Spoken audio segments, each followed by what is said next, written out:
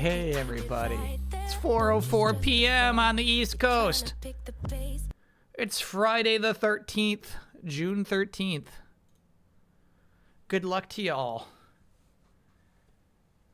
I wish you good fortune on this Friday the 13th. A couple of trailers I wanted to watch before we even get started with our stuff. Fox Hunt. The online mode for Metal Gear Solid Delta was announced today. I've not yet watched the trailer. Fox Hunt.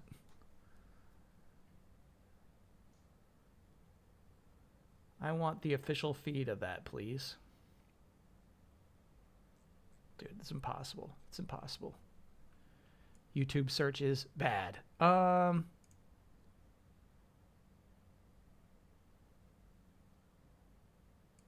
Maybe just Konami, dude? Can I get an OYA for moving from Arizona to Montreal? Oh my god, I'm jealous, yeah. Oh yeah. That's huge.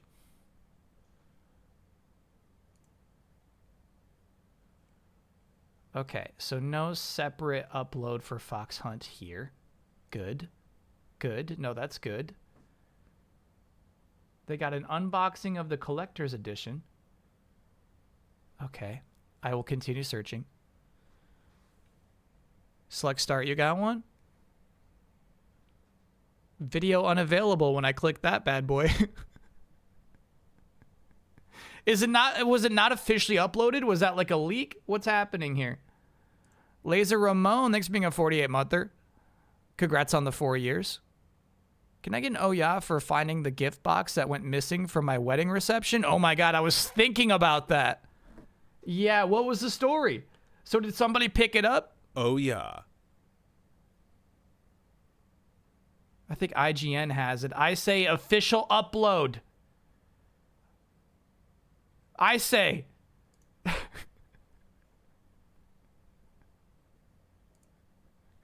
I say I want the official upload. Not some fucking IGN upload. There we go. I got it. I got it, bro. I got the stuff. Straight from the source.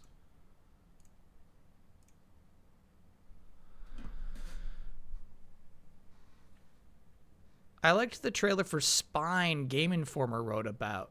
I thought a fellow Gotham Knights enjoyer like you would appreciate it. Oh my god. Now you're talking my language.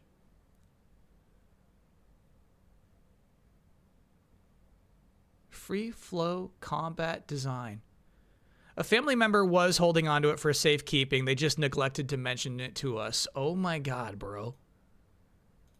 Thank you, but also no thank you.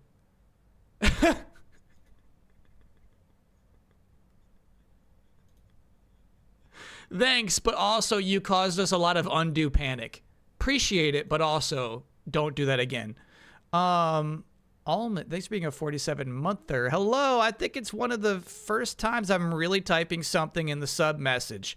I'm usually more of a lurker, but if possible, could you check Jump the Track? It's a new indie game that's been out since a few weeks ago. It mixes Pachinko Peggle style with visual novel. It's a fun, short, unique game around 2 hours. It didn't get much spotlight, so I'm using my sub to do just that.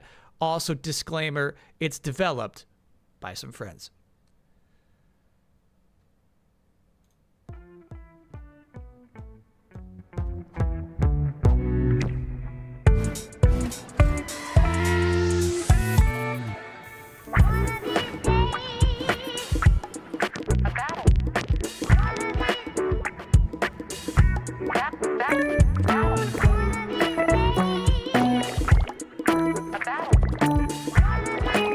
I like the music a lot.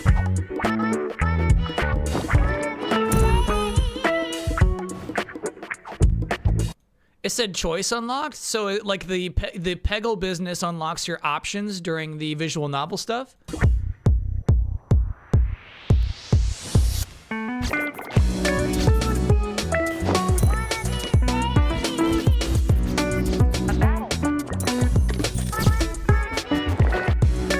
Choice unlocked. Yeah, that's cool. That's a fun concept.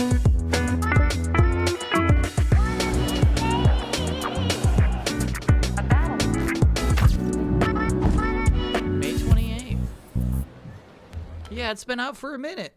Jump the track. One of these days. Yeah, that's nice. That was a nice trailer. And then this was the other one. This one's for the Gotham Knights freaks. Hi, we're Naki. Today we're excited to share the gameplay design of our upcoming Gunfu game, Spine. In our game, you're the star of your own Gunfu movie, with our protagonist Redline engaging in free-flow combat, fluidly moving between enemies and never losing control of the action. Guns are our main focus. Everything in Spine is about how Redline uses firearms. Whether it's part of free-flow combos, dodges, or powering opponents, we always design our mechanics to feel like a Gunfu movie. Like Redline turning opponents' guns against them instead of carrying an inventory. I would stream this shit. She can use spray paint to blind her enemies, attack with nearby objects, and use environment to her advantage. Oh shit! Oh my god! Damn! Foes and powerful bosses. While That's violent. Spine implant will sharpen her reflexes to even the odds. Dare to take on a bigger challenge? Turn on hardcore mode and one hit and you lose your glasses. Very cool. Hell yeah! One of these days. Huber was big on this. He got to play it. Then hell yeah, hell yeah, hell yeah. I'm into it. I'm into it. The Lara Croft we deserve. The one who just goes for headshots. Fox Hunt. It's real. It's real. You don't have to go to IGN to learn about Fox Hunt. 中身についての意見がかなりいただいております。一部のファンからはですね、MGO ではないのですかという声があ I り don't know ま what し they're たけ saying ども。though. That メ is a タルギア downside ソリッ of ドデ this. ルタのデルタにはですね、本質はそのままに進化するという意味を込めています。本編はですね、この思いを大事にして制作してきました。ただですね、Dawn of the 61 Mothers Day. Oh my god, you know what? There were some resubs before the show. I should catch up デ on ルタ those. 本編を遊んでくれたユーザーが楽しめるものにしてほしいということで。So it's not Metal Gear Online. It's an online mode that'll be in Metal Gear Solid Delta. They're not going all the way. They got their own mode. Yep, Woo Jack, thanks for being a 61-monther. Pop quiz, do you remember which of the Trails games that Guess the Game Monday was? No, but I could pick it out. I think it was like something alluding to it being a prequel, so I think it was Legend of Heroes, something of the Zero, is my guess. Peapod, thanks for being a 61-monther. Janice, thanks for being a 61-monther. Everyone should listen to the DS2 album. Can you already? Also, can I get an oh yeah for buying my first new car? Yeah, that's huge. That's huge. Oh, yeah.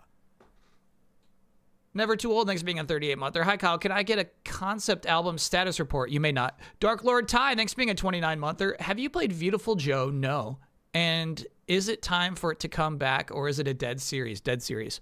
Mayor McFrumples, thanks for being a 61-monther.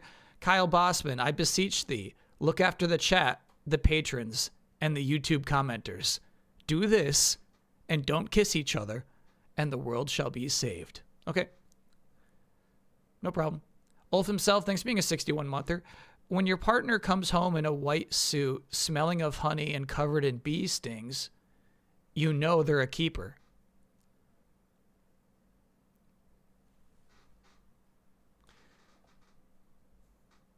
You had me excited about where it was going. Shabello, thank you for gifting that gift sub.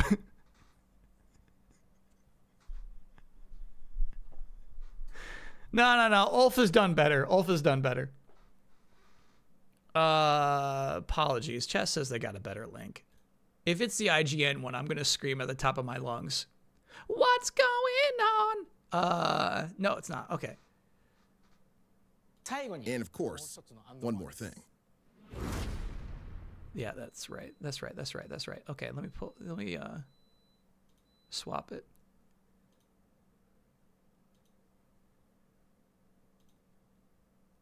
Excuse you? Why is it black? Oh, it's because of that. There we go.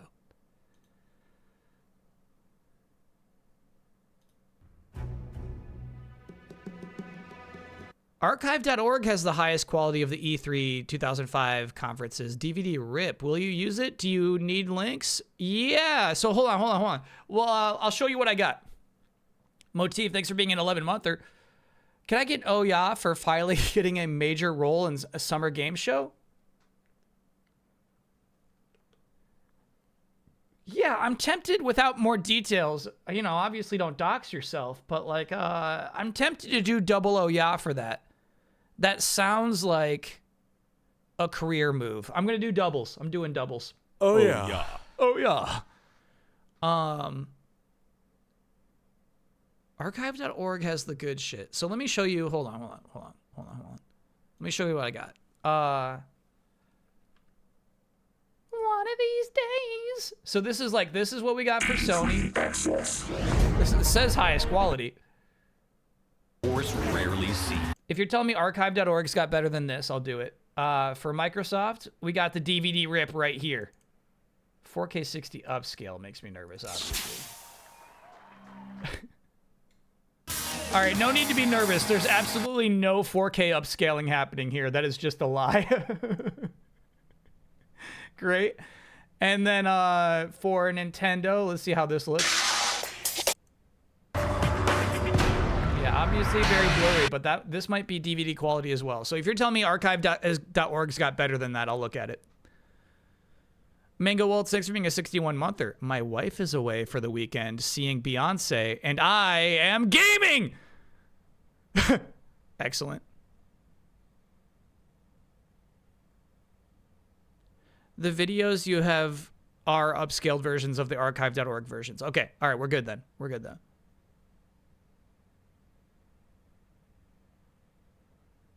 We're good. Can I get an oh yeah for it being my fiance and I's 9th anniversary? Yeah, of course. Oh, yeah. I was thinking like, you've been the fiancés this whole time, but no, probably not.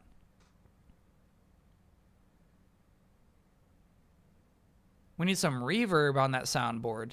I could add some, not to the oh yeahs, but yeah, we could. Can I get an oh yeah for holding my nephew for the first time? My first niece or nephew. Yeah. Oh, yeah. I'm like, what do I got that's got reverb on it? I mean, you know, like this'll It's got some good spaciness to it. Luca Fire, thanks for being a 45-monther. Hi, Mucho, Chat, and Kyle.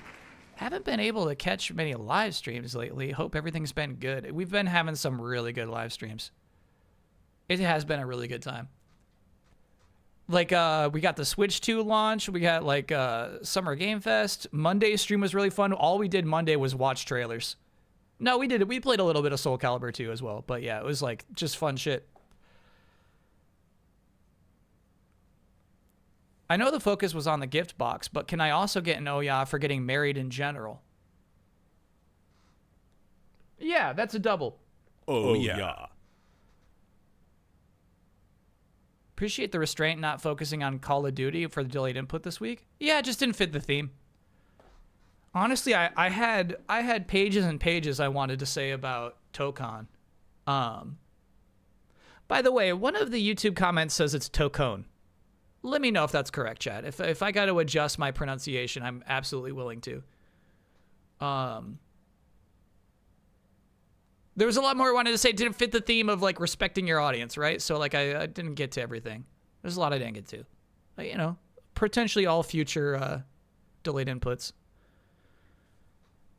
Can I get an oh yeah for revealing Milano's Odd Job collection this week? It's been a long road since pitching the game to the publisher in a studio a year ago. Yeah, Hilltop, we were actually talking about that on Saturday, maybe? Hell yeah. That's a double. That's a career move. Hilltop's first official project. Oh, yeah. Yeah. Congrats.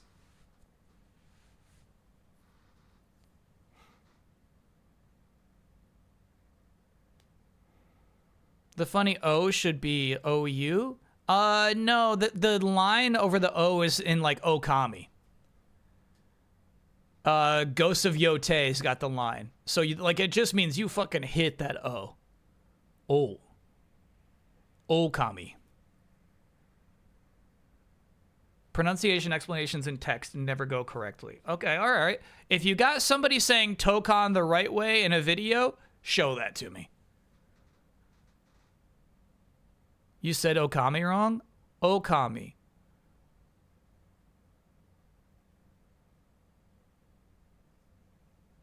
I could show you a video of somebody saying Okami. I didn't say shit wrong.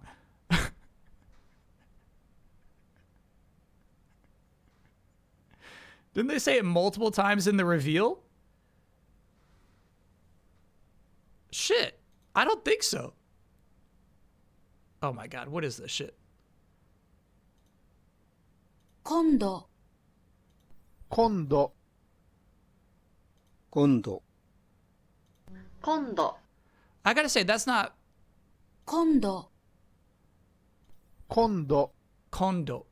Okay, so it's like tokon. It is, so it's like, 今度 it's not kan. It's not tokan.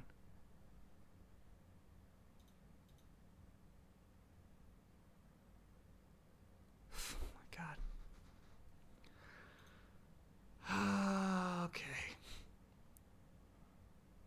That's not even Green Lantern, that's Duck Dodgers. That's a whole other thing. That's not even the Green Lantern.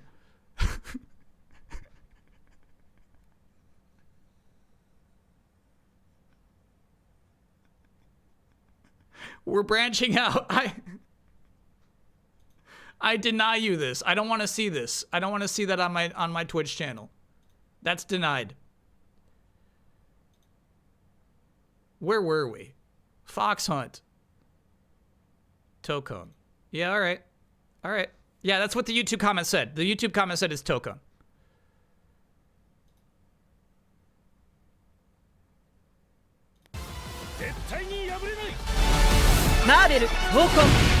Tokon. All right, Tokon. Tokon.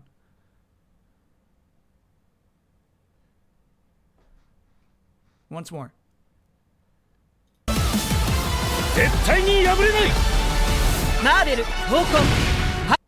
Yeah, gotta hit that O, Tokon, and then don't hit the second O as hard.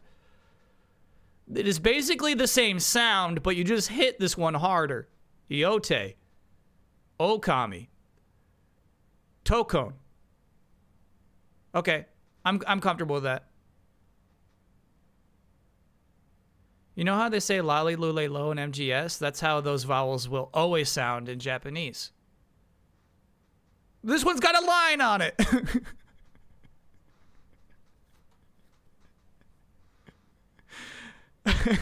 There's not lali, lule, lo, and lo. You know what I mean? There's, you know, it's not as simple as it sounds. Gog, thanks for being a 27-monther. But I get it. Extended vowel. Yeah, same vowel, same sound, just held for just a little bit longer. I wouldn't even say you hold it for longer. Listen to this one more time. Tell me they're really saying the O for longer.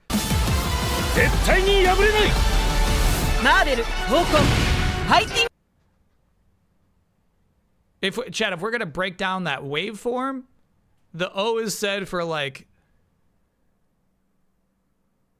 8 frames, you know? 6 frames longer, exactly, yeah. The line on the vowels is called nobatsu, implies importance. Okami just means wolf. Okami means great wolf spirit. Got it. Okami just means wolf. Okami means great wolf spirit. Oh my god. Okami just means wolf. Okami means great wolf spirit. Yeah, you got me in a frame trap. My chat frame trapped me. Anyway, Fox Hunt. I'm Yu Sahara, the director for Fox Hunt mode in Metal Gear Solid Delta Snake Eater. Fox Hunt is a completely original online multiplayer mode. Though it shares the same world with Metal Gear Solid Delta This is how you learn. the gameplay is completely different. Yeah. When we say Metal Gear multiplayer, many fans will probably think of Metal Gear Online. But Fox Hunt will be its own new type of mode. We very much appreciate all the longtime fans of MGO who have always wanted to see it make a comeback. I played but the a lot of landscape MGO multiplayer games for has Metal Gear changed a Solid lot 4. since MGO. I played it a lot. It took a lot of careful Trails from consideration Zero. to Hell think yeah. about what a new online mode should look like. Based on the iconic stealth and survival elements in the Metal Gear series, we are taking camouflage and hide-and-go-seek to the next level. We challenged ourselves to make something unique that is more than just a shootout. Yeah, we're gonna play this. We're We've playing this used day that one. back and forth tension of staying hidden or searching out the enemy to create an online experience unique to Metal Gear. ならではのオンライン対戦というコンセプトで新しい形にチャレンジしています。今回は Those are all the details we can share with you for now, but we're working hard on getting Fox Hunt to you all. フォックスハントは現在も鋭意制作 We plan to have more news on Fox Hunt in the future, so please stay tuned. お待ちいただければと思います。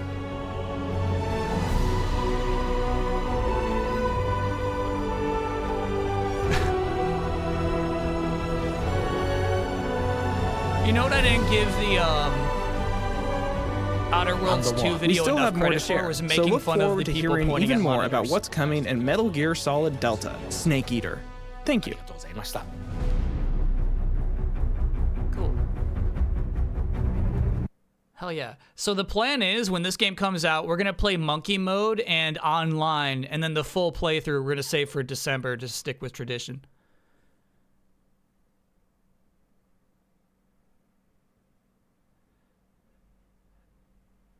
That's our plan. And then, oh, Splatoon.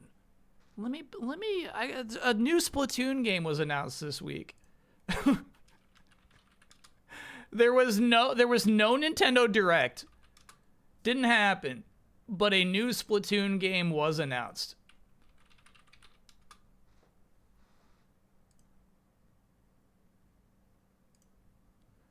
Xbox has the better mode. If you're talking about fucking Bomberman mode, get real. Bomberman is not what people think he is.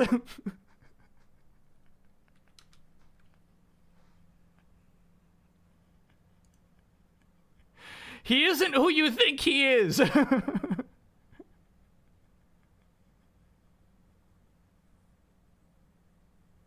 So hold on. Was the Splatoon game only announced on the mobile app, or do I just need to keep scrolling? It's called like Splatoon Blast or something?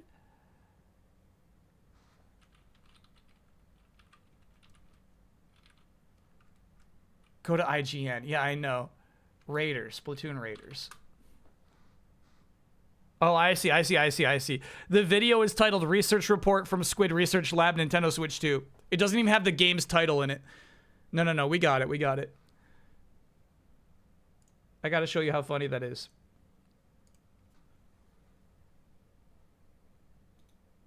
Research Report from Squid Research Lab, Nintendo Switch 2. I love that.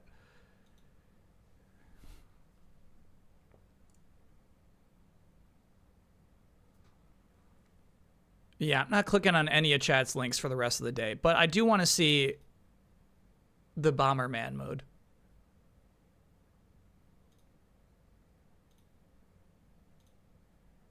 Gotcha.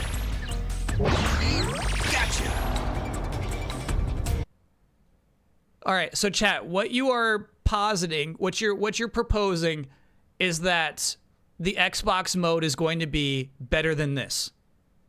Better than this. Okay. All right. Let's see.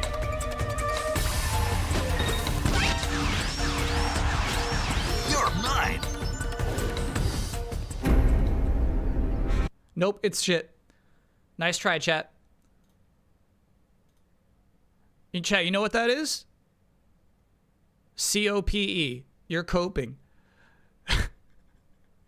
I got a new gig at the I got a gig at the newly revived Game Daily website, so now I have 3 gigs, and I think the combined pay adds up to just about 1 job if I work all day and basically quit video games. Yay? Kinda yay. I think it's worth an oh yeah, though, right? It is? Oops. Stand by. Oh yeah. But like playing video games is part of your job. So if you have to if you got to be like, oh, I can't justify it, you know what I mean? Like it is part of you could still squeak some in. You can still squeak some in. You're mine. That's the old voice clip. I don't think Hater did anything new for the collection. All right. I didn't realize it's long, dude. 5:30 on this bad boy. I aim to get lots of codes. Yeah. Get your codes in. It is all part of your job.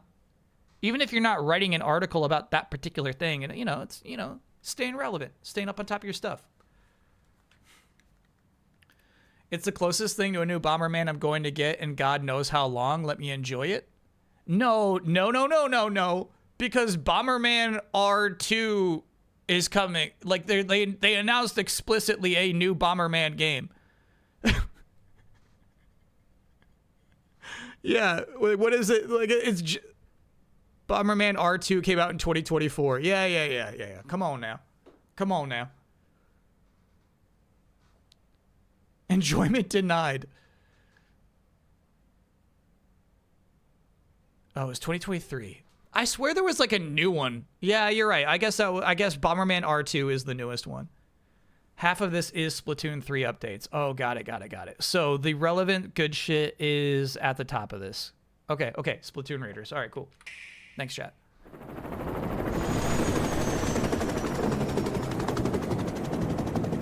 But here's the thing. Bomberman R2 is what Bomberman is to me, but I think Bomberman is a lot more to a lot of other people. If you've played like Bomberman 64, if you played like the Bombermans where it's like it's about more than just this grid and dropping bombs on it, like I get that. And that's what Bomberman is to a lot of people, I think. So I've never really like played any of the platforming Bomberman games. I did play a really cool action RPG Game Boy Advance Bomberman back in the day. That was really cool. And so it's like Bomberman's not going to be that again for a long time. They're going to stick with their classic gameplay, I think.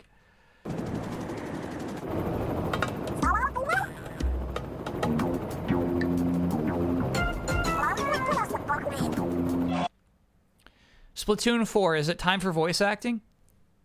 I was thinking about like how nice this shit, like this is a really nice opening.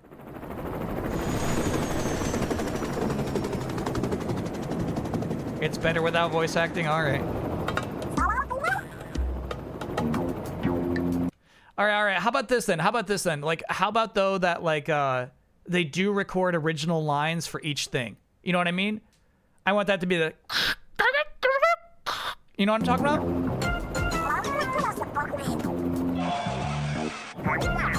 They got the same intonation whether they're talking about anything.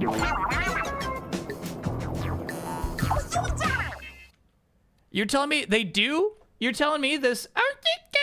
That was ooh, they are there. They are.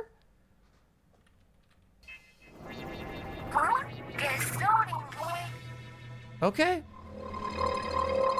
I mean, I have to admit that did sound like a question. That last one.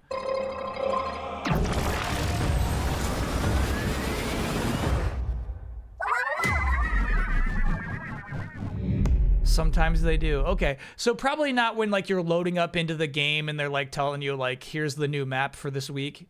But like, I'm guessing they did record new lines for that intro.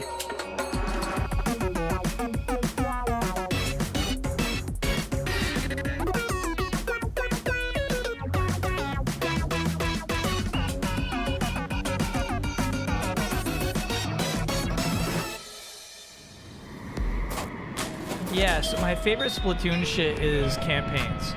I actually love playing through their story modes. We think this is like a survival game? Joetown, thanks for being a 61-monther. Do I think this is the big holiday title? No. Heavens no.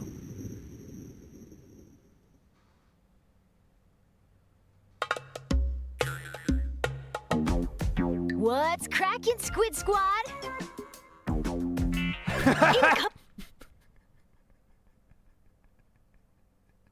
Holy shit.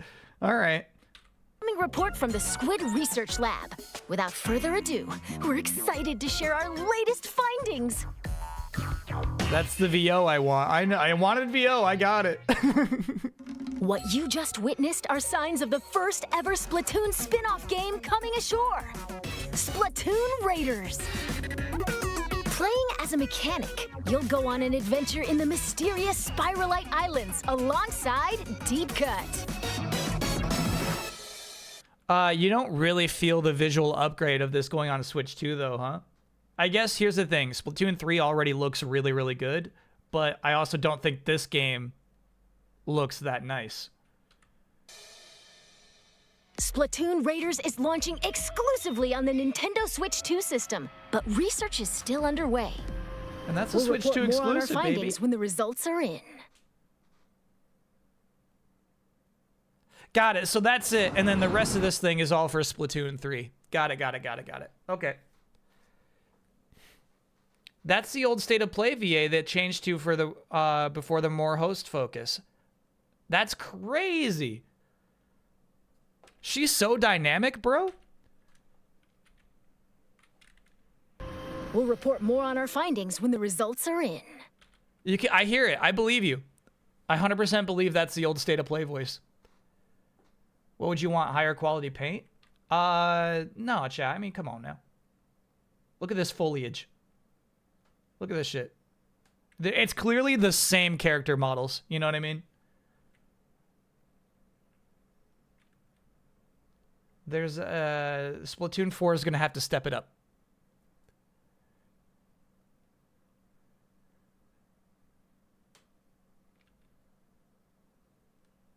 This would be unacceptable for a PlayStation 5 game.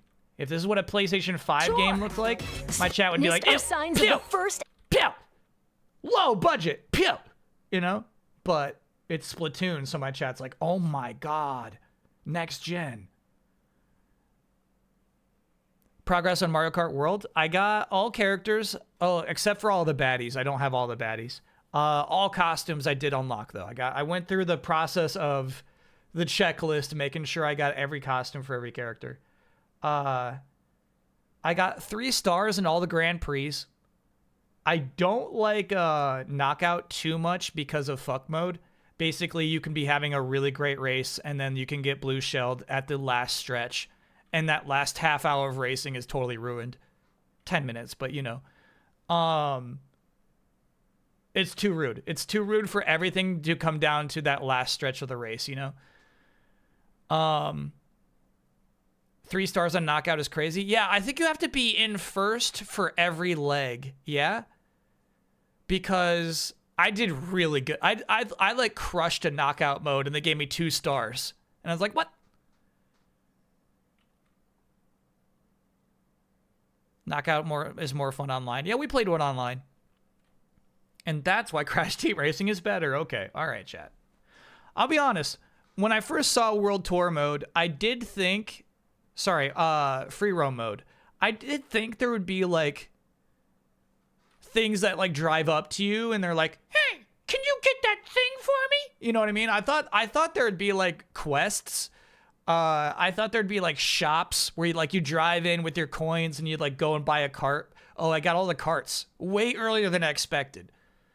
I got the carts super early. But I'm learning to appreciate it. I'm learning to appreciate that there's absolutely no guidance in free roam mode. There's almost no reason to do it other than just enjoying yourself.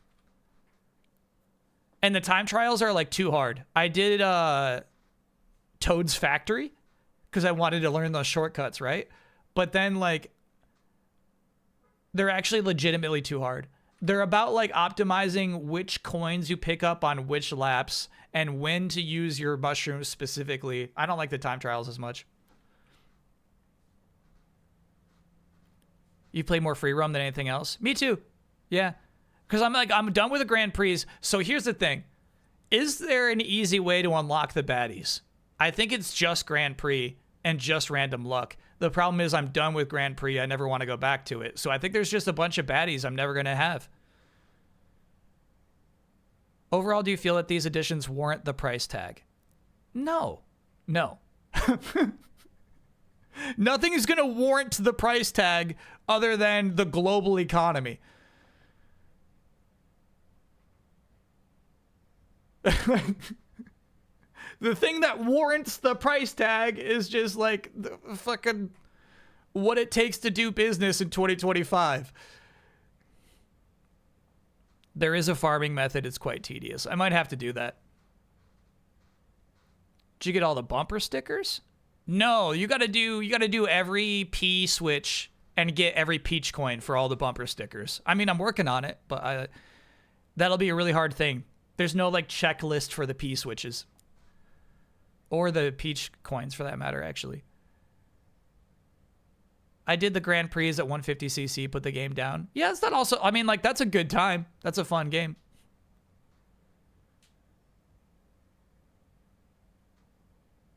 Gex Trilogy this time next week? Yeah. The Gex collection, we'll be playing that. Jamakov, thanks for being a 44-monther. And all the question mark blocks. That's actually easier. I'm having a good time hitting all the question mark blocks because they do show those on the map. So I have been doing that. You know what I mean? You go to one zone, you hit all the question mark blocks, you move on.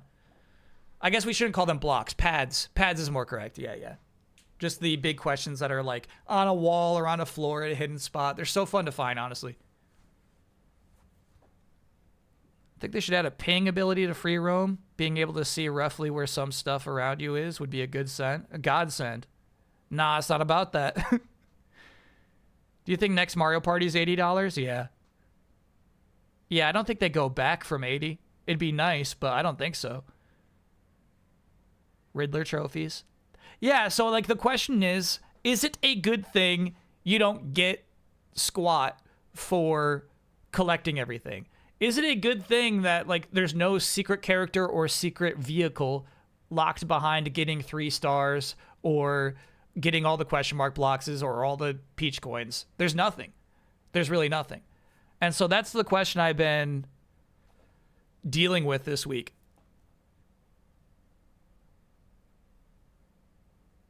Similar to getting all the Korok seeds. Exactly. It's similar, but at least getting half the Korok seeds is extremely worth it, you know? You're playing a game right now where getting 1 Korok seed doesn't mean anything, is what free roam is. I mean, you get stickers. You get stickers. You get stickers. You get bumper stickers. You do. You do.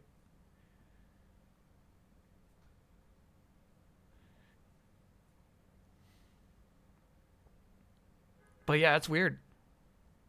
I think it's similar to Mario 3D World. You get special coins and they give you a stamp. Mario 3D World's got a, like, if you do everything, you get a really cool final secret level.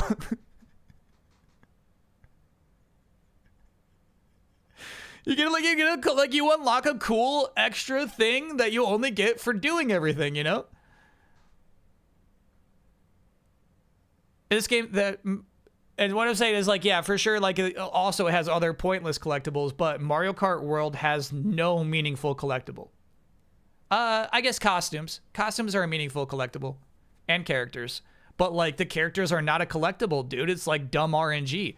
You just have to hope somebody uses this one extremely rare weapon against you and then hope that you get a new one out of it. It's so crazy. I'm hoping they add an alternate unlock method for the baddies. Saw someone say they should unlock music tracks like a jukebox mode. That would be a really cool idea. Yeah.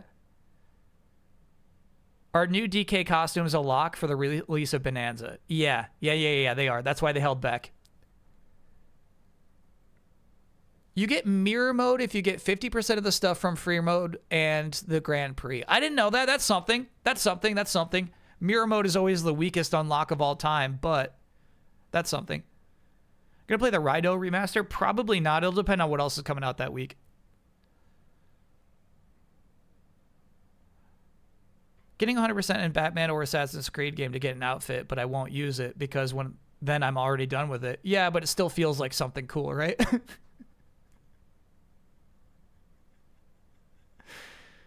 I heard 10 of each. Is that half? 10 of what? It's only 10 of each. I did it. What? 10 of what? What do you mean 10 of each? Chad, I feel like I should have gotten 10 of each. 10 of each collectible. Costumes, characters, stickers. Princess coins. Yeah, I should have gotten that by now, bro. That's crazy. I definitely have more than 10 of all those. Carts, yeah.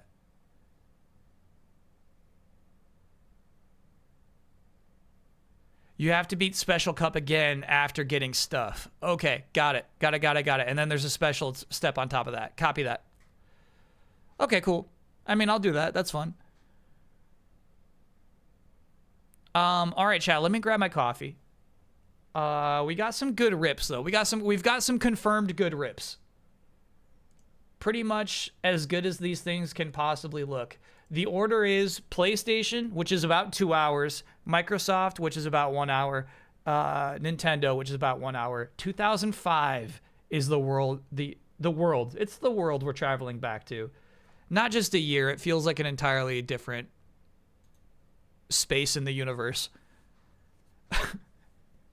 2005 is a weird year for PlayStation. They got to ride the PlayStation 2 out one more year. I don't know, quite frankly, if they'll even bring up the PS3 in this presentation. However, what you should know context-wise, Xbox has just, I think the week prior, chat said, announced the Xbox 360 live on MTV with Elijah Wood. So that's the pressure Sony's got coming into E3 2005. Joetown, thank you for gifting a gift sub to John Cena 2005.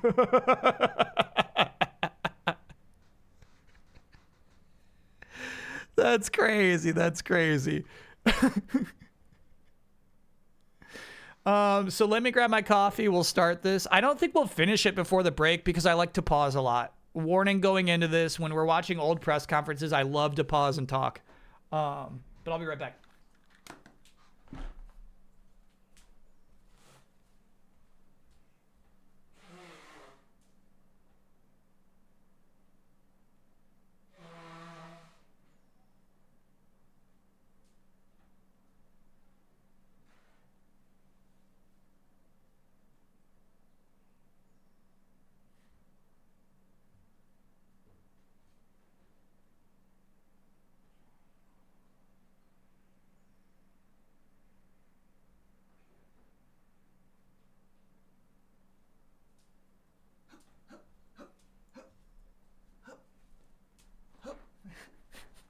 Yeah, there was a little honk in there. There was a bit of a honk. All right. There was a thunderstorm like 20 minutes ago. It's gone. Mucho is so comfortable. Next gen videos in cooperation with IGN GameSpy and E3 Expo. Yeah, here's the thing, Chad. Here's the thing. I'm not sure I've seen any of this. It's crazy. It's 4x3. I mean, I guess that makes sense.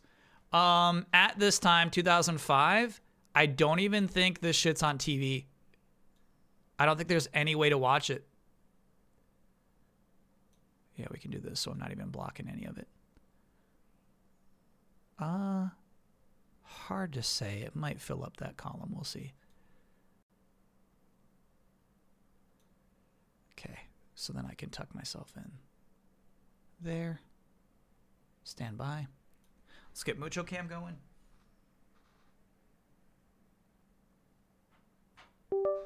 I'm guessing the Xbox One will be 4x3 though. Nemo Body, thanks for being a 19-monther. Coffee forever. Coffee probably forever. I don't know if there's ever going to be a time in my life I'm not drinking coffee. Oh yeah, I got to point it at him. No, you're fine, bro. You're fine. God. He heard my Mike and Ike's and he got so stoked thinking that's his food. Whoa, brother. Whoa, brother. Oh, because of the Switch 2. I was like, what is going on with Mucho Cam? We use this for the Switch 2. Look at he's sniffing the Mike and Ike's, bro. There we go.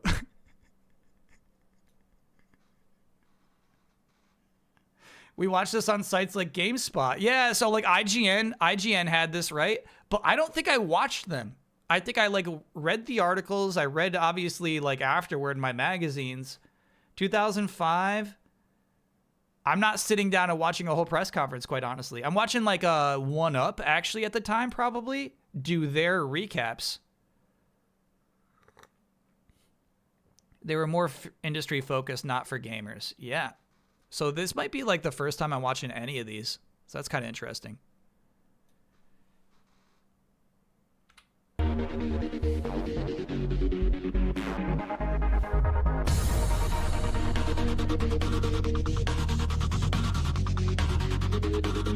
Bro.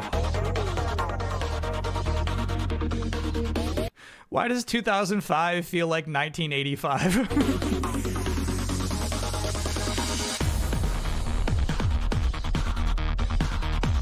What happened? 2005 Goaty? Probably Paper Mario 1000 Year Door. Let me know about volume. It seems a little loud.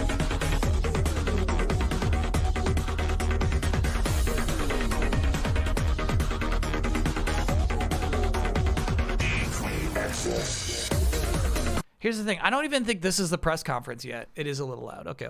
Just a little bit down. I think I'm watching like some E3 like compilation leading into the press conference, but I'm shocked by some of the stuff we're seeing. It is 2005, but they are showing Hellblade?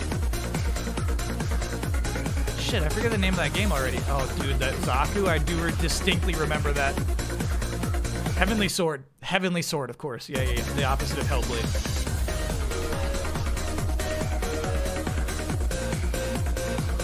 And Killzone, dude.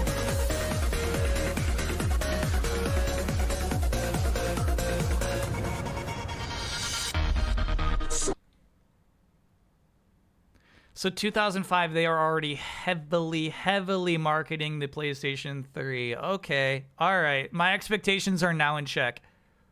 This is the All Access DVD. Got it. So what we just saw was edited for the All Access DVD. Got it. Let's maybe skip to the press conference then.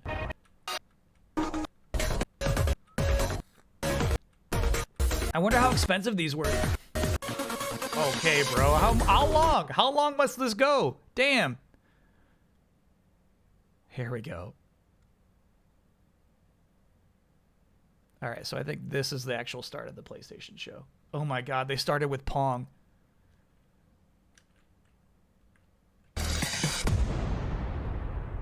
From the blips and bloops to now fully rendered polygons. Gaming's changed a lot.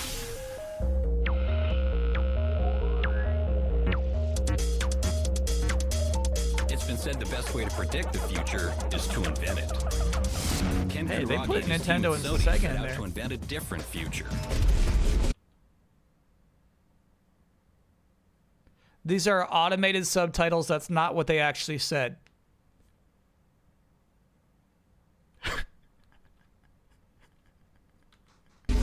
They imagined a rich 3D experience fusing gaming, music, movies, communication. They imagined a platform that could power such a transformation.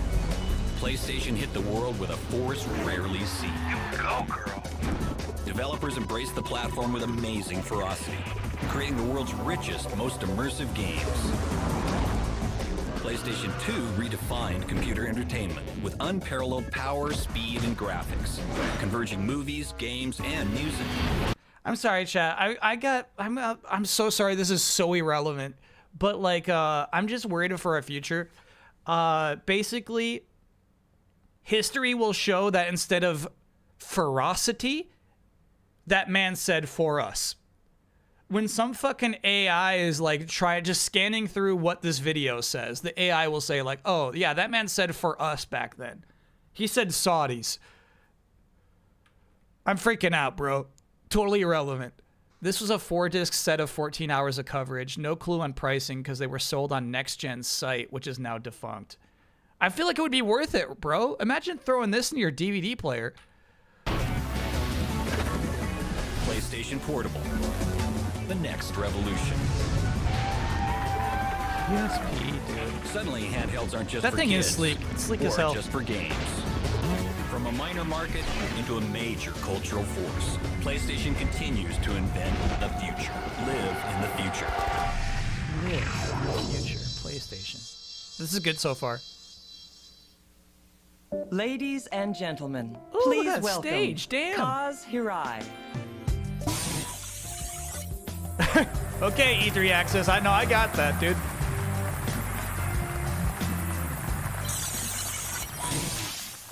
Good afternoon and welcome to the annual Sony Computer Entertainment E3 press conference.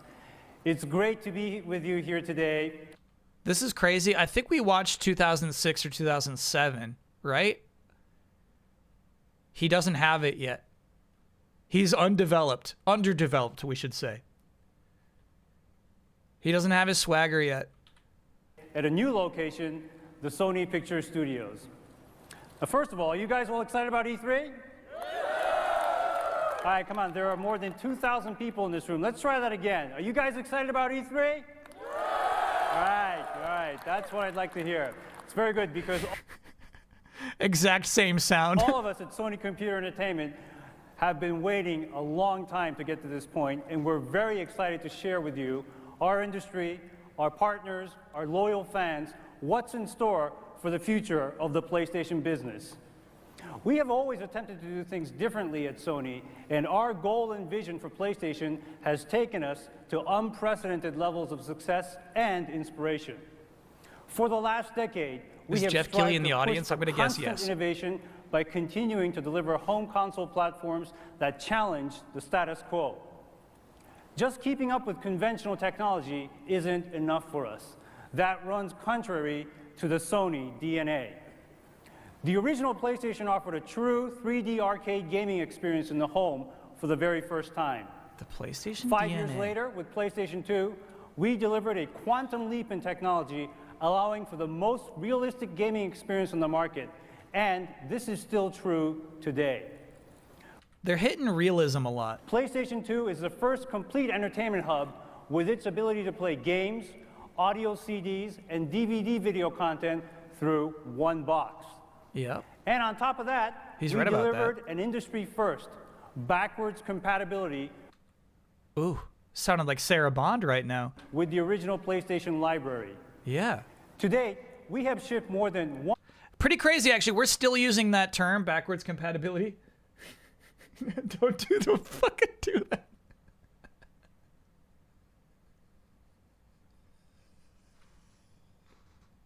Mucho hates anything on the desk, right? So I was super proud of this. I was going to show it later when we could announce our next charity stream. Top fundraiser 2024.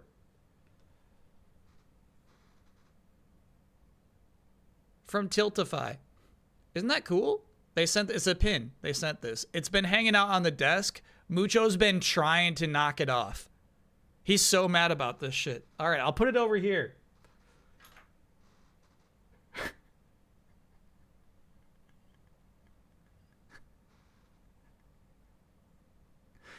If you want Jeff's reaction from G4 2005 after this showcase, oh my god, I kind of do want that actually.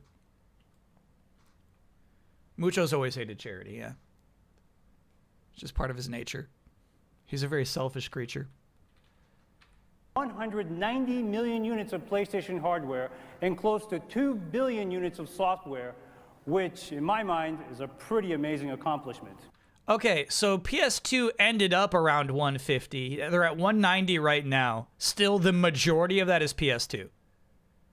I'm going to guess PS1's at like 60 mil. 2 billion units of software is also really crazy considering there's no small games. There's no like $5 digital game you can download. There are $5 discounted games, but like that's still crazy to me. Then along came PlayStation Portable, a product we introduced to the world at last year's E3 show. PS1 ended at 102 mil. So you're saying even after 2005, they're still selling PS1s? For us, any product carrying the PlayStation name has a lot to live up to.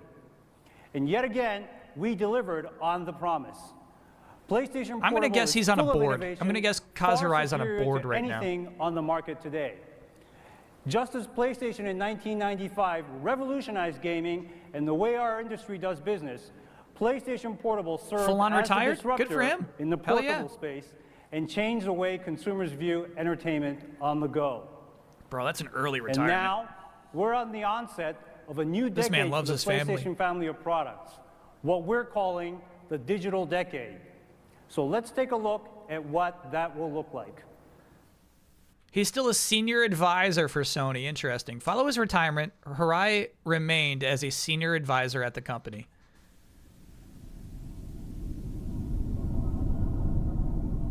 I'm retired? I'm just getting started. How dare you? Oh my god. Holy shit.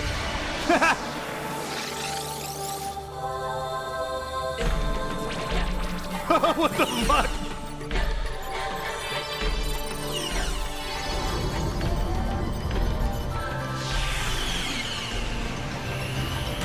This is big, but this is ultra big budge. The Sony DNA, yeah. They spent a lot of money on that shit. That was crazy. That was all just to sell the concept of the digital decade. And now, 5 claps. here to outline, and it was all just to get 5 claps. Some of our future. Sorry, chat has confirmed Kazurai has retired from being an advisor post-retirement last year. He's officially super retired. Ladies and gentlemen, please give a warm welcome to one of our company's founders, $1 million who is per known clap. in some circles as the father of the PlayStation, Ken Kutaragi. I wonder if that was the first time he's been called the father of the PlayStation, but that shit stuck. That stuck.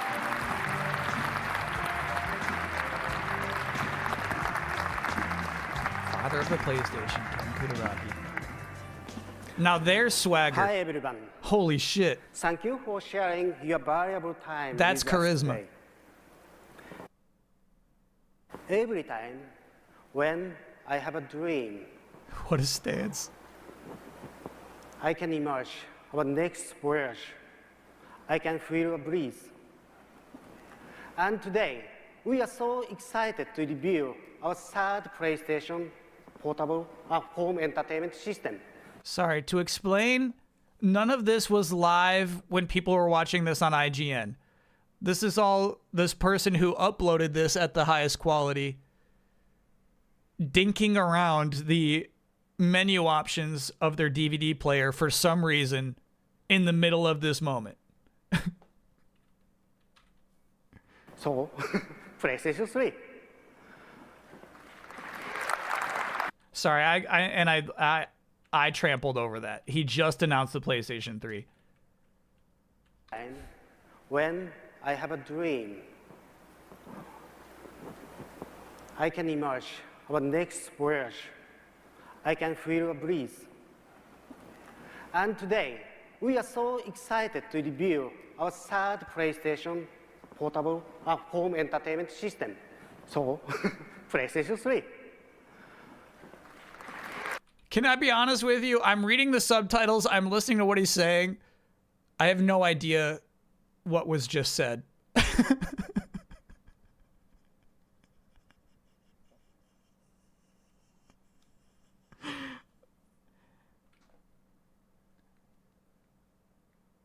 He did not say preciously. He said PlayStation 3.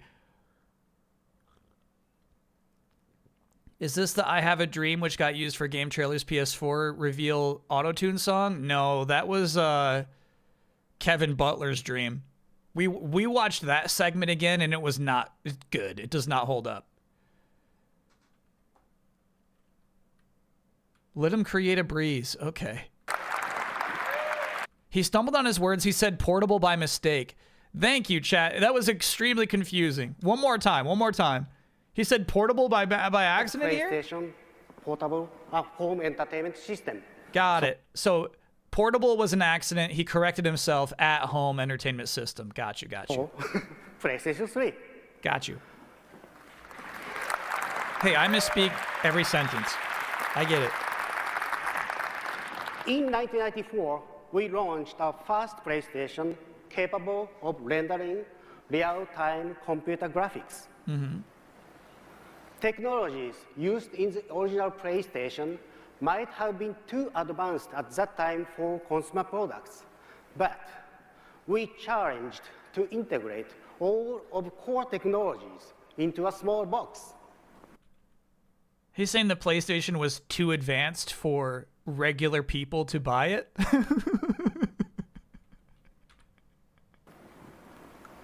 6 years after we released our first PlayStation, we tried to create the most powerful 128-bit microprocessor for computer entertainment applications called Emotion Engine. It opened up a new paradigm in computer entertainment. Mm-hmm. And now we have developed the Cell, dude. most powerful cell processor, which is going to be applied in our next generation system. History of PlayStation was also a history to seek for the latest optical disc media for content distribution system. We employed CD-ROM media for Oh, here we go. system, Here we go, dude. which became a trigger to success. For PS2, our decision was to adopt DVD, Here we go. which clearly popularized DVD movie format. In this sense, it will be a great chance to support Blu-ray disc for our next generation system. Okay, you know what's so nuts? You know what's so nuts? Obviously, you look at something like that and you're like, okay, what's the format going to be in 5 more years? I'm going to have to buy like fucking hologram discs? I gotta get rid of my entire Blu-ray collection to make room for the holo-rays? No, bro, we're still using Blu-rays. 20 years later, bro. That's crazy. That's actually crazy. For storing the state-of-the-art program with Not really? Yes, really. Yes, really. Yes, really. UHD Blu-rays are different, though, TBF. We are not using UHF Blu-rays.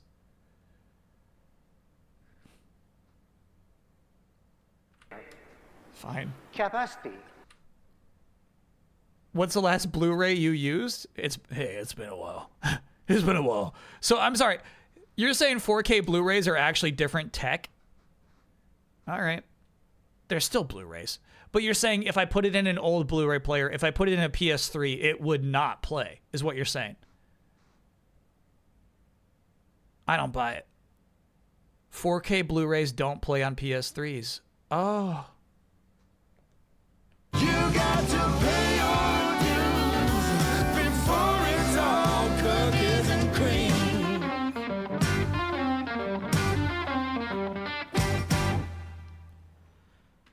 How's the reverb on that one? Is the key for delivering media. Blu-ray has 6 times bigger capacity than current DVD. We would like to accelerate this transition.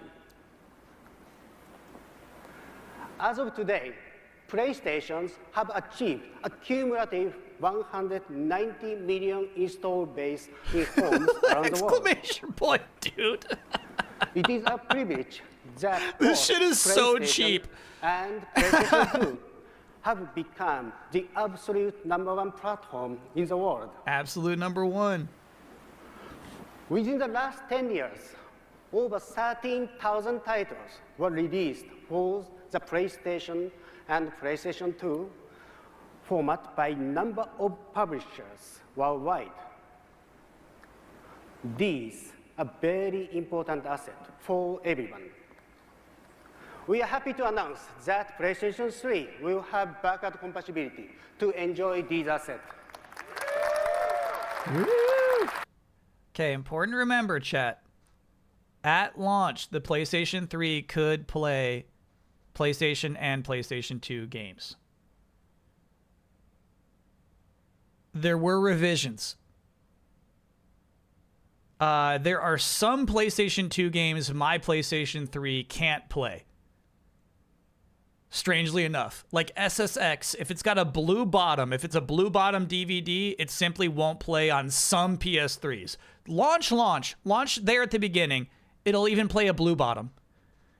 But then they eventually just started taking that shit out because it made the console itself more and more expensive. So I think it's maybe 2 years after the PS3's launch, they rip out PS2 backwards compatibility. PlayStation backwards compatibility stays the entire time. That never goes away.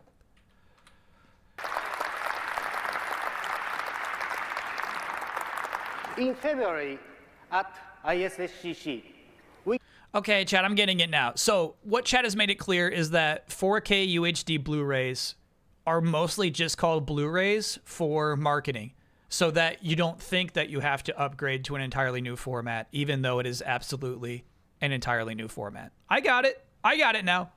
I'm on the same page. I got tricked by the marketing. Developed by STIDC at Austin with IBM, Sony, Toshiba on 90 and nanometer SOI at Fishkill. Bro. we announced our latest cell processor together with IBM and Toshiba.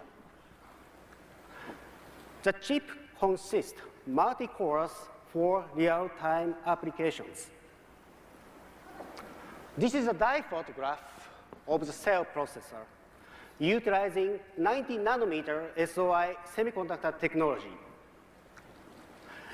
Yeah, even Mark Cerny would be bored looking at that. 234 million transistors that boost supercomputer-like performance. Our team member, Jim Kell from IBM, has sent us a video message. So let's take a look at it.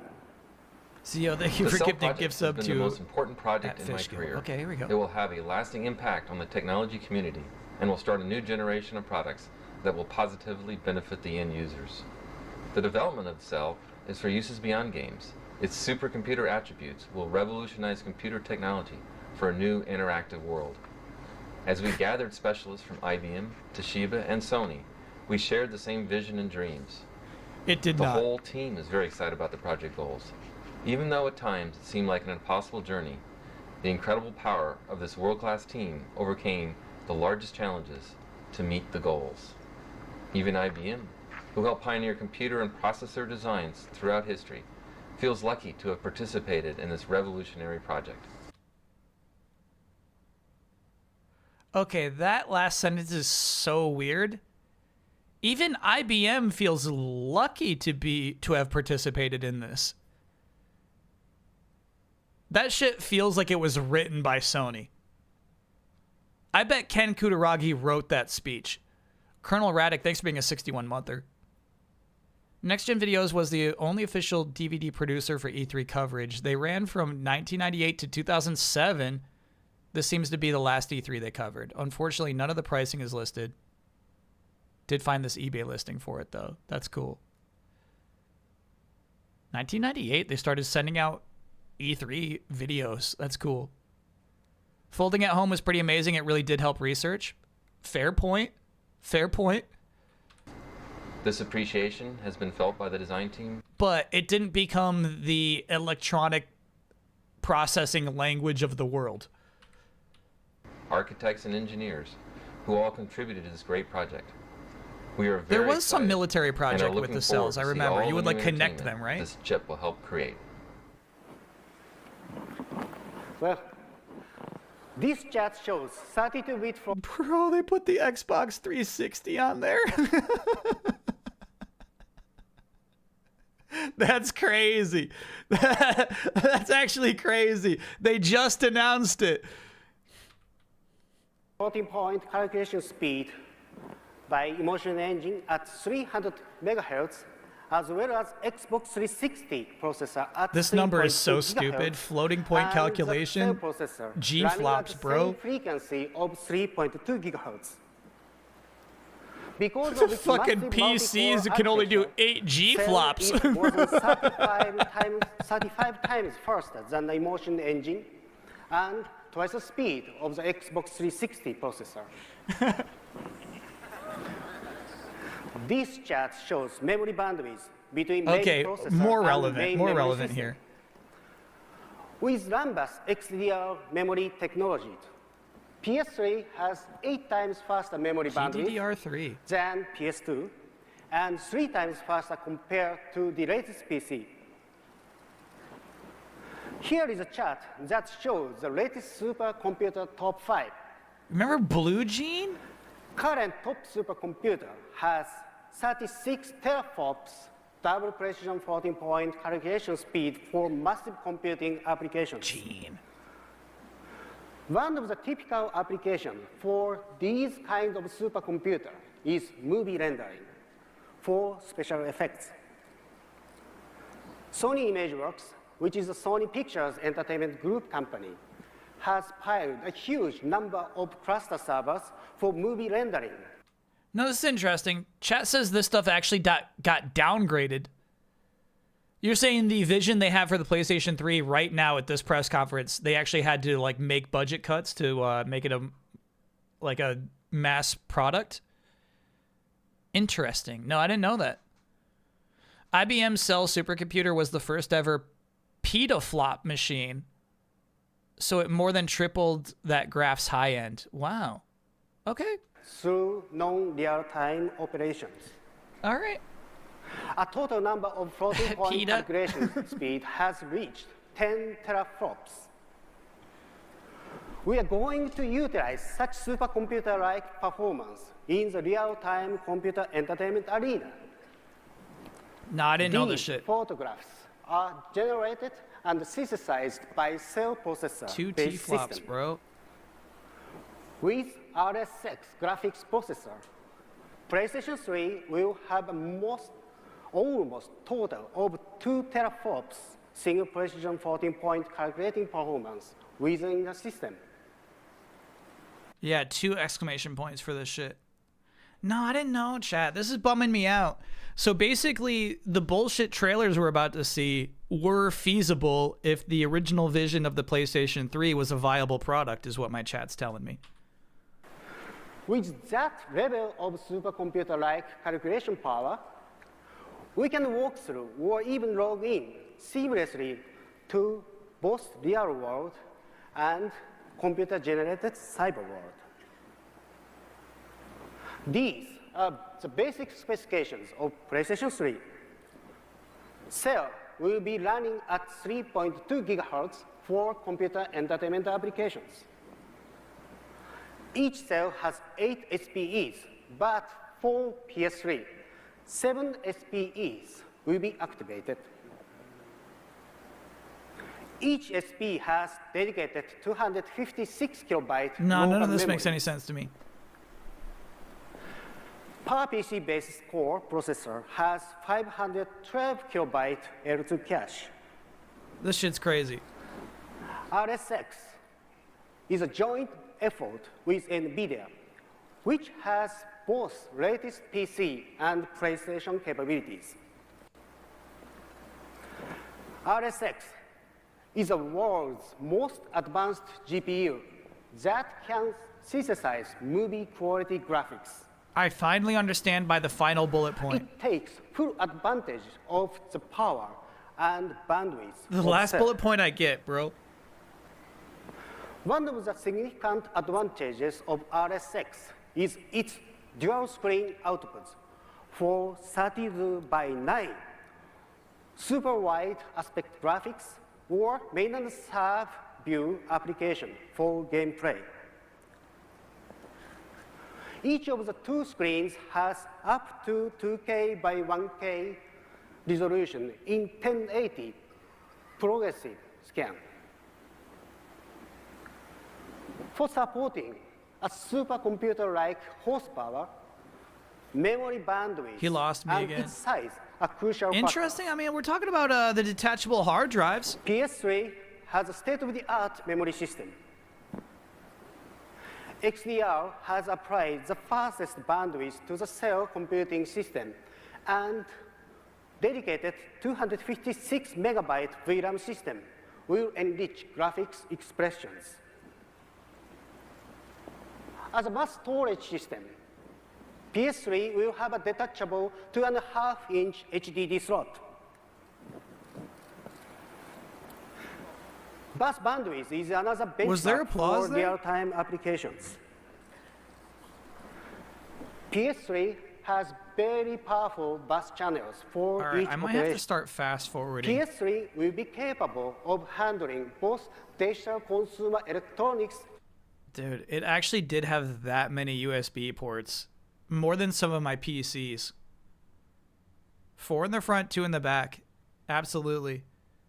The memory stick, it's got a slot. I never used it. Never once. Two HDMI outputs is crazy. I wonder what that's about.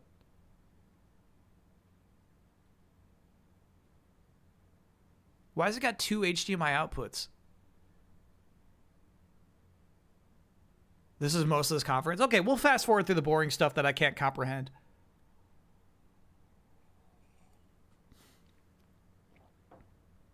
Two TVs at the same time?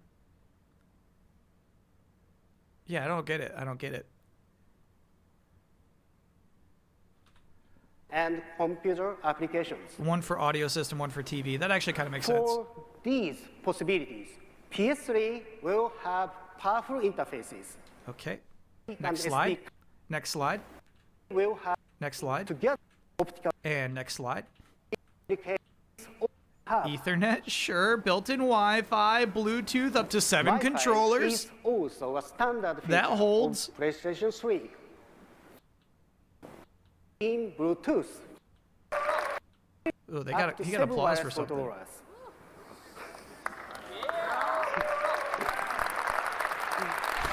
The 7 controllers is what got applause.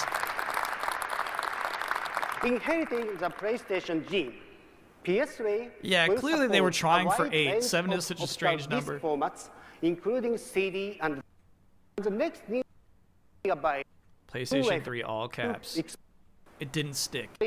Will of course be able to perform yeah, this is forward-thinking shit. This is forward-thinking shit. You're so close. Browsing in the same field is full. Thank you. The world we live in is full of information. Here we have a world just like reality. Look at it more closely.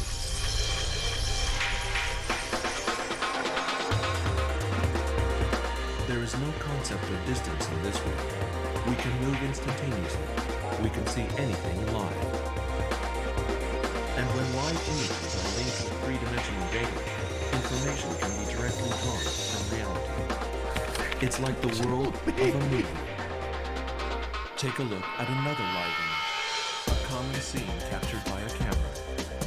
When the camera images are fused with additional digital information, reality can be controlled, giving you an incredible power and freedom. Now let's look at the world of sports. Golf is one of the world's favorite sports. Precise simulation combines the real and the imaginary. What the fuck? Once linked to digital what are you information, saying? you can What play are on you any console advertising? around the world. Reality becomes data. If reality and information Jabo has this for gifted that gift sub to that three-dimensional baby. and control it your own way. It's a new way to view information. Imagination and dreams come true. That was crazy. That was crazy. The co-founder of NVIDIA, Jason Wong. All right, NVIDIA is probably going to be way over my head, too. And thank you. Thank you. Chad, if you're in 2005, buy some NVIDIA stock. Thank you, Ken. I'm delighted to be here. And I'm delighted to join you to announce Invest. clearly the most important digital consumer device to be built this decade, and one that you've so passionately worked on over the last 5 years. You know, our two teams share a passion for computer graphics.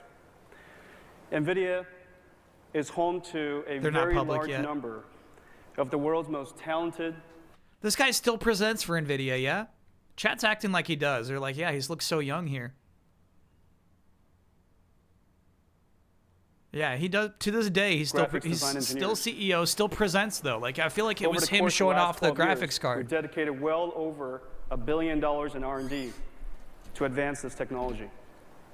Created over 1,000 patented technologies. That was him. Including one of the most important contributions we've made. That's fun. To the computer industry, the programmable shading processor. Mermaids are the future. Yeah, Today, we're you working can our find way up to NVIDIA's photoreal mermaids. GPUs, standard in the highest performance computers and the most graphics demanding workstations around the world. Chad tells me this is now currently the 11th richest man in the world. Bro. And he knows it now. You know what I mean? This is the kind of man who's like, I'm going to be so rich. So you could imagine how excited we were. He did the Nintendo video? I don't remember which one you're talking about. Ken invited us to partner with him Kudaragi's challenge. to Oh build my the God. PlayStation 3 GPU. Ken had 3 very lofty goals. First, to build absolutely the most advanced GPU the world has ever seen. The Switch 2 fluff piece. Second, to Where he truly kept make it shouting out possible to Iwata. synthesize movie quality graphics in We'll have to real pull time. it up. And third, Sorry. Minor detour. Minor detour. Minor detour. Minor detour. Oh, no, I didn't watch this. I didn't watch this. And to anybody who says he hasn't aged a day, I don't know about that. This is a proud moment for all of us at NVIDIA. No, Chad, I never watched this video. We've worked with Nintendo for more than a decade. Huh. Let's watch this? No, no, no, no, no. I mean, the thing is, it is super short, but big whoop. There's a reason I didn't watch this. This bores me.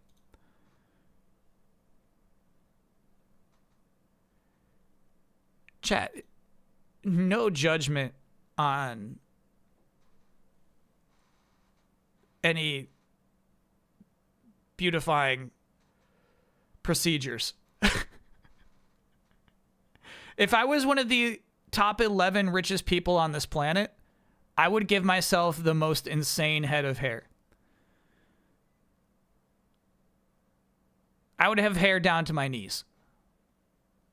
There'd be no quarter inch of my scalp that doesn't have hair on it, you know?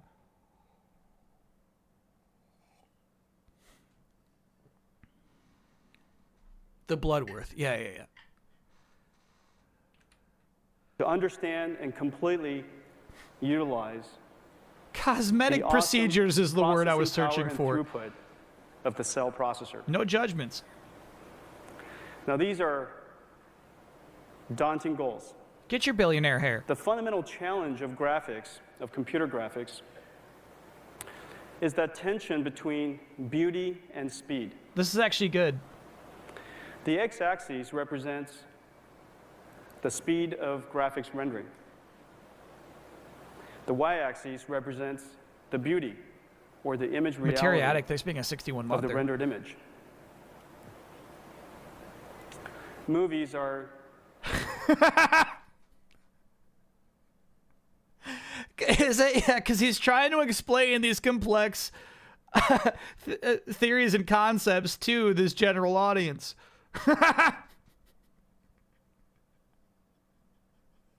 Shaders for film. Okay, no, I understand this now. This man is CEO of NVIDIA, right? Lisa Su is CEO of AMD. They're cousins once removed. Crazy. Spidey on ice. What a still to pick. clearly beautiful and fantastic to look at. Okay. But they Can we take somehow hours bridge and the gap? hours to render Can I have on both? farms of CPUs. I need real-time reality. Game consoles, on the other hand, are lightning fast, 60 frames per second, knee-jerk reaction, but clearly doesn't come anywhere close to the image quality that you see in movies. Yeah. Bring me up there. I Computer want to be up graphics there. Technology used for movies is called shaders, programs that run on farms and farms of servers. Takes hours and hours to render each pixel and each frame. The technology of computer consoles, game consoles, is called texture mapping. Fast, but limited.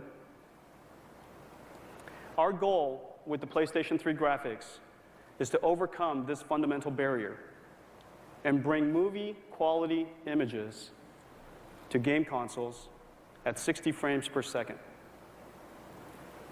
Our solution is the RSX, Reality Synthesizer. Nobody's buying it. Nobody's buying it.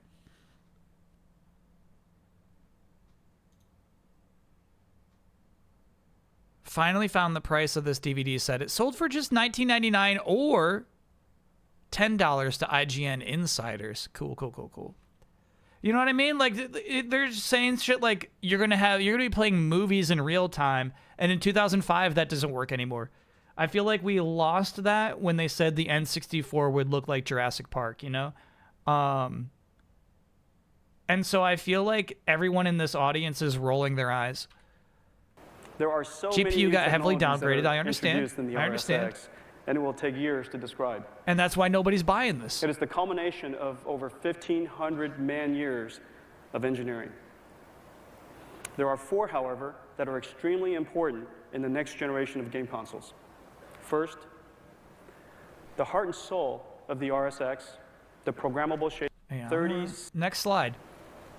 pixel precision Next slide. consoles, Next slide, please. the more system memory Next slide. ported on this game console. And lastly, most importantly, is the overall system architecture to achieve this incredible throughput. Now let me put this all into perspective. The RSX is based on our next generation graphics architecture that has never been seen before and that we will preview for the first time to the world today. There are 300 million transistors. I am so confused. So NVIDIA right now is working on this crazy GPU that doesn't end up in the PS3 at the end?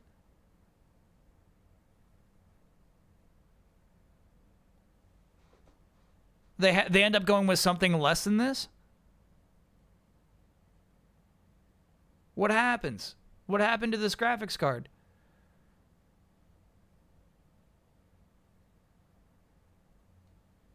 Crazy. On one chip. Just too much money. Half Okay. a billion vias. These are little tiny 1-micron electronic devices that connect each layer of metal. And if you connect it back to back, all of the interconnect on this chip, it will reach half a mile. 300 million transistors, 8 layers of metal, built on. Way to think about shut up. You're talking about half a mile? Come on, bro. A bit of transistors is equivalent to, essentially, the Xbox GPU, the PS2 graphics synthesizer. This I like. Keep going. The GameCube flipper chip, the Gecko microprocessor. GameCube is one word, but keep going. The Xbox Pentium 3 GPU, CPU, the PlayStation 2 Emotion Engine. What else?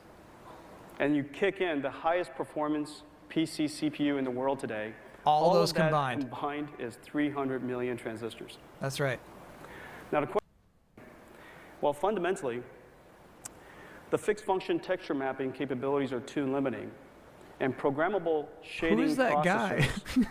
requires an extraordinary amount of computational horsepower. Who is that Instead guy? of just a pre-computed decal that is layered on top of a 3D object.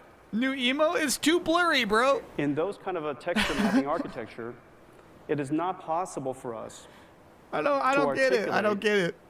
The subtle. Yeah. Next slide, please. Show the that.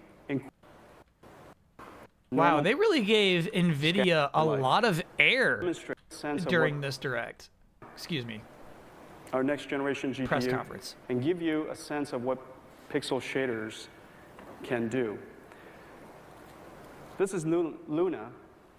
She is a computer-generated person. And notice all of the subtleties, the specular shine on her. She's a computer-generated person. Oh, no. This guy has a lot of thoughts on, like, Luna's personality. If you asked him, like, so what is Luna like? He'd be able to talk to you about her for 10 minutes.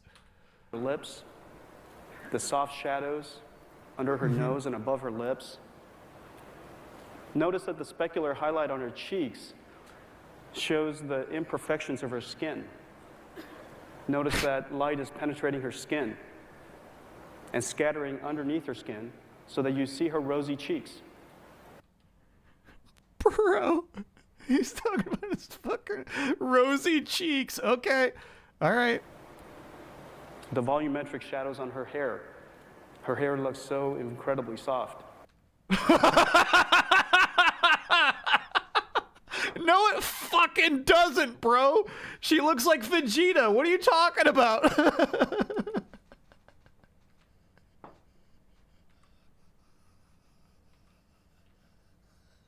This is too much. Hold on. I actually got I gotta turn it up a little bit for him. He says her hair looks so incredibly soft. He's gone off script.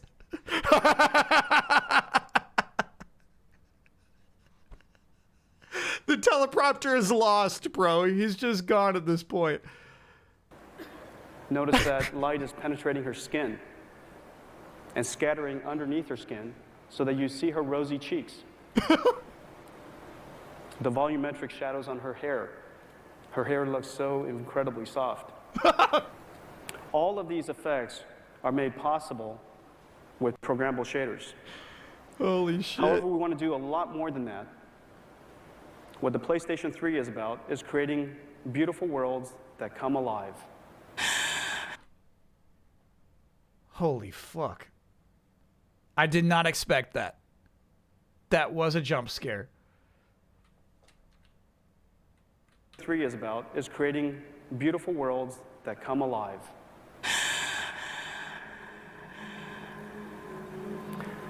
In addition, the programmable shaders are articulating her skin, the skeletal structure, and her muscles underneath.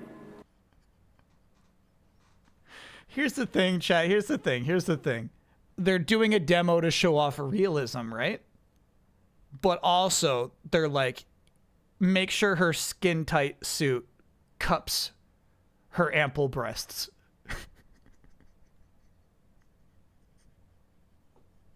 For realism.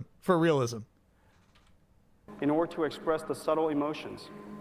The plasma beam is now circling around her, and her bodysuit is now coming to life, reflecting, refracting, and absorbing light in different ways.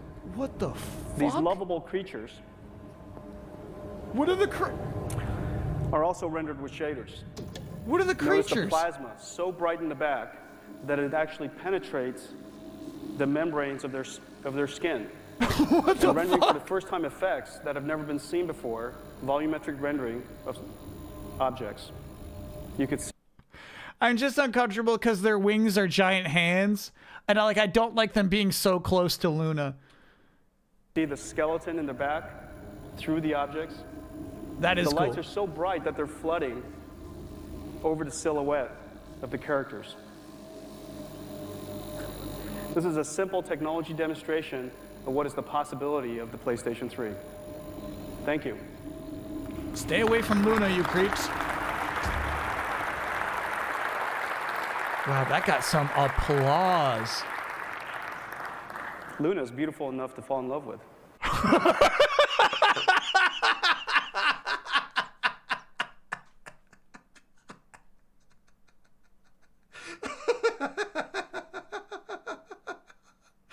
So unnecessary.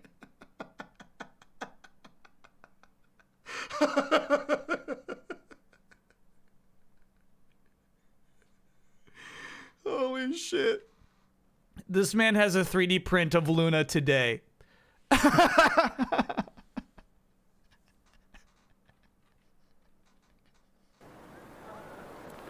Now, the second most important, Holy in addition to the shit. ability to be able to articulate the surface material, Oh we my also God. need to have a color format and color precision that can express the incredible subtleties that we're going to be able to render. Today's computer systems are limited to 32 bits. Yeah. I want to show you some imagery that is courtesy of Paul Debevec at University of Southern California and one of the leading experts in a technology called high dynamic range. 32 bits can only articulate 250 tones of light, and yet our eyes and certainly my eyes right now, I can see 50,000 to 1 contrast. So in the brightest of lights and the darkest of shadows, our eyes still have the ability to see deep and subtle details. In order to be HDR. able to articulate this level of realism, we need to take our color format to floating point. With the RSX, we're introducing 128 bits with floating point precision for each and every single pixel. Let me show you the effect of that. Yeah, On the it's way too blurry to tell right now. side is the original image, both of which currently look the same. On the top, we're going to show you 32 bits accuracy, and on the bottom, we're going to show you 128 bits of high dynamic range pixel precision. Okay. As we make the lights brighter, notice that the top is starting to wash out. Do you think this is a demonstration or they're actually doing something here? It's a 2D image. Image courtesy of Paul Debevovich.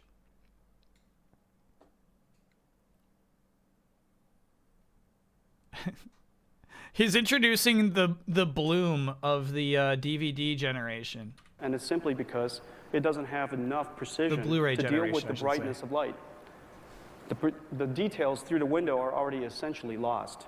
If we make it even brighter, notice that it's completely washed out. Yeah, The every benefit video of game is going to look like the 128 bottom bits right-hand of corner. Pixel precision is clear.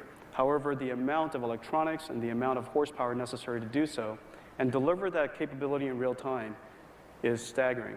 RSX will bring that to the game console world.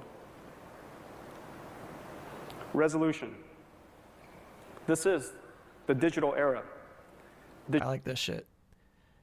Easy Eyes has a new Shuhei Yoshida emote. I love it, man. That's nice. That thing pops. Digital displays are getting higher and higher in resolution. PlayStation 1 was introduced during the time of NTSC and TVs, 320 by 240 resolution. Whoa, so Paul Debevec is an HDR researcher still today. Interesting. PaulDebevec.com. Oh man, look at this shit. The same image is on this website. Right here, there it is. Radiance maps. That's crazy. Good find, chat. Oh, I just downloaded that. It's a .hdr file.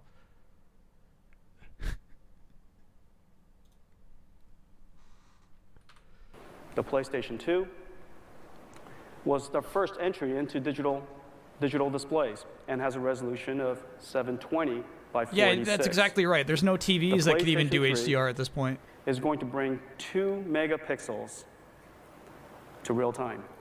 Now, 2 megapixels, that is the resolution of movies. It is the resolution you're currently seeing broadcasted to you right now.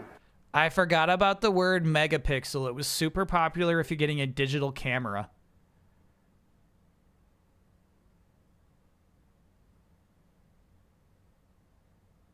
That's kind of nuts, though. Is this proper? 2K times 1K is not 1080p. It's about that, I guess.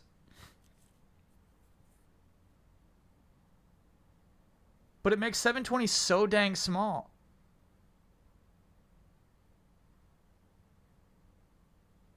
We're rounding. Yeah, it's 1080p. 720 small, I guess so. Having this level of resolution on your TV screen at home is going to be absolutely spectacular. When you combine that with Blu-ray and digital panels that are going to be coming out in the A future, Mighty Affliction. Thanks for being a brightest subscriber. the living room will never be the same. That's not 720p, that's 480.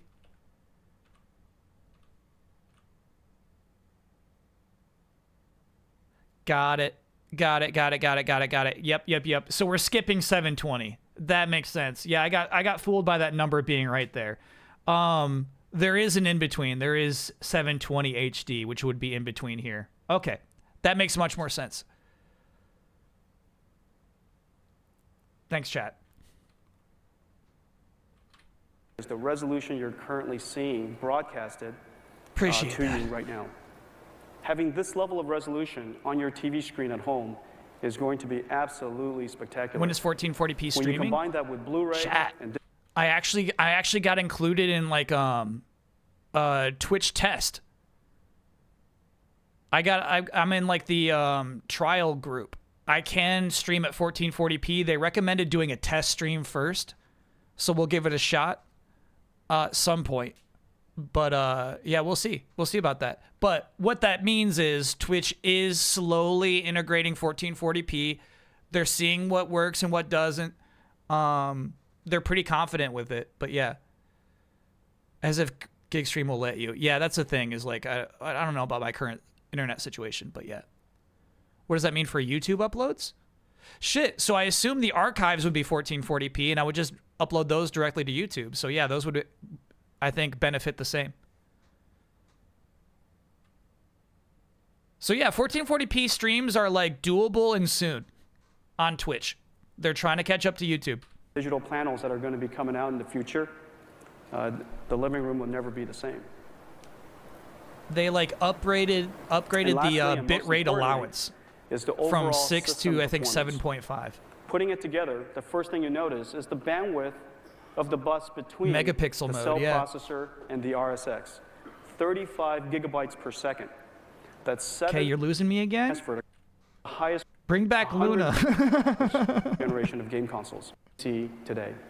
Product, the highest dot product.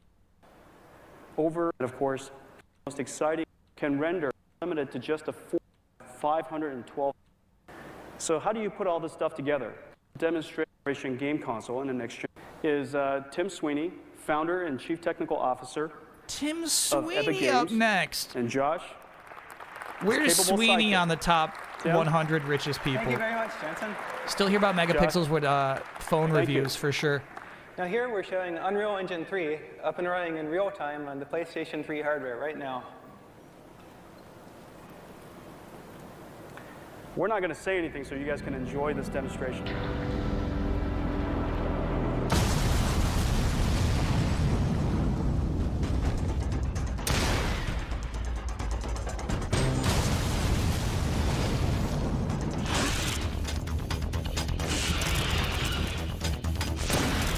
He does look like a Gears of War guy, but I'm gonna guess he's an Unreal Tournament guy. Bro, there's no way. This is prototype Gears. That's such a Gears guy. But it's an Unreal gun, okay.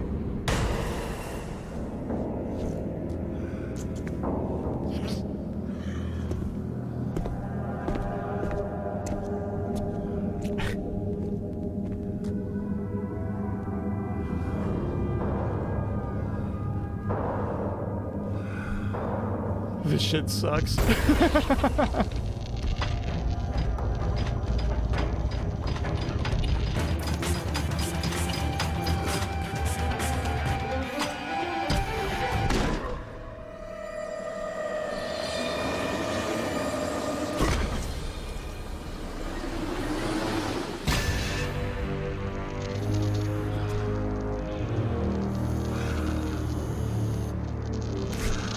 Showing off some particles.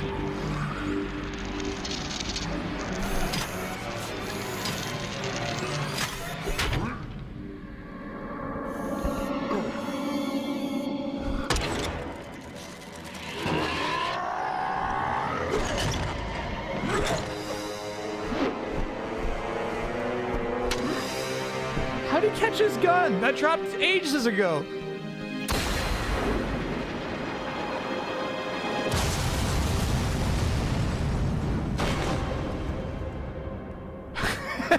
That landing, dude.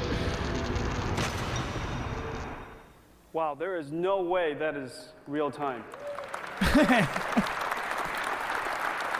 Tim, there is just absolutely no way that's real time. You're going to have to prove it to the audience. Okay, now we'll run through the same demo and take over controls so Josh can actually navigate through the environment and see what we have here. And here we have a 720p high definition screen being rendered with per pixel lighting and per pixel shadowing. With shaders, they're more than 200 times more complex than was possible in the previous generation. Wow. So here we see a floating point render target with very high dynamic range lighting everywhere. Per pixel lighting and shadowing and all of the effects that you've seen in previous generation movies are now being done in real time. And also games now actual today with this widescreen, generation. right? And the high dynamic range is what makes it possible for us to see the incredibly bright highlights while still seeing the details in the shadows. Oh, exactly. It's the real difference between what's been seen in video games before, where you had 8-bit graphics, versus what you see in film, which is very, very high definition. Now tell us, Tim, how long has it taken you guys to develop this game on top of the PS3 dev kit? Well, amazingly, we got the first PlayStation 3 hardware only 2 months ago.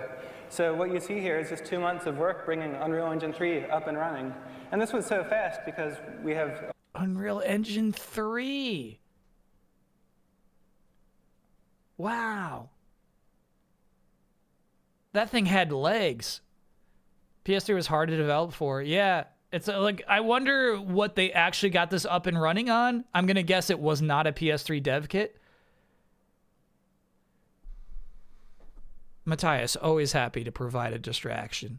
Original PS3 specs were based around a custom Toshiba GPU that ended up not happening, resulting in them going with NVIDIA, causing them to delay the release a year as they rethought the hardware to accomplish this change. And then chat's saying even that NVIDIA chip we saw earlier,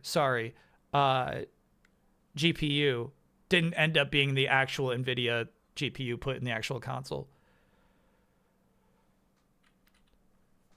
a lot of experience with PC development, and all of that knowledge was immediately applicable to PlayStation 3, which has a very nice development pipeline.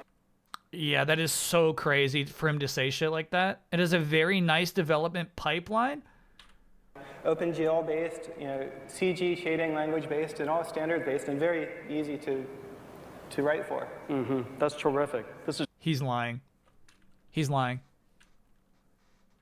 Watch him say that sentence again. Nice development pipeline, OpenGL based, CG shading language based, and all standard based, and very easy to write for.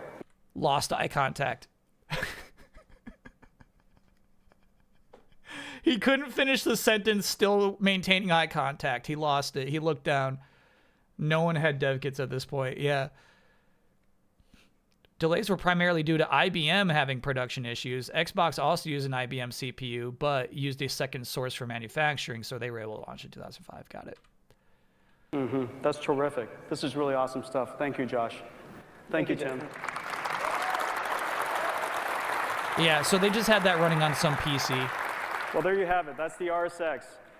What you're seeing today is really just the tip of the iceberg of what's going to be possible in this truly revolutionary game console, PlayStation 3. It has just been an incredible privilege for us to work with Ken and his team on building clearly the most important digital consumer platform of this decade. You think this is a microphone or like a little webcam? I'm really confused about this thing. I hope you guys all enjoy the rest of the show. Thank you.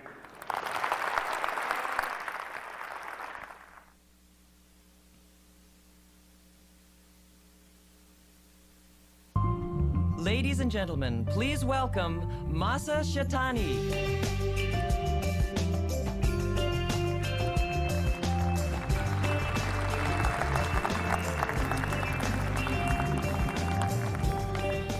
Thank you. Good afternoon. I'm very pleased to be here. This is a very exciting moment for all of our people It's a silver eye toy. has been Got it. PlayStation 3 So we'll see it later. development. This is the first. This is PlayStation 3 schematic shown here for the first time. PlayStation 3 has a system design of. Oh, I'll be elegant fast forwarding, simplicity. brother. Yeah. Next slide, please. At the same time. Here's the thing, Chad. I do think it's really interesting that like a lot of this shit didn't pan out. This is a dual HD. This is why they wanted two outputs. Okay, I'm sorry. Let me go back. I was asking, like, why would they want multiple HDMI outputs? We're going to learn what they were thinking about. Really attractive features of Dreamers. PlayStation 3. This amazing innovation will allow the user to experience the multiple channels of entertainment and the information at the same time from multiple sources. Absolutely if you crazy. Are fortunate it is enough forward to thinking. Have 2 HD monitors, then you can enjoy a panoramic view which creates a horizontally seamless image of 32 by 9 aspect ratio. And even more attractive use of the dual screen feature will be to show tactical and statistical information to be displayed on the, even on the PC monitor. Wouldn't that be cool? I mean, like, he's talking about, like, second screen stuff, dude. That's really interesting. While he's basically like a little DS screen off to the side. Likewise, you can video chat with your friends at the same time as a playing game. I mean, yeah, dude. He's talking about video chatting with your friends while playing a video game?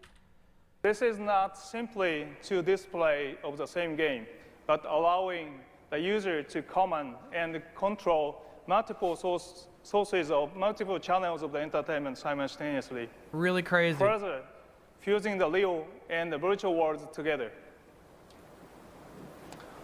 PlayStation 3 can be controlled by a wide variety of devices. No multi-tap anymore. The controller real-time response. Okay, fair enough. I don't notice any delay. Having 3 for various controllers like iToy, camera, there is also a built-in wireless network interface. Yeah, very good. As well on the other side of the world. 3 that band or did 360 have wireless controllers at launch? The multi-screen thing did end up on PS3 only for one game. Gran Turismo 6. Wireless networks. Yeah, all right. 360 had wireless controllers. Has pioneered the concept of the camera attached to PS2, with over 2.5 million iToy cameras sold across the world. And now we are pleased to introduce to the next generation of high-definition IP camera to PS3. This camera is IP-based. I think the camera, like PS3 iToy, only works for like the singing game. They got like a pretty successful karaoke game, but it never takes off. But it's interesting to think that they had like these like voice chat uses in mind. User to praise the camera anywhere in the world, in home. PlayStation Move eventually, yeah. Which I think also did not take off, but yeah.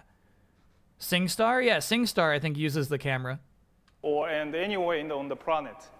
Through IP-based networks, this location-free I have judgment for sure. Allows any PS3 user to instantly launch their own broadcast station. Are you talking about Twitch?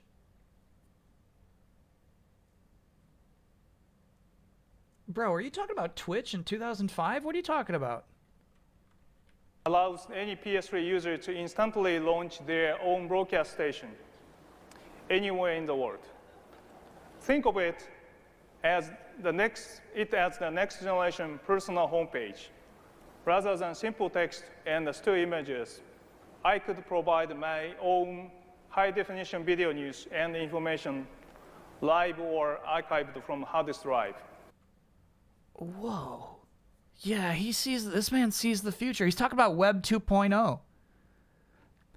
2005 is, I think, also the year YouTube takes off. 2005 is the YouTube's year. So even like talking about this idea of like you creating your own content and hosting that is crazy. Yeah, I'm broadcasting right now. Justin TV wasn't until 2007. Yeah, this is pretty crazy shit he's talking about. PS3 HD IP camera will allow the user to travel to another user's camera view. So you can make a virtual visit to the beach in Maui, Hawaii, or just by selecting the HD video and audio channel. In the PS2 era, the network function was additional hardware and software solution. The PS3 era fundamentally changes this approach. Yeah. The network is a core element of the PlayStation 3 DNA. Every aspect of the system has been designed with the broadband and home networks in mind. So crazy. This shit's actually really crazy because it doesn't come to fruition until PlayStation 4. PS3 is an always-on, always-connected device. Oh. Nah, you gotta watch this phrase. Always on gets you in trouble in a few years, bro. The 4 C's of the network, commerce, community, content, and communication are built in to every aspect of the system design and operating system, allowing applications to easily exploit PlayStation Home was on these PS3? features. Did it launch? Media browsing and network interface are built into the operating system and allow the user to handle multiple tasks simultaneously. Navigate the cyberspace? What the fuck? Even while playing a game. Video calls can be made and received. Music and streaming media are browsed. New content for games purchased and downloaded. Oh my god. Oh my god. He's talking about microtransactions.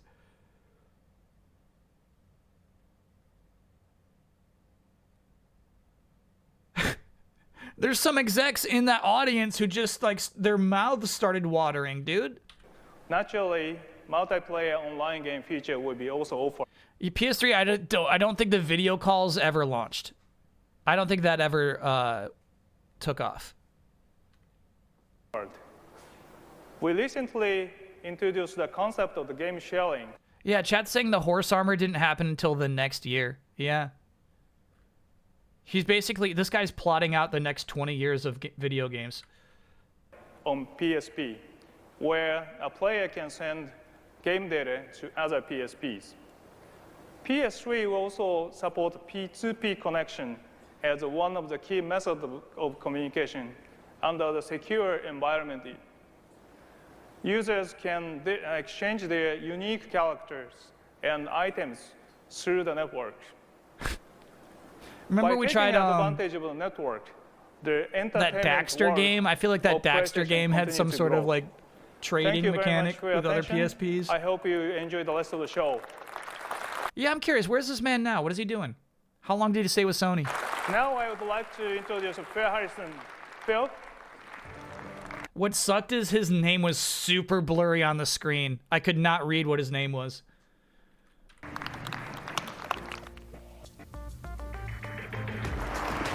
Phil Harrison is fairly legible. Executive Vice President. Oh my God. Good afternoon, ladies and gentlemen. Thank you, Massa. It's a great pleasure to be here. Massa, I'm going to presume? M-A-S-A? One housekeeping notice. I've just been asked to point out that although we are running a little bit late and behind schedule, we You don't say! Have an amazing surprise at the end of the show. So please do make sure you stick around till the very end. So, anyway. That's so funny. This guy's like, please don't leave. It's break time already? Okay, great tease then. There's a surprise at the end of this. Stadia guy? Stadia guy. Yeah. The show started 45 minutes late. That's so crazy.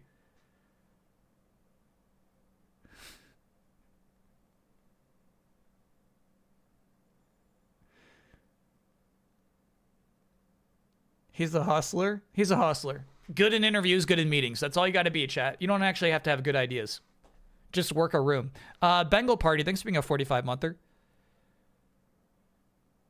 Wasn't Sony notorious for starting late? Maybe they were.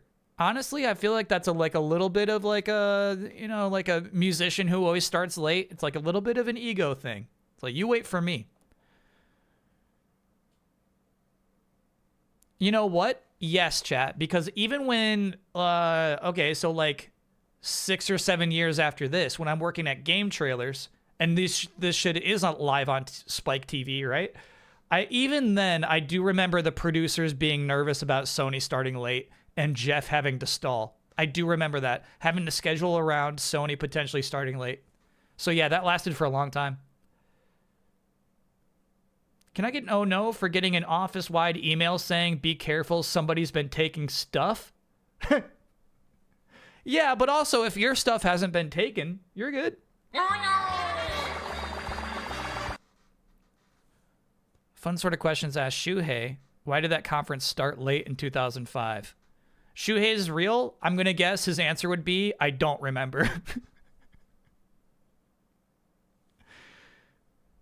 It was a final bossman do and don't about them being on time. That's crazy. That's actually crazy.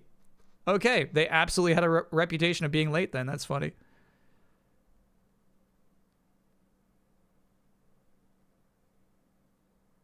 All right. I guess we'll take our break. Shit, we barely cracked this bad boy. Nah, you're good. You're good. It's going to be fire from here out. So it's all good. All right.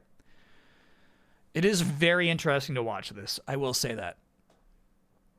What a time. Everything that the last guy was just saying is like so forward thinking that like the PS3 wasn't ready to execute his vision. Photo of the book. If this is a green lantern, it's not actually. Okay. Whew. Behind the scenes at PlayStation, former CTO talks 16 years of creation. Got it. That's our guy. Yeah. Masayuki Chetani.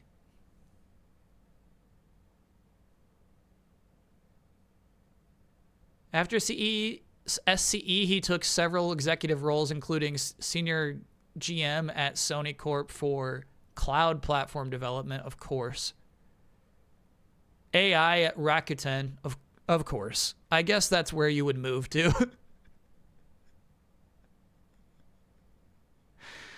If you're just like a technical genius at this point, you're probably going to end up with an AI job.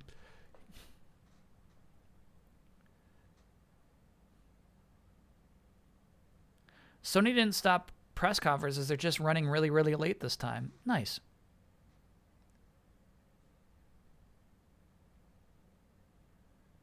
As someone who only started watching Kyle with delayed input, all this lore is giving me the same feeling as starting with Metal Gear Solid 4. Yeah, so lore is back at game trailers. During E3 time, when I wasn't responsible for reacting to them, I'd be working hard as hell on the live shows. Crazy hours there. But, you know, E3 was like everybody, like, well, okay, I won't say everybody. E3 back then, in those like late 2000s, early 2000s, but like the office was buzzing, bro. There was an energy. Everybody's stoked to like work crazy hours because it's so exciting. But then again, yeah, obviously there are plenty of normal people who are like, God, this sucks. I hate working these hours. Obviously those people were there too. All right, we'll take a quick break, chat. We'll find out what the surprise is. I got a feeling it's the Boomerang controller. I got a feeling that's what they're going to announce in 2005. But we're going to see some games finally.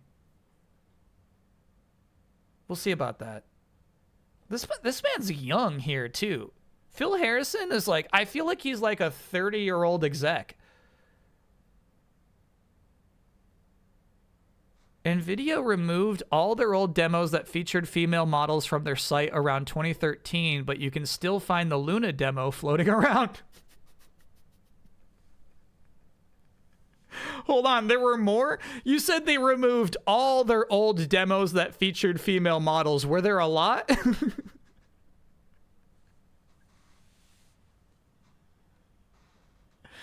All right, we'll take a quick break. Mucho's ready to. See you on the other side.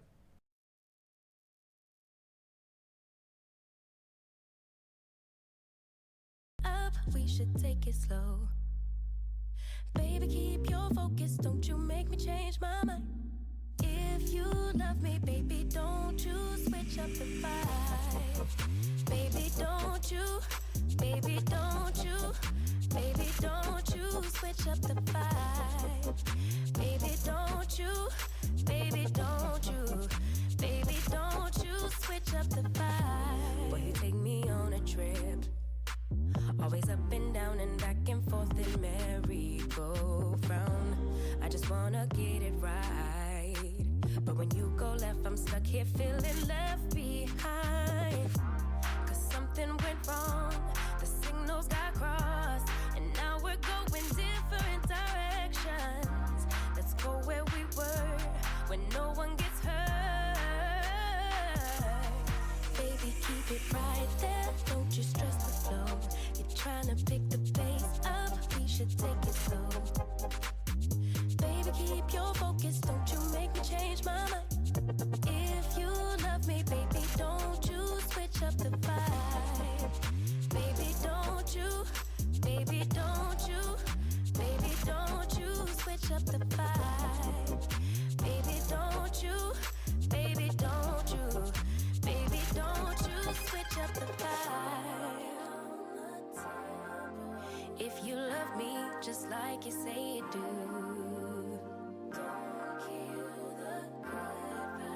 if you kill him, you're gonna kill us too. Baby, keep it right there, don't you stress the flow. You're trying to pick the pace up, we should take it slow.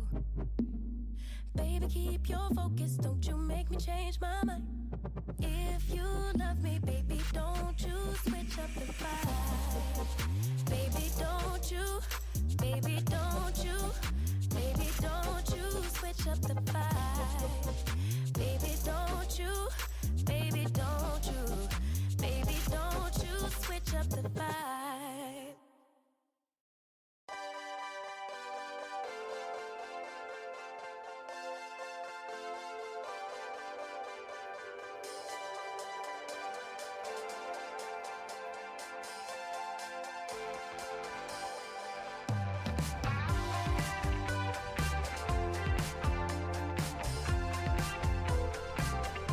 We're back.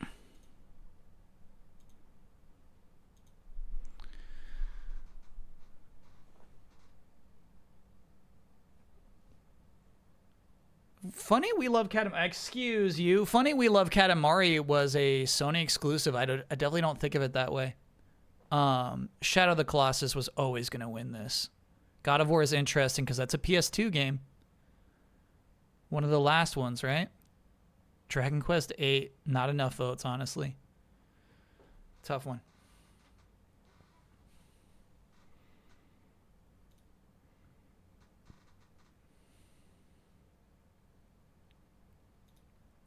No, I have not seen this NVIDIA tech demo. I distinctly remember like the Unreal tech demos from around the time of... Did I blow that up? The PS4. I remember those. Yeah, it's acting like it's zoomed in when it's not. What's wrong with you, dude? There you go.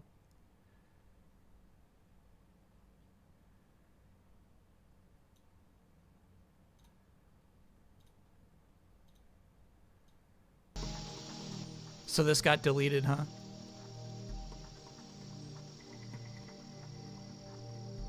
Her hair looks so soft you could touch it.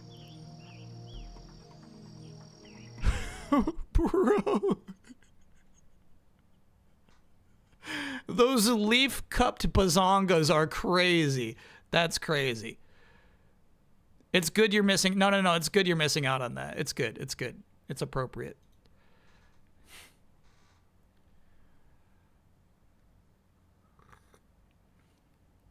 Too hot for Twitch. Decided what the best Mario Kart World costume is. I'm honestly like I'm finding I'm most attached to the little baddies. The characters I like playing the most as are just the little weirdos. There's some good costumes. I think Waluigi's got the best ones. Who? My current favorite little baddie is I forget his name. Coffer. Something Coffer. The little frog that spits out money.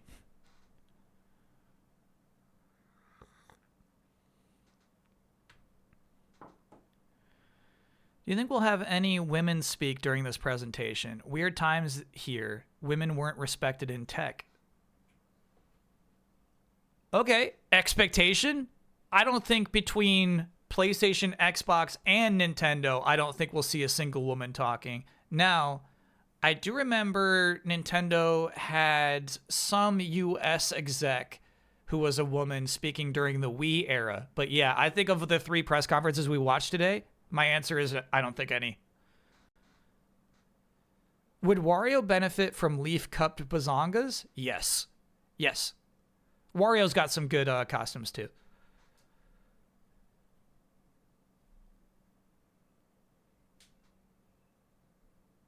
Mad Mod Mike? We've got a confirmation on the big chin guy?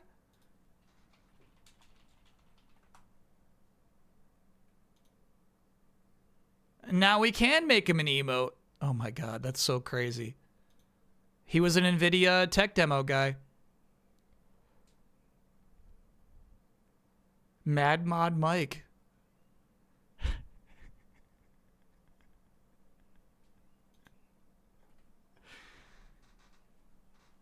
The E3 DVD set included a Booth Babe feature. Oh my god. Come on now.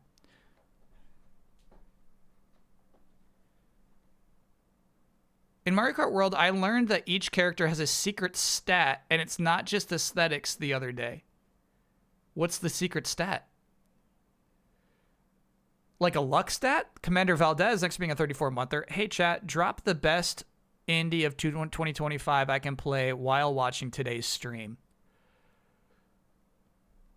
Have you played Pipistrello?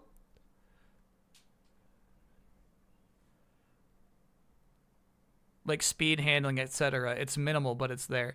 Oh, it's not even that secret, Jabba-Webs. So basically, like, when you look at the cart stats, right? If you switch characters, you'll see it reflected in the cart stats. Like, some characters cannot get over 3 bars of speed. They'll never be able to do it, even with the fastest carts.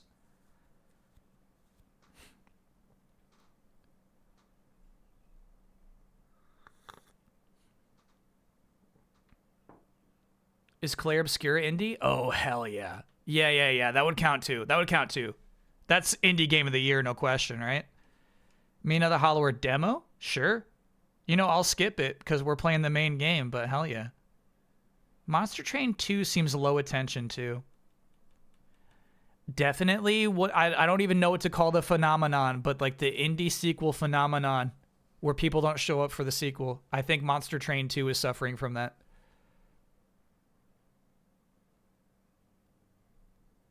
Also, some hidden stats where some carts and characters are faster on dirt or water. Oh, that makes sense, because some look like jet skis. Almost forgot. Thoughts on Blood saying the Deadpool VR game had very Kyle Bossman humor? I guess that means Blood just doesn't get me.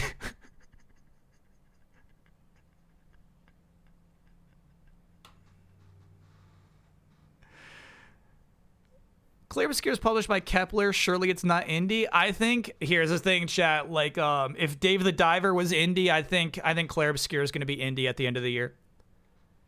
Yeah, there will be some more discourse for sure. Currently playing Ball Pit demo as I listen. Dang, I was thinking about picking up Ball Pit for Fantasy, but it doesn't have a release date yet, so I was too nervous to do it. If Ball Pit's got a demo, I bet it's coming out this year. How quickly did you add the DK shirt on the Yeti to your cart today? Chad, I haven't bought a single Yeti shirt in my life.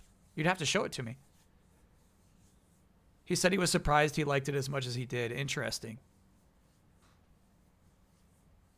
I mean, I did like,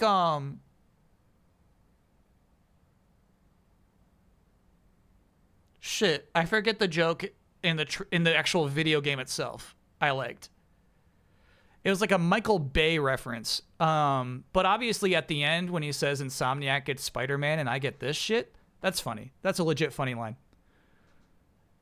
There are games I know for a fact aren't out until 2027 that have Next Fest demos. Okay, all right. So Ball Pit might not come out this year. It's not safe.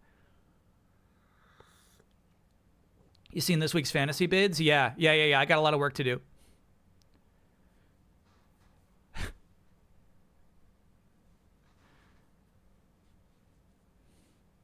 Okay, shall we continue? Jones has been activated. Are we sure that's Jones? I was actually going to text him, like, now's the time. Don't let Isla get those easy pickups. Because here's the thing. I only have one slot left. Swordfish, if you say Jones has been activated, I believe you.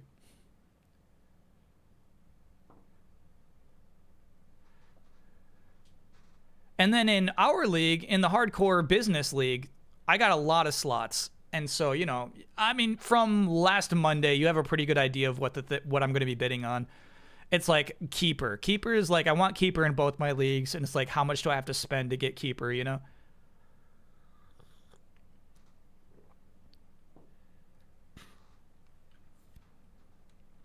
Why am I here? Well, over the next few minutes, Why am I I'd here? like to take you on an illustrated journey. I'd like to take you through some illustrated, creative and technical examples of what the machine is capable of. Yeah, so here's the thing. I do want to look at the business league bids after they happen tomorrow. If we're in the middle of Clair Obscure, I don't want to do it because people will feel like they missed out on it. But if it happens before we start talking about Clair Obscure, then yes. Chat, tomorrow's stream, we're going to be playing through Power Stone 2 and Rival Schools 2 from the Capcom collection, the 2 games I haven't finished yet. So fun fighting game stuff. Look at their galleries. Look at all the concept art. You know, I love doing all that.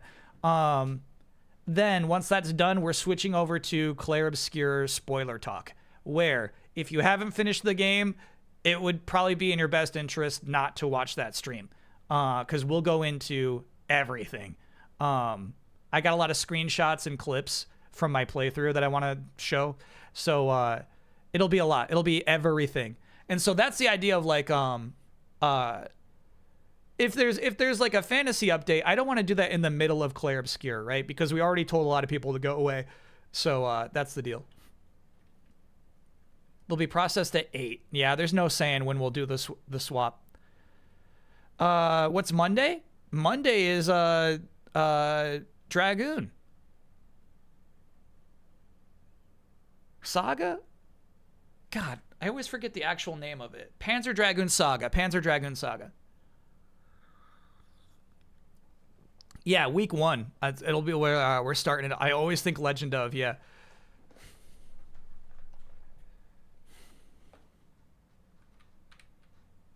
I hope that what follows will give you an idea of the enormous potential that is unlocked by PlayStation 3. But how's before we I feel like he's begin, quiet. I'd like to take you back in time, back to March 1999, and to the worldwide introduction of PlayStation 2 at the Tokyo International Forum. We showed a demo of a duck. Okay. A duck that became famous for showing off the capability of PlayStation 2. Now and that's the what I Emotion call Engine a and Graphics duck. Synthesizer. It was also a lot of fun. Why don't we remind ourselves of what that looked like 6 years ago? Here we have our duck in his bath. So crazy. We rewatched E3 2006 because no clip uploaded it, right? In really nice quality. They do the Rubber Duck demo then, too. They did back-to-back duck demo years. Tub rendered in real time on PlayStation 2 with his best friend, the submarine. Nah, So, PS2 never looked like should this. we take a look and see what he looks like now on PlayStation 3 and see how he lives today? Let's have a look at the demo. They did put out a puzzle game with the duck, though. So here's my on duck, PS3, yeah. stunningly rendered in real time. This is me driving it around. Man in suit uses game controller. Shock. And we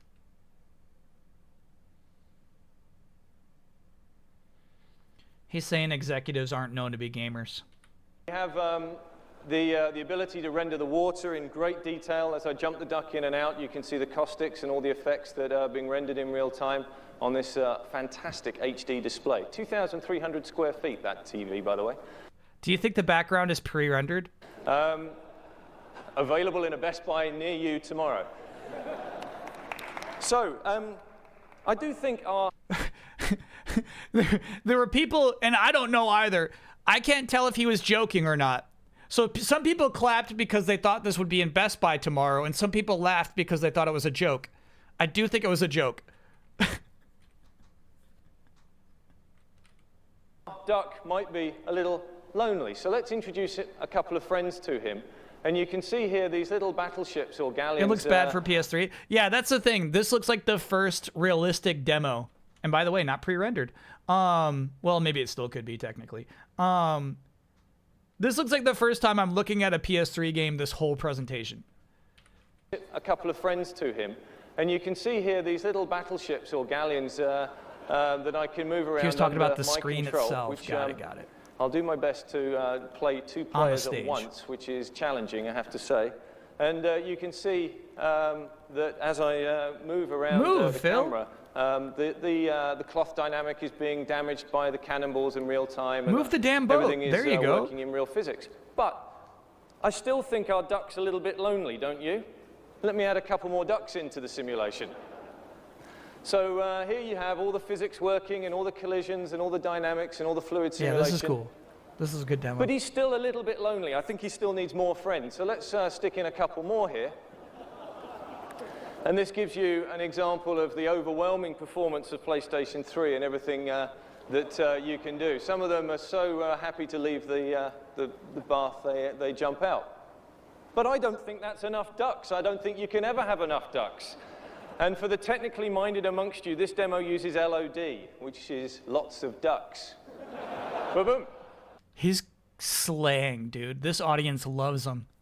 No, I was not watching E3 shows. I do think I've seen this demo before, so I think I've like seen clips that were posted to IGN or One Up, but I've never seen this whole presentation before. Ah, it did work. Right, now, you think that's impressive, you think that's amazing. We can do more. And to help illustrate what else we can do to this particular demo, I'm going to ask Dr. Richard Marks to join me on stage, the creator of iToy. Come on, Richard, come and join me. Okay, so this explains why there was an iToy on the podium. Come and move over there, and I'll get this set up for you. So, what do we have here today, Rick? So what we've done is we've taken an iToy and plugged it in to this demo, this beautiful water demo that shows off this kind of tub. But I've also brought some cups to show you that's the kind of cups my children might play with in the bathtub. So as you see, I pick up this cup and I pick up this cup. I can reach out now. Oh, shit. What would I want to do with cups? Well, you can imagine. I would like to just dip the cup in and get some of the water right out of the... Isn't this incredibly cool? Wow, this is actually... I mean, I was just doing this on Switch, too. Reach in, get some more water.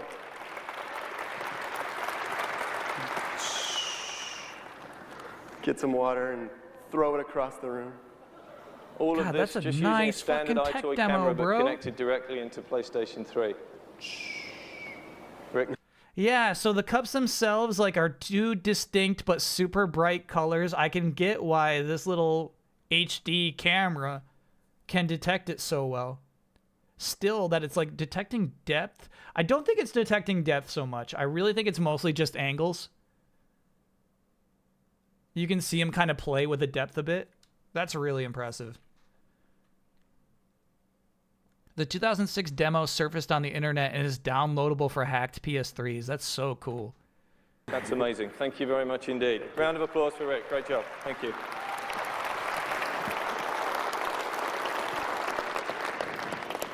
When we introduced PlayStation 1 to the creative community back in 1993, Are the cups and V-cups actually synchronized? There's a delay. I actually don't think that was a bullshit demo. There was like a slight delay, so he would do like the scoop, and then in the game itself, it would go, whoop, you know? I actually think that was legit. The real-time demos that we showed had a large number of balls bouncing around the screen. There were hundreds of 2D sprites drawn in real time, and back then, it was That's interesting. So chat says that same guy who did that demo will be back years later to present PlayStation Move. So yeah, basically, I mean, the way that camera is working and like the way that the cups are super colorized, right? I think that's, yeah, you're seeing the makings, the beginnings of the PlayStation Move. A major advance in computer graphics. 6 years ago, when we introduced PlayStation 2 to the world, the balls had graduated into feathers, and we showed a beautiful demo with about 1,000 feathers swirling across the screen. Some of you may remember that demo. Now, the feathers have become leaves. Now, this is a perfect demonstration, not just of graphics, but actually of what Cell brings to computer. Richard Mark's also the main guy behind PlayStation VR. Again, that makes sense because that used Move controllers in the beginning, right? He's now at Google doing VR, AR stuff. Very cool. Computer entertainment, because in the PlayStation 3 generation, it's not just about how objects look, it's about how they behave. Yeah. In this hell demonstration, we have a real-time vortex controlling all of the hundreds of thousands of leaves that you can see in real time. Plus, we've got 5.1 surround sound being created in real time. In fact, the cell has so much power. What is this bullshit? This is crazy. Every one of the leaves could have its own audio channel if you wanted to hear them rustle. Every leaf could have its own audio channel? No, dude.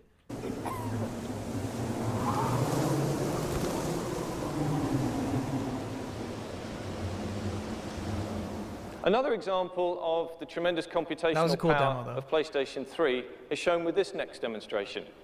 It's appropriate that since we're here at the home of Sony Pictures, I think that was a person in the crowd. Movie magic and special effects, that we show the PlayStation 3's ability to blow stuff up. And what I'd like to do now is to show you a scene from a game that we have in development, which has not yet to be announced.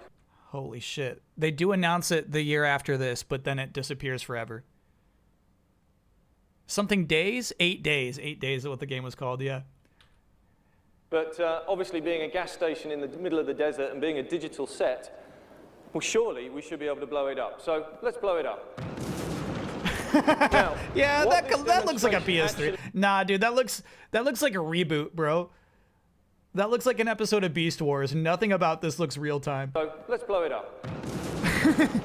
Now, what this demonstration actually uses is only the cell processor to render volumetrically all of the performance required to simulate an explosion, thermal dynamics, heat, gas, smoke, fire. This is not an animation. This is not something that an artist created. This is all purely physics-based. We can even run it at night. Let's have a look at it with the lights turned down and run it one more time. Here in slow motion, you can see that the heat haze and gases emitted by the simulation accurately represented on screen. Phenomenal example of the power of both PlayStation 3 Cell and RSX. Let's run it one more time, and then we'll move on to the next demo. Audience is not impressed.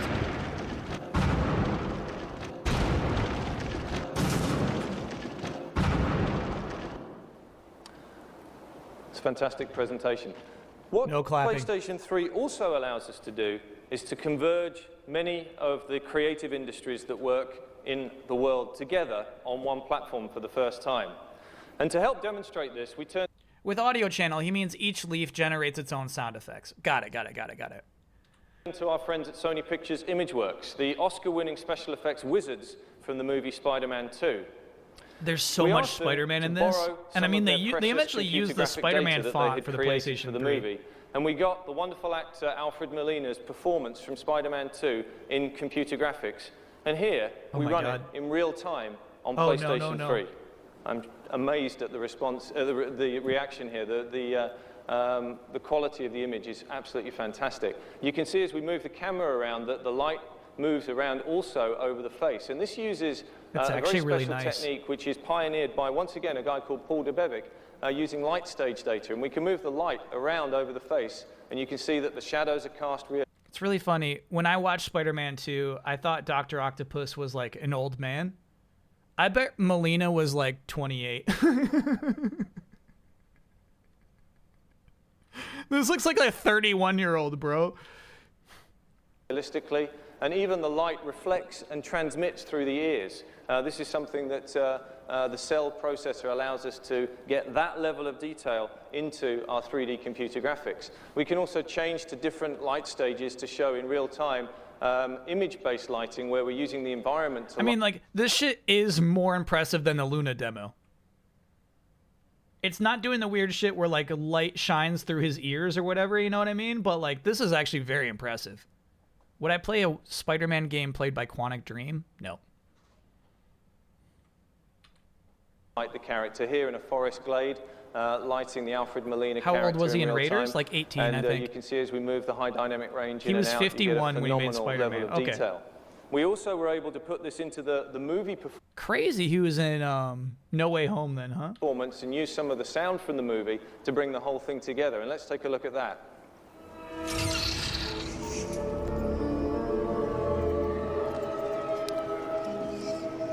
Something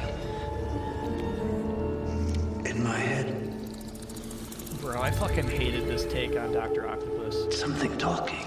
My chat says it's one of the best superhero movies of all time. The octopus arms invading his mind is such bullshit. I can't get behind it. Can I get it? No, yeah, for graduating with my master's degree tomorrow? That's a double.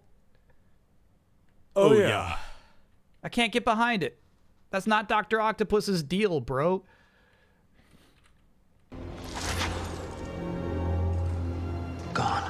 The arms are like his own Now, chat. sadly, Alfred Molina couldn't be with us today, but we decided to light him as if he was. And we took They a light super probe fucking from this are. room They earlier are. on today. And here, this is what he would have looked like if he had been lit in real time by this lighting in this room. And you can see the light I probe think they even data talk at one lighting point. the They're like, character. And as we move into the eyes in particular, you can see the fantastic reflections that this gives us. Now, this is going to just This give you is some so idea impressive. of the level Damn. of intensity and immersion that we're going to get from games on PlayStation 3. and I mean, like, Heavy Rain's a PS3 game, dude. This isn't super bullshit.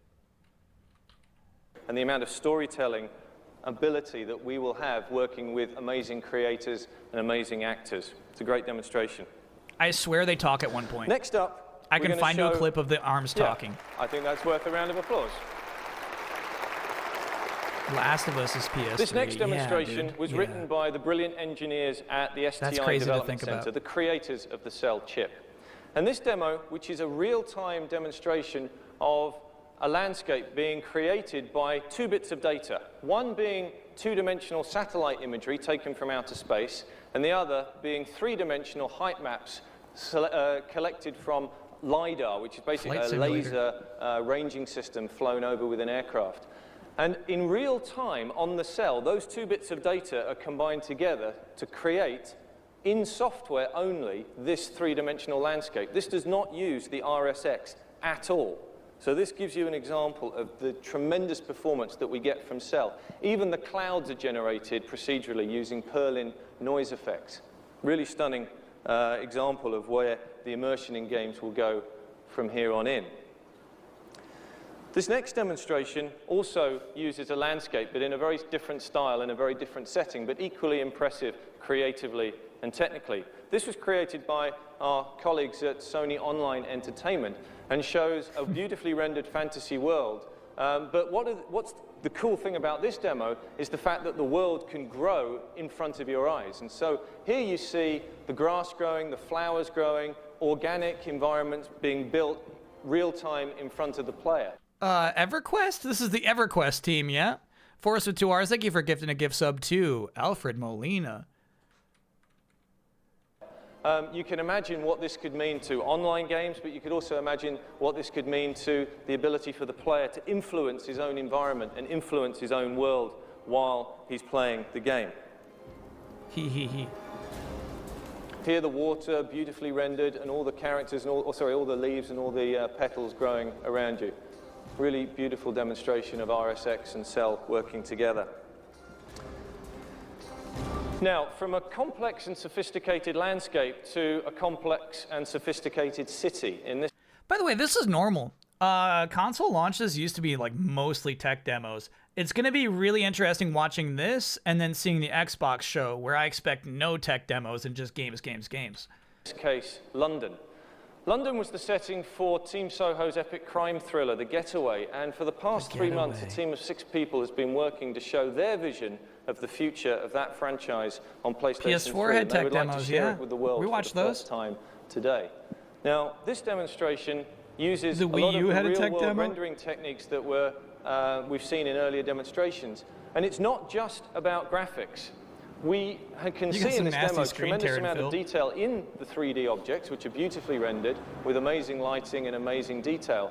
But the real purpose of this demo is to show how a city in a future video game would come to life with the complex simulation of traffic, the complex simulation of the way people move around, the way they make the city live and breathe, and how they have their own lives, hundreds of individual people on the scene at, I actually love any this one shit. time. Like And I think real this demo is a billboards great would never example of appear in a what video next game. generation Real PlayStation cars, 3 game is actually going to deliver in terms of immersion and richness and detail to the scene. I think it's the same eagle-eyed car over amongst and you will over. It notice is. that all the cars have the same license plate number, but this is only a All the cars have the same license plate number. Okay. It is the same car over and over.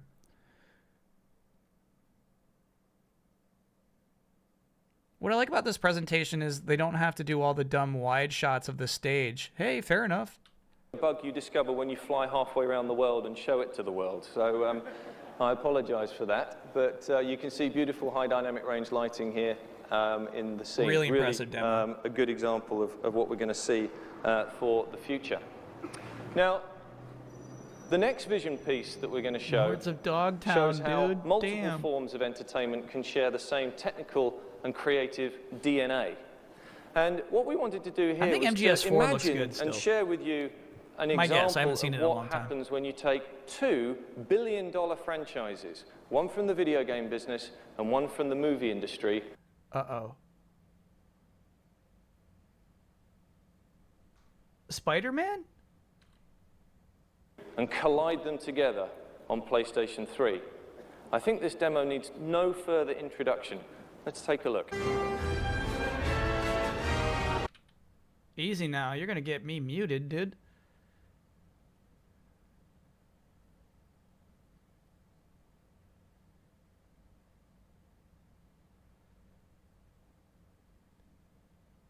Oh my god. Now this demo... Oh, that's crazy. It switched to GT. That's a kind of fun transition. They love their Spider-Man. Isn't it crazy like how oh no! Holy shit. Oh my god, the TRL stage. MTV used to host a live video music video show where they would do the top 10 music videos of the day from this stage in Times Square every day, dude. Every weekday. That was so cool. Carson Daly's looking out that window, yeah. This demo fucking sucks. They're really just trying to get Spider-Man in here.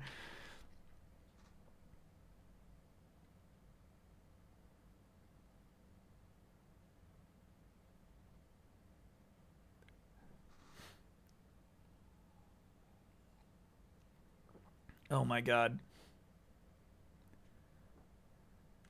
It's like a YouTube edit, yeah. Holy shit.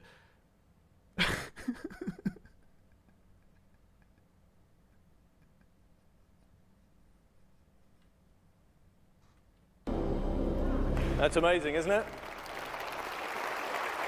Can you imagine what Sam Raimi and Kazunori Yamauchi would create if they got together to form a new project? But I should be at pains to point out that that is not the next game from either PDI or the next movie from Mr. Raimi. So anyway, while we're in the world of movies, let's show an example of the cell's ability to decode high-definition streams in real time. That was now, such as a many waste of you of know, time. the current most powerful PCs on the planet struggle to decode just a single stream of HD.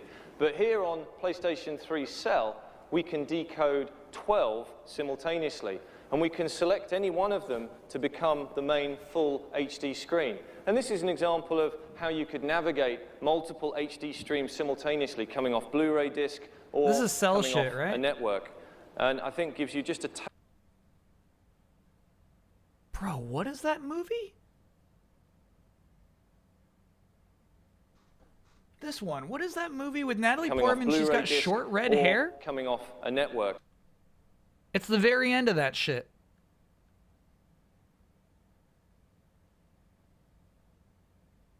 Closer. Oh my god, I would never remember the movie Closer. But this shit hit me when I watched it for some reason. Not Phantom Menace. No, that's a different one. That's before this. Closer is so depressing. It really is. What a weird movie. I would never rewatch Closer in the rest of my life, or even remember it. And I think... What song is playing during that scene? If anyone can remember the song that plays during that scene... It gives you just a taster of what media navigation I in owe the you a future is marble. going to look like.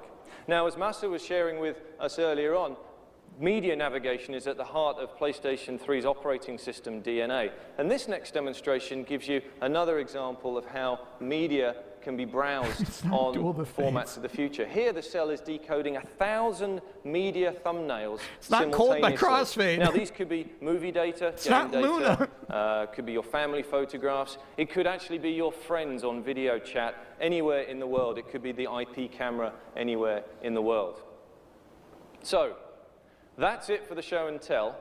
And as I think you can see from the demos that we've just seen, PlayStation 3 delivers astounding performance and creative possibilities to the development community.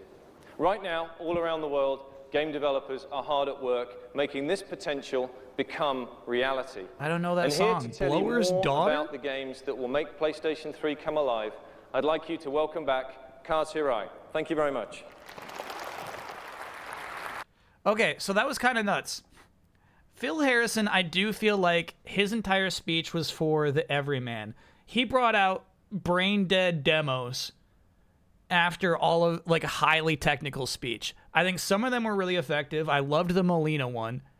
But some of them were absolute bullshit and a waste of time, including that last one where he's like, look at all these video feeds you can look at. Not impressive at all. Some of them actually were like even the explosion one was kind of a botch. But interesting moment of that presentation. 0 games so far, yeah. No talk of PS2 games. Thank you, Phil. As you heard from Ken Kutaragi, Masa Tatani, and Phil Harrison, PlayStation 3... What was his role? I think it was vice president. I think Phil Harrison was vice president, Sony Computer Entertainment America.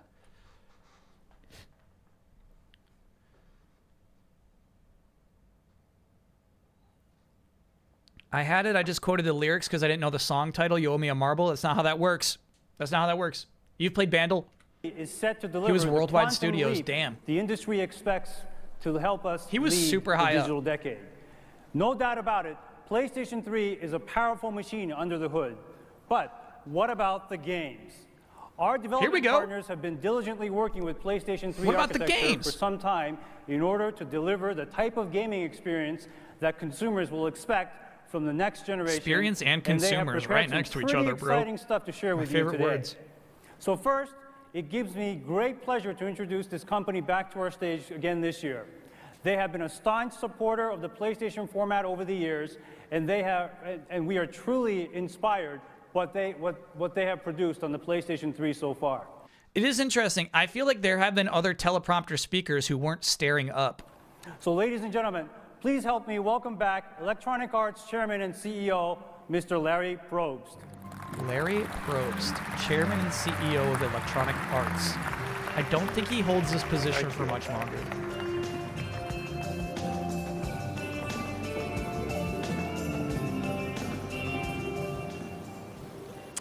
Thank you, Kaz. The history of the PlayStation has been marked by great games for the consumers and for the incredible opportunities that Sony Computer Entertainment has created for game developers. In 1990... Okay. Sorry, chat. This was a whole chunk I missed out of the video I put up, I guess, today.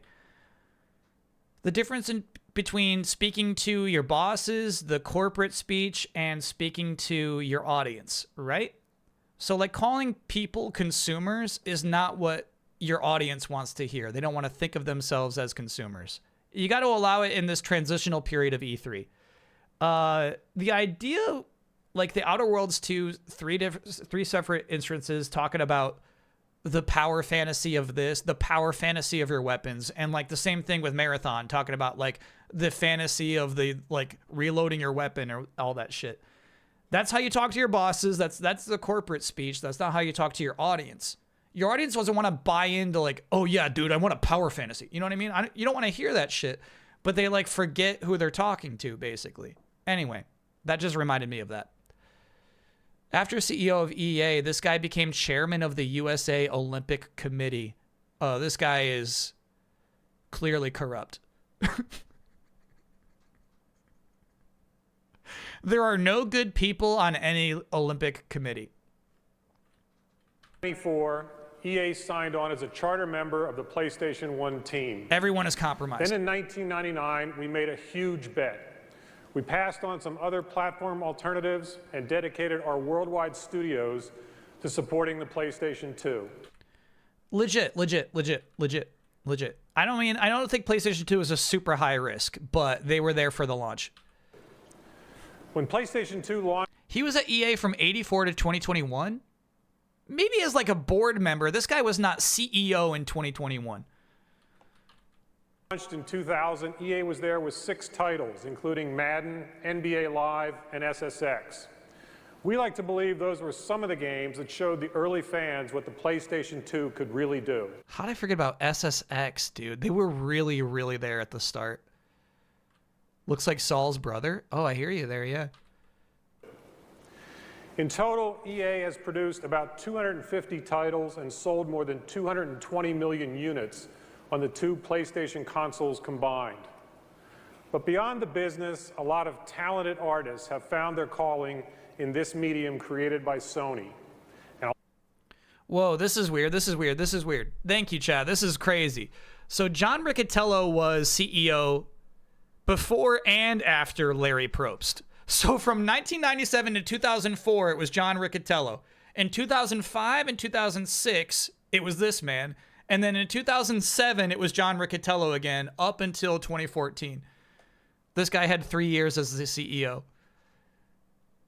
Interesting. What's interesting about that is he's pretty new right here. It's 2005 right now. We're looking at him. A lot of game lovers have enjoyed countless hours of entertainment. For all that business, all that creativity, all that entertainment, I think we owe the team at Sony a round of applause. Okay, bro. Quit this shit. Who are you clapping for? Today we're in transition, preparing for the PlayStation 3. At EA, we like to say transition is our friend. It's challenging, but it always results in dramatically better games and bigger markets. How much better will the games be? Rather than telling you, I brought someone who can actually show you. Let me introduce the general manager of EA's Chicago studio, Kudo Tsunoda. Bro, what? So before Kudo Tsunoda goes to Xbox and becomes the Avatar guy, he's general manager of EA Chicago. Did not know that. By the way, I liked his manner of speech. He called us consumers, and but I liked Kudo it. is also the executive producer of... Holy fuck. I wasn't ready, bro.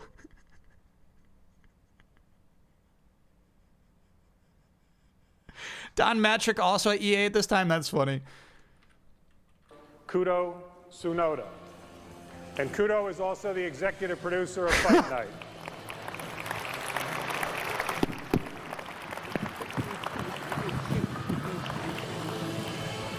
Let me see if I'm off sync or if it's just the video's off sync.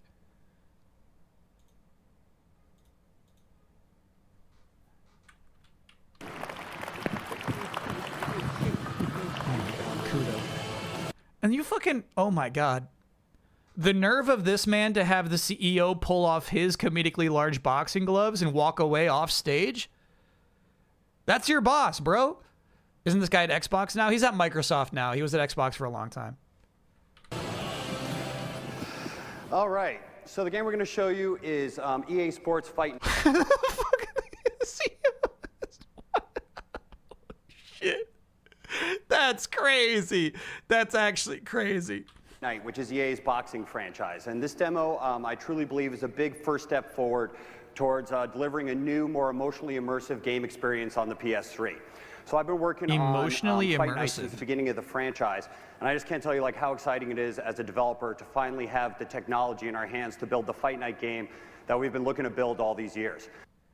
Okay, I'm confused by the controller. Because it doesn't look like a PS3 controller in the way the USB is connected. It looks like a legit PS2 controller the way it's just right in there. We're about to see the first ever PS3 game. This is it. This is the first one. So, well, enough of me yapping. Let's fire up the demo. And just to be clear, though, this is all running live in real time on renderware on the PS3. No more yapping. Let's see some slapping. They were using PS2 controllers. Got it.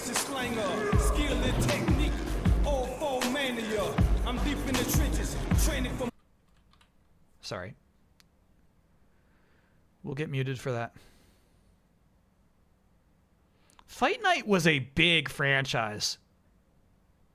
I guess on the Xbox, it looked so real.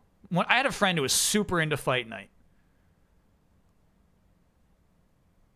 I think the primary cool gimmick about it was that you could motion of the sport. Use the analog sticks to punch. You can see graphically now just how we're able to emphasize the brutality of the punches. But what we really want is the person at home, playing the game, to kind of get that same it fell off during this tightening feeling that you would have if you were actually in the ring seeing that punch land. And I think that's the biggest goal for us on Fight Night PS3. It's all about hey, having the person playing the game really feel those same kind of emotions and reactions that a boxer in the ring would feel. And then using those emotions to tell the story of our fight. So let me show you how we're going to do that. Maybe my microphone isn't. So the first thing in building an emotionally believable character is making the character look visually real. And that's really hard in our game because pretty much everybody who plays our game knows what a human being looks like. And so if there's anything off in the character, the human eye is going to know. But you can see how far we've come just in being able to kind of deliver a realistic human form in game. But it's not enough just to make a nice picture. This is EA Chicago's last game. They shut down in November 2007. And we do that with all the different facial animations we have on our character, animating both the geometry on the box. You know what? They switched to UFC after this. UFC was seen as a more popular sport than boxing. They just dropped it because boxing wasn't popular. Face and the textures of their skin to produce the most realistic looking facial expressions that we've seen in video games. But again, it's not really about, hey, having just the best looking boxer. At least that's where it starts. But what we're trying to do is, again, bring the heart and soul of the boxer to the forefront over the course of the fight. And that's really hard in a boxing game because there's such a wide range of emotions that a boxer experiences. So, it goes anywhere from the real intense kind of fury and anger that a boxer puts behind their most powerful punches, to that kind of hey, when a boxer gets hit, that this really is pretty impressive, dazed man. And confused and hurt look that you see on the boxer's face. But once we're able to really get those emotions across to the user, they now become the new in-game indicators, to tell the player the status of what's going on in the fight. And I think, again, really, that's our big goal for Fight Night PS3, is we're getting, hey, the people in the ring, you're playing at home, you're able to see, hey, all the different kind of things going on in the other boxer's mind, and use that to your advantage to figure out what tactics and strategies that you're going to use to be successful. And with the PS3, we're now able to take the person out of the living room and put them right in the ring. Dude, look at the way the that's why ropes I love move. Developing games for PlayStation 3. Obviously pre-animated, right? Obviously, very little of that rope animation I don't think was actually physics-based. But that was nice. That was a nice demo. Sorry, are my lips still out of sync? If they are, I gotta reset the microphone. Check, check, pop, pop. Larry? Thanks, Kudo. He won't leave.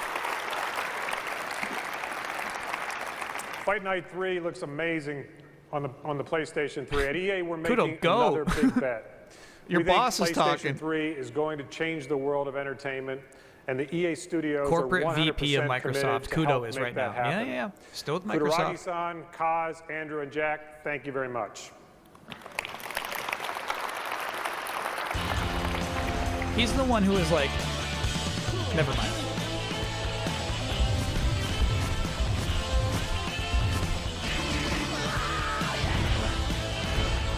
Sorry, child.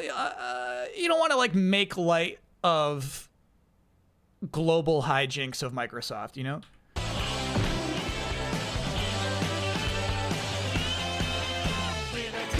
It's not material for jokes.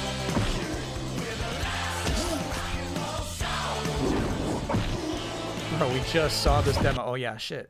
DMCA. Renderware. Yeah, dude. Thank you, Larry and Kudo, and all the folks at Electronics Arts for being here today. As always, your products He did say continue to push Electronics conventional Arts. boundaries. Thank you very much. Now, we're pleased to have with us a company known across the globe as the greatest storyteller in the role-playing game category. Their leading franchise, Final Fantasy, has sold more than 60 million copies worldwide. To get a sense of how Square Enix views next-generation development, it is my pleasure to welcome the company's president, Mr. Yoichi Wada. Here we go.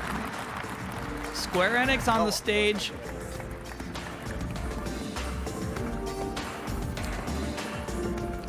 Next generation Final Fantasy, dude, imagine. Thank you very much for the introduction, Mr. Hirai.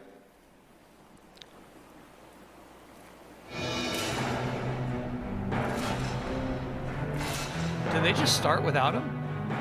Oh my god. This is so hyped. I think this is Final Fantasy 12, though?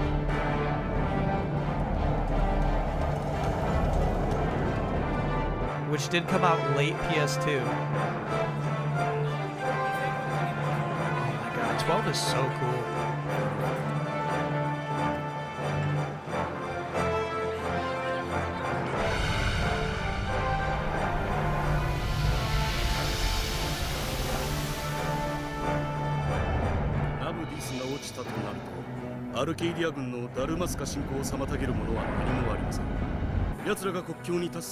Stinks. They put out, they put out the remaster.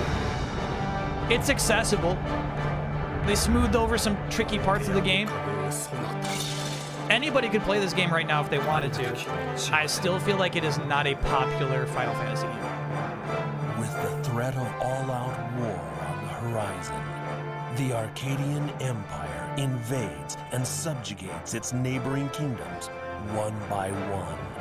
Worst summons in the entire series. True enough, it's hard to get a grasp on the summons. The stage on which this tale is set is one such kingdom.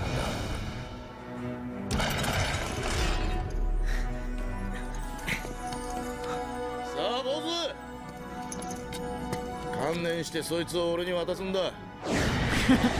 I should play this in Japanese.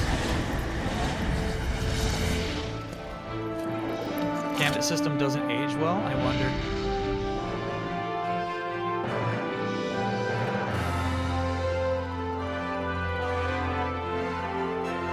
Yeah, funny about this, I never played this game until I got my PS3 back.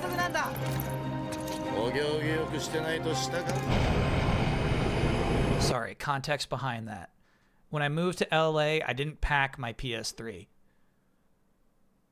I told my parents, ship it to me when I get a job. When I have a nice cushy job, when I have like a legit job, then send the PS3 with my car. When I can pay to ship my car across the country, then put my PS3 in it. I don't want my PS3 until I'm employed. The Activision QA job was what I locked down. That's what allowed my PS3 to get shipped across the country in my car, sitting in the back seat. So then I finally played Final Fantasy 12.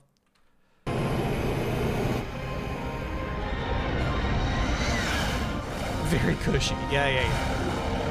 Little did I know I would get fired every time the game was finished.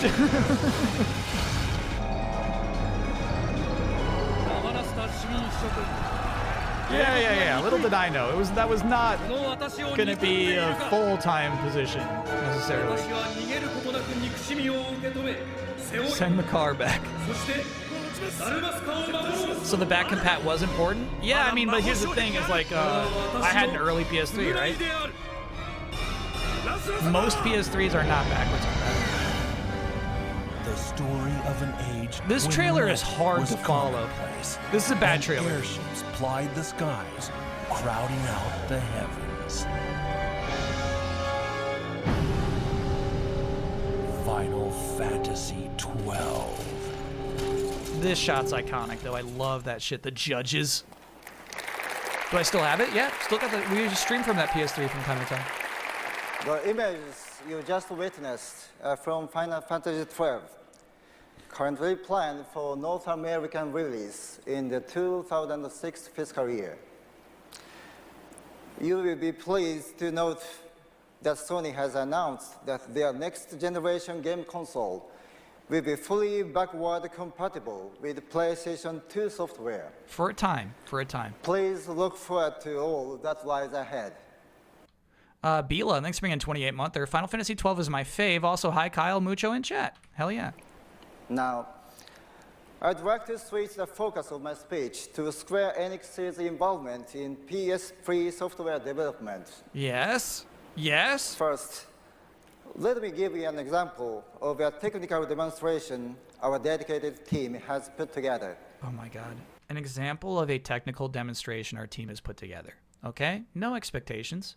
It's not like I'm selling you a game here.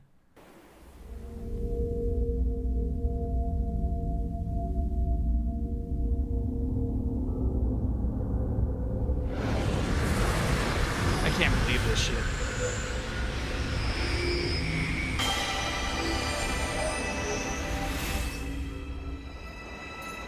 This is so fucked.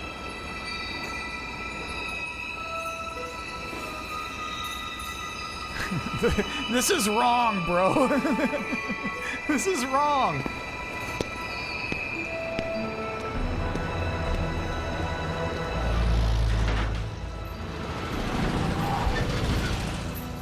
I will say PS3. Oh my god, look at all this shit.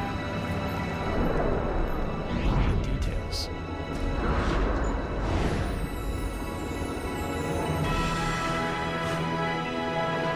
This is so fucked. Final Fantasy VII technical demo for PS3. Okay.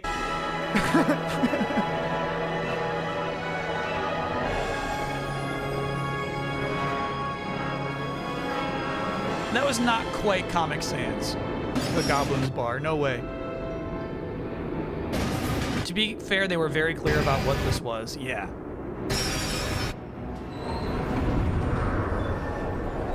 But also, this is such bullshit. But also, chat, it's why Remake is so fucking meaningful, because it is this.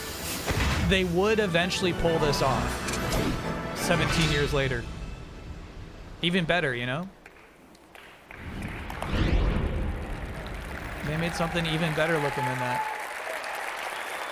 The images you just saw are from Final Fantasy VII.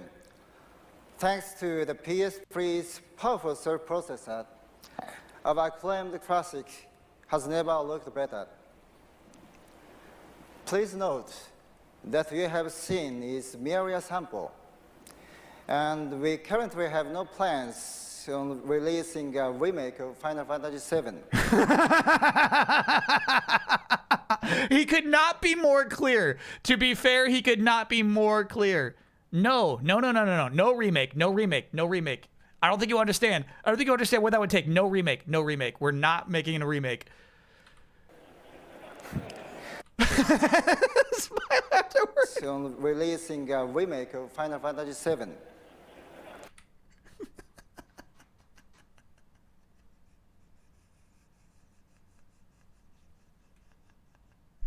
But then why smile? That isn't, bro, that is an emote.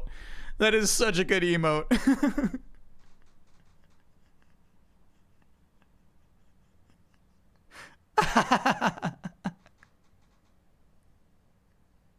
That's good shit. Needs to be animated? I don't know if you can animate. Hold on. Plans on releasing a remake of Final Fantasy VII. Yeah, you could. I think it'd get annoying. I think the loop would be annoying. I think it's actually better as a still. However, Square Enix is committed to fully backing Sony's new console. Plans to bring the Final Fantasy series to the PS3 are just beyond the horizon. Bro. Okay.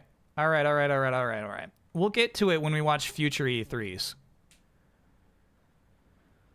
Final Fantasy since 7 has been a PlayStation exclusive franchise. And here they are committing to the PlayStation 3. Final Fantasy is going to continue on the PlayStation 3. Sorry, Xbox. Thank you very much.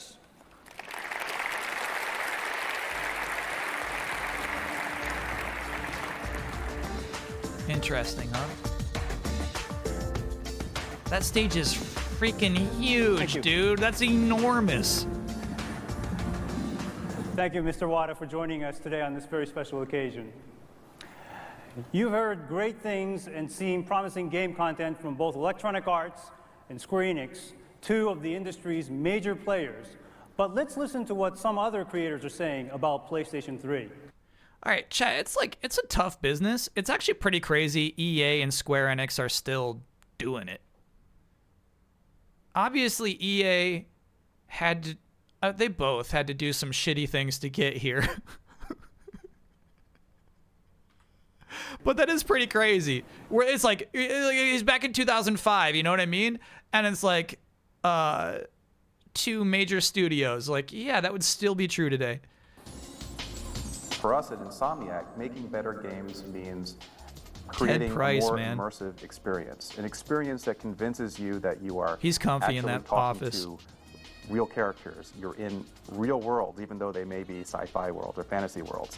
What we're looking forward to on the PlayStation 3 is being able to take advantage of the cell's raw horsepower to create more sophisticated physics, to yeah, he's gonna get rid of that TV and he's gonna regret it. Hundreds of characters. It's a really screen, nice CRT. Each of which is controlled by its own AI system. I think the cell signals the convergence of mainstream entertainment and games that everyone has been talking about for the last 10 years. Shit, I mean, would you say the 360/PS3 generation is when it got mainstream? I guess you got to tie in the Wii with that, and in that case, I guess it's kind of true. It's like GTA hitting mass market. PS2 kind of was already. Yeah. Call of Duty really popped in this generation. Yeah, but you're kind of right. Like, PS2, like, is crazy.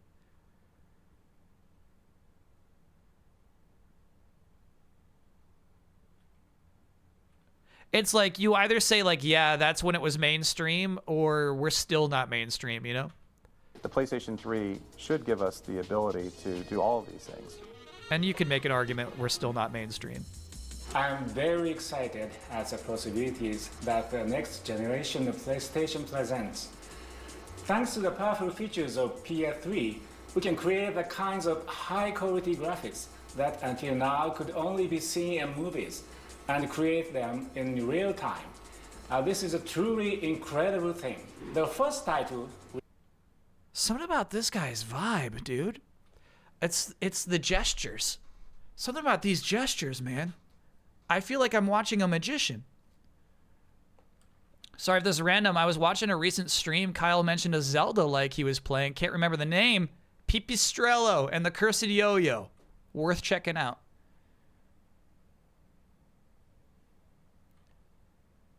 Will be a simultaneous game. The ashtray, the hair, the jacket, the white jacket buttoned all the way up. The eyebrows. This guy's a mesmerizer. And the movie released previously called Oni, which is now officially titled Neo. It's a story that famous... Hold on. Oni's... What is he actually talking about? I don't think it's released as Oni, but he's talking about a movie and a game?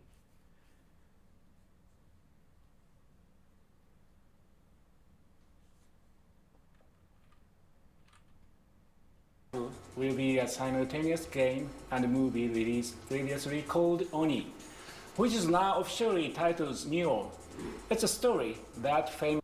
Oh shit, Neo. Yeah. That's so crazy. He's talking about Neo right now? Japanese director Akira Kurosawa wanted to film. The other two... Bro, what? I'm so confused. I don't think it's the Neo that gets released 2 decades later. I don't feel like that was a movie Kurosawa wanted to film. Neo's a PS4 game, yeah. Chat's confirming it is the same Neo that was in development that long. Whoa. I heard the Neo 3 demo is really good, actually. I'm kind of looking forward to that game now. Titles will be large titles, and we present all new kinds of entertainment. Wow. We will reveal more about these titles soon. We at Koei feel that the next generation of PlayStation will revolutionize video gaming, and we are planning to create games that will surprise and entertain gamers everywhere. That sucked. Factor 5, if you thought that sucked, bro.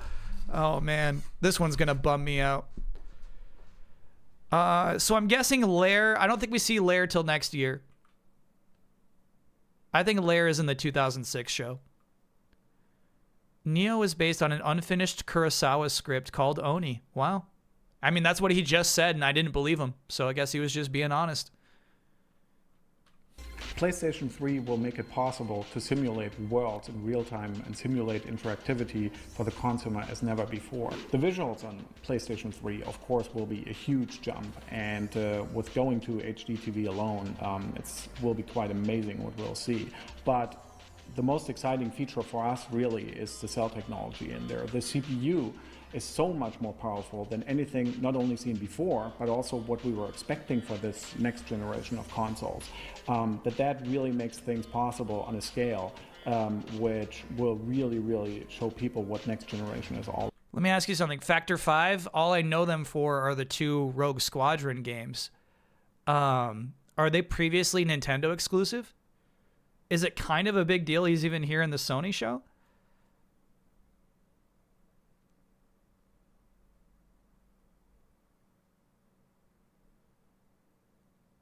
I knew them from the Amiga days. Okay, so they had a long legacy up before this point. About 3 Rogue Squadron games at that point. Okay. 絵とサウンドは当然綺麗になってハリウッドの、CG レベルのものがリアルタイムで動くというのはまずそのまま Subtitles fucking stop, dude. Fucking stop. I gotta turn them off. I gotta turn them off, bro. They're so distracting. 絵とサウンドは当然綺麗になってハリウッドの、CG レベルのものがリアルタイムで動くというのはまずそのまま必ずなると思いますね。そこからが僕らのやっぱり、喜びとか腕の見せ所なんですけども、プレイステーション3に向けてですね、今どこ考えているのは、見えない世界を、見えないところに力を注ぐという、そういうことをまず考えているんですよ。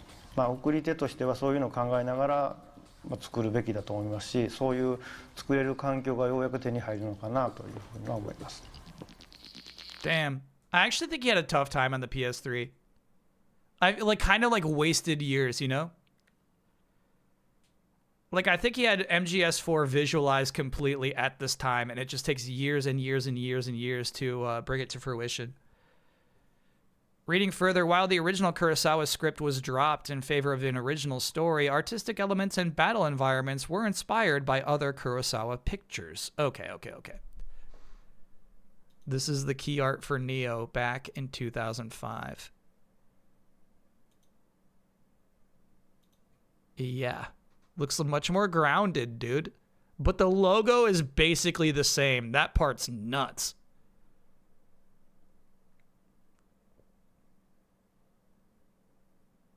That's really nuts.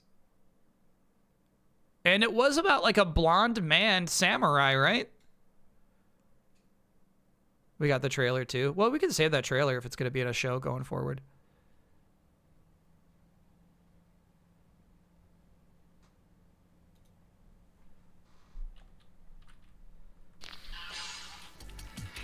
I think what we're most looking forward to creating in a PlayStation 3 game. Sam Hauser? He never does this shit. Is a truly realized, truly immersive living, breathing world. This is what we live for. You know, every 5 or 6 years, this amazing company like Sony comes along and gives you this wonderful new piece of equipment that allows you to start unlocking your visions and unlocking the dreams that you've been having for however long. I'm gonna say the accent I gave Sam Hauser was not inaccurate. With Cell and with PlayStation 3, we feel very excited and very confident that we're going to be able to absolutely push the limits of what can be created and the experiences that we can These immerse camera moves our are so audience in. crazy. We really know that we're going to be It's able not to go to the handheld, next it's like this level in weird like terms of swivel cam that moves realistic around as he's simulations talking. and realistic immersion combined with incredible narrative, incredible storytelling, and those two components combined are what are going to create the experiences of the future. He seemed authentic there. He actually seemed legitimately excited. And just to add to Mr. Kojima's comments, yes, Metal Gear Solid 4 will be coming to PlayStation 3.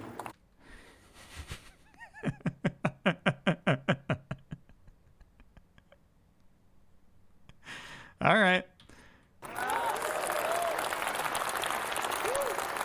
When we were in the planning stages for this event, we asked many of our development partners, including several teams within our own internal studios, to submit content to be shown today. We expected to see a few bright lights and a couple of diamonds in the rough, as it is early in the development process. Some of the best, most renowned gaming franchises, like... He said, we asked our internal studios to just give us some demos. We expected them to be mostly shit, but with some diamonds in the rough. Like Gran Turismo, Metal Gear Solid, Giant Enemy Crab is next year, I think. Were all born on PlayStation. Yeah, we watched Giant Enemy Crab. So I think Lair, Giant Enemy Crab, Ridge Racer, I think that's all 2006. And it's hard to imagine how these will evolve with the power of PlayStation 3. $590 US, I think, is 2006. Prepared a glimpse into this future to share with you today. So let's take a look at what fans have to look forward to.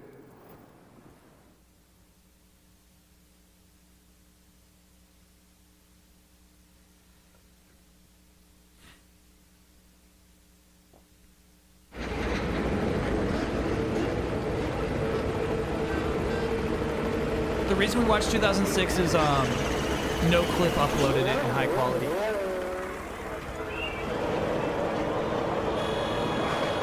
Real Little Thick, thanks for being a 23-monther. Enjoy some V-Bucks from the sub. Bro, I haven't done a single drop this whole season. Sorry, Fortnite. I don't want your Superman skin. Look at that crowd.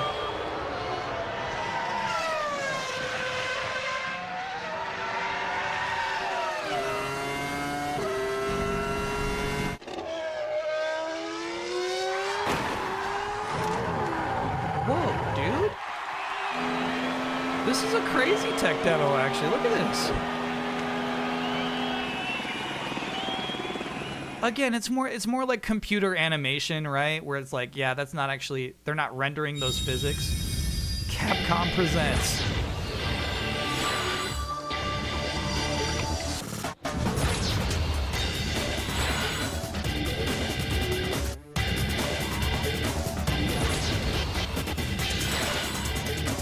I thought DMC4 is an Xbox 360 game. I didn't even think it launched on PS3.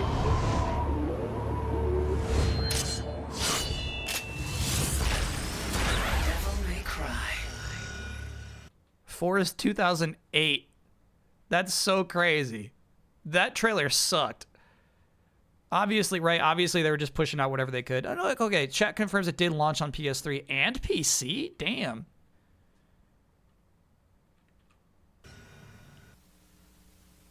DMC4 is a cool game.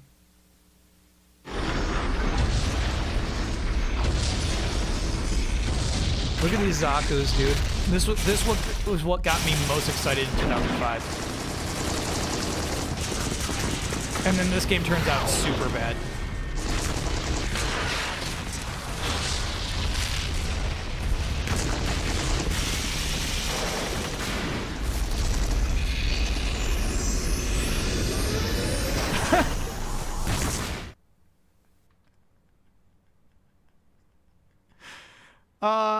realistic Gundam shit, like, you know what I mean? But the idea of the original Gundam, the RX-78 or whatever, just being a really slow moving bazooka guy is so silly. That mobile suit dances, bro. Arterius, thanks for being a 19-monther. Hey, Kyle, what would your pitch be for a Digimon Pokemon game? Oh, my pitch would be toss this in the trash. No. Those franchises should never cross over. Please don't.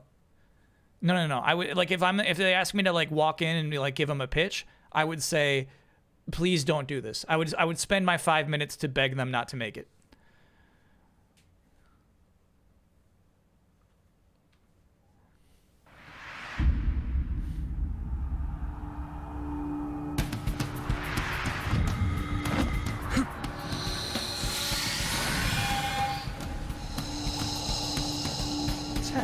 Dude.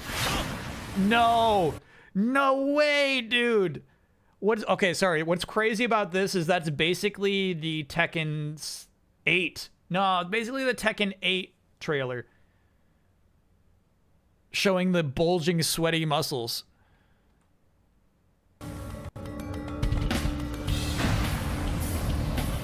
That's so funny, bro. A new reality awaits. Okay, bro. Oh, they don't even want to put a number on it. These are so funny. It's basically they're like commitments. You know what I mean?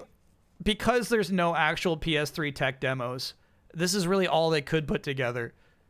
So like, okay, let's use the DMC3 character model and just have him flipping around for a second, you know? Tickets of approval, yeah. Tekken 8 doesn't even look that good. I know, that was crazy. Is this early Red Dead? This is kind of nuts.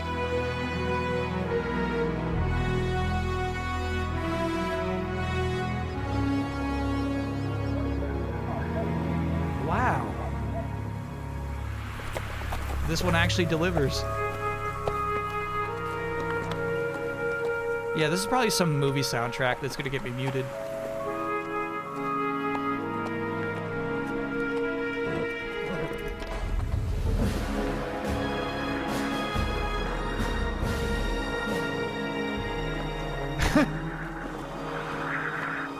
I don't know who that guy is.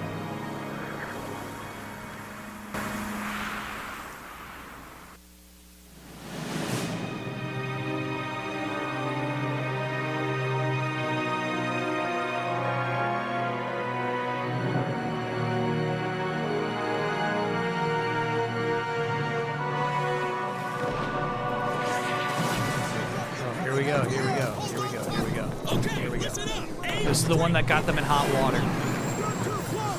This was the big one.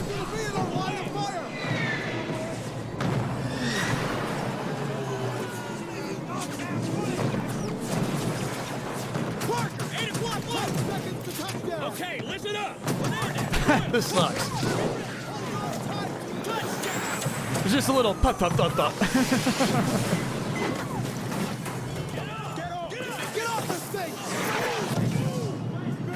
Yeah, this is a kill zone. This is a notorious kill zone trailer. To our eyes now, very clearly pre-rendered.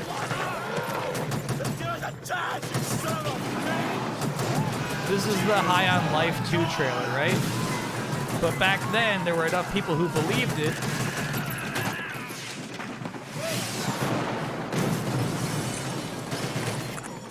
Oh my god, it just sucks too. It doesn't look that fun.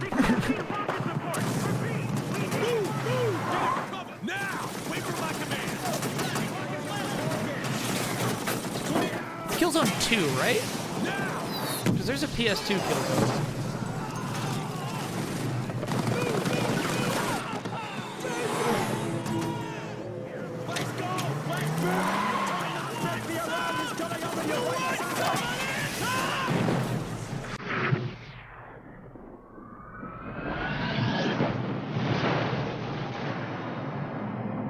So silly. Ooh, look at Gorilla's logo there. That's nice. Holds up.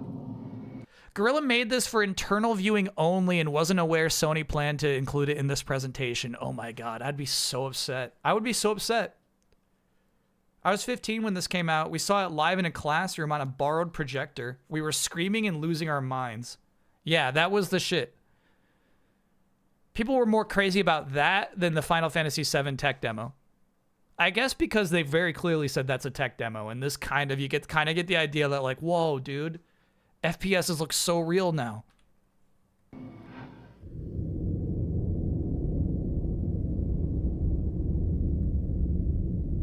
Sounds like BS to cover themselves. Well, I mean, Kaz introduced it in a weird way, right? He's like, we asked our internal partners to whip up some videos to express what they could produce with the PlayStation 3. I could see that email being confusing. I could see there being some miscommunication there. Oh, bro, this got muted. Not even from me. I think it got muted on this YouTube channel. Can I get oh yeah? Just got back from giving a talk about my honors thesis that was very well received. Hell yeah. Oh yeah. I wonder what song was playing. Blower's Daughter?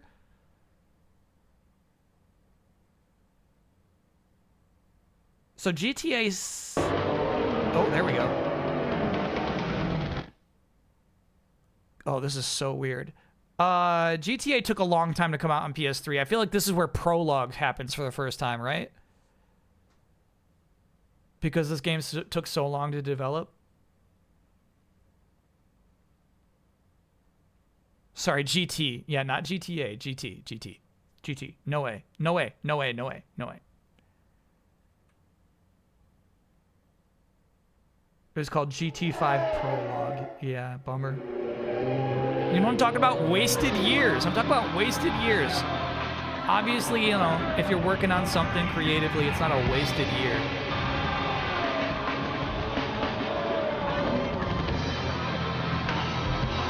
All right, I'll mute it just in case this is some toxic DMCA stuff. Big Dinger Bobby, thanks for being a 17-monther.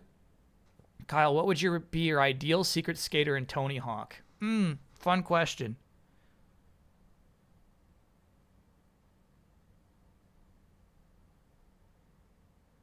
MCU thing.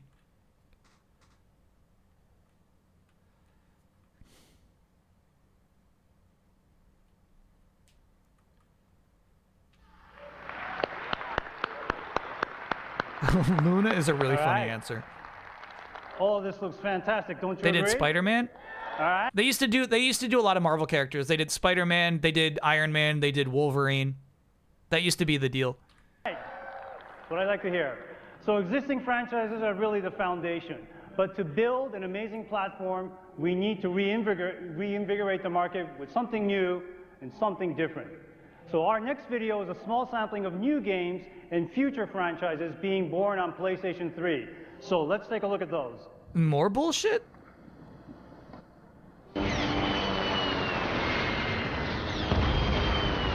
Darth Maul. Yeah, they had Darth Maul in one too. That was cool. Oh, bro. Oh, shit. Believable frame rate.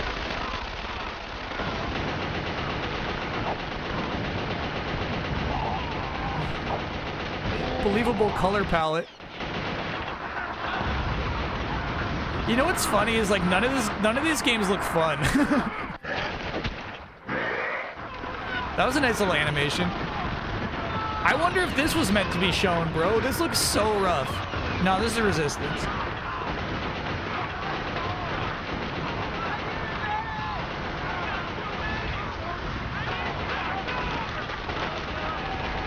You're just shooting into a cloud of smoke. Oh my god, that was rough. It looked internal, exactly. It really did. That was not ready for prime time. Kobu. Song during Gran Turismo was Rise and Fall by Boom Boom Satellites. Can't say I know it.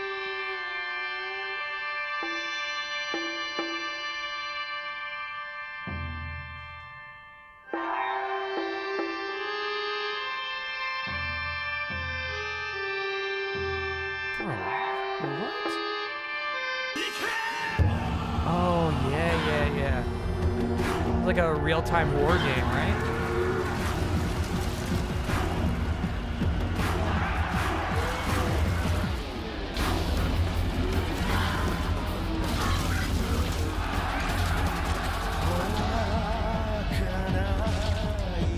Just in case. No. Just in case this will get me muted. Chat, tell me charging flaming oxen were used in actual warfare.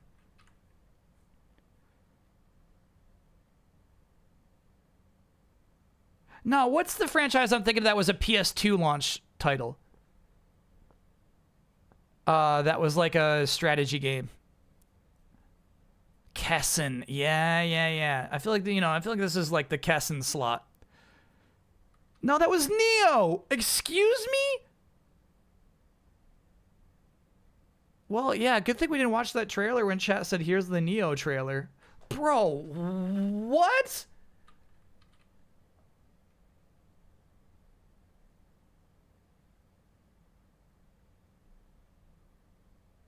I don't see it. Though clearly from the image I said looks like nothing supernatural, but nah, the supernatural stuff was always there. Yeah, there's that image. That's nuts.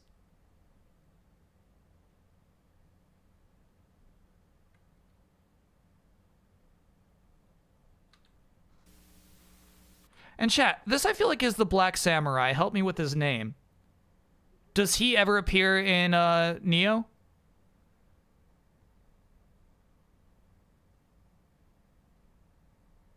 Yasuke. And he does actually appear in the Neo that released a few years ago. Well, many now. Cool. He's a boss fight. Hell yeah. Cool.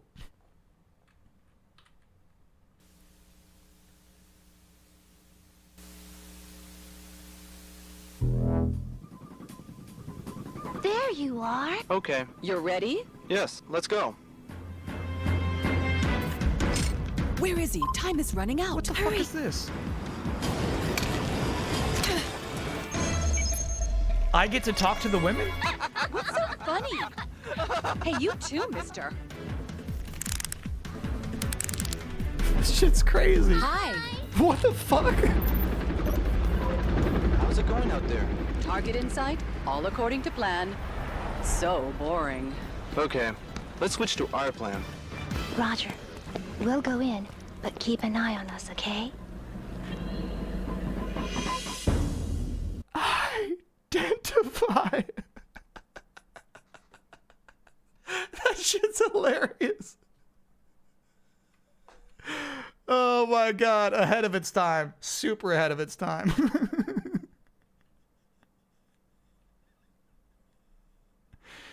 Okay, hold on. Historical context for flaming oxen.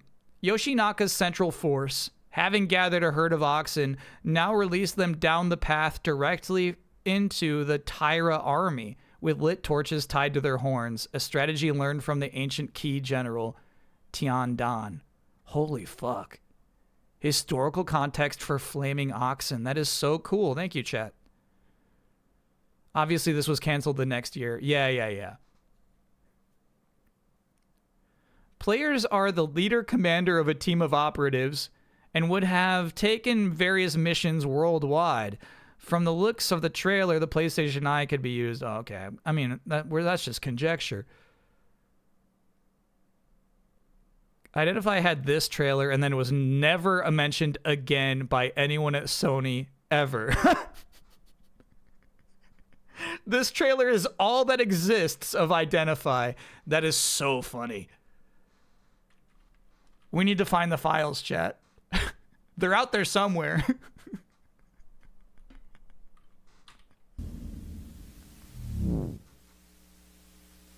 They're out there somewhere. Sonic Team, 60 FPS there. What the fuck is this?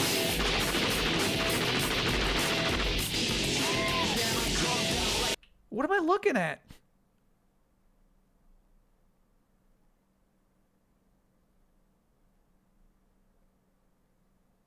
Is this just a fake game? Fifth Phantom Saga.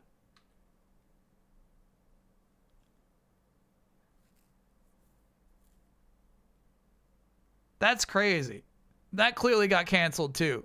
I don't even like, there's like no game that became, right? That game was just dropped. I gotta watch it again. It looks so boring.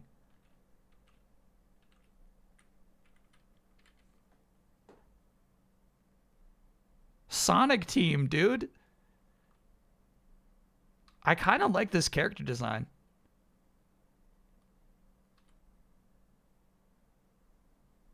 But then, yeah, it's like a stand. It does seem like you're giving commands to your stand.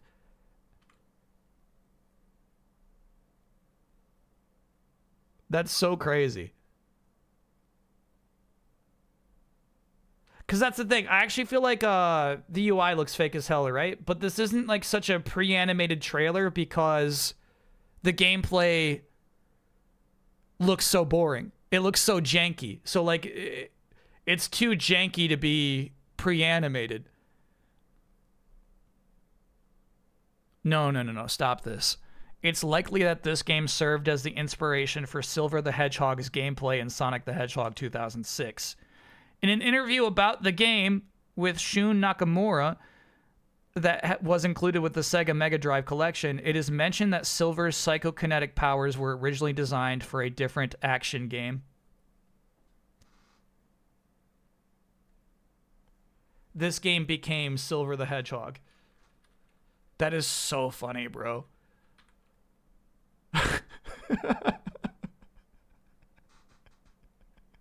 That's so funny, bro.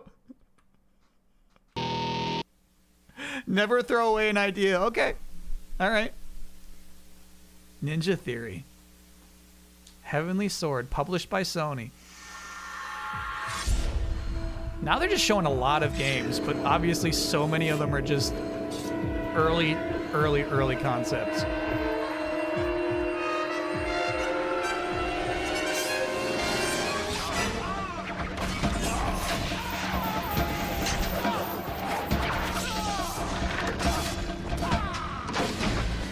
Yeah, this was like PS3 God of War is like how people would talk about this game.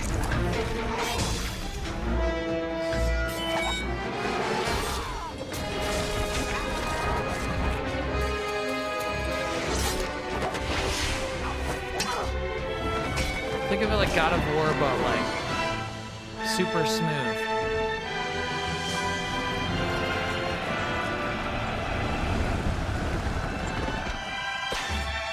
Look at all that bloom, bro. That's so crazy.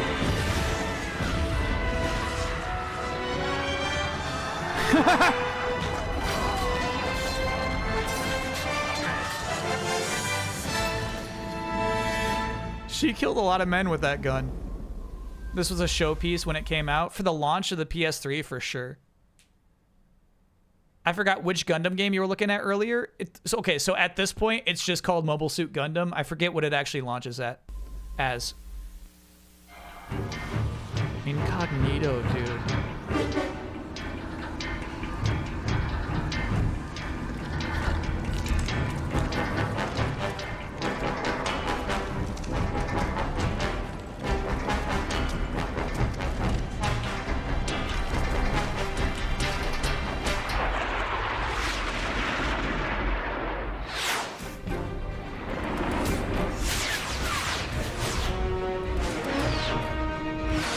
These trailers are nice, but they're just so fake. They're lofty. They're lofty dreams. They're selling you on unattainable concepts, Warhawk. That was nuts.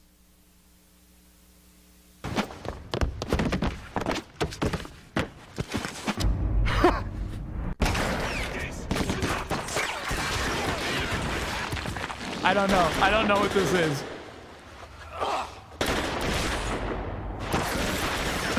I don't know what this is. Hey, that's cool. Shoot the glass. The fakest one yet. This is so crazy.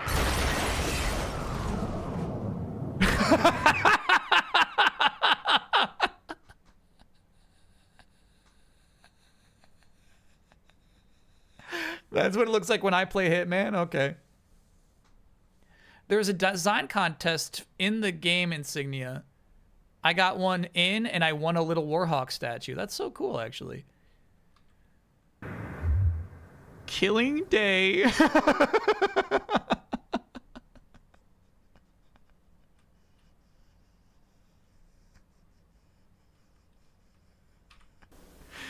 Didn't work out for Killing Day.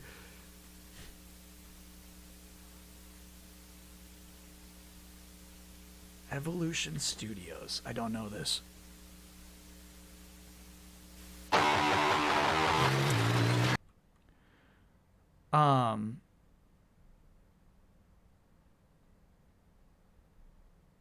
Motorstorm. Yeah? Like fake Motorstorm.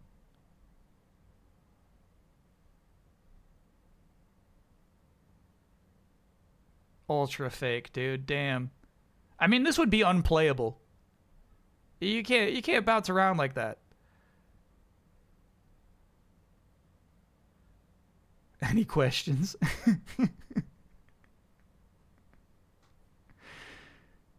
Yeah, this is some nice CG. This is like a CG opening for a video game, bro. It is nuts they're passing any of this off as real time. You bought a PS3 for this game. Wow.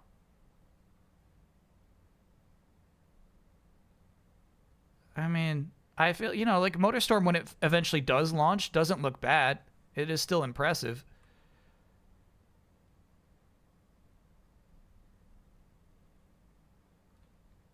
But yeah, it's funny to see like what Motorstorm became eventually when we played Apocalypse. Fucking freeze frame. Logo stayed the same.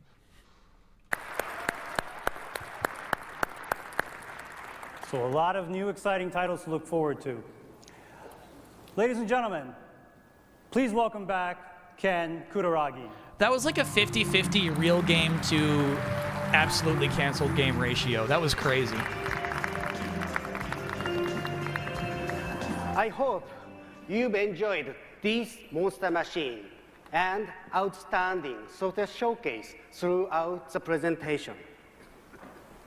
And now, I have the final and the biggest announcement. Here we go. Everyone. It was teased. This is PlayStation 3. The surprise. Ooh, the white is so nice.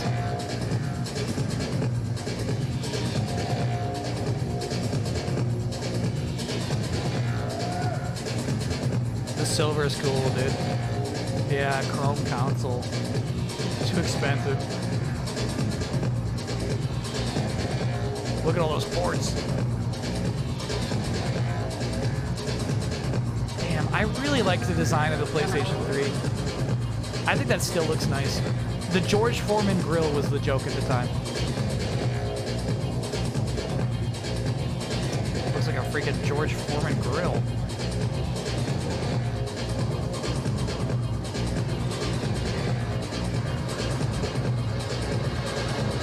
Okay, so black's the only one that launches. White never happens. Gunmetal Gray happens at one point. There's a Metal Gear Solid 4 bundle that's Gunmetal Gray. I didn't get that one. I got the black one. The white one is so nice, though. Spring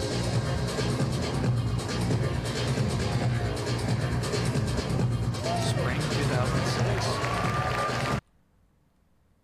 No? I don't think it comes out till like fall 2006, right?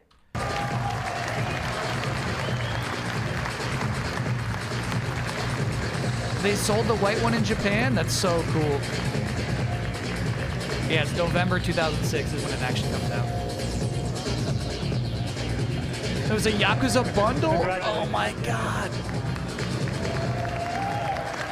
That's so cool. He's strong, bro. That thing's heavy.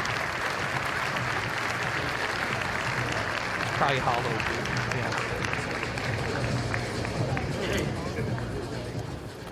Well, all of us at Sony Computer Entertainment would like to thank you very much for joining us today on the eve of E3 2005.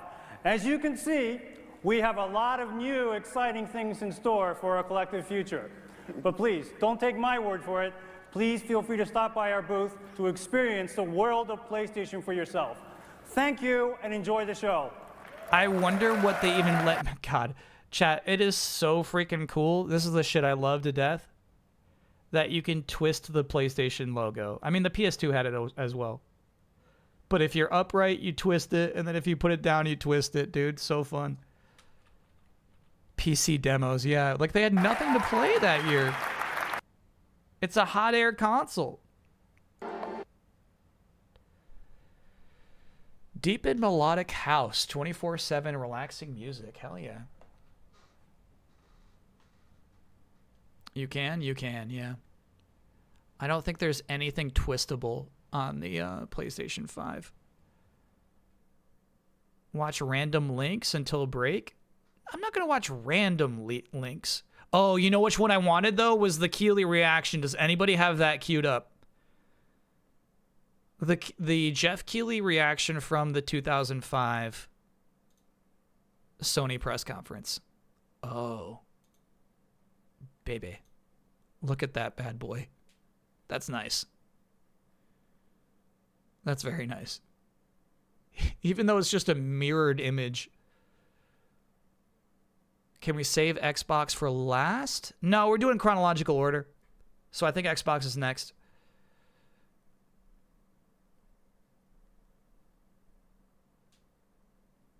I suspect after the complaints of these demos, they decided to only show real-time demos next E3.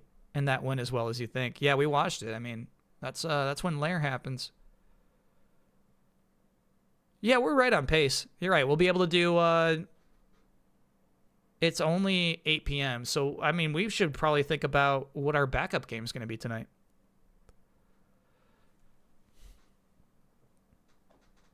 Probably. I mean, we'll see. We'll see. We'll see how much I start pausing. Okay, that 2-hour press conference did take me 4 hours. So really, the pace that we're on... A Night Rain run? That might be fun.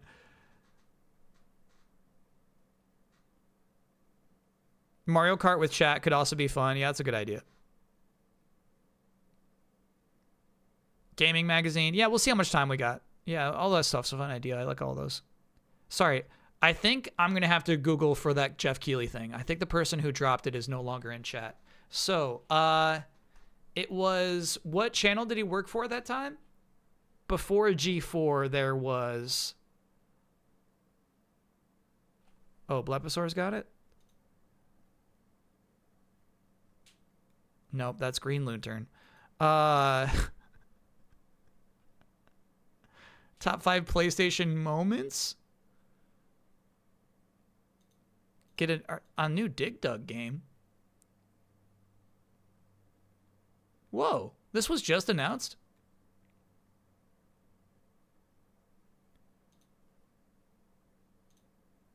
Tech TV. Yeah. I think Tech TV is what we're looking for.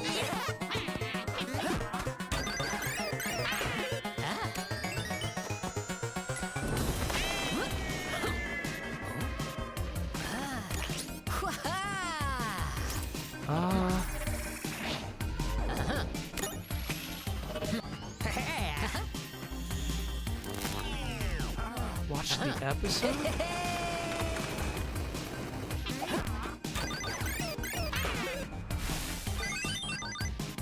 Play the episode. Available on Gamesodes? I don't know, chat. I don't know about this. Daily rewards? Limited edition digital stickers up for grabs every day.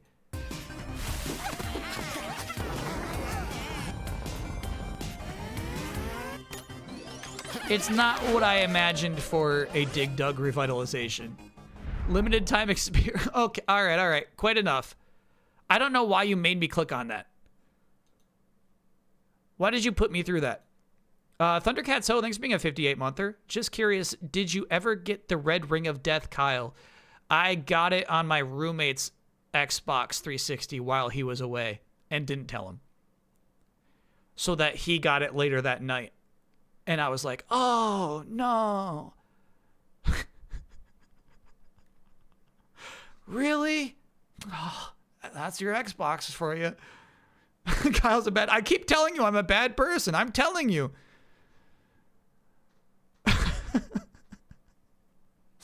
It was a matter of time anyway. It was. It was a matter of time anyway.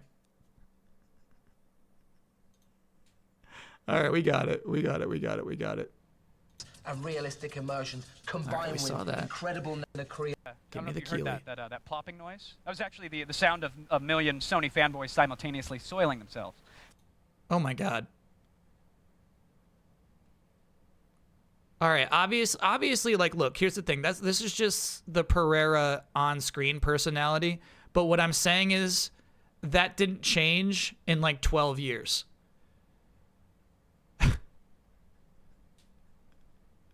That's like one of his 5 jokes, and he keeps doing that for 12 years.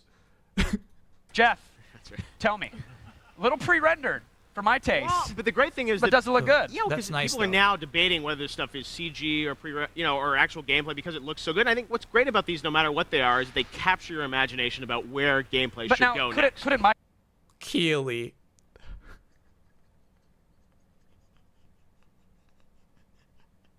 He says, beyond the debate about whether it's real or not, it captures the imagination.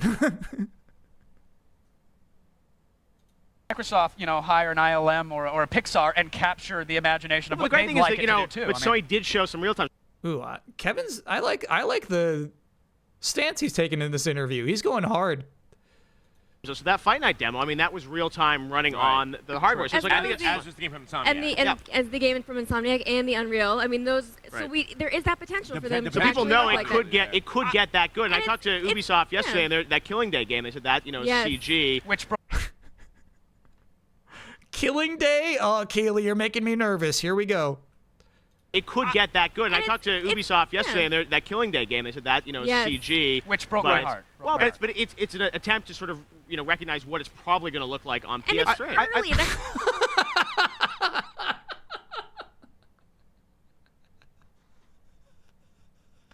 This is crazy. The stance Keeley has to take. I feel, maybe, here's the thing. When you're on a panel, you got to kind of play a role. Keeley is running defense here. Okay, come on, bro. Come on now. Keeley is running defense right now.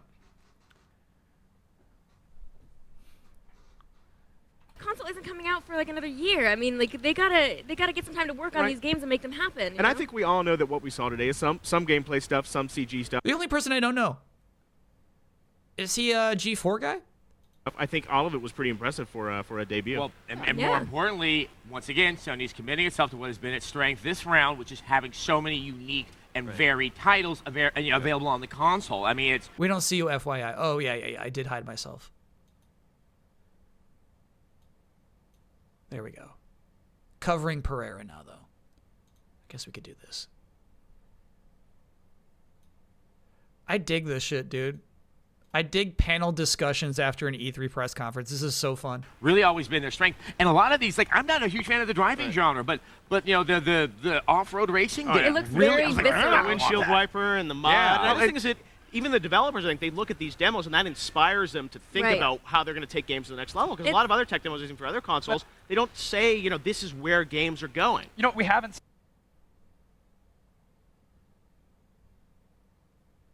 So the MotorStorm demo says this is where games are going. It being so bullshit is actually a good thing because it's inspiring developers not to accomplish what they can today, but to strive for what they could accomplish tomorrow. We haven't seen, at least I haven't seen a 360 demo yet where it's just one character like a Doc Ock, Right. highly polygonal, super modeled out. I haven't seen Microsoft showing off any demos like that, and I wonder, is that because they're not capable of getting that high def, or is it just because? Well, on Xbox that's One, how they Sony did, has the demonstrated? butterfly demo, all these other things. I haven't seen the tech demos. We'll talk about that later, but I think Sony was great because all the demos they showed, I think developers went home that night and started thinking, what can I do for PS3? Exactly. I think it helps you realize instead of trying to wrap your head around an entire game concept you see in 10, 20 seconds, you get what's going on, and you Problem understand how it can be is fun. that once the games come out, on the first round, will they be so far below what we saw today that people can feel like they were And that's bamboozled? why I have a little bit of confidence in Sony that they're not going to do that. They're not going to make the quality of their games so much lower But than they their did with the original. PlayStation 2, They're though. not You gonna got, make it- don't forget that. They did with the PlayStation 2. think they Everything was kinda- really jaggy. The Dreamcast had better looking games. When the Play All right, Kevin. Everything was really jaggy on the PS2. The Dreamcast had better looking games.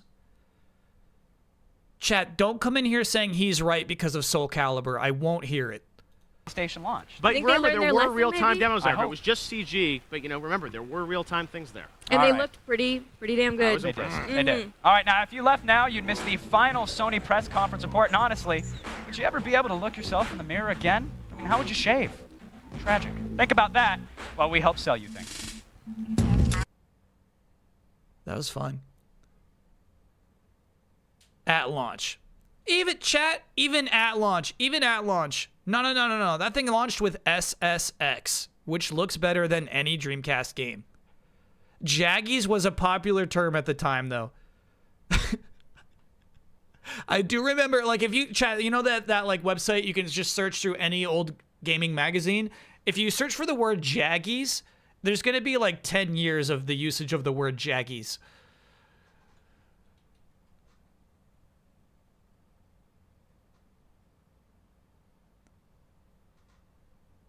However, Kevin Pereira is right to doubt what Sony can put together in the year plus it's going to take for their launch. PlayStation 3 launch, kinda stinky. This guy's right. He saw the BS. He was attacking Keeley. There are not many more years where Keeley's got to be on his back foot like that,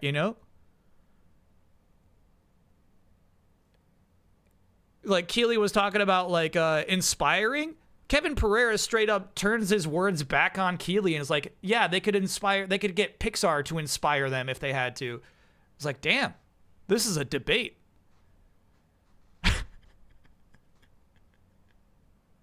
That was crazy.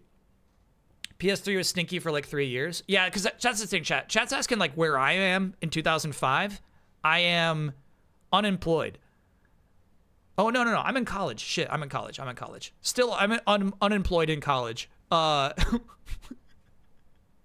I didn't get a PS3 until like 2008. I didn't get a PS3 in those first years. So like, yeah, to me, I looked at a PS3 like, dude, that thing is so expensive and unnecessary. There's no game I want on that thing. I am happy with my Wii. It took a while, for sure.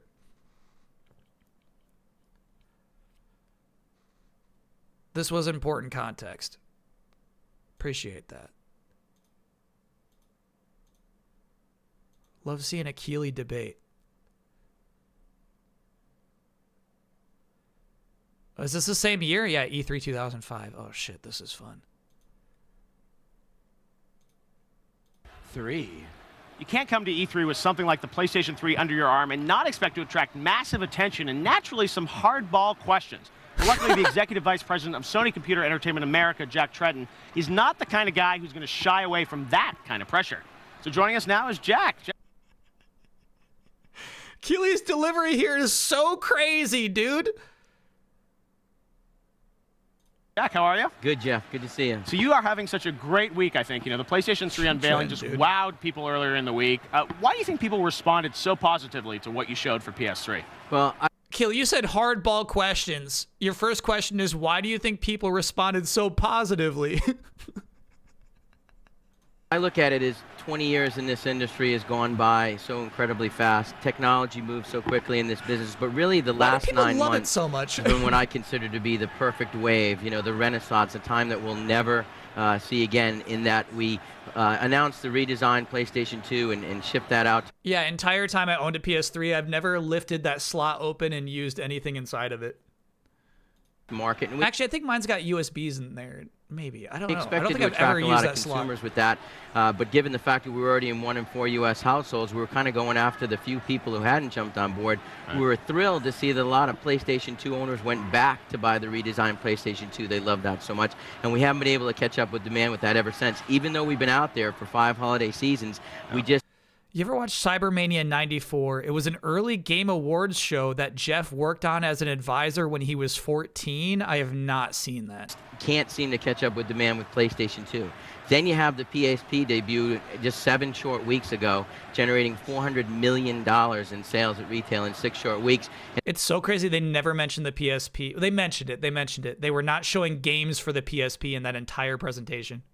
It was all PS3, except for Final Fantasy 12. And then we follow that up with the PS3 press announcement. So the pretty exciting Why do you think period. people were so blown away by what they saw? I mean, was it just, do you...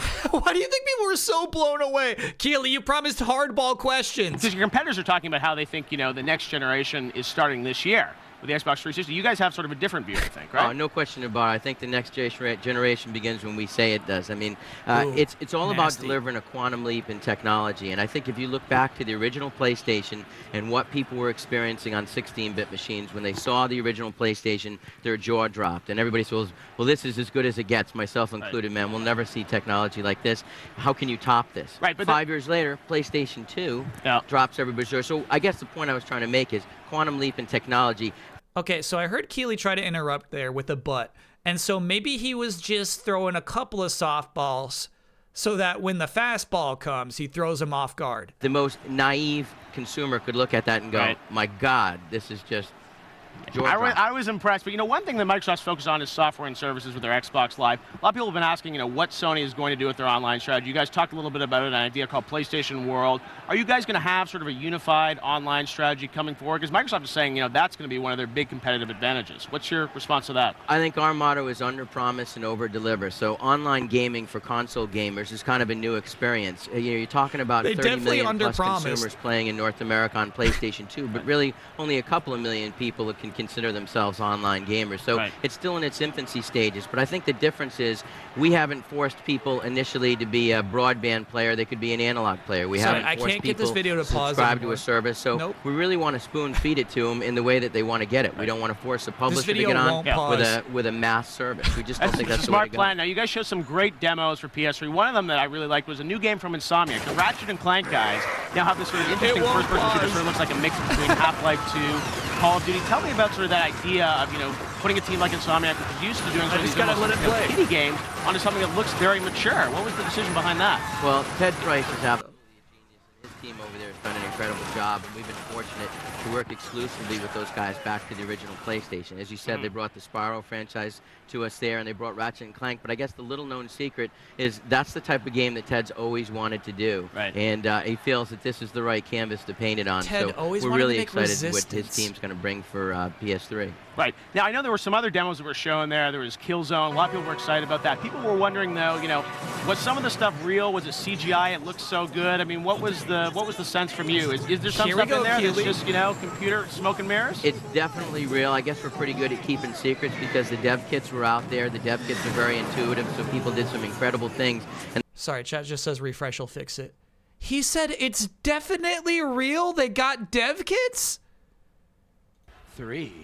You can't come to E3 with something like the PlayStation 3 game onto something that looks very incredible. They brought the Spyro franchise to us there, and they brought Ratchet & Clank, but I guess the little-known secret is that's the type of game that Ted's always excited. Killzone, so good. We're excited about that. People were wondering, though, was some of the stuff real? Was it CGI? It looked so good. I mean, what was the sense from you? Is there some stuff in there that's just, computer smoke and mirrors? It's definitely real. I guess we're pretty good at keeping secrets because the dev kits were out there. The dev kits are very intuitive, so people did some incredible things. And the dev kits are very intuitive. Skeetle Juice, thanks for being a 3-monther. And that's one thing Ted wanted to make sure everybody understood. That is real gameplay everybody's seeing out there. And I think the other advantage so it is gameplay. All that stuff is all gameplay? And ooh, you know what? Keely's doing good. I was mocking his interview style. He lured Jack Tretton into this shit. There you go, Keely. He fucking locked him into that shit. He doubled down. He said, so it is real gameplay. Nah, that was good. This is good shit. This is good shit. He's doing good. I mean, beyond great gameplay, I think we have the opportunity to tap into worldwide development resources. Because when you mention something like Killzone, that's from our sister company over in Europe. It looked pretty amazing, though. I was impressed. Now, you guys are doing PS3 stuff, but you're also keeping development on PS2 for first party. I wanted to ask you about that strategy, because Microsoft has abandoned their first-party Xbox development. Microsoft has abandoned the Xbox, but you're going with PS2 still. Are we going to see, I mean, a lot more PS2 games coming from first party, new franchises? No question about it. We proved with the original PlayStation, this is a 10-year product life cycle, and the two platforms can coexist. This feels bad. They're like PS2s for kids. Nicely together. We're going to sell a lot more PS2s after PS3 debuts, and the key is bringing good content. That's what drives hardware sales. And if you have compelling first-party content, you can know that you can differentiate your platform from your competition. So we really believe first-party development resource is the key to success. That's amazing. Well, I can't wait to hear more about PS3. Hopefully there'll be more news soon. Oh, absolutely. Excellent. All right, well, thanks, Jack. Now, here's Adam with what's coming up on the show, and maybe, just maybe, your local forecast. That shit is so funny, bro. God, that's funny. What's crazy, though, is I remember Keely Tretton interview after the PS4 where he fucking ripped, you know? The one where he drops the microphone. This guy's lying out of his mouth right here, but eventually his lies come true. And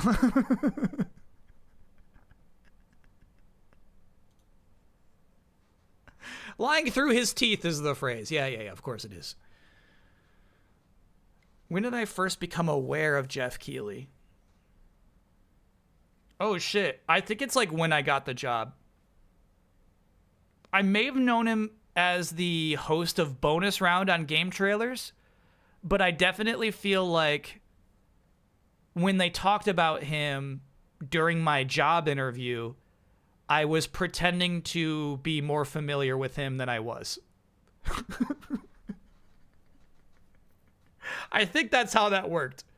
So, you know, they're like, and yeah, naturally Keely as the host, he actually does a lot of other things beyond that. And I'm like,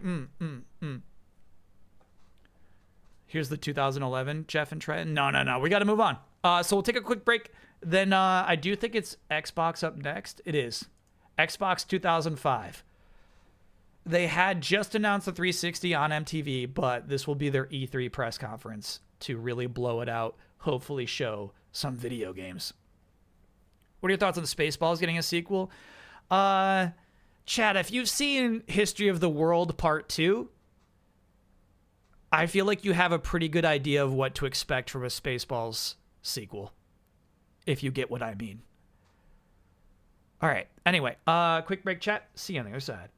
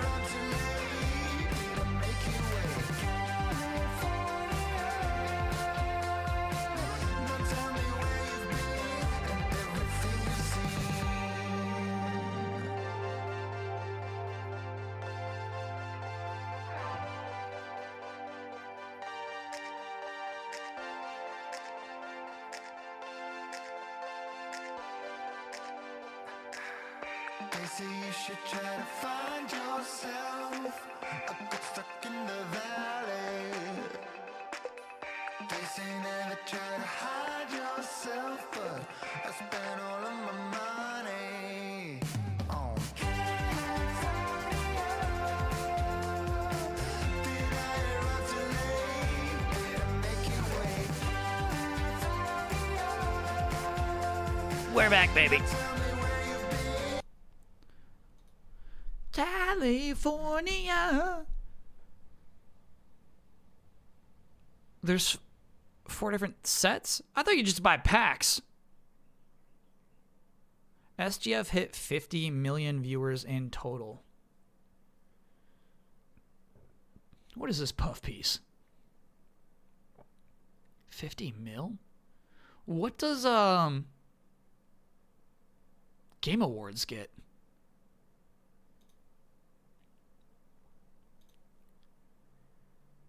$50 mil's pretty nuts, dude.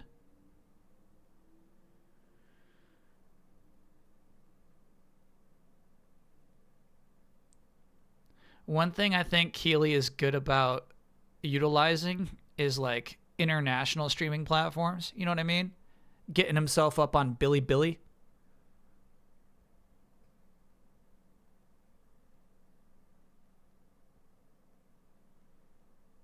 Does Kyle get paid $1 per view? Bro, nobody does. Can I get an oh no for finding out I have an infection and leaving midstream to pick up meds? Yeah, that's a no-no. We didn't talk about it, chat. Scott Pilgrim EX. I'm pretty stoked about that. I thought that game looked good.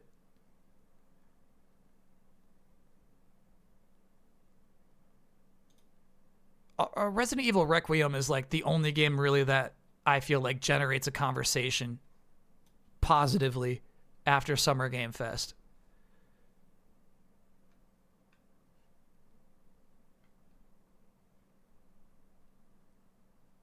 But yeah, there was some good stuff in there. You know what I was mad about? So Monday, we spent basically most of the stream. Whoa, Mucho. Hey, bro. Hey, bro. We spent most of the stream updating the docket, right? Adding new games that I want to stream this year. And nobody brought up Borderlands 4. I was so mad about that. His paunch. Yeah, cat paunches are for speed. Excuse me.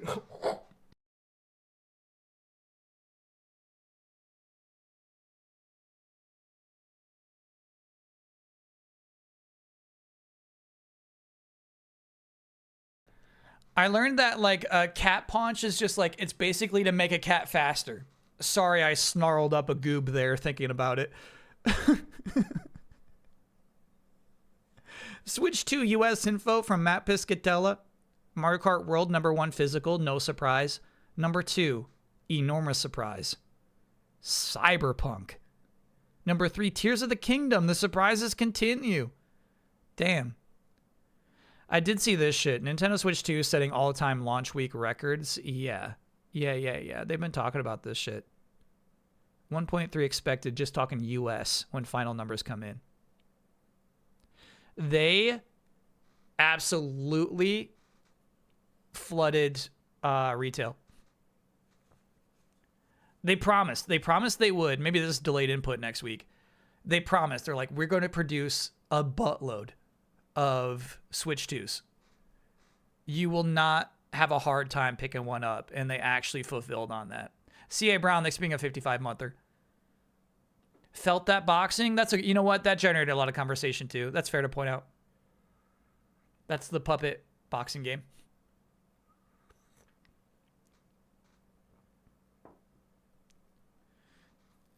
I get nauseous thinking about Borderlands. I'm going to put it on the docket. It's not right that you didn't get it on the docket, chat. That's messed up. We're streaming that.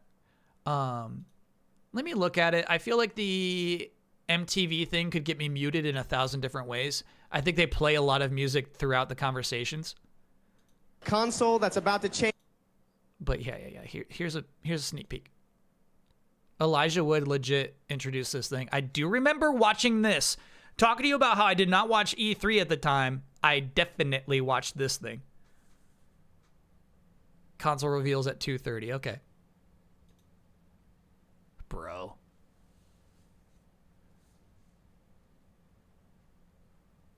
What did we do to deserve a Borderlands 4 stream? You're going to have a good time, chat. You're going to like it. 2001. Fast forward to today, where nearly half the globe is playing video games, and all over the world, people are plugging into gaming online. Now, yeah, you know what I'm talking about? They got 50 Cent playing this whole time. Do you ever wish TRL was still a thing? It just wouldn't work today. You would need a lot of cultural differences to bring back TRL, you know?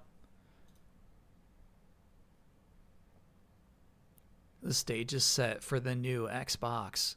God, they spent so much money on this. It kind of worked. Like, it really built awareness, you know?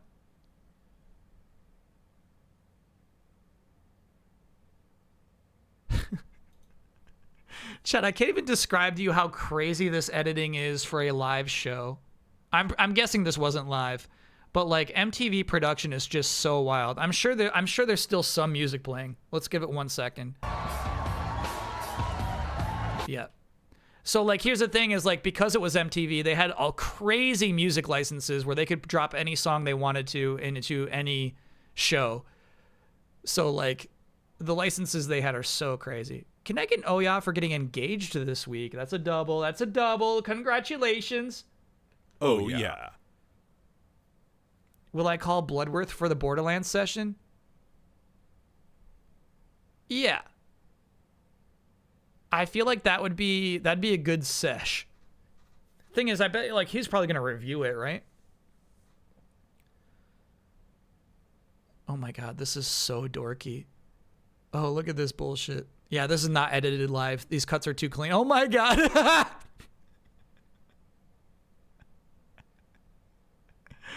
Holy shit. That's so nuts. Yeah, that was not live. Ooh, that looks nice. 360 for its time, so clean. Like, compare this shit to, like, the PS3 stuff we were just watching, man. Presentation's off the charts here. All right, well, let's see their E3 conference. Let's see when they don't spend the MTV money, what their stuff looks like. Waddled Unicorn, thanks for being a 28-monther. The big game they showed off for the MTV show was Perfect Dark. I do remember that. They made me want to play Perfect Dark. Remember when I said that you would love the Funko Pop stream? I do remember that. Like, here's the thing. I explicitly said, chat, you're going to love this. I did, bro. I did say that. I said, chat, you're wrong. Don't doubt me. You're going to love this. Okay, so this one has no preamble or anything. We're good there. So we'll just go right there again. We'll push it. Nope, the other way. There. Mucho cam, a little more centered. There we go.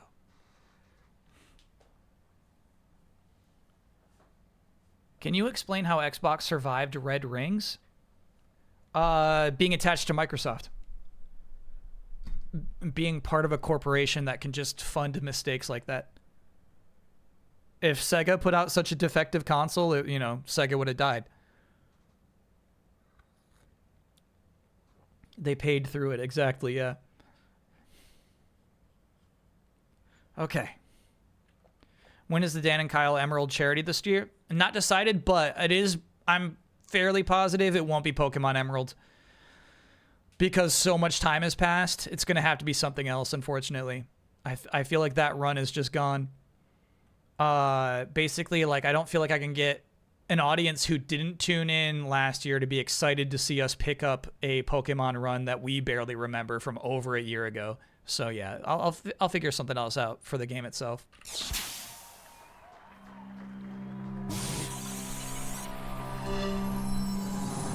Halo co-op would be so fun. It just wouldn't work. Yeah, it would like, well, hold on. It would be less exciting. You would just get less of an audience, no question. Hello, my name is Kim. I'm here to start you on a journey into the future of entertainment. We're still saying shit like that.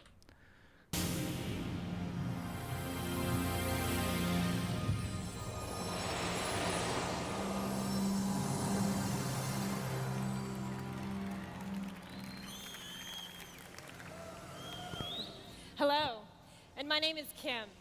She was fucking getting whistled at, bro. Is this E3? I swear some fucking dude was whistling at her. Also, I was wrong. I said I don't think we'll see any women in any of the 3 press conferences. Here you go, chat. That was Jones. I'm here to start you on a journey into the future of entertainment. It's a future where I am always at the center of a world of experiences that include my games A little more and volume. my friends. It's a future where my games are always personalized to match my desires. A future where those games connect me to the people and experiences I care about most. Bro. That future starts right here, right now. Whoa, look at the USB slots. Did the console originally launch that way, where they're 2 separate slots, or is that something that was just revised? 360 came with a headset? Yeah, I think it did. That writing was brutal. Yeah. High school theater delivery, too. It was revised. Copy that. This is my Xbox 360. It's here, and it's on. She even stumbled over saying Xbox 360.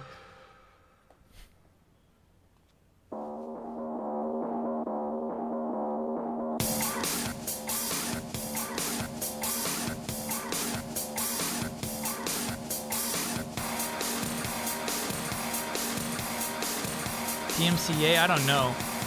It sounds generic to me. Come on, everybody.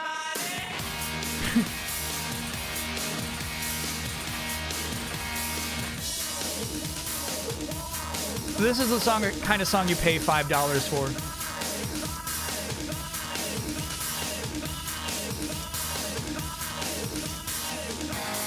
Dang, you remember, shit, never mind.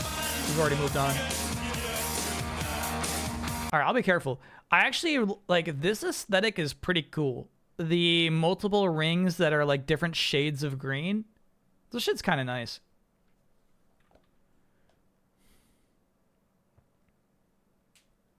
Like, look at this whole stage, right? Like, this is all so considered. This shit is the rings around the power button. Excuse me. So, like, I feel like they hired, like, a real production designer, you know what I mean? They worked on this for months. Launch 360 didn't have HDMI or a hard drive. Only Elite model did. Honestly, Launch 360, that's okay. Most people didn't have an HD TV, so that was okay. Most people didn't need the hard drive because we were so used to using memory cards. Oh, no, the original Xbox did have a hard drive. That is kind of nuts. It had a mini hard drive, right? Like you could do save files, but you couldn't download games on the original Xbox 360.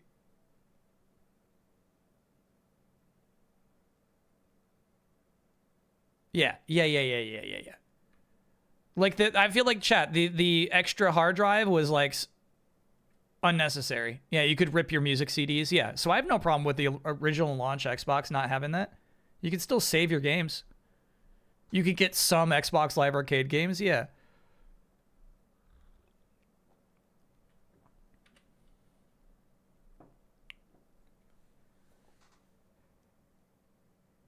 The audience is weird, though. I don't feel like the audience around the circle is comprised of press or industry. That feels like a casting call. Who did you see Marcus Phoenix in there?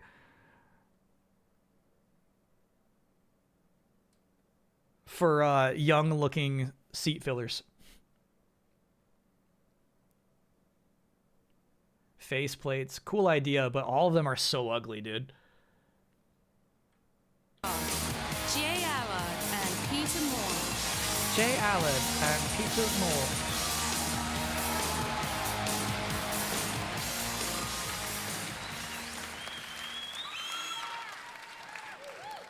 Welcome to the future of gaming. Okay, all right. Chat's being rude. It's impressive Kyle missed both of our messages. No, I just don't fucking care. $300 had no hard drive. $400 did. Right, but you could still save your games on a $300 console, right? Like, chat, I don't have to fucking stop the stream for every stupid little detail. Shit. We're here tonight to offer new ways to experience games and entertainment. Like, that's good Xbox news? I don't understand.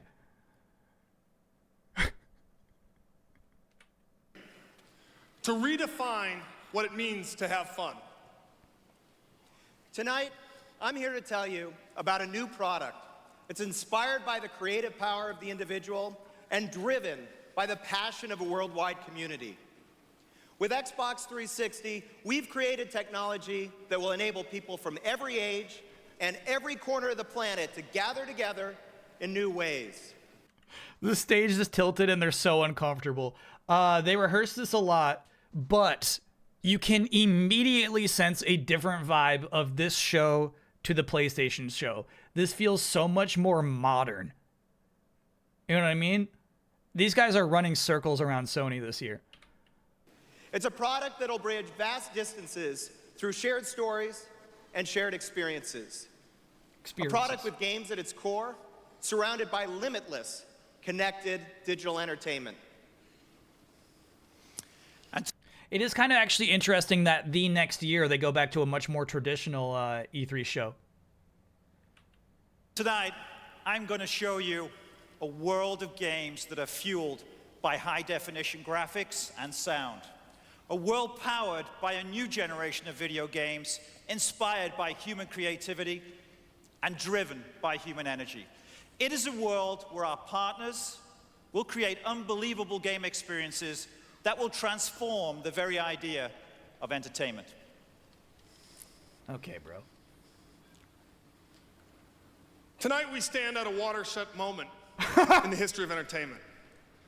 We are here to celebrate the launch of the world's most powerful game platform, Xbox 360. Xbox 360 is an entertainment experience that revolves around you. That and will tilted take stage us all is crazy. to the next generation. In the next generation, I'll see if I can- Xbox oh, yeah, no 360 will subtitles in this transform one. the way people play games and have fun. In the next generation, video games will become an essential component of global pop culture. In the next generation... See, people are stuck on this shit. They really want games to be mainstream. They want them to be pop culture. That's so interesting. This industry will reach an audience many times larger than we've ever dreamed of. Now, we've traveled... He's right, but he doesn't realize it's going to be the Wii. The console playing audience does increase, but mostly because of the Wii, I think. We've traveled a long way since we stood on stage 4 years ago at E3 to tell you about our plans for a new console called Xbox. Since then, we've gone from 0 customers to more than 20 million. From never having created a console game to unleashing Halo 2, which enjoyed the single largest day in entertainment history. I think that was true at the time. The single largest day in entertainment history. I think that was true. This is why they thought they could, like, shop to their Halo script around Hollywood.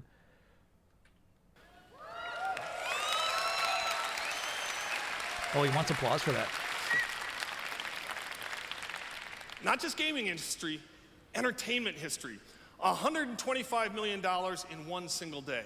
Current single biggest day in entertainment history? I'm going to guess it's another video game launch. I'm going to guess it's GTA 5 still. That's my guess. I'm not sure there's anything that could like track that, honestly. Whoa, they actually have like spinning factoids around? 4 years ago, yeah, look at that. Halo 2, Microsoft 125 million in one day. game console at retail. Avengers Endgame is the new answer. Damn. GTA 6 will be the new one? I bet it will be, yeah. Last Christmas holiday season, Xbox was the #1 selling console in North America. 3 years ago, we... Wait, what? In North America, Xbox was #1? I did not think that ever happened before 360. I gotta listen to that one again. Game console at retail. Last Christmas holiday season, Xbox was the #1 selling console in North America. That's surprising to me. Foolish Yankees? Yeah, it must have been like crazy discount. Everyone already owned a PS2? Yeah. Huh. 3 years ago, we announced our Halo plans 2, to expand yeah, still, gameplay man. through the power of online gaming. Today, I'm delighted to announce that at the end of next month, 2 million subscribers will be online with Xbox Live. 2 million for Xbox Live. Bro, just wait. Just wait. Great games, an unbelievable ecosystem of partners. The industry's leading online... These fucking LA seat fillers are so bored. Like, they wanted young-looking, diverse people, right? It's like, yeah, let's get some women and boys out there, you know what I mean? But, like, they're not gonna have a good time listening to this. Game service, expanding market share. Together, we've built a global, multi-billion-dollar business. It includes the world's leading developers, publishers, retailers, technology companies, broadband providers, and consumer brands. Now, ultimately, our success is rooted in Consumer brands, bro. This guy has lost the audience. He's lost it. You actually think a GTA 6 will be the biggest when it's only Xbox and PS5? Oh, you're saying because it's not on PC? Yeah, GTA 5 wasn't on PC when it launched. I'm saying yeah.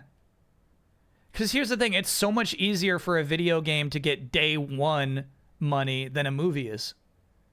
They can only show so many movies in a day, and they can only charge so much money. Yeah, I think GTA 6 has this. And also, you know that I think GTA 6 will also be on the Switch too. And Xbox is setting new standards with powerhouse franchises like Splinter Cell, Dead or Alive, Project Gotham Racing, Fable, Knights of the Old Republic, and Halo. Ooh. Yeah, there's some good shit in there. In 2005, Xbox is the fastest growing platform for game sales. Right now, 6 of the top 10 selling games are Xbox titles. Bro, I didn't realize that Xbox was in this position. I thought they were really in a really soft, weak position before the 360 launched. This guy's hitting hard with the numbers. Nah, Chad, honestly, after I saw the second GTA 6 trailer, look, the bet is still live, right? Like, I'm not gonna back out of the bet, but there's no way that thing will launch on Switch 2. Maybe ever. And gamers can expect more than 200 new Xbox titles this year, with hundreds more in 2006 and beyond. So let's take a look at some of the new titles coming to Xbox in 2005. That game looks so nice. GTA 6 just looks nice, dude. Was that Half-Life in there?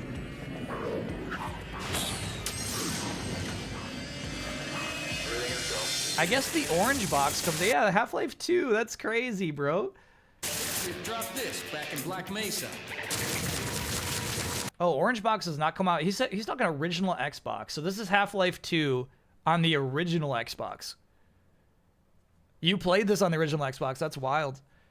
Can I get an oh yeah? After 8 long months of unemployment, I finally got hired. I was starting Monday. Oh my god, that's huge. Congrats. Oh yeah.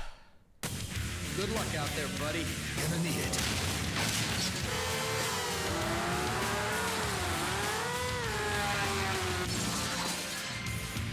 Look at their presentation, man. We gotta play this someday.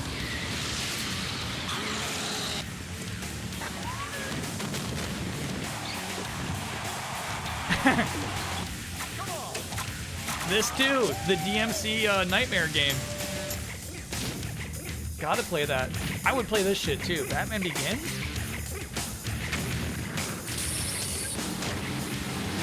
LA Rush. I don't know that game. Well, it's probably San Francisco Rush. I don't know what that Spartan game was. Blitz the League, we did stream this. Not for long. I didn't make it, bro. Seems so real. Indigo Prophecy. Indigo Prophecy. That's nuts. 2004 top sellers. Okay. Better not be Green Lantern.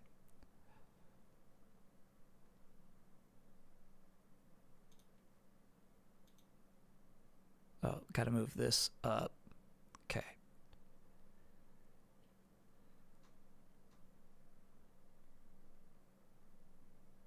Huh. Yeah, I see 3 Xbox games. Maybe he was fudging his numbers a little bit.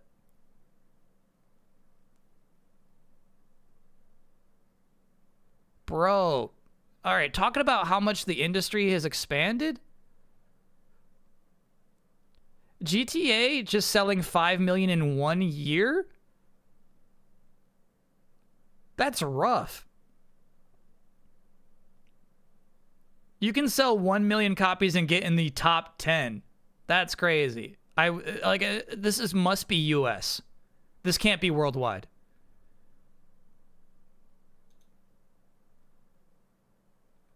Hey Kyle, Brazil might have just fucked over the entire internet. Go on? I'm interested. I'm listening. Those are studio closure numbers by today's standards. Yeah.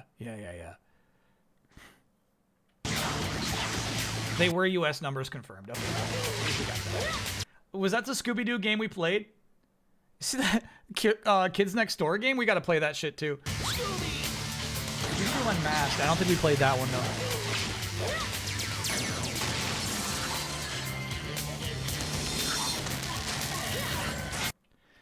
The Supreme Court ruled that social media companies can be held liable for user-generated content.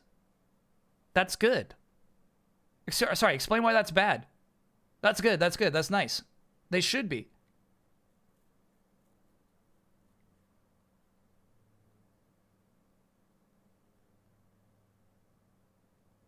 So, I mean, basically, I guess the idea is, like, if I post on Twitter, like, hey, I just stole this woman's wallet, Twitter is then responsible for that legally?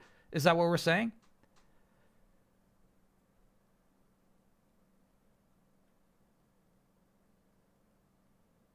It means if I post something bad in Discord, Discord can get in trouble. Yeah, okay, chat. I feel like this is like a big conversation to have, right?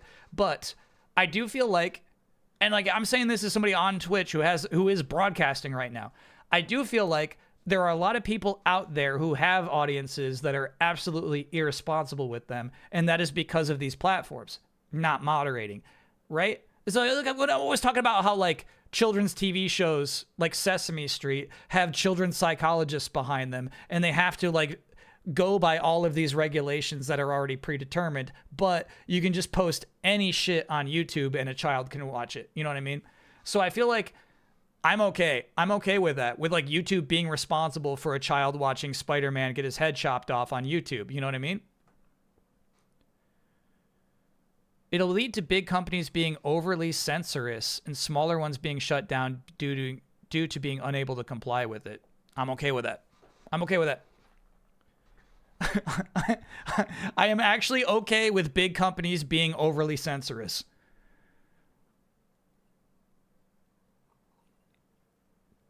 Do you want to be liable for everything chat says?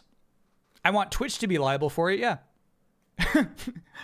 Like that's why Twitch has its moderation tools that it already has. You know what I mean? Yeah, let Twitch get sued.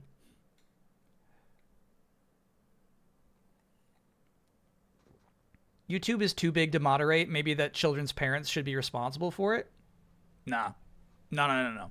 If YouTube is too big to moderate, then like they need to check to see what people upload. You know what I mean? Then it's got to be harder to upload or something like that. Problem is, what you think is bad and censor worthy isn't what everyone thinks.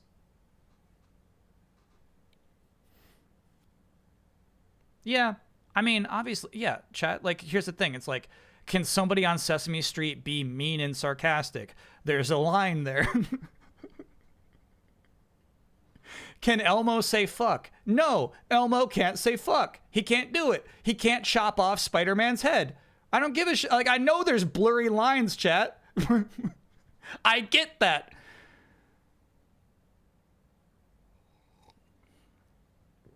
This is a John Oliver bit. Yeah, I mean, I get it, chat. I get it. But I feel like Brazil made the right call there. But he should be allowed to? No. Like, here's the thing. Chat, like, if you want to draw that in your notebook and not broadcast it, sure. Yeah. All right. Nobody's impeding on your rights if you just draw Elmo chopping off Spider-Man's head in your notebook. But, like, you have no actual right to post that on a website called YouTube and have anybody come to this website called YouTube, right? It's YouTube's responsibility about what they post. It's like YouTube just saying, look, if you, like, anybody can upload it. Like, they can't, obviously, and there are already regulations in place. You can't actually murder somebody and post that on YouTube, right? Like, so obviously there are some censorships already on there. Like, that already exists. And so, like, really, it's about, like, I guess, you know, bumping up whatever censorship could be. But, like, I don't feel like anybody's going to get censored for Elmo chopping off Spider-Man's head even. I don't know, chat. Here in the UK, they made some trans stuff illegal because causing people to DIY instead. If sites are liable for hosting that, then boom, that's all gone and hundreds of trans people die. I do think, chat, I think that's a separate thing. That's a separate bad UK call from what Brazil just decided today.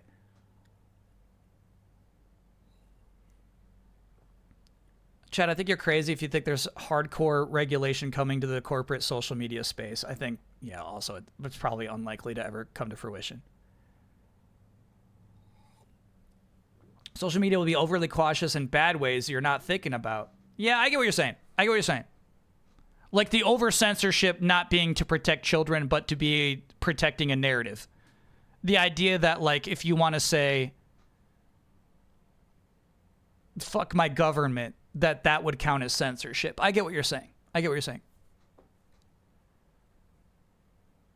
what you're saying.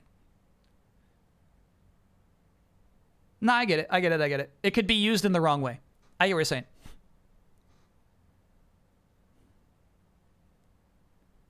Just remember Metal Gear Solid 2. Okay. Yeah, I'm trying to remember that. I'm trying. But yeah, like Metal Gear Solid 2 is like, bro, like,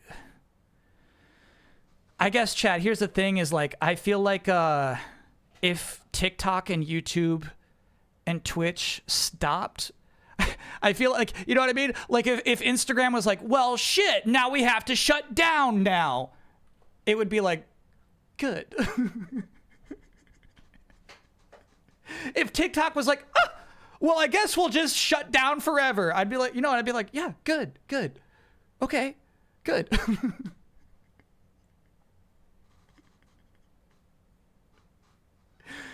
You know, like, I understand, chat, I understand this is crazy because I'm on a social media, I'm on Twitch right now, I'm on YouTube. I get it, bro. I get it. But, like,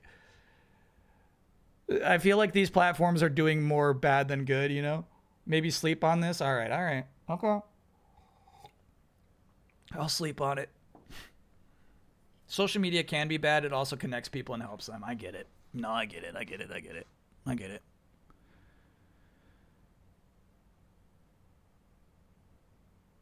Wouldn't some places be even more insidious version of it just take its place?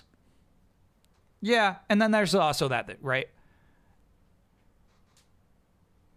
The idea that, like, yeah, TikTok stops and then, like, social media stops? No possible way. Yeah, you're right about that.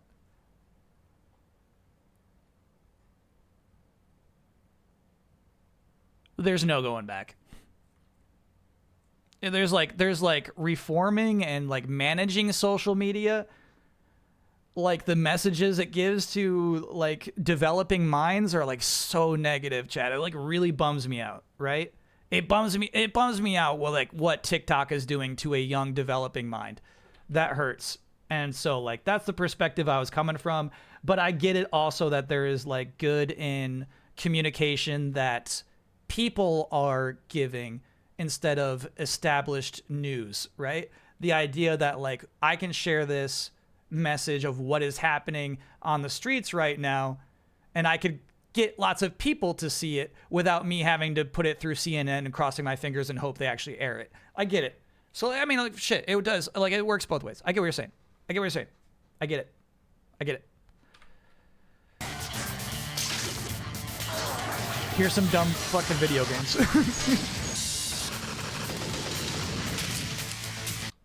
What was that overdose game? Total Overdose. There's so many games I'm watching in this press conference that I would absolutely want to play. Recently fallen into a dark hole where I can't even watch something on my TV without also having YouTube shorts playing on my phone. I feel like my mind is broken. Yeah. I hear you. 2004 video game sales, crazy stat here. GTA 5 was almost made as much money as the entire video game industry for the whole of 2004. Yeah. They actually really did bump it up during this generation. They were right about that.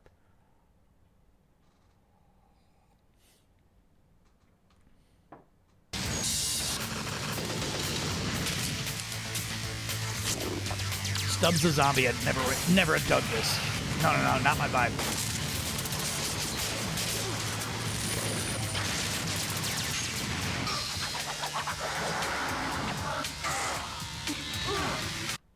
Single-player Gauntlet game? Gauntlet 7 Sorrows?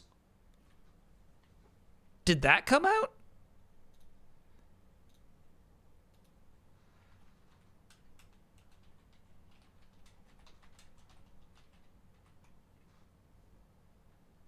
It did.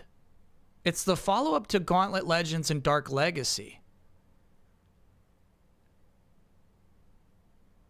It's got an online community? It had an online multiplayer? Whoa. All right. No, I knew of Gauntlet Legends. I've always wanted to play that. Dark Legacy direct sequel to Gauntlet Legends. Wanted to play that too. Gauntlet 7 Sorrows, I have no awareness of. If that showed up on Guess the Game, I'd never guess it. These servers are shut down, chat. Conquer Live and Reloaded. Never. I'm never playing this shit.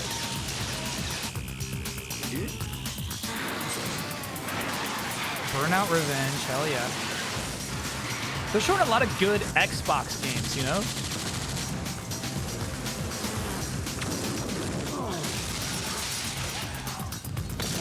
This game stinks. Don't let people tell you it's underrated. Crash Tag Team Racing.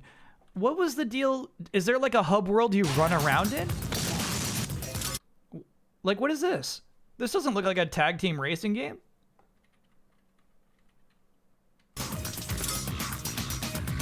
Yeah, what is that? It's got like a hub? It did have a hub. That looks awesome.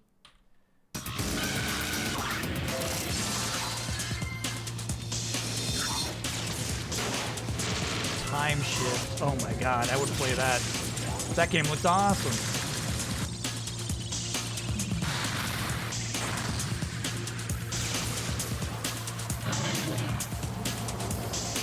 Charlie the Chocolate Factory, bro.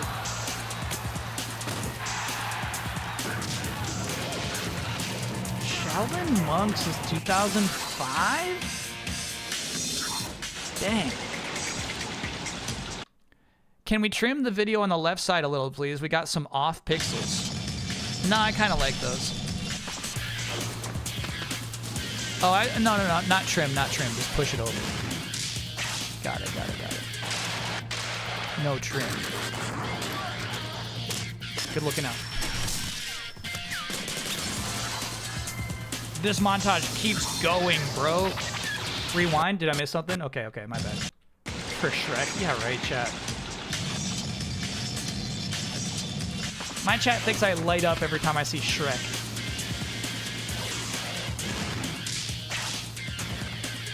Whoa! Shrek got like less than a second, bro. They showed Tomb Raider for like a good 8 seconds, and then Shrek got like 1.5. That's crazy. It got 2 shots. One of them tossing, one of them slapping, and they moved on. Cat's name is Mucho.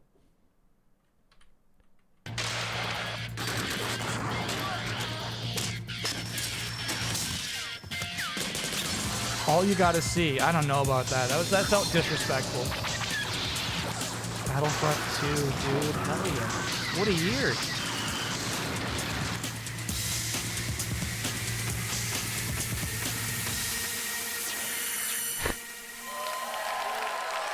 It's funny. There was not a single 9 in that whole montage, but so many solid 7s.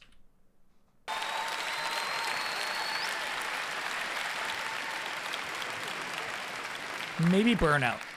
What a fantastic lineup of games that truly takes it. Half-Life 2 on Xbox? You want a 9 for that? Yeah, right. Shaolin Monks, maybe. Skip Sandwich, thanks for gifting that gift sub. Advantage of today's Xbox. And it doesn't stop there. In 2006, Outrun, thank you for gifting 5 gift subs. Xbox consoles. By 2006, we'll have doubled the number of games on Xbox We got pumped Live, during that montage. And together we'll continue to sell Xbox games by the billions. Now, many gamers have been asking us if they'll be able to play their favorite Xbox games on Xbox 360.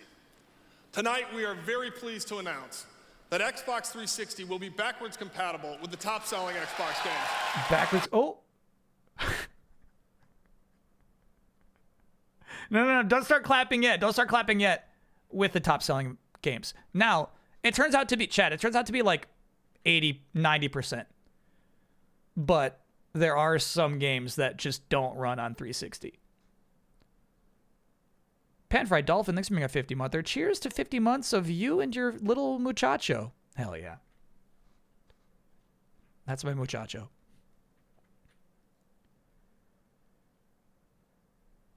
That's not nothing? Yeah, I mean, here's the thing. PS3 has full backwards compatibility. Back to the PlayStation.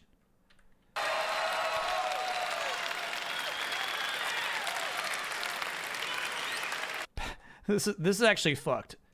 Because he said for the top selling titles. It also killed some late cycle original Xbox games because Microsoft didn't allow devs to pre-build backwards compatibility into the games. They had to launch and clear a sales milestone before MS would allow it. Whoa, that's crazy. That I had not known. All PS3s? Yeah. Sorry, we're talking about 2005.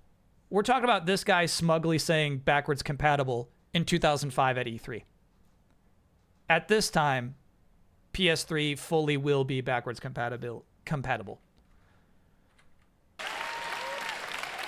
Do the people behind him get to screen to look at? I don't know, bro. I don't know. Then the tilted stage makes me so nervous. I think this guy's going to slip the whole time.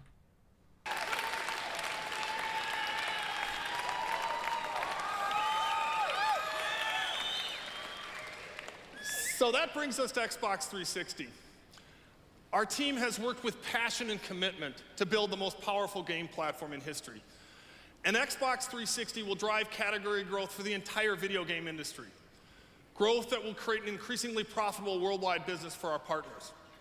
How will we get there? Well, we'll start this Christmas holiday season when we launch Xbox 360 in North America, Europe, and Japan. That's right. They had a really big Japanese push for the 360. Category growth is another really funny phrase to say to this audience. You're right. Watch out for those phrases, bro. You got to trim those out. Category growth. Xbox 360 will hit the stores this year as we orchestrate the industry's first 3-region console launch. Orchestrate it. We'll get there with the best launch lineup in game history. We'll get there by making games more approachable for people who didn't grow up. Best launch lineup in gaming history. Now, you could make a case. Like, obviously, you think of your Nintendo consoles. Maybe Super Nintendo beats it. Probably does. But typically, a Nintendo thing is going to launch with just, like, one big Nintendo game, you know? With a game controller.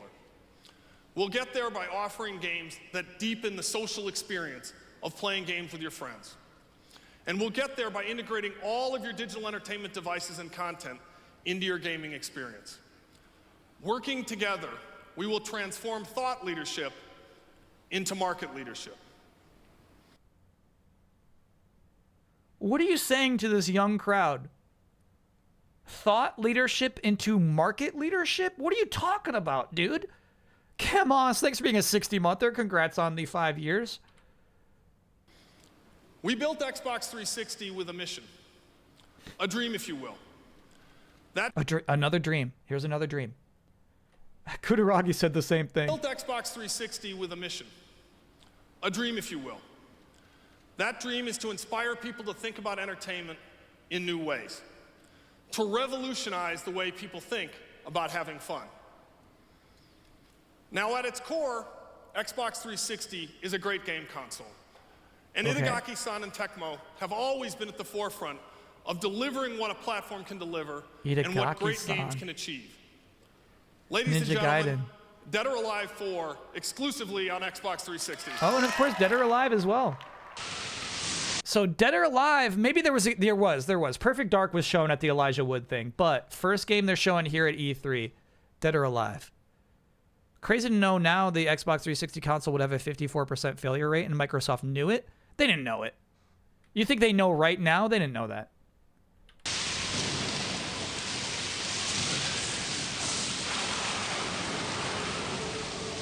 It took a while. DOA 3 was an original Xbox exclusive. Yeah, this is an Xboxy franchise.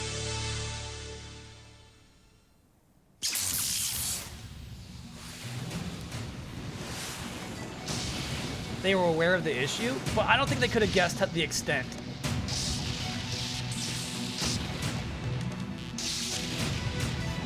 I don't like Ryu being in this series. I don't, like, here's the thing. He's a fucking lethal ninja. Beating up these women.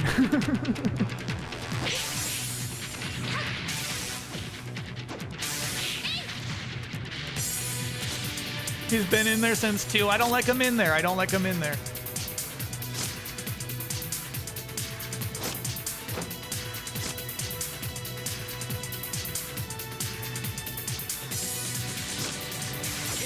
This is actually not showing up well. It doesn't look that much better than 3.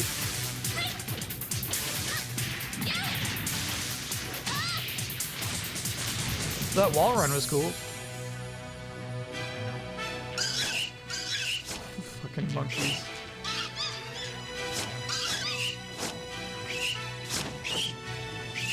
This is the first game they showed.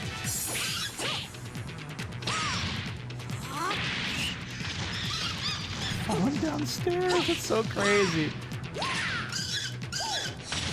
Holy fuck. Is that in the game? How do you balance this shit? That's nuts. That's such a small arena.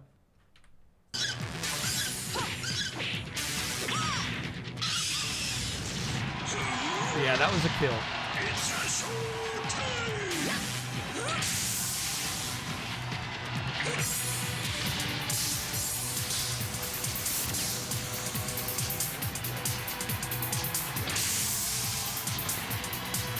I wonder, I don't even know how many of these characters are new for DOA 4. One mocap.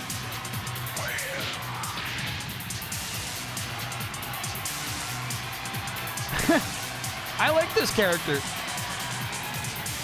She's new? Hell yeah.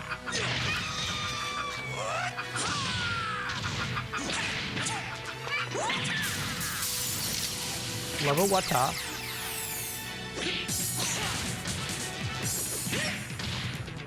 Ryu, that's your friend. Stop that, dude.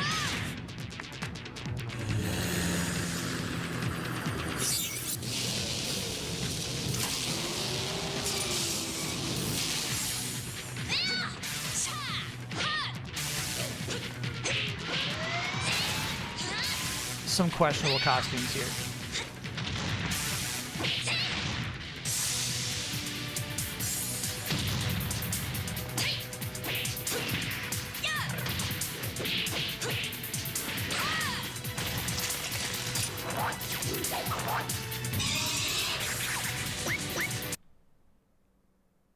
What? You got a skeleton warrior and this guy, and you wait till the end of the trailer to show them?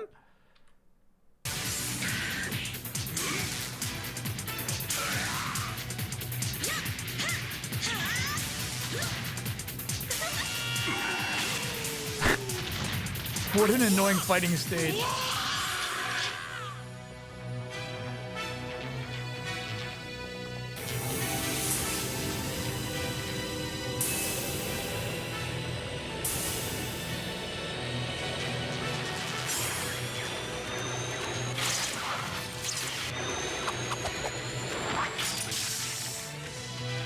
Kyle, people aren't here for the male characters? I think you gotta be.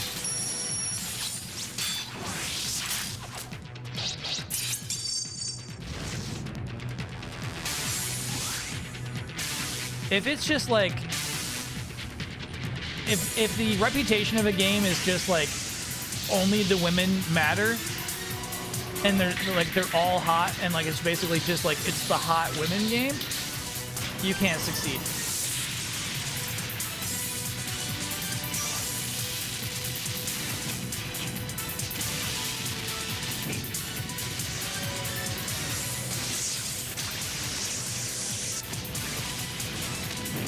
Here's the thing, though. Here's what's messed up. In the cutscenes in between, it's only the guys who get to do cool shit.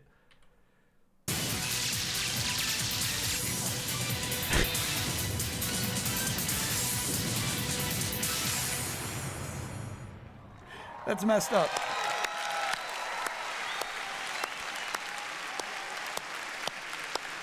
Every game is the hot women game to me because I'm a feminist. Okay. Ayane was doing ninjutsu, like in her fighting scene, but I don't think she got like cool CG. Once again, Team Ninja has taken Dead or Alive and gaming to the next level. This is the kind of first-day experience you can get when you partner with the best game creators in the world and arm them with great software, amazing hardware, and a world-class service. There's been a lot of discussion recently about when the next generation of video games begins. Ooh, Keely was asking about this. It begins right now. It begins this year. And you just saw it with your very own eyes. And there's plenty more where that came from. This year we'll have between 25 and 40 titles ready this calendar year for Xbox 360. He's right, though. He's right, though. The generation begins with Xbox 360. It's crazy for PlayStation to pretend it's not.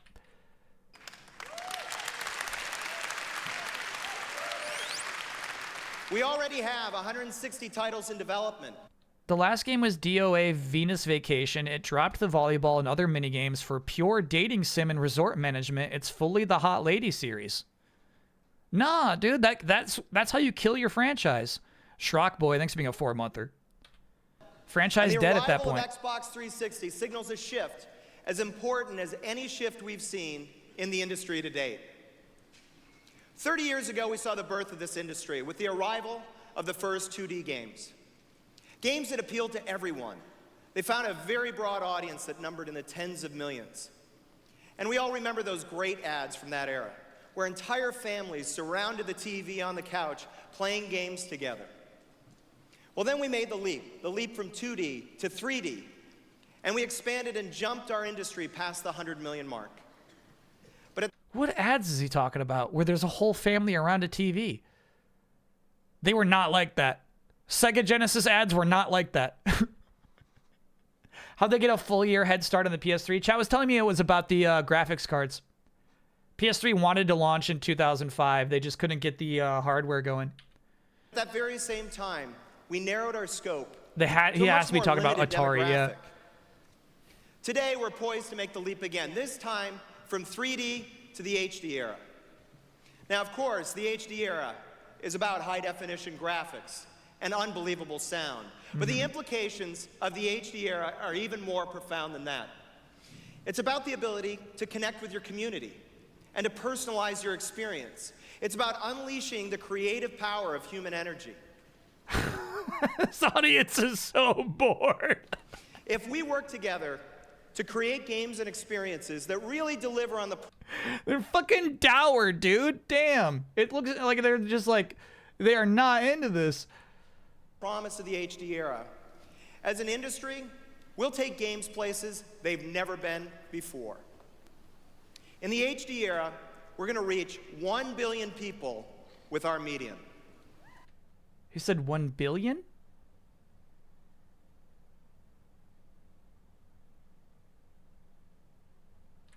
Okay. Then they start clapping. All right, that seems realistic. This is a great industry. It's a great business. Our revenues keep growing faster than music, than movies, than television. We're at the cutting edge of technology and the leading edge of imagination. But we used to fill the living room with kids and adults, men and women. But today, we're relying mainly on one type of consumer. Now, don't get me wrong. We love that guy, the 18 to 34-year-old male. He's the backbone of the industry.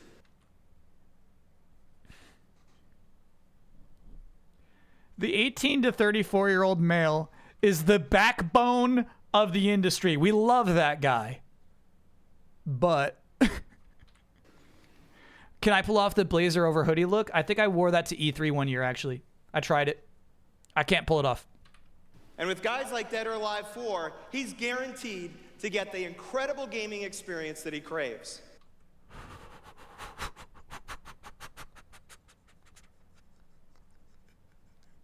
This one's for the fellas. DOA4, that one's for the fellas. All right. I crave. Quit your craving, chat. Dark Forest, thanks for being a 61-monther. I'm the backbone of the industry. Okay. But 360 is also the product that's going to push gaming back into the mainstream. The product that will fill that couch up with people from every demographic and from every market. Here's the thing. He's got a teleprompter too, right? He's got this shit memorized. This guy's a presenter. How on the earth are we going to do that? Well, it takes a product with clear, compelling vision, a vision that living entertainment is powered by human energy. And Xbox 360 is that product. We believe that when you unlock the power of human energy, we're going to bring everybody back to the living room. It's so crazy to hear them talking like this because they leave this behind up until the Kinect, and then they bring this back up again. It's actually really, really interesting to hear this is one of their goals for the 360. The blue ocean, bro. Can I put that on my resume, backbone of the industry? Yeah. I would put that like right under your name. First name, last name, beneath that, backbone of the industry. At the same time, we're going to unlock the potential not only of the medium, but of the entire industry. Next generation, some nice shots here too. This is actually well directed. And it's not just because they figured out the latest combo move or they figured out how to get past level 14. Sounds like his gestures. Ice Sprite, thanks for gifting a gift sub to 34-year-old man. But because we've unlocked the secret to creating games and entertainment experiences that they can call their own. Games that provide entertainment experiences that appeal to everyone. Yeah, I think we're all like nervous about what he's going to show next. He's about to show a 4-quadrant game. We've been working for years to fulfill this vision. And the result is Xbox 360. It's the product I've always dreamed of creating. It's the product that will fill the living room back with people who can't wait to get their hands on the controller, to get into the game, to be part of the excitement, and to join us in the community. They want to bring their own creativity. They're so fucking bored. This shit right here, just trying to stay awake, bro. I think this guy might be gone. He might be asleep. Okay. creativity of the experience and pay He's off trying to the stay true awake. Thundercat, so thank you for gifting a gift sub to Beheaded Spider-Man. Oh my god. Okay. of our medium. The essence of our vision is reflected in the name, Xbox 360. It's the product that delivers experiences where the player is always at center stage. You can see the essence of the vision in the console itself. When we designed Xbox 360, we wanted to create a physical presence that would be truly international. The Dre, thank you for gifting 10 gift subs.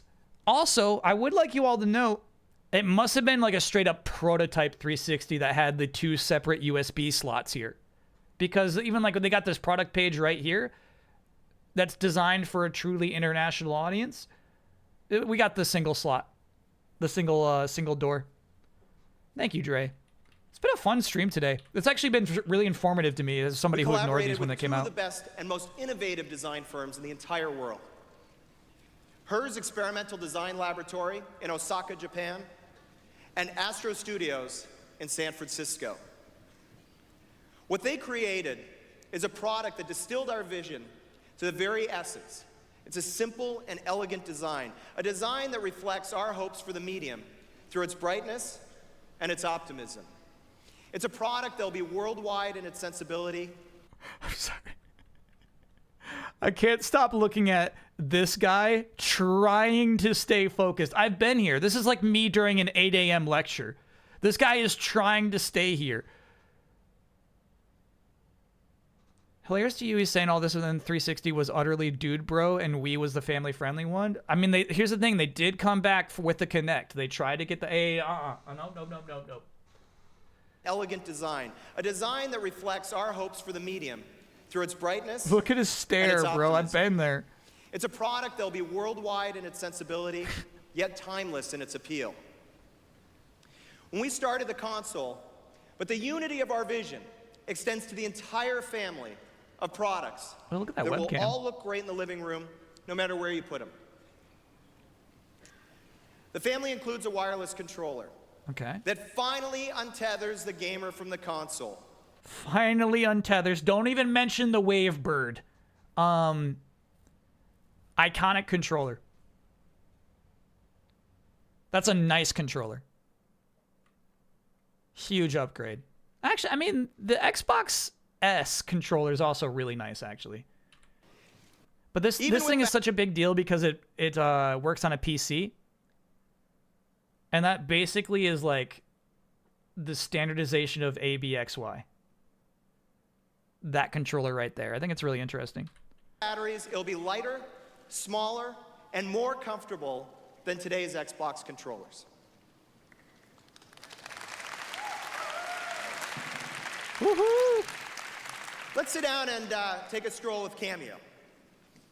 Cameo's the 4-quadrant game? I do still want to stream Cameo someday. Now, the great thing about Xbox 360 is the experience. Oh, bro. Right here, you hit the oh, Xbox no. Guide button, and you launch the user interface for the HD era.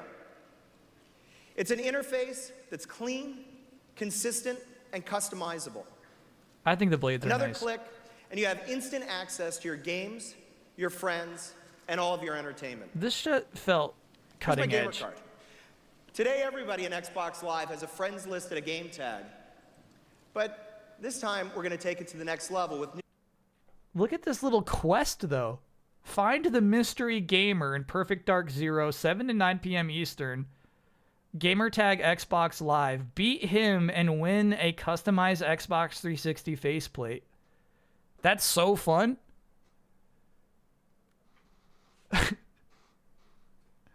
That's really cool. And actually, like, this shit's really cool, too. This matches the tray design, right? There's some really nice design aspects of this. New features like the gamer card. Think of your Jay. What are you fucking doing, man?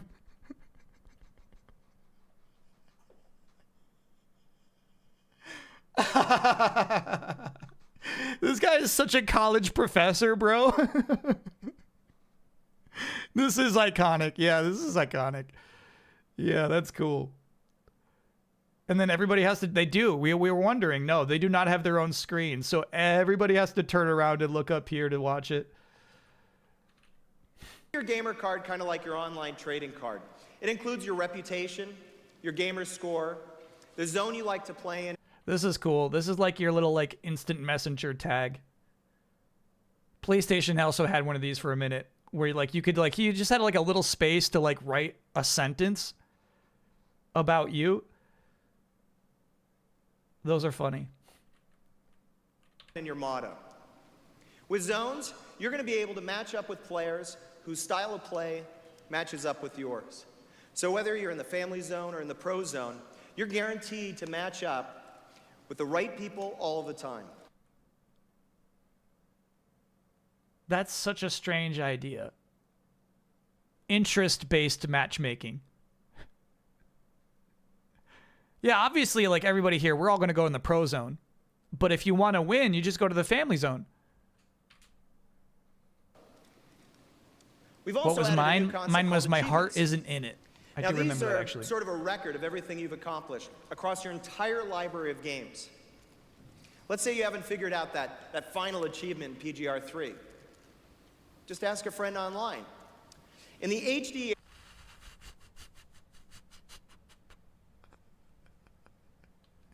era, community and connection is critical.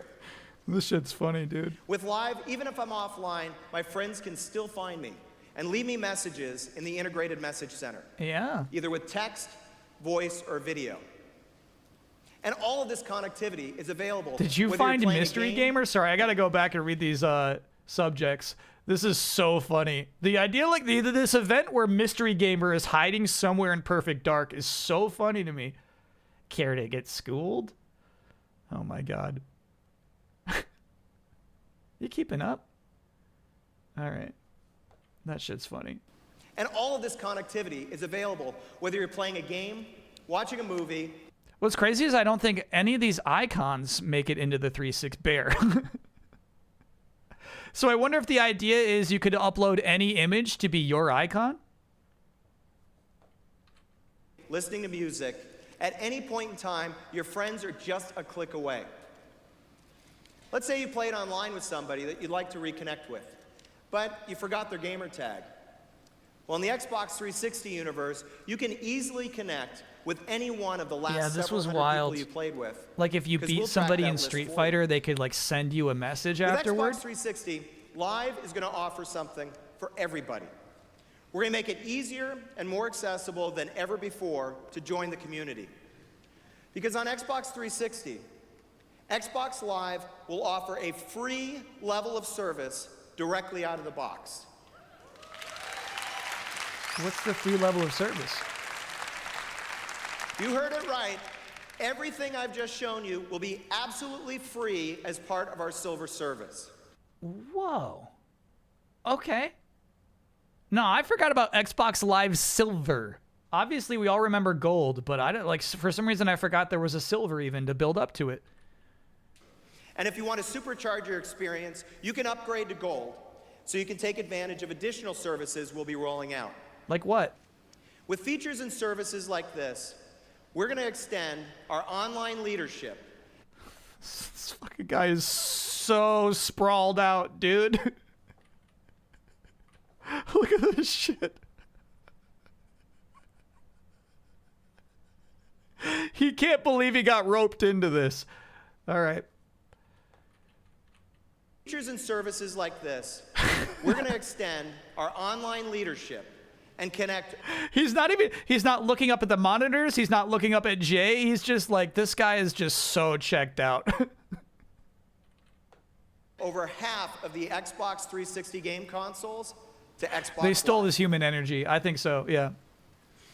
1 billion people this generation. Well, that's a big number, but I know we can do it.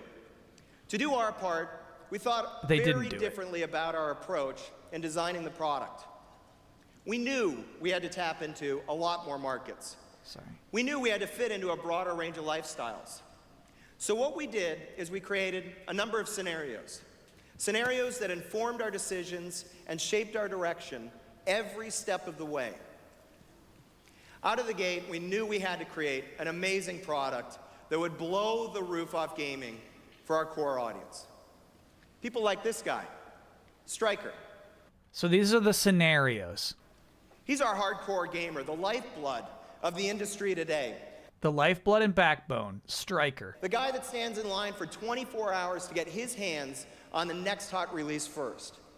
He's a fast twitch gamer who'll play for hours to master every level and every move before he mixes it up online with the best of the best.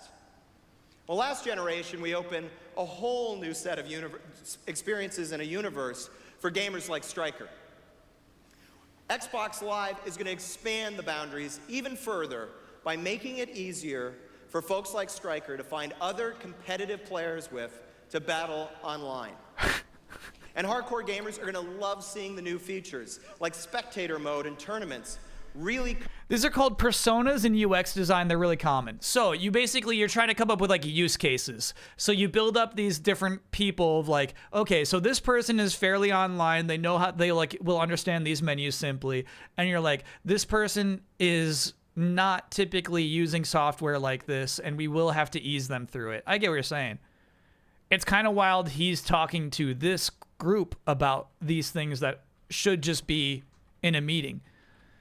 Coming to life in Xbox 360. Kind of like what I talked about in the video this week. The only people watching this right now is Stryker. Stryker's the only one watching, bro. Nobody else is watching this shit. There's no doubt in my mind, Xbox 360 is going to thrill the hardcore gamers that live and breathe video games. But that's not going to get us to 1 billion. Not everyone is driven by the need to crush their opponent on the field of battle. He wants to get to 1 billion. So we've also built in experiences for the casual gamers and the non-gamers of our world. Let's talk about Velocity Girl. We all know someone like her. She might pick up a controller every once in a while over at a friend's house, but really, gaming's not a central part of her existence. Velocity Girl has a 2-star rep. The rep system's so dumb. It's an important question that we've struggled with in this industry for the last 20 years. How do we get the Velocity Girls of the world reconnected to our industry and back into the game? With Xbox 360, we have an answer. She's going to rejoin us because we're delivering a fresh set of services designed to nurture community and to broaden gameplay. Okay. To expand the market, we're going to deliver more casual game experiences on demand through the Xbox Live Arcade. Whether retro, puzzle, or just plain old time-killing games like Solitaire, we're going to have an amazing assortment of games available. Got it. Xbox Live Arcade, simple little games like Solitaire is how we get Velocity Girl and get closer to 1 billion. So whether you want to stare down your brother on a Texas Hold'em match or gang up with 3 buddies from college and play a little gauntlet, Live Arcade is just going to be a press away. We got something else in mind. Okay. We call it the Xbox Live Marketplace. This is the first console online store. Somebody asked that before. Look at this. They launch with 2 new maps. The Marketplace is going to introduce gamers to the latest entertainment through trailers and demos. They're going to drive them to the store to pick up the latest titles. It's going to deepen the gamer engagement with games that they already play and already love.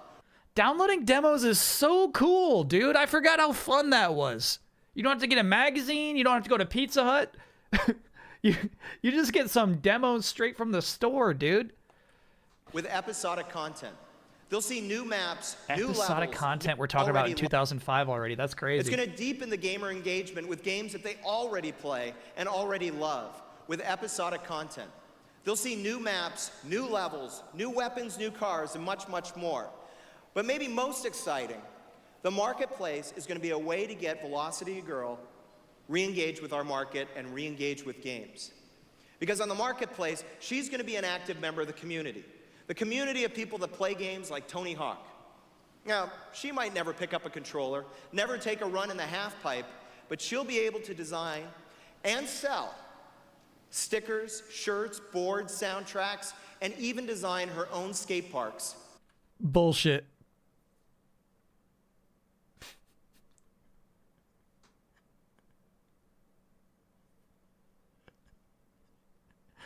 My God.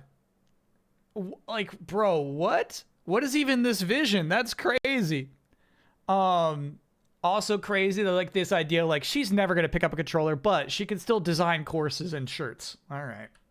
For those hardcore gamers like Stryker. We're also gonna provide Velocity Girl with great experiences around the games. Experiences that extend the very idea of entertainment, like the ability to watch favorite bands perform on Xbox Live or even premiere a new song. We'll also transform the way that she communicates. Last generation, we led the way with voice chat over Xbox Live. This generation, we're gonna break new ground again, this time with video chat that's gonna let people see and hear each other at the same time, whether they're playing games, sharing music, or watching photos. It's kind of crazy to think about, right? Because like you watch like any like sci-fi shit, like video chat was a vision for decades and decades and decades. So it's kind of funny to think like it's so ubiquitous now. It's nothing even special now.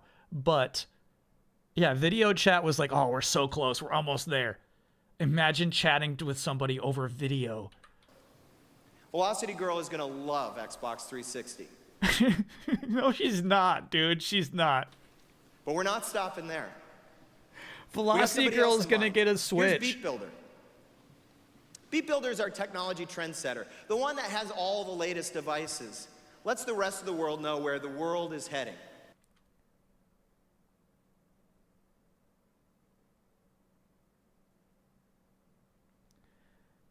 Chat.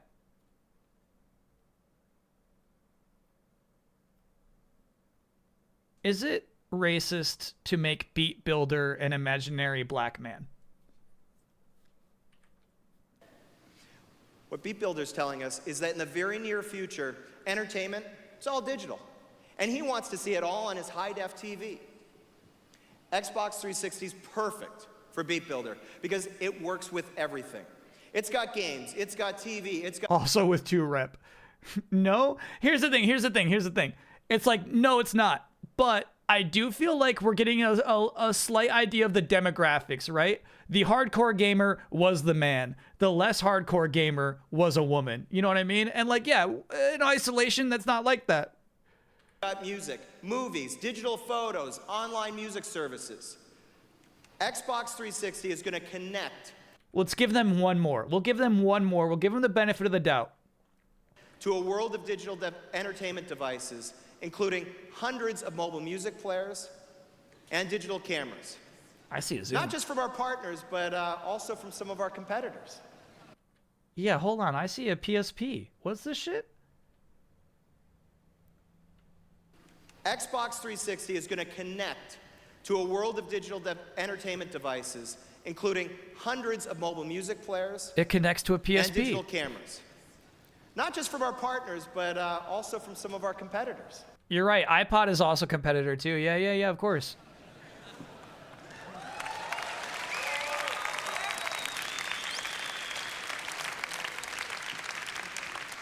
This is the ultimate digital entertainment amplifier for all these experiences. Digital entertainment amplifier. Out of the box, I like that. It's a progressive scan DVD player that's going to make the movies in your library look more spectacular than ever before.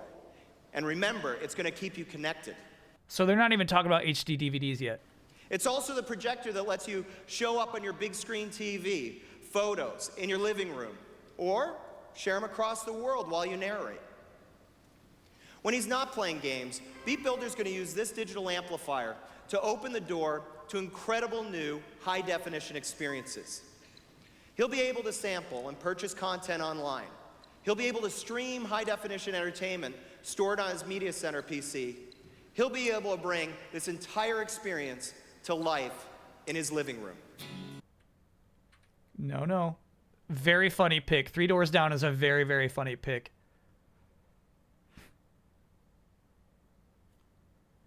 I'm going to be racist. I don't think Beat Builder wants to listen to 3 Doors Down.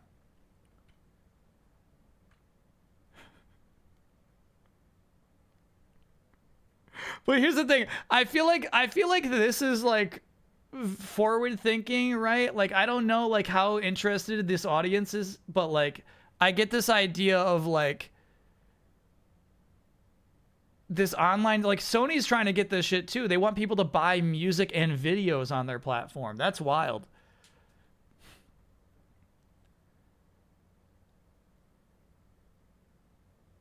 Can we replace Kyle with Hercules? Hold on. Oh no, it's still playing. Shit.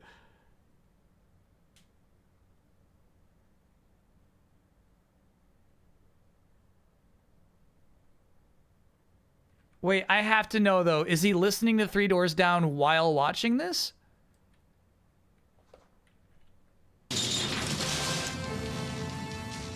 No. That's over.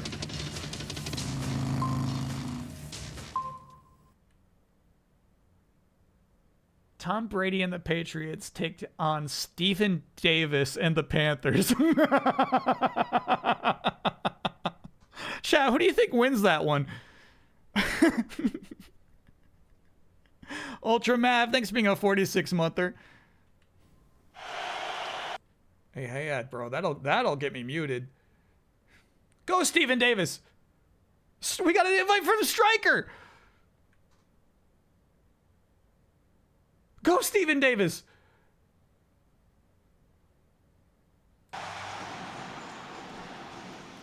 Well, you all saw the touchdown, but you might have missed the invite.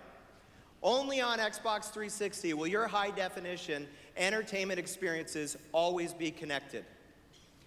That's right, we designed a single device that's going to let you purchase music, purchase movies online, and stream high-definition entertainment, whether it's movies or pro sports, all the while staying connected to your live community. Okay, here's another thing I just remembered was how cool Netflix was on the 360. Obviously, like, so Blu-rays went out, right? But like the idea of like streaming HD content is so cool. Connected to your Did Tom Brady just win? No, that was Carolina throwing that pass. Community all the time in high def.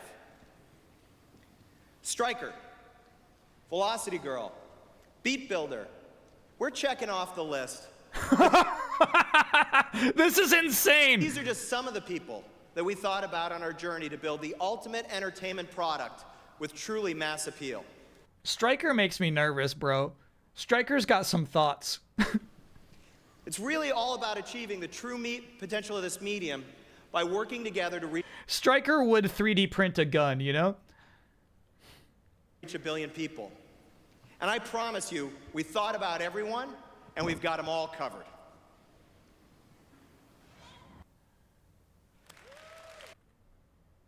At Microsoft's request, this sketch has been omitted.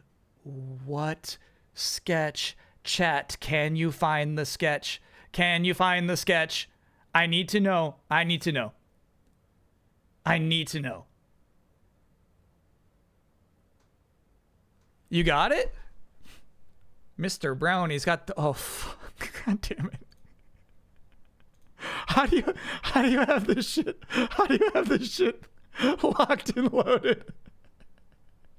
How do you have that ready to go?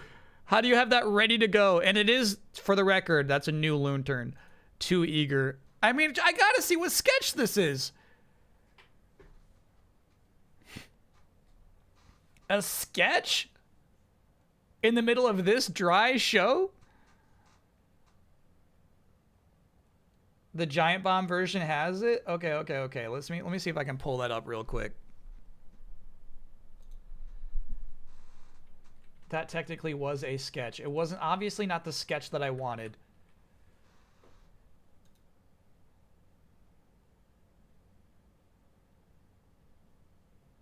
Steve Ballmer and Bill Gates, E3 2005. That's what it is? The quality is really bad. I'll see if Ahab has a better version. Looks about the same. Okay. Here we go. This sketch was omitted.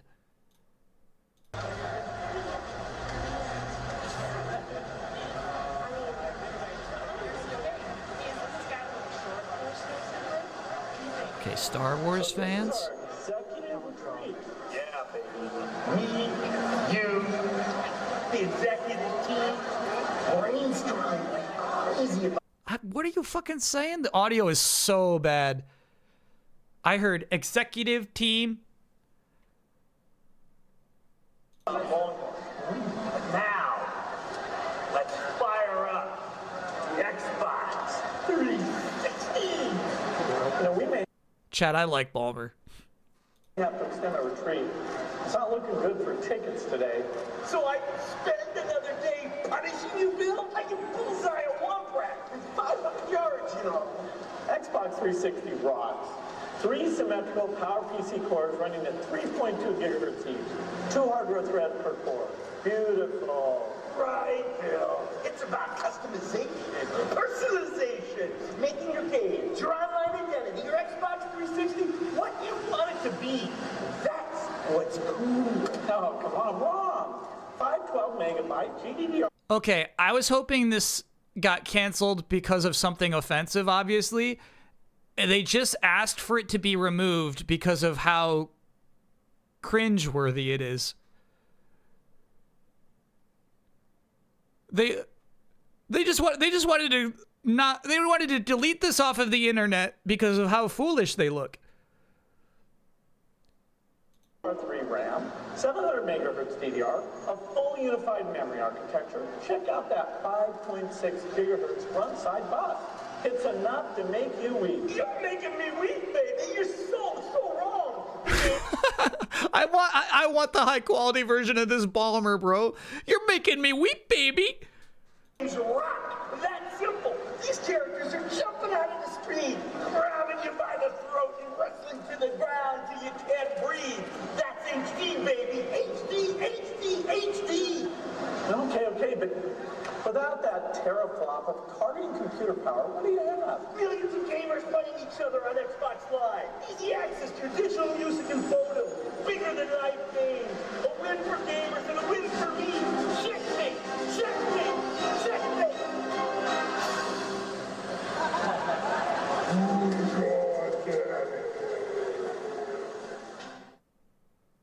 Holy fuck. The reveal that they were just playing chess the whole time is actually incredibly What was it like funny. taking over from a founder CEO? People like to focus in on Bill. No, I actually liked that. That was a good sketch.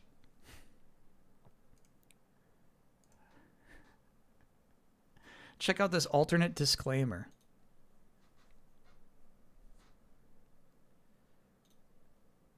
What do you mean alternate disclaimer? Oh, okay. This makes it make a little more sense. They didn't get the rights. Due to the proprietary information in the following content, the video and audio portion of this broadcast will be temporarily suspended. Normal program will resume in a few moments. They didn't get the rights. That's all it was.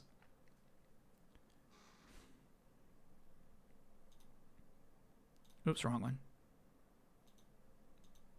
I actually liked it.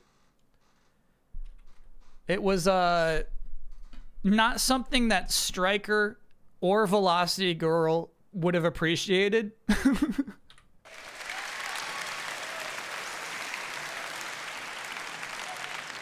All right, that's an interesting demographic too. Yeah, like what's the like ironic demographic? What's our username for that person? Billionaire software moguls attempting to be funny. They were funny, bro. Balmer's funny. Come on, man. It's kind of a niche market, but I think we've pretty much got it sewn up.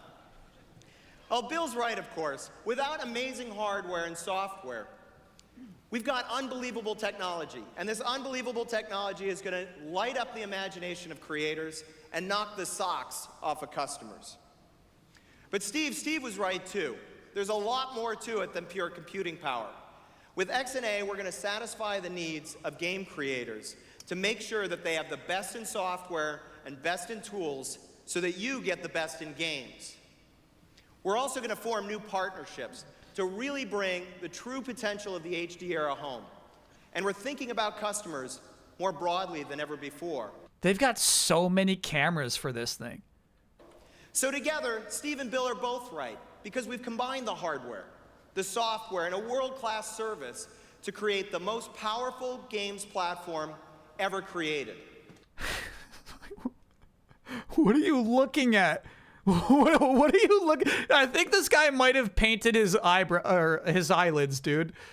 Who do I have in the NBA game tonight? Actually, Chad, I'm going Pacers.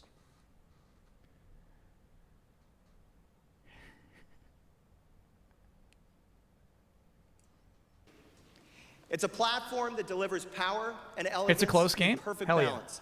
It's a platform we've been refining for years. And it's a platform that no other company in this industry can even try to match.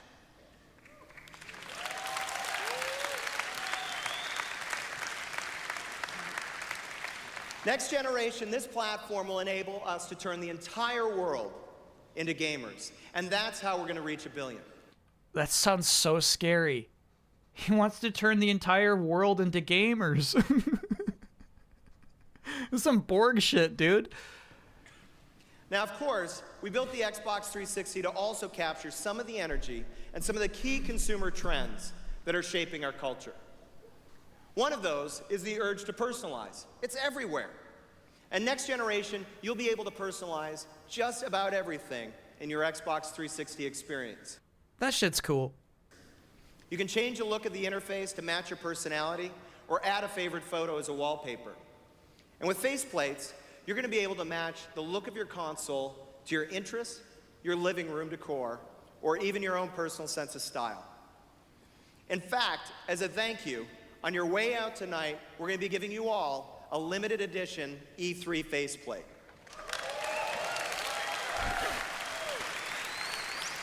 All right, calm down. It's not an HD TV, but They weren't that excited. I feel like I've seen that one. This was a limited edition. I feel like this was the only one people used. Oh, I see. It does. I think on the USB slot it says E3 on it there. It says something down there. But it will be a collector's piece. Now, speaking of collector's pieces, I've made a one-of-a-kind faceplate for our next presenter.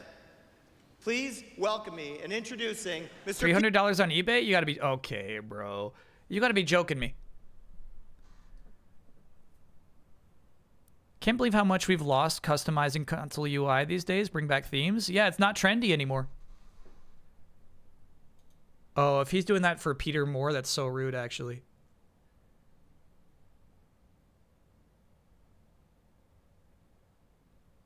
Yeah, the E3 one sells for a lot of money. I see 100. We could get it for 100 right now. No, that's over. That was April 29th. Damn. But yeah, check it out. It did say E3 on it. E305. Pretty cool. Peter Moore, the bald and the beautiful. That's fucked up, bro. That's not funny. You guys, you are so funny. Hey. You are so funny, he says.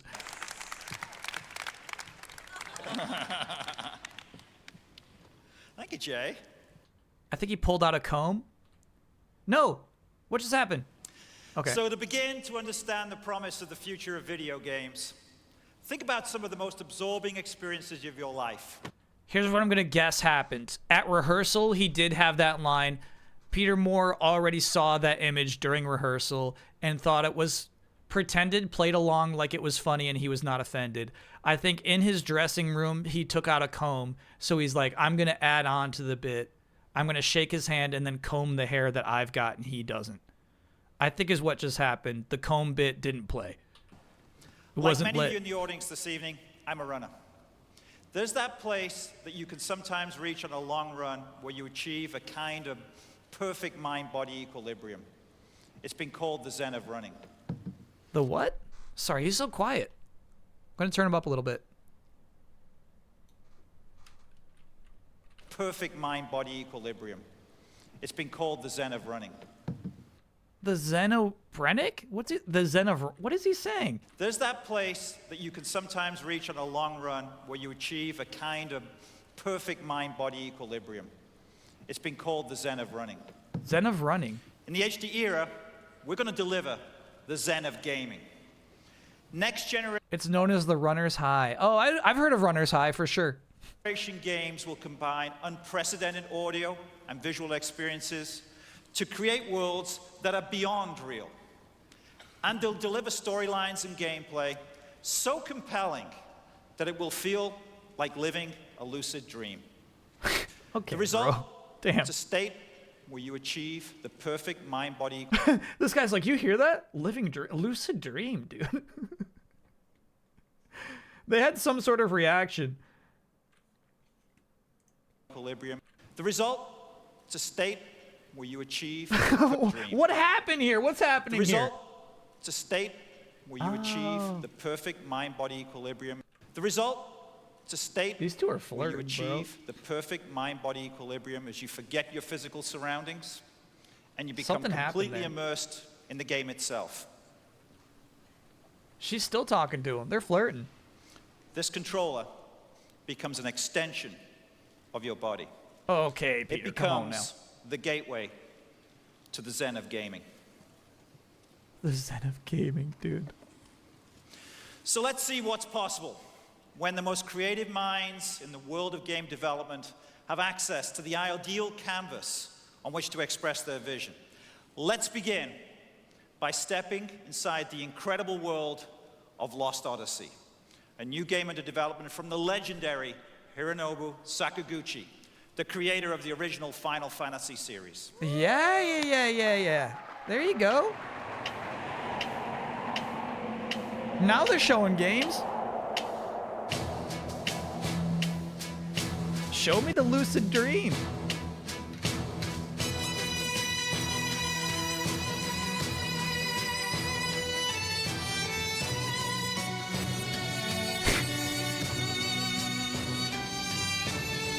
This audience has no... I've never played this, no.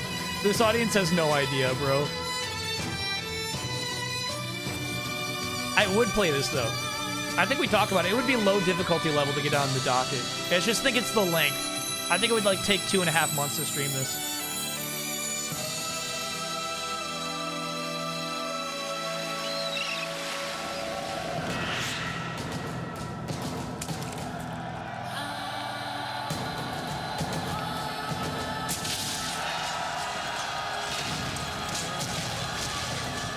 This trailer is nuts. It's not the right trailer.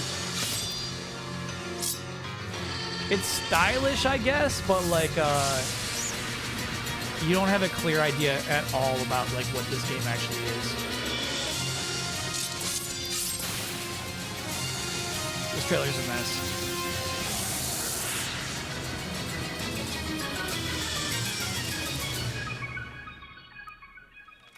Typical Final Fantasy nonsense? Nah, if you watch like an FF9 trailer, you have these like long-held location shots. You know what I mean? You get these like nice steady shots of the castle that's got the sword coming out of it. You know what I mean? Like, it's not that jumpy. That trailer was super jumpy. Is Sakaguchi still in game dev? Yeah. Doesn't he, like, do some FF14 stuff? Kind of like for fun. I think he just does shit for fun at this point. Do I have a Zen of gaming meter to rate the conferences? No, I forgot to give Sony a grade, though. He did Fantasian? Yeah, but I don't think has any plans to continue Fantasian. So to create experiences that transform reality, well, that's... Oh, chat says he worked on the re-release. Okay, fair enough. No, Mimi, I know the Peter Moore Sega stories. We've been through those. That's really a lot to ask for any medium. To ensure that the next generation delivers, every game is built on what we call essentials. A foundation of requirements every title must have before it can ship on the Xbox 360 platform. Achievements? What else? These essentials include a minimum of 720p high-definition resolution Oh, okay. They're actually like performance-based essentials. Crazy. To provide gamers with jaw-dropping visual clarity and fidelity. Man, do you remember like the controversy about like BioShock? And it was like actually 16:9 is cutting off part of the screen. It's so nice you don't have to like accommodate for 4:3 anymore. Halo 3 was 640p. That is so funny.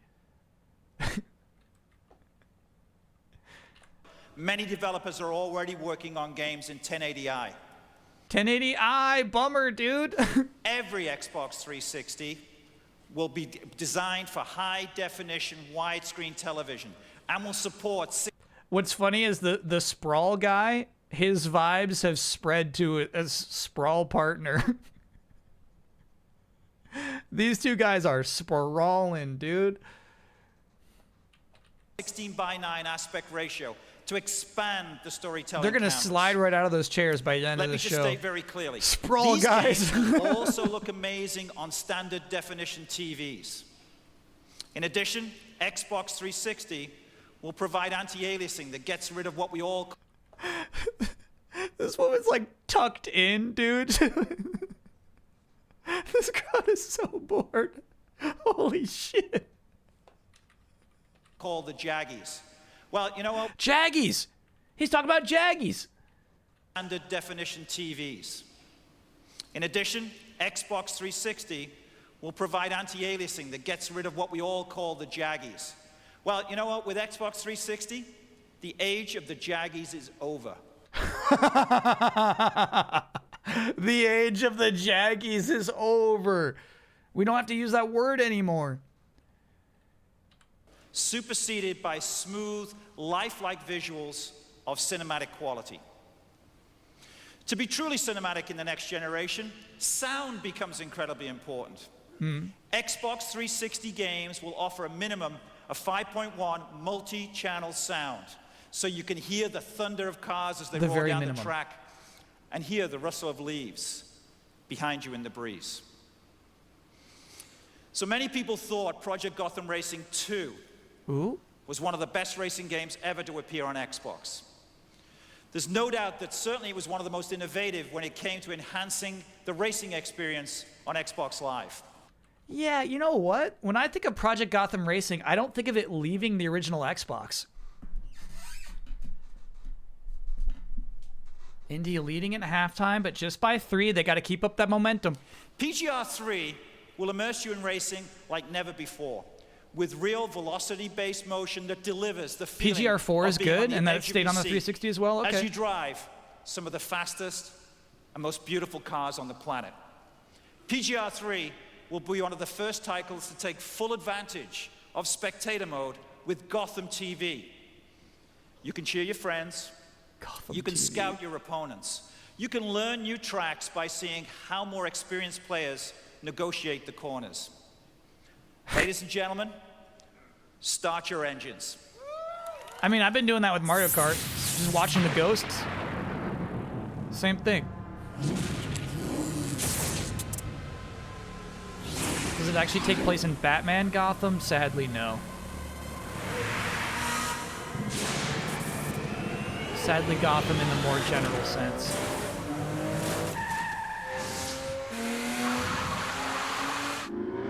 This seems so CG.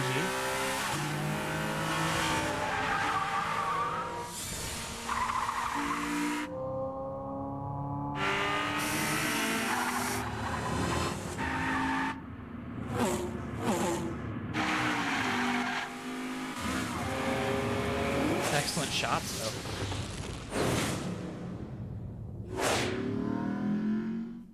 Life begins at 170. That's fun. Geometry Wars is Project Gotham Racing, but from, I think, the 360 forward, its own franchise, right? Is that how Geometry Wars worked out? It was like a secret minigame in one of the Project Gotham Racing games? I saw a Jaggy. You did not. Wow. You did not see a Jaggy. Talk about sound. This video's interlaced, by the way. Talk about sound. Wow. So how important is spectator mode? Picture your video game racing season on Xbox Live, sponsored by one of the leading auto manufacturers. At the start of the season, 250,000 people pay $10 each to sign up for a head-to-head 30-race competition. The stakes? How about $1 million to the overall champion? In the final race, somebody's clapping. 16 finalists go head-to-head for the $1 million prize. And with spectator mode, 250,000 fans will log on to watch the competition. I'm sorry, is he talking about something that will hypothetically happen, or do they have plans for this? $1 million prize is crazy. That's what you get for winning Street Fighter today. If you're the sponsor, you've captured the attention of hundreds of thousands of people who spent the last 6 months living and breathing your tournament and your brand. Got it. No. He was making the... They're so fucking bored. He was making the appeal to an advertiser. Wouldn't it be cool if we did this? Executive fanfic. Yeah, I get it now. $1 million prize, bro. He's talking about how they got an entry fee, too? Like, this is the World Series of Poker, dude? Yeah, right. So let's change gears here, no pun intended. Maybe more than any other publisher, Ubisoft has been at the forefront of the quest to create realistic environments. Absolutely fell asleep. We caught you. You fell asleep. They're always pushing the platform to limit. And now with Xbox 360, they have all of the horsepower they need to deliver an experience that will place you completely in the moment. Tom Clancy's Ghost Recon 3 drops you in urban warfare at its most intense and chaotic. Actually, big launch title. You are a soldier. This game actually looked really good at the 360 launch.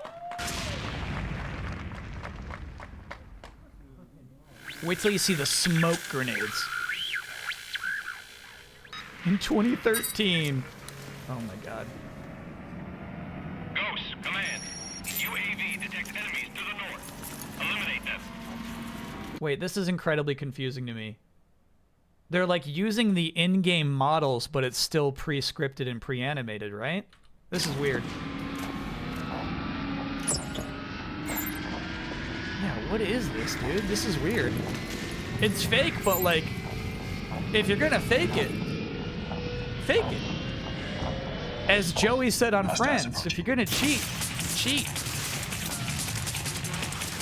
Sorry, the reference for that, there was an episode where Phoebe was pregnant. Phoebe is a vegetarian. However, the baby inside of her was craving meat. So she was going to eat, like, I forget, like some like hot dog or something. And Joey Tribbiani, who loves meat, was offended. He told her a story and it ended. He said, if you're going to cheat, cheat. And then he picked up 2 steaks.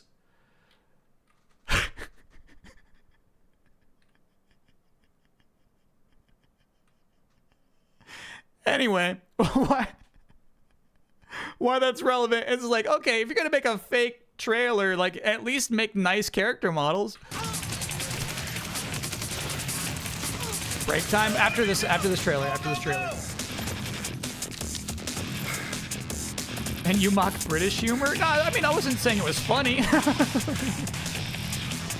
That was just sage wisdom from Joey Tribbiani.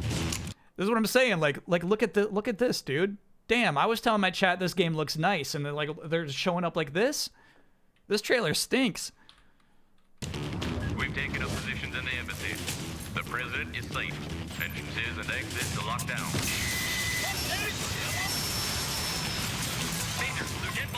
You're misremembering the Friends episode? Yeah, right, chat. Down. The president, he's dead too. Dead, sir. Negative.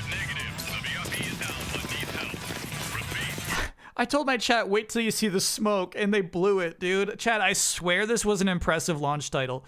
Have the VIP down and need a medic now. Safety of the president is priority. It was a big deal for a minute. Kyle's memory is ironclad. Sports are always a critical piece of... Sports. Remember, he's going to go to EA. He's about to go to EA pretty soon. All right, so we'll take a quick break, chat. Unfortunately, I have fallen behind our pace. We spent 2 hours on 48 minutes, but I'm going to find my pace again. I'm going to find our pace. We're going to watch through this and then Nintendo. We're going to get our pace back. This is an hour and 20 minutes. The Nintendo one, I think, is only 50. We'll get it. I like the cut to the console. Like, that's right. I did that. You're right. Right straight after that fake trailer. Straight to the console. Yeah, I won't have to keep pausing on the fake audience. You're right.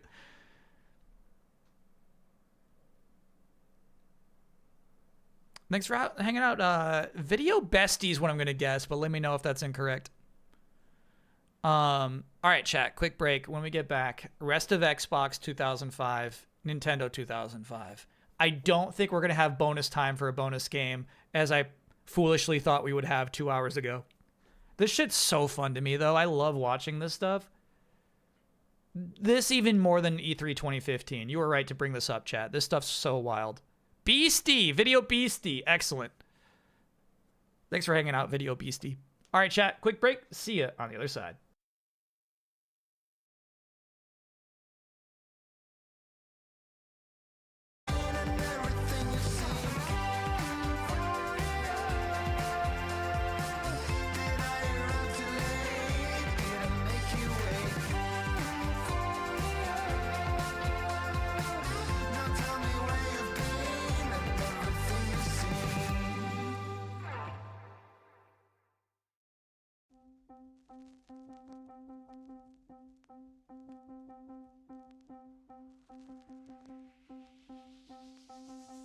Drink a little water, feel a little better. You do what you gotta, babe. Breathe a little air. Bring life into your muscles, instinct for a living man. Oh, but there is one thing you're all forgetting. That endless morning will turn to night. And when you're dreaming, you will be seeing a little demon dancing around. Baby, there is only one way, and that's to slow decay. Get a little earthy with me. I'll pull you down like rain. So tired, I can tell from your shape. Feeling sleepy, yeah, you can beat the slow decay.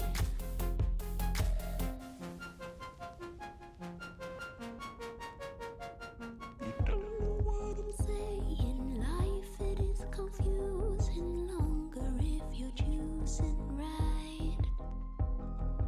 Read between the lines, it doesn't really matter. All that we possess is time. You know it's funny how you keep running away from slumber, although you can't. And when you're dreaming, you will be seeing a little demon dancing around. Baby, there is only one way, and that's to slow decay. Get a little earthy with me. I'll pull you down like rain. So tired, I can tell from your shape. Feeling sleepy, yeah, you can beat the slow decay.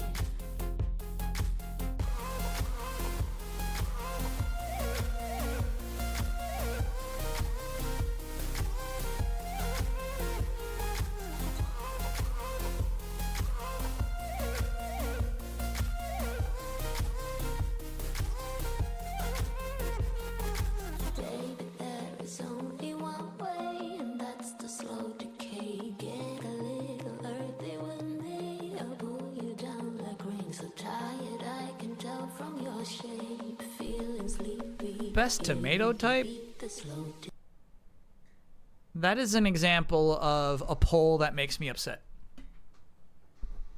This poll's making me furious. I hate that poll.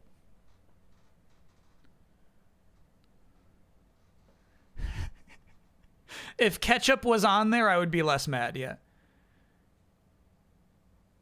Joey holds up 2 steaks and says, if you're going to do something wrong, do it right. No way. He doesn't say if you're gonna cheat.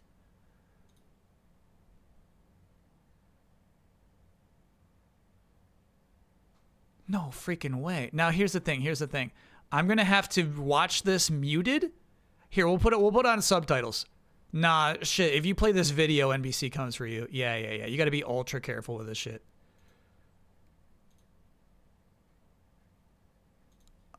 I'm gonna watch it. I'm gonna watch it muted.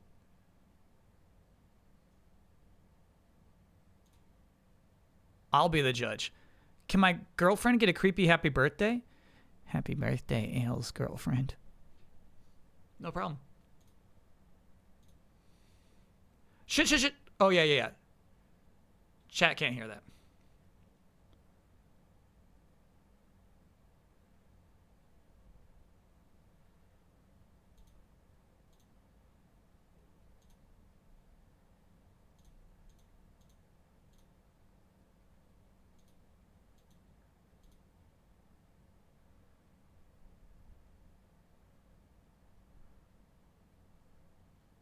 Okay, he says, you know how when you're dating someone, you don't want to cheat on them unless it's with someone really hot? There's laughter. Phoebe says, yeah, totally. Joey says, all right, okay. He says, well, this is the same kind of deal. If you're gonna do something wrong,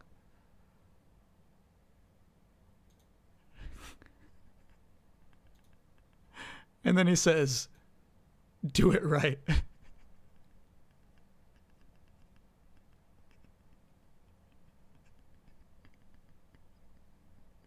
I did, in fact, misremember that.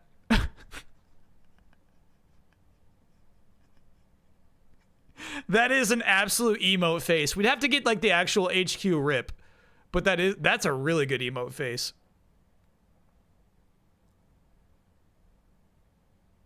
If you're gonna do something wrong, do it right. And she does. She does end up. Like, she's eating some like salami slices, right? And Joey's like, what are you doing?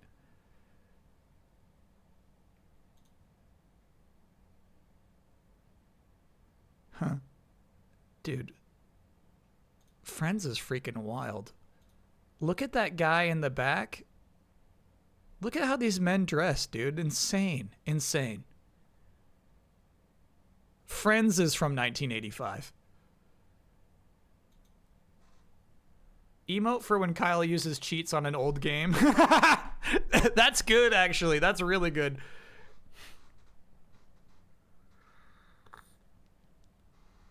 I like that. Ooh, Sir Shup. What do you gotta do to have that Bloodborne icon? Oh, it's Elden Ring Night Rain. Hell yeah. Yeah, what do you gotta do to get Night Rain badges? True Life 2's got one too. That looks nice.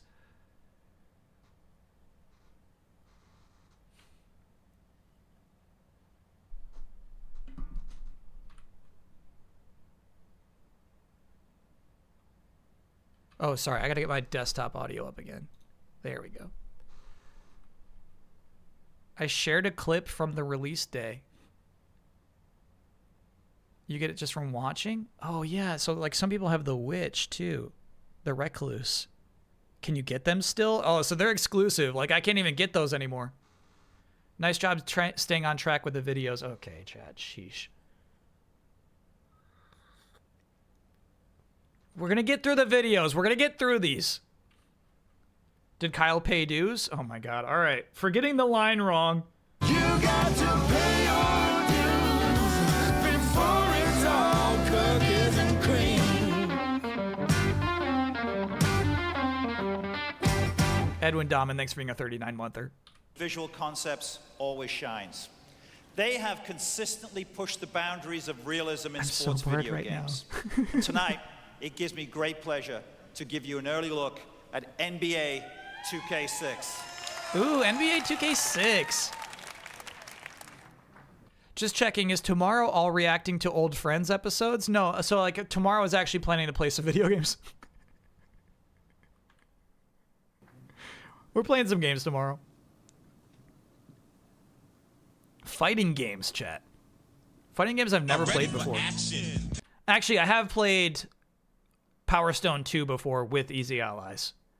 Only the tournament, though, so I've never played through it arcade mode. And then Project Justice? Rival Schools 2? This frame rate's rough, huh? Never played that. So I'm really looking forward to those. We got to do roster rater for those. Shaquille O'Neal on the Heat, dude.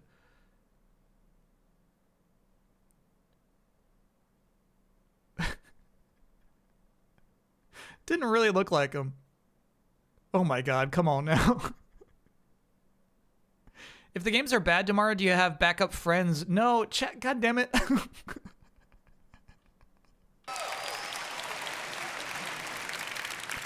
I wonder if that was a good This past week on 2K MTV, game. we shared with you a title that we're wonderfully excited about, and one of Rare's premier titles for the launch window, Perfect Dark Zero. Yeah, a game that will redefine the multiplayer first-person shooter genre. This next title from Rare represents an important leap forward in game development, combining dynamic puzzles, immersive combat, enormous environments, innovative storytelling, and really, really, really fun gameplay. This game sounds good. Let's look at a title that will feed the hardcore and have stronger appeal to the broader gaming audience. Feed the hardcore, but it's still got a stronger appeal to the broader gaming audience. Really? For every vision of light, there will be one of darkness. Oh, I thought he was going to show Perfect Dark. For every moment of peace, there It's will cameo be one time. of chaos. She alone holds the power to save this world. All right, so it's pretty fucking nuts. Rare's got 2 launch titles, but you got to kind of remember that these games were like announced as Xbox original games. They did Grabbed by the Ghoulies and then nothing else on Xbox. So like they have been working for a long time.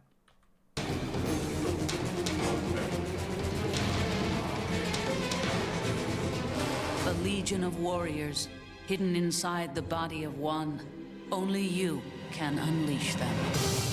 Announced for GameCube even, yeah. Oh my God. Does it run this rough? That's impressive.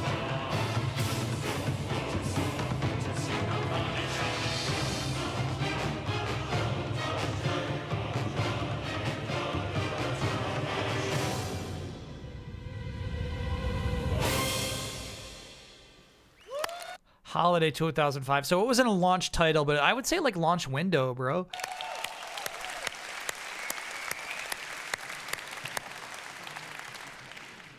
Earlier I said that sound is more important than ever before. Infinity Ward and Activision take sound to new heights in Call of Duty 2. They don't the even know yet. sequel to the 2003 Game of the Year. They don't even know yet. Whoa, Call of Duty 1 was 2003 Game of the Year? Says who? Call of Duty 2 uses advanced artificial intelligence in its all-new battle chatter system to make games more immersive than ever before. Isn't it funny how advanced artificial intelligence means something entirely different today? He's just talking about, like, enemy behavior. And it surrounds you with battlefield sounds that are so real, Striker's you'll find goatee. yourself ducking for cover when incoming enemy fire whistles past your head. Let's take a look at Call of Duty 2, exclusively on Xbox 360. Exclusive, dude.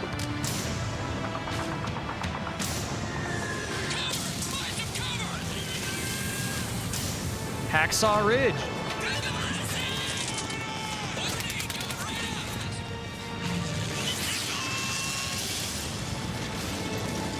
And PC, got it.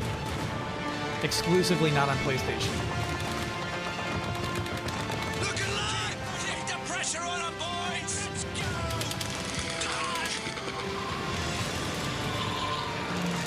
This trailer stinks. I saw Jaggies. Bro, these shots, come on now. Look at how Call of Duty has changed. Wow.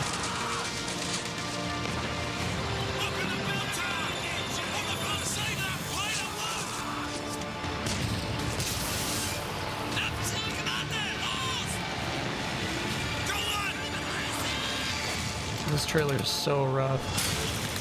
Oh my god. Just show the game at this point.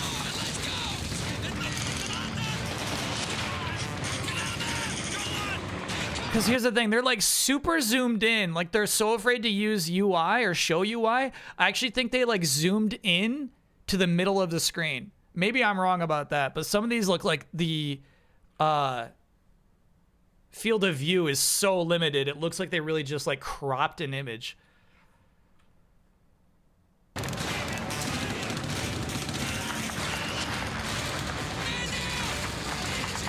This shit's nuts, dude.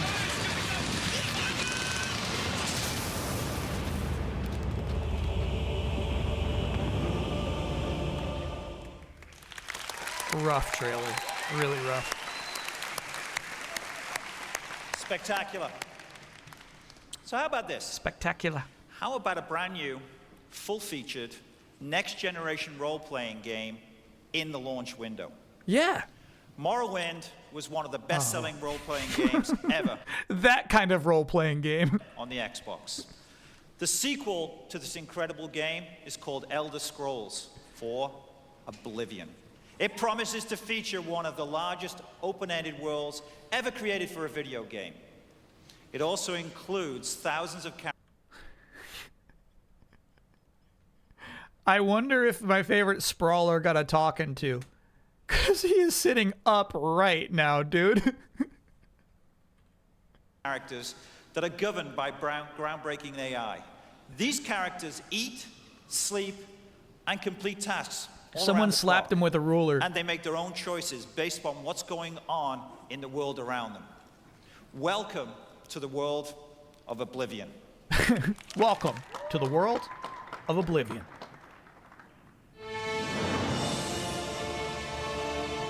Ooh, it looks so blurry. For 65 years, I have ruled this empire. Generals and kings have knelt at my command. But a darkness comes. The blood tide rises. It was blurry when it actually launched, huh? These are the closing days of the Third Era. And the final hour. I feel like the details are really nice, though. You know what I mean? It's blurry as hell, but it looks nice. It looks like a fully realized world.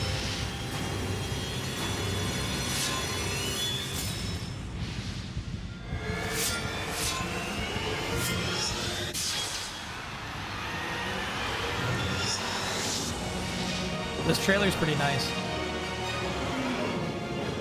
You know what I'm talking about? Like, just like linger on some shots, you know what I mean? Establish some shots so we can get comfortable and understand your world. They earned some quick cuts there.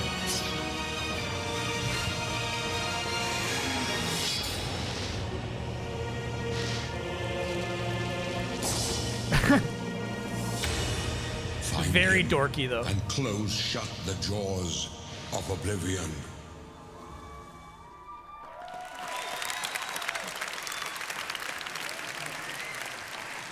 Stop that. That thing's empty. Let me guess empty. the folks from Take-Two are somewhere over there. Sorry, what? Let me guess the folks from Take-Two are somewhere over there. Let me guess the folks from Take-Two are somewhere over there. Not behind him, obviously. Yes, indeed. Let me repeat that. An all-new, full-featured, next-generation RPG. Oh, I didn't realize. This is so weird. So Take-Two via 2K published Oblivion? Bethesda wasn't self-publishing at that point, huh? Did I recognize the voice of Patrick Stewart? No, but I already knew that was him. In the launch window. That's what Bethesda and 2K Games are delivering, and it's going to be stunning. That's interesting. I bet every game after that one, Bethesda starts self-publishing. I'm talking about... ZeniMax didn't buy them yet. Oh, gotcha. Okay. Stunning. Gears of War is the first title developed by Epic Games exclusively for Microsoft Game Studios. Here we go. And the Xbox 360. Epic uses its amazing Unreal Engine 3 to create cinematic, high-definition visuals featuring beautifully rendered, interactive environments. And characters so lifelike they appear to be made of flesh and bone. Lifelike? Gears of War is a third-person tactical shooter with survival horror themes that will literally make you afraid to pick up the controller. Literally. Let's roll the video.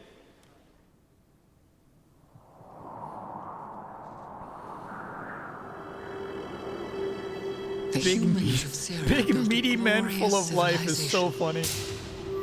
But humans were not destined to create. All right, hold on. I'm confused. ZeniMax owned Bethesda before Morrowind launched. Zenny bought them in 1999. So at what point did they just become big enough to self-publish? They ultimately did what they do best. God, that does look nice though, huh? Wow. Destroy. But this was nothing compared to a new threat from below. Brumax. An enemy that will force humanity to take their last inevitable steps toward extinction.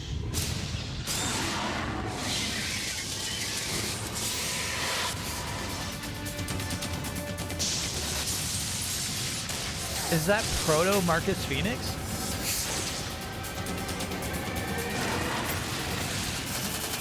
No facial hair, bro.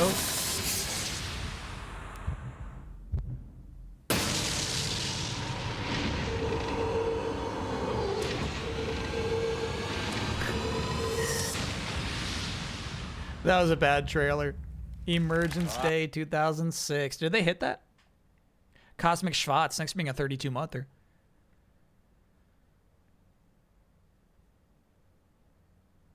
They did hit 2006. Chat thinks that's Kate Blanchett? Yeah, right, dude. Do you think any of these games convinced the paid audience to buy a 360? Wow. Wow. I wonder. Realistically, yes, one of those people didn't want a 360 before this thing and will want one by the end. I can't wait for Emergence Day. So you've seen a lot of Xbox 360 games so far this evening.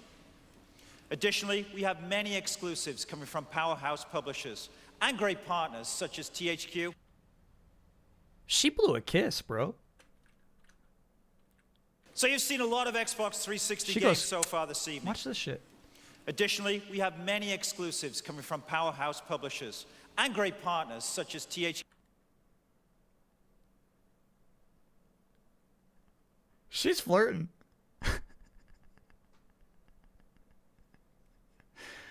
I was a student teaching in high school when Gears of War came out. It was really big with the Backbone demographic. It absolutely was, yeah. Fine. What are you looking at? I wasn't looking at Peter Moore, and I apologize. Sega, Capcom, Namco, and Atari. But there's one publishing partner who hasn't been represented here on the stage this evening. It's not Bandai Namco yet. It's just Namco still. They're responsible for some of the biggest franchises in the video game world. Call of Duty 1 got goatees from BAFTA and Academy of Interactive Arts and Sciences. That is so crazy. The voice is Carolyn Seymour in Gears. Great. Yeah. Appreciate you giving the real actor the credit. So, back in the day, Call of Duty 1 was the high society goatee pick. That was the classy decision. Okay. Franchises like Madden, NFL football. Madden fan. Need for Speed, and of course FIFA. I am talking, of course, about Electronic Arts. And please welcome Don Mattrick, the president of EA Worldwide Studios. Don Mattrick. I'm so stoked. Hey, Don. I'm so stoked. Good to see you. Thanks, Peter. I'm here to tell you about some of the great titles our teams are creating for Xbox 360. But before I start, I was wondering if I could give you a little marketing tip. I thought you were more of a studio guy. Right. I'm just a studio guy, and you're a marketing genius. Oh, thank you. But let me offer you one tip. I love the worldwide campaign and the statement you made on MTV. Right. I love the young woman with the backpack, but if you don't mind, I'd like to introduce you to somebody just a little bit different. Okay. I want to introduce you to Backpack Guy. Whoa, watch out. Careful. Holy shit. Wow. That's so macho. A lot more her than Jay and I have got, let me tell you.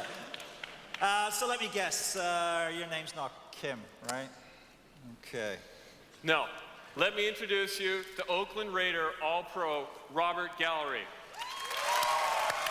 My chat was like, that's Gallery.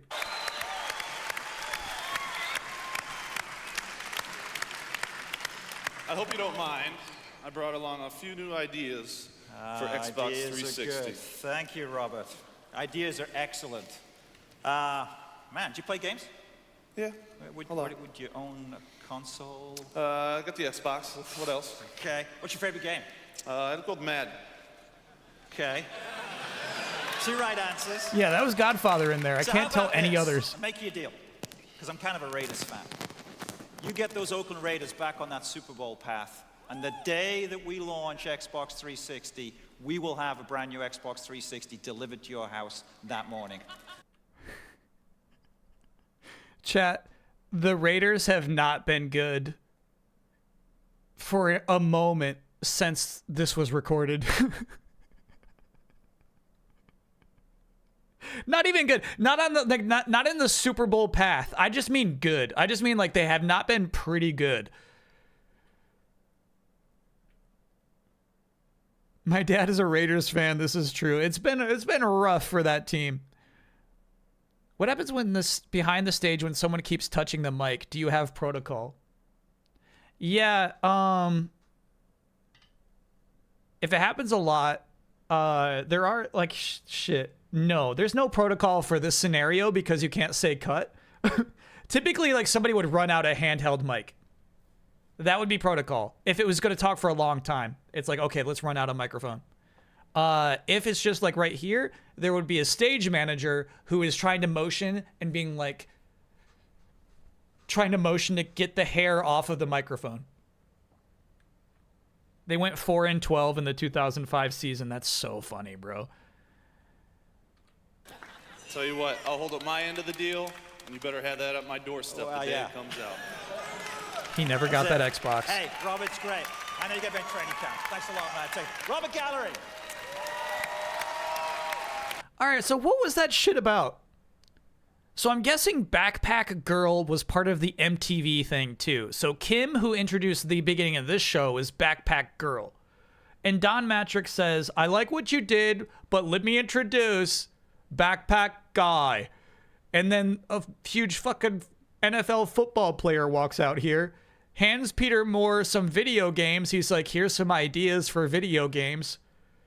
Peter Moore says, if you get the Raiders to the Super Bowl, we'll send you a 360. And he says, okay.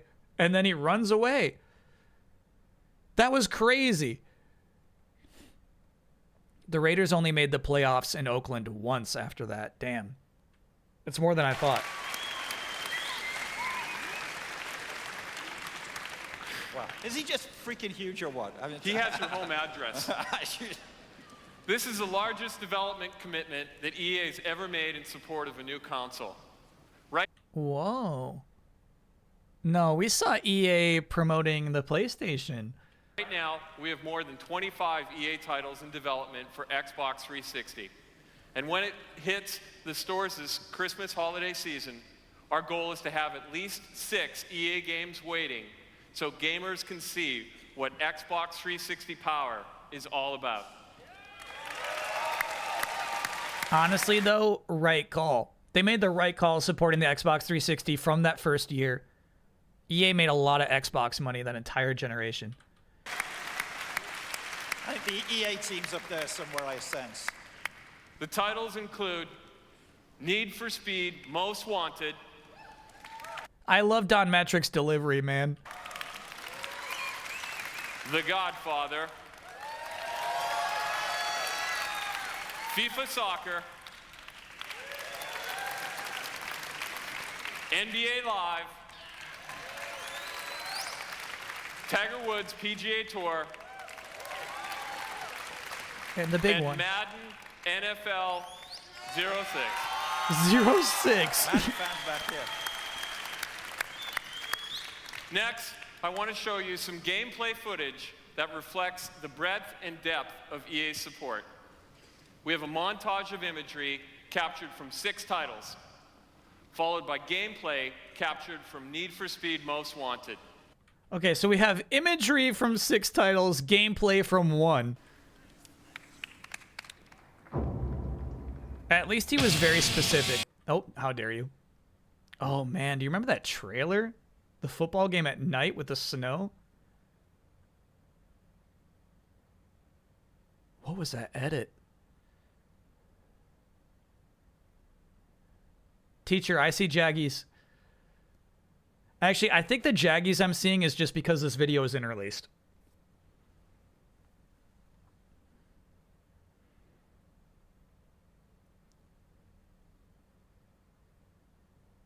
Is that Strahan?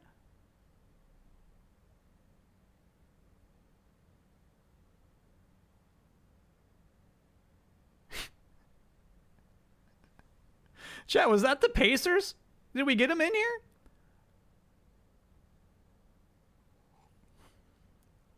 FIFA Soccer is so funny, bro. FIFA Soccer. Like, what are you talking about? There's no game called FIFA Soccer. No, it's the Sonics. It's the Sonics. My bad. Sonics were in 2005 still? That's crazy.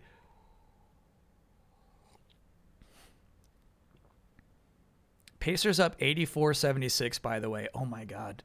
They're going to win this shit. They're going to win this shit.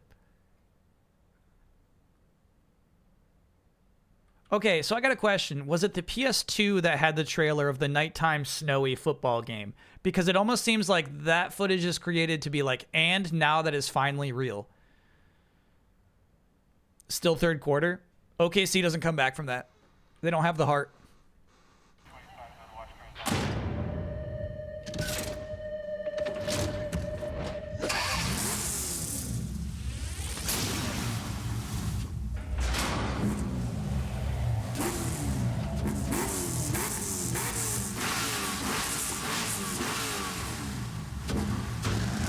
This game rules. Six titles at launch for the 360 is actually crazy.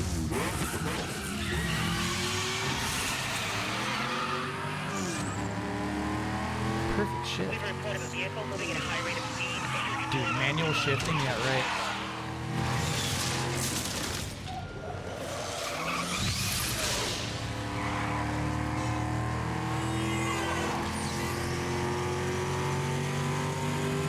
The game looks nice, huh?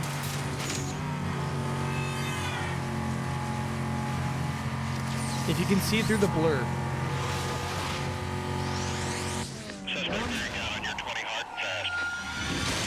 See ya.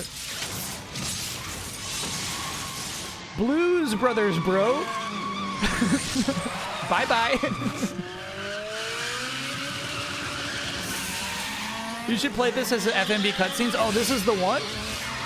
Hell yeah. It was 2. There's 2 with FMV cutscenes. Excellent. This one and then like one 6 years after this. And Peter, there's more where that came from. EA is 100% committed to a successful launch of Xbox 360. Oh my god. We couldn't be happier with the support we're getting from Microsoft, and we couldn't be more excited about the possibilities as this relationship continues to grow. He absolutely never gets better at this. He gets years and years and multiple opportunities. He never gets better, dude. Great. Thanks, Don. That was absolutely stunning. Thank you very much. I appreciate your support. Thank you. He's not a marketing guy, everyone. he said. Thank you.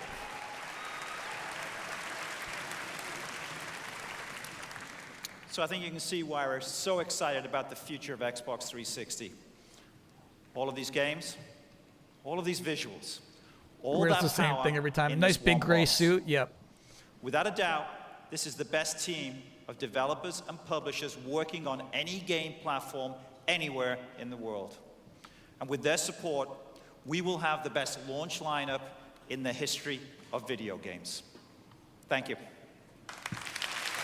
Best launch lineup in the history of video games. I feel like they kind of executed on that. Thanks, Peter. We are thrilled by the great support and breadth of titles that all of our publishing partners are delivering for Xbox 360. Now, earlier when Peter said that we have all of the world's best publishers, he wasn't speaking figuratively.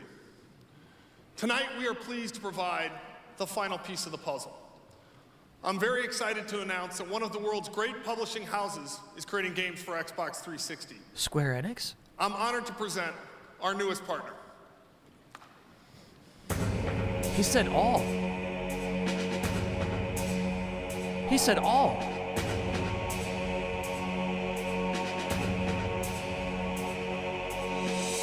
I have no idea what this is still. I still have no idea. No, still at this point, I don't know what I'm looking at. Still no. No. No, still don't know.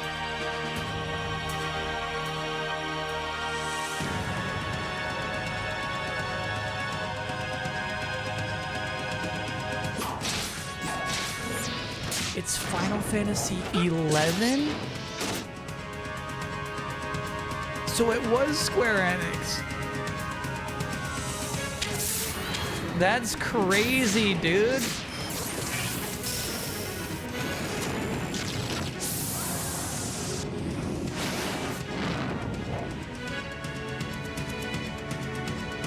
No, I haven't seen much of 11. It looks rough.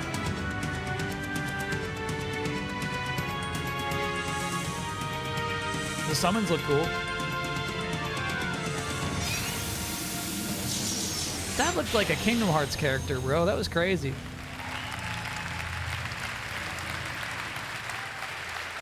Honestly, chat, I feel like what you just saw is still happening.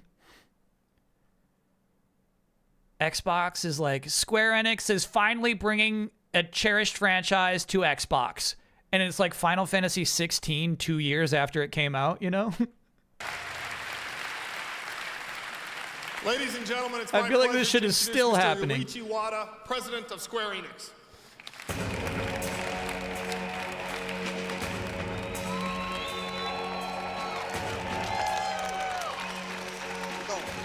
Good to see you.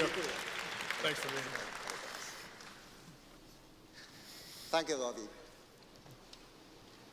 Yeah, this is the guy who just showed off Final Fantasy VII demo, tech demo at PlayStation. I'm honored to have this opportunity to speak with you tonight at E3, the largest video game event Mr. No Plans, in the world. Square Enix and Microsoft share a vision for the future of gaming and this entertainment. tilted stage is so crazy. And together, we play a leading role in creating innovative technologies that will bring new levels of interactivity and self-expression to video games. So tonight, I'm very excited to be able to announce that Square Enix will join with Microsoft and Xbox to bring our games to Xbox 360 and Xbox Live. Okay, I think at this point, Final Fantasy 13 is still a PlayStation exclusive, even behind closed doors. Maybe they've had the conversation, but I think Sony at this point still has that lockdown.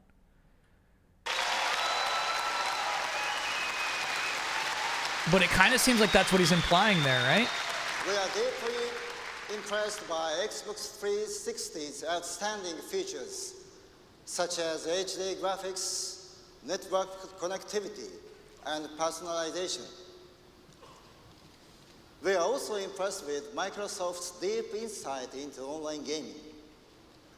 So it is a great pleasure for us that the cross-platform concept of our Play Online will now be compatible with Xbox Live.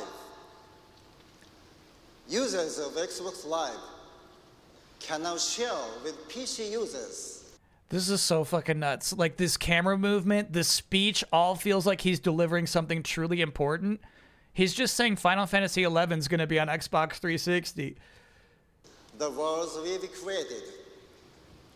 13 isn't announced till 2006. I'm talking behind closed doors. So when he says, like, hey, Square Enix is going to bring our games to Xbox 360, I think he's not implying 13, even in his mind. TVPH, this being a 26-monther. This is something we've dreamed about in the past. It is the first Final Fantasy on Xbox, yeah. I'm also delighted to announce tonight that we will bring Final Fantasy XI to Xbox 360. It's getting a lot of applause for this announcement 3 times over. Close collaboration between Microsoft and Square Enix is just beginning. As a company that is dedicated to expanding the boundaries of what is possible in the world of video games, Square Enix looks forward to working with the Xbox team to create new worlds that Xbox 360 will make possible. Tonight, I'd like to share with you a sneak preview of... Chat, my favorite audience member has a spotlight on her.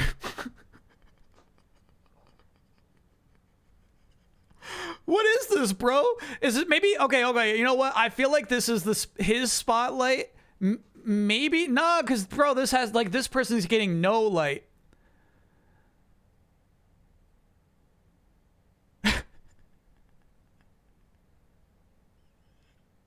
They caught her blowing kisses. Like, I feel like there's a whole spotlight. Like, maybe it's... maybe there's an angle here where that makes sense. But no, I feel like there's some other spotlight just shining down on her. That's so crazy. What we believe the future of video games might look like. We created this real-time rendered image. That's Velocity Girl? Taking advantage of Xbox 360's That's her? graphics power. Thank you very much. Thanks very much for that. I really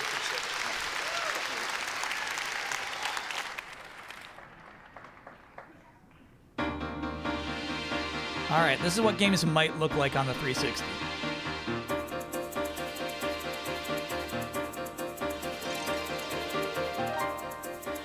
So this is like an MMO tech demo? I don't think I've seen this before. Exhibitor, thanks for being a 5-monther. This is technically 14? No way. This is the beginnings of 14?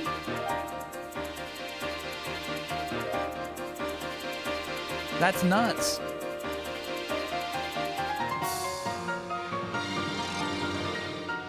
Is that Limza Lominza? Prototype? That was crazy. That's the Crystarium. It came back in Shadowbringers. Bro, that's crazy. You can actually walk that today? a lot of Sun and Square Enix for your support. We are looking forward to working together to help define the future of video games. So tonight we are here to herald the beginning of a new era in entertainment. With Xbox 360, we will create powerful partnerships that deliver innovation on a new scale. With Xbox 360, we'll work together to deliver games and experiences that are unprecedented in the history of entertainment. We built Xbox 360 to be the essential product for people who live and breathe video games, as well as for people who've never owned a video game console. With Xbox 360, we'll reach out to new markets across the world. Look at this where shot, digital entertainment is rapidly becoming an integral part of daily life. With Xbox 360, video games will become a true mainstream entertainment medium, a medium where bestsellers are measured not in the millions of units, but in the tens of millions of units.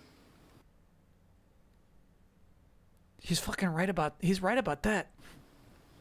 We have the passion. We have the platform. We have the product.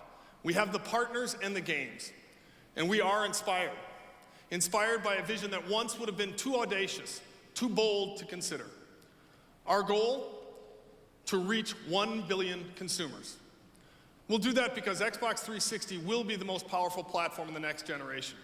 A platform that combines great hardware, great software, and great services to deliver games and entertainment that will truly redefine what it means to have fun. Xbox 360 is here, and it's on. Thank you very much, and join me at the party. Ooh, I thought there'd be a one more. I was feeling he's got a one more left in him. That's crazy. So the one more of the show was Final Fantasy XI with a Square Enix tech demo. Because that's the last company you would think would show up at an Xbox show. It wasn't the game itself. It was saying, hey, Square Enix is playing with us now, and they never did before. Did he say, enjoy me at the party? I think he said, join me at the party.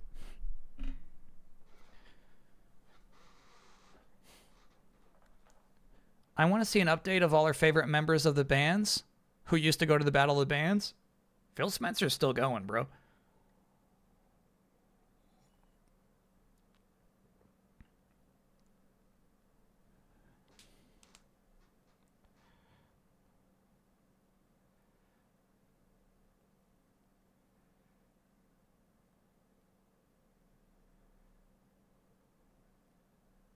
Yeah, I see Jaggies. I should play the Darkness too. I saw the Dr. Octopus limbs talking to him. Gears of War, dude, crazy. I would actually rate this pretty high, especially if we can like curve it to what else is out there, you know what I mean? I feel like this was a pretty forward-thinking show. I also think it was insanely Frame City Killer. What is that game? I think it was insanely boring. I think they worked really hard on presentation, but not on those speeches. But, like, compared to Sony that barely showed a single video game that you could play, this had a lot more meat to it.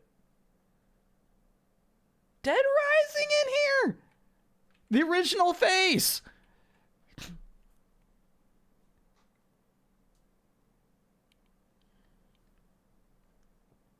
Working title, yeah.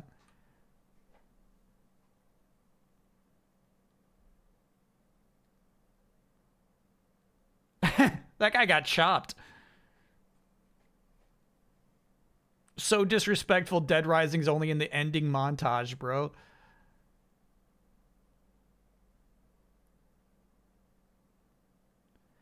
And I think they did a good job like making the 360 feel exciting. And, like, a lot of what they're promising, they fulfilled, you know? It really is, like, a truly, like, online console. A lot of the stuff didn't happen. Saints Row in here. That's crazy, too. Big 360 title. The rolling in multiplayer is so silly. You get a dodge roll. So you slip out of first person to do a third person dodge roll. 99 Nights. Yeah, dude. No. Go back in there. Go back in there. Dead or Alive 4 we saw.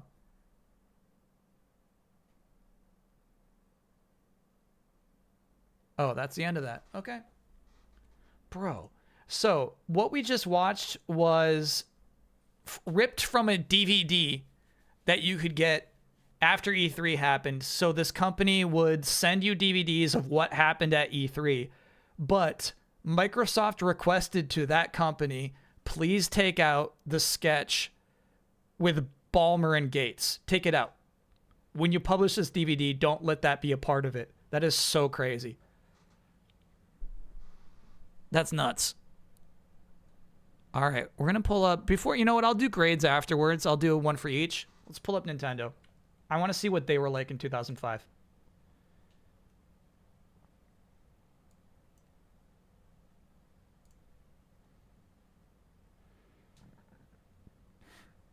Nintendo's available at 60 FPS. The first 3 minutes are filmed from the audience. First 3 minutes. Okay, let's, I'll switch. Let me get the first 3 minutes of this. me get the first 3 minutes here, and then we can swap. Does frame rate matter for presentations? Yeah, when you're watching the games, it does matter. Hell yeah. This is Metroid Prime 3. What are we looking at here, dude? That's crazy. Maybe it's 2? It must be 2. It must be 2. Silent Consonant, thanks for being a 61 monther. This one's louder. That was loud. Kyle, I'm tired and this is my last day. Can I get an oh yeah for just existing? Yeah, what do you mean it's your last day? Oh yeah. Chat confirms that was We're 3. serious about expanding what we do. Okay, I think this might be another DVD opening. remains with Nintendo. This is weird. No longer at Wizard. Got you. Silent Consonant, we actually watched a part of your video on Monday. Where you're talking about how some of those cards take years and stuff like that. That was cool. Congrats on getting through the week. Chat said that whole thing was actually part of the presentation people watched. About making games. My name is Reggie. That's so dumb. That's so dumb. They were sampling Reggie's introduction when he says, "My name is Reggie, and I'm about making games, kicking ass," or something like that. And it was such a big hit that the next year they had a DJ sample, "My name is Reggie." That's crazy. And my name is Iwata. I'm about making games. Thunder tied it up. I didn't think they had the heart. And I'm about playing games. So now he's referencing Reggie when he says, "I'm about making games and playing games." Last night,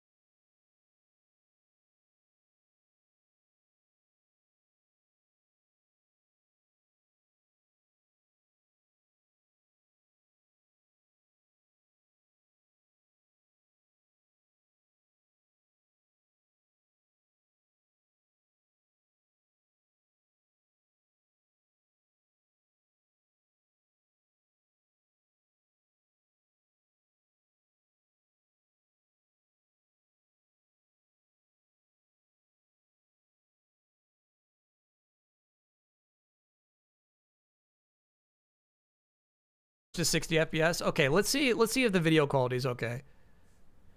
Cause yeah, this is pretty rough. Yeah. Yeah. Give me a sec. I'll swap to that on the PC.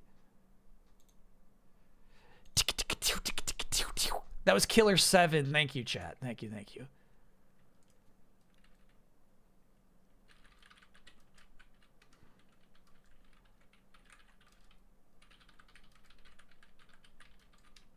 DVD rip.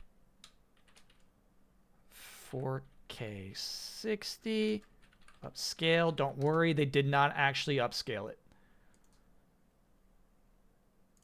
Okay. We're good.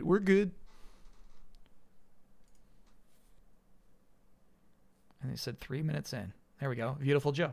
Good to go. Oh, it's a DS Beautiful Joe. That's how rough that footage was. I did not realize it was a DS version of the game.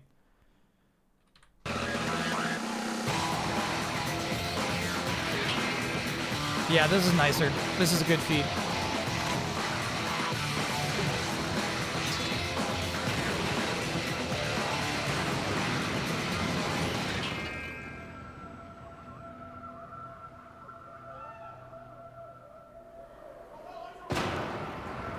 Okay, it does look a little upscaled. But we'll deal with it. Good morning and welcome. As we at Nintendo continue to explore the future of video games. Today, that journey includes details on a new form of gameplay. Captions, you got it.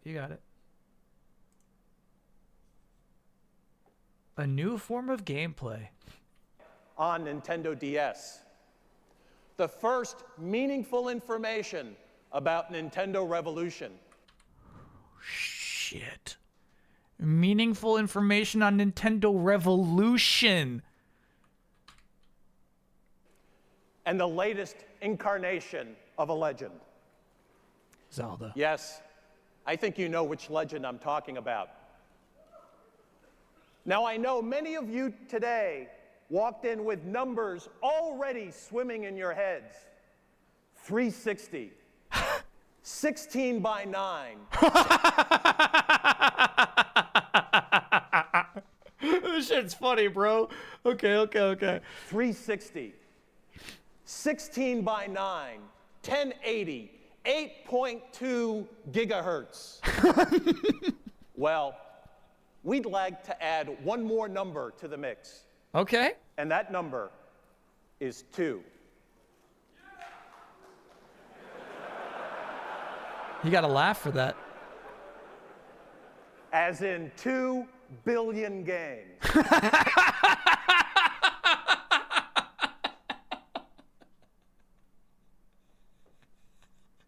This guy.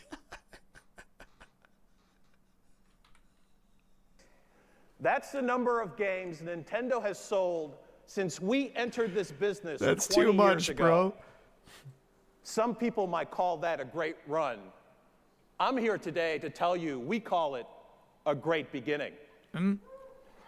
Because if you're ready to move beyond pure numbers to a place where your right brain can envision the best in innovation and the best in gameplay improvement, well, you've come to the right place. What we've got for you today are previews of game experiences which represent both the highest quality and the most diverse catalog in our history. The key here are 2 little words. The word or, the word and. Right brain? Yeah, I thought left brain is creativity, right? Nintendo is not an or company with games devoted just to this group or that group. We're an and company. Games for this group and that group, and for groups that don't even right is creative, left is logic. Got it. call themselves gamers yet. For 2 decades, our mission has been not to just play the game, but to change the game. The NES changed the game. Game Boy changed the game. Yeah. Donkey Kong Country changed the game. Yeah, okay. Super Mario 64 changed the game. Yes, it did, yeah. And Nintendo DS changed the game. Yeah. And more extraordinary change is on the way. Dude, the 2 games, Mario 64, yes, but DKC? Over all the other games they ever made? Crazy choice there. Nintendo occupies a unique position in our industry. We are one of the top 2 game system manufacturers in the world.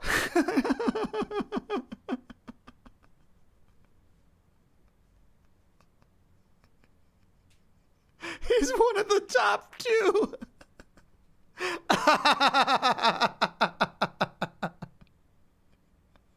That's funny, bro. And one of the top 2 game publishers in the world. That's a big deal. As a result, we look at gaming That's from nice. 2 different perspectives at the same time. As game creators, we can't complain that they aren't giving us enough technology to work with. As manufacturers, we can't argue that they aren't creating games that optimize our technology. They are us. So let me clarify this for a minute, how we look at it internally.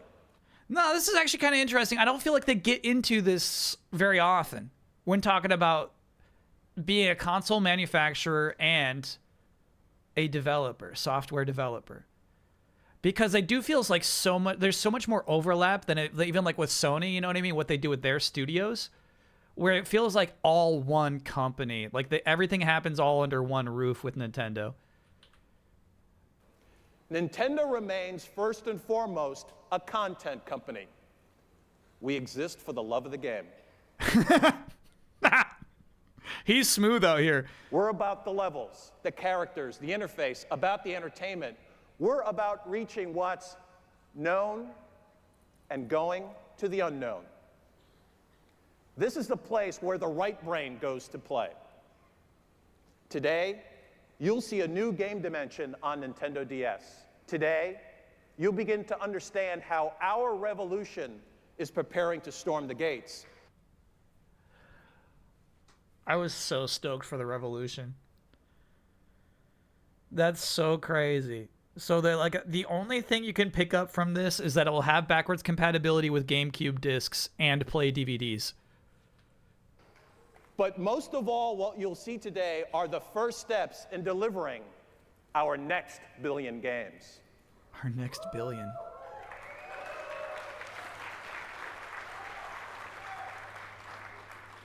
Did the Wii play DVDs? No, but I mean, the games themselves were DVDs. For 16 years, Nintendo has owned the portable game space. We created it, and we're not moving out. Let me begin by putting a couple things in perspective. He's talking about the Most people PSP would competition. say the top-selling game machine of this generation is the PS2, with just over 28 million units sold in America. But guess what? They've got company. Game Boy Advance has also sold more than 28 million units in America, even though it launched 8 full months after the PS2. Consider this. Both the Nintendo DS and Sony PSP made their worldwide debuts just before the holidays last year. To date, global sell-through for Nintendo DS stands at over 5 million, or more than twice the level for the PSP. Now, he's talking shit. I know what some of you are thinking. Well, the PSP hasn't arrived in Europe yet. So we got there when we said we would, and they didn't. You know what? That's Sony's issue, not my problem.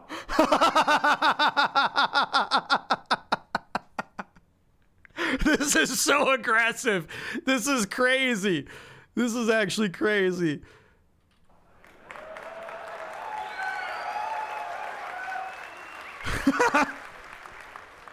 And now the DS Attitude owners have era for explored sure. PictoChat, played the Metroid Prime Hunters pack-in, and seen what Pack-in. all their GBA games look like on the DS, software sales are skyrocketing.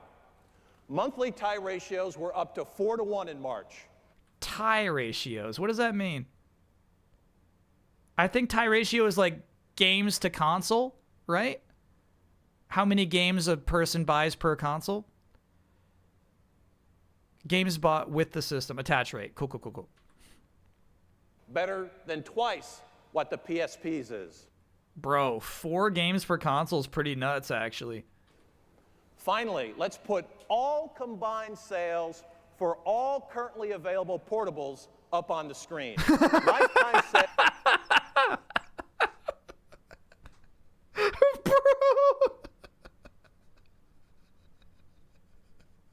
That's crazy. That's so aggressive. Sales of GBA and DS versus everybody else. That's so messed up. This is what the market looks like right now. No, it doesn't, bro. You can't say that's the current market because there's so many Game Boys in there. It's so messed up. Also, that wedge is not centered. All in all, I call this a pretty picture. So enough numbers. Let's move over to your right brains, way over into your right brains. No, he mixes them up too. No. That just means he mixes them up too. Talk about an application for Nintendo DS that doesn't just create its own genre. In fact, it may not technically be a game at all. Because electroplankton should more accurately be considered a creative tool. Something that not everybody will understand, but many who do are mesmerized. Electroplankton we were talking about recently. I get this one super mixed up with the other one.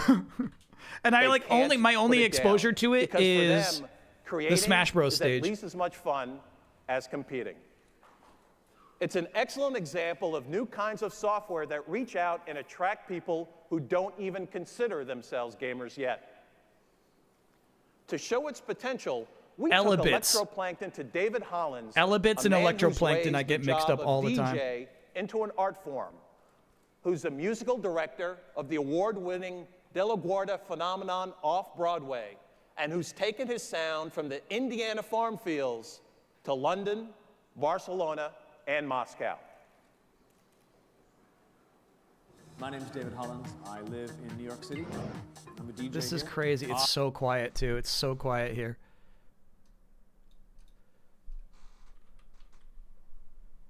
I think I've got the best job in the world. I get to go to all the great parties, play music for people. Although most of my gigs are probably here in the US, I do a lot of international traveling. I don't know, I wouldn't trade it for anything.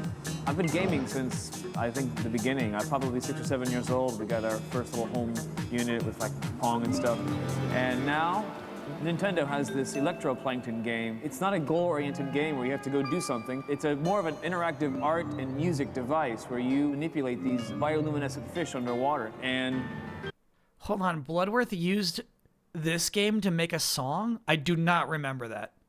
And also, yes, Mucho does consider himself a gamer. They had behavior patterns that I could control, and depending on what I told them to do, they would make sound back to me. It was this Brad song. Got it. One of the great things that I've found about working with electroplankton in the studio is the sounds are fantastic. There's a rich palette of sounds. They've got really nice bass sounds, high clicking sounds. Is this guy still working? Which are great for percussion, and the overall just warmness of some of the pianos and the other synth sounds are in there. Like, it's actually kind of crazy they gave him a capture unit for DS. It doesn't have like a video out, so him even having it on that monitor is kind of nuts. The creator of Electroplankton, Toshio Iwai, just had an exhibition in San Francisco's Exploratorium a few months ago. He's an active artist. Hell yeah. I'm talking about this DJ.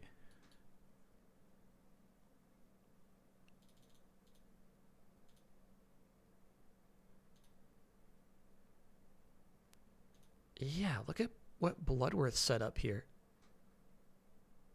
I forgot about this, dude. This is so high effort.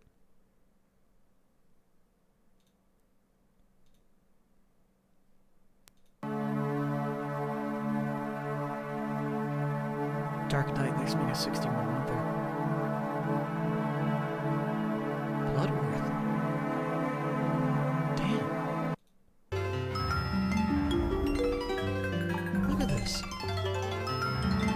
Brad has your back. Brad has your back.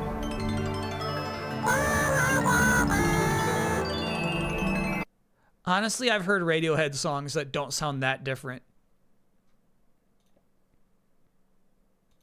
That was basically a Radiohead song. That were fantastic for implementing into my studio environment, and I was able to make the track completely with just the sounds from the unit. I didn't have to add anything else. This entire experience has been just fantastic. I was thinking in my head, what am I going to do to make a song for a video game? But this isn't it at all. I'm making a song from a video game. I'm having this device give me sounds and just letting that and those sounds take me where I want to go musically. And I mean, I would do this again in a heartbeat. It's been amazing, really, really hot. Really, really hot. David Hollins. The coolest DJ Nintendo could find. Here we go. Wow. In fact, David liked this so much that he decided to show off his final product in person. Did I miss a heat? My Please bad. I welcome wasn't paying attention. David Hollins. Hey, Reggie. What's up? I love that move. Oh, no. So, David, I understand you brought something to share with us. What have you got? I did. When Nintendo asked me to make some music for this, I thought I'd be taking some of my music or tracks and putting on some sounds from the Electroplankton game. But once I I'm got nervous. Okay, I'm beginning to think that edit we listened to earlier when it says, my name is Reggie. I'm beginning to think that was a David Hollins mix. I found the sounds were amazing, they were warm, and I was able to compose the entire tracks using just the sounds from the unit. Well, that's great. Well, why don't you play it for us? All right. Let's see what we've got.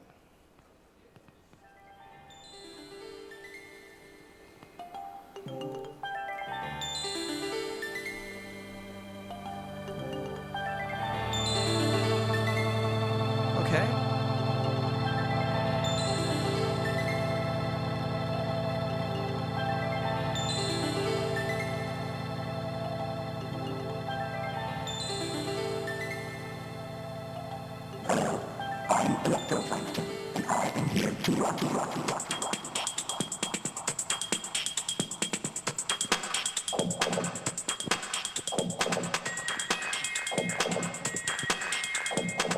This is actually, that is a Radiohead drum beat.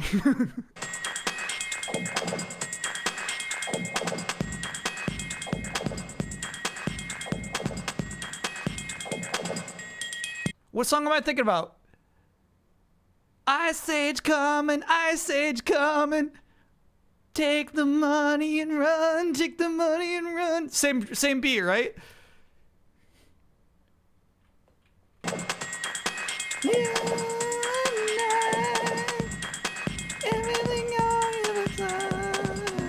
Idiotech, yeah.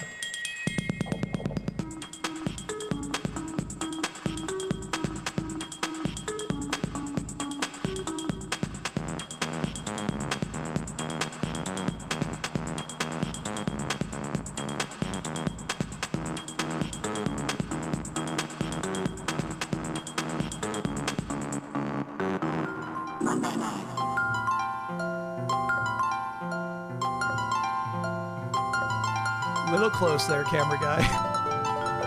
You're in the shot, bro. I think the director isn't communicating, right? So typically a director would be on the headset and be like, you're in the shot, back up, back up. He doesn't know. This camera guy doesn't know he's in the shot. Actually, it's the other shot. So the other one has to zoom in to try to get that guy out of his shot.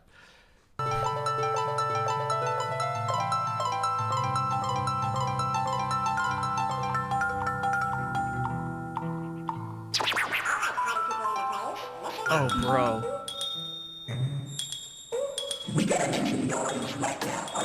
Oh, bro.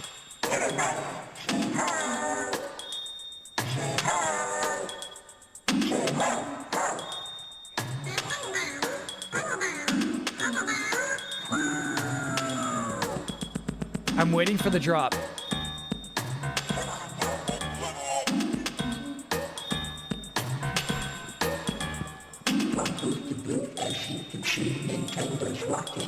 I'm waiting for the drop.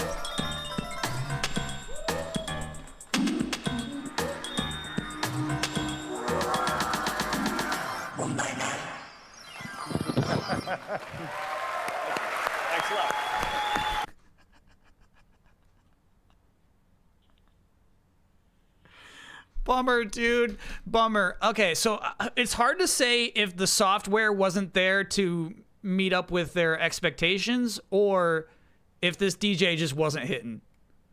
I spent a semester abroad in Berlin for music college, and this sounds exactly what the professors made us make. Sure. Okay. I looked in David Hollins. I think he's still occasionally DJs, but now he's in the edibles industry. Good pivot. And then Hero 90, thanks for being a 61-monther. Good pivot. He does private events still.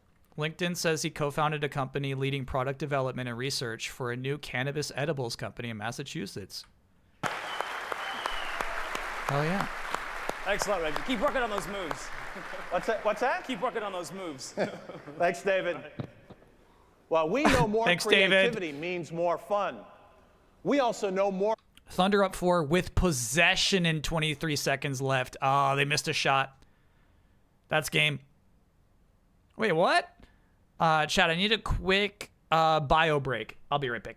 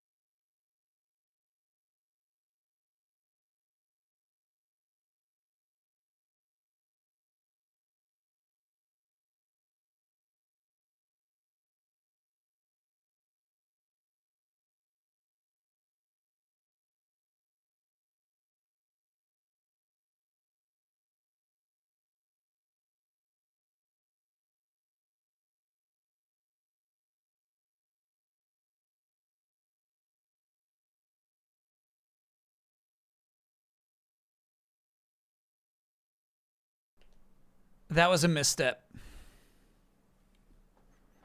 That was a misstep. Reggie had this audience. He was pumping them up. He was tearing down the PSP. He was explaining what makes the DS different. And unfortunately, to communicate what is special about the DS, that it's a creativity machine, they just spent, I feel like, 5 or 6 minutes with that DJ, ultimately making barely listenable music. That was tough. He was the cooler. Yeah, that was we lost momentum there. And I kind of feel like that kind of embodies Nintendo for a few more years here at E3. Did I wash my hands? Of course I did. Look how damp they are, bro. You know what? I don't think I dried my hands. I did fuck that part up because I had to get back out here. Which is better, the DJ or the pie charts? Pie charts. Because here's the thing. Reggie's delivery is on point. Reggie's delivery is better than, I think, anyone during that entire PlayStation show. You know what I mean? He's able to deliver those numbers, but with a certain impact. You get what he's going for at all times. More people means more fun. I gotta get rid of that poll. Especially if you're connecting them around the world. Greatest cat. It's no secret that we didn't invent the concept of online gaming, but we do intend to reinvent it. Online gaming? Of online gaming, but we do intend of course, Mario Kart's coming, bro. This is the year that Nintendo players begin connecting with each other in a new way through Wi-Fi internet. We recently announced our first Western partner in creating a groundbreaking infrastructure called Nintendo Wi-Fi Connection. Oh, yeah. That partner is GameSpy. GameSpy, dude. The global leader in connecting online players at a distance. Finding rivals with Nintendo Wi-Fi connection occurs on 2 distinct levels.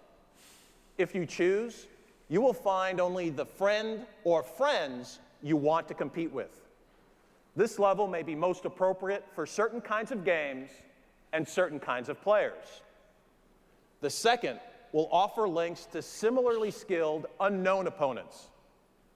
This dual connection system also represents the first foray by GameSpy marrying a portable game system with hotspots around the world. Marrying. Now, just as important as the technology is the interface. This will be as simple and intuitive as every other aspect of DS play. And the payoff will be considerable. Where current online game services now see a small fraction of owners sticking with online play, we expect the participation rate for Nintendo DS to reflect a clear majority of owners. I don't think so, bro. He's saying most people who own a DS are going to go online? Yeah, right. In fact, we see no reason why that participation rate can't reach as high as 90%. You see no reason why 90% of DS owners will go online? That's crazy. Here's why. Okay. Our wireless solution tackles 3 of the main challenges which so far have prevented meaningful expansion of console online play. Okay. Obviously, a broadband line is not required. And we're making access even more appealing because we're not assessing an additional charge to make our wireless connection. Okay. Step 1, free online. That's something. That's something. That's something. That means free outside the house via hotspots and free inside the house through your existing wireless router or USB connection. Second, users won't face monthly gameplay bills. As far as Nintendo is concerned, they won't face any added charges at all to play first-party games wirelessly. Kind of seems like that's point 1 again, but okay.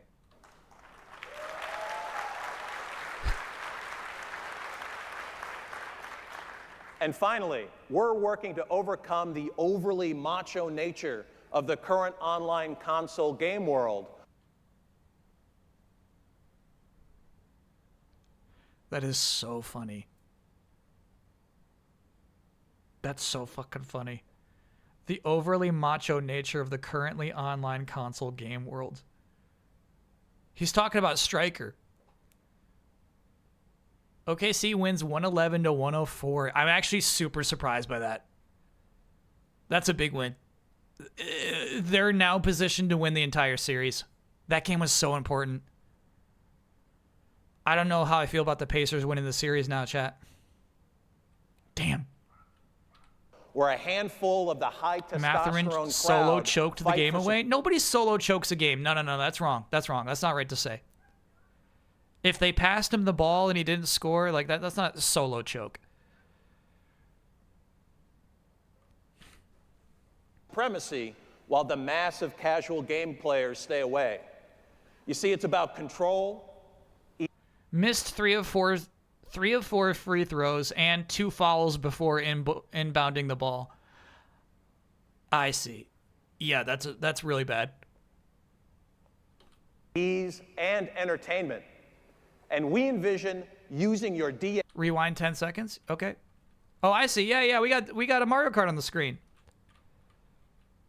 Overly macho nature of the current online console game world, where a handful of the high testosterone crowd fight for supremacy while the massive casual game players stay away.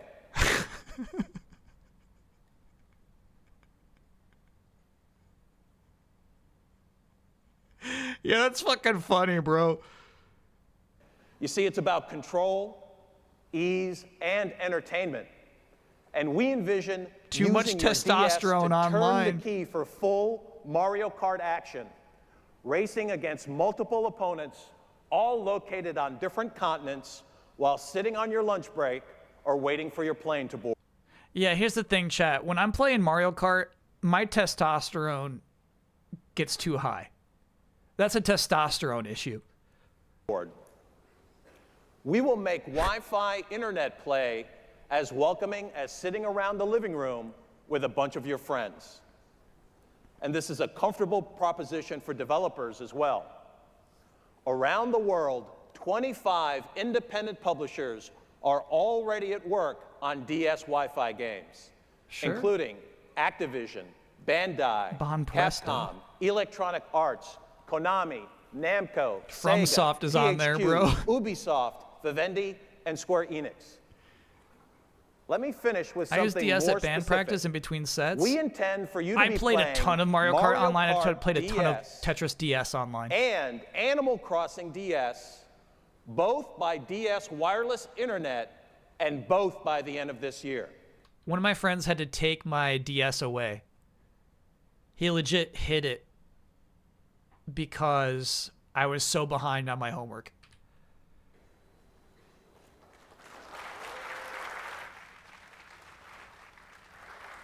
Now, Look one at more Tony powerful Hawk, dude. This franchise looks is in cool. the mix. By gotta year-end, play this. Blinders will also be playing the I wonder if first this emulates well. combination That was cool, actually. LAN, Wi-Fi, Good friend, Tony exactly. Hawk I was so game, mad at the time. custom Turns out that was a really designed cool by friend Activision move. It for was not DS. Dan, though. Its online community allows players to form their own skate crews. Skate and the crews? touchscreen makes tricks easier for everyone. And for those who can't wait that long, you'll test drive Mario Kart DS on Wi-Fi internet tomorrow on the show floor. Ooh, I wonder how that ran. Now, before we move beyond the portable space, I want to talk about two more examples of how we're using portable gaming to expand the total universe of game players. Blue Ocean, The bro. first He's talking is Blue Ocean Mr. shit. Miyamoto's latest pet project, Nintendogs. Mr. Miyamoto's pet project? Really? I didn't know this was his And thing. it's taught the Japanese game world to sit up and take notice. It received a rare perfect score from Famitsu, and it's being overwhelmingly voted best in show. This is so crazy. Famitsu perfect scores used to be a legit big deal. That used to be a big deal. It's not so much anymore. But also, it's actually pretty crazy how big Nintendogs is about to blow up. By Japanese gamers. It remains the top-selling game franchise in Japan, with more than 400,000 copies having sold through in less than a month's time. Yeah, get ready, And dude. as always the case, hit software sells hardware. That's just the beginning. And this case is no different. The launch of Nintendogs was responsible for making Nintendo DS the best-selling game system in Japan.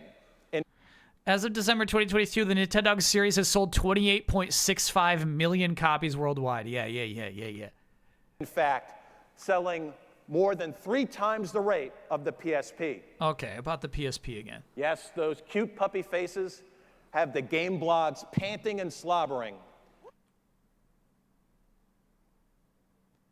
Those cute puppy faces have the game blogs panting and slobbering. That's my chat, bro. But behind those looks lies the heart of a very sophisticated piece of design. We thought maybe an outside perspective would help illustrate.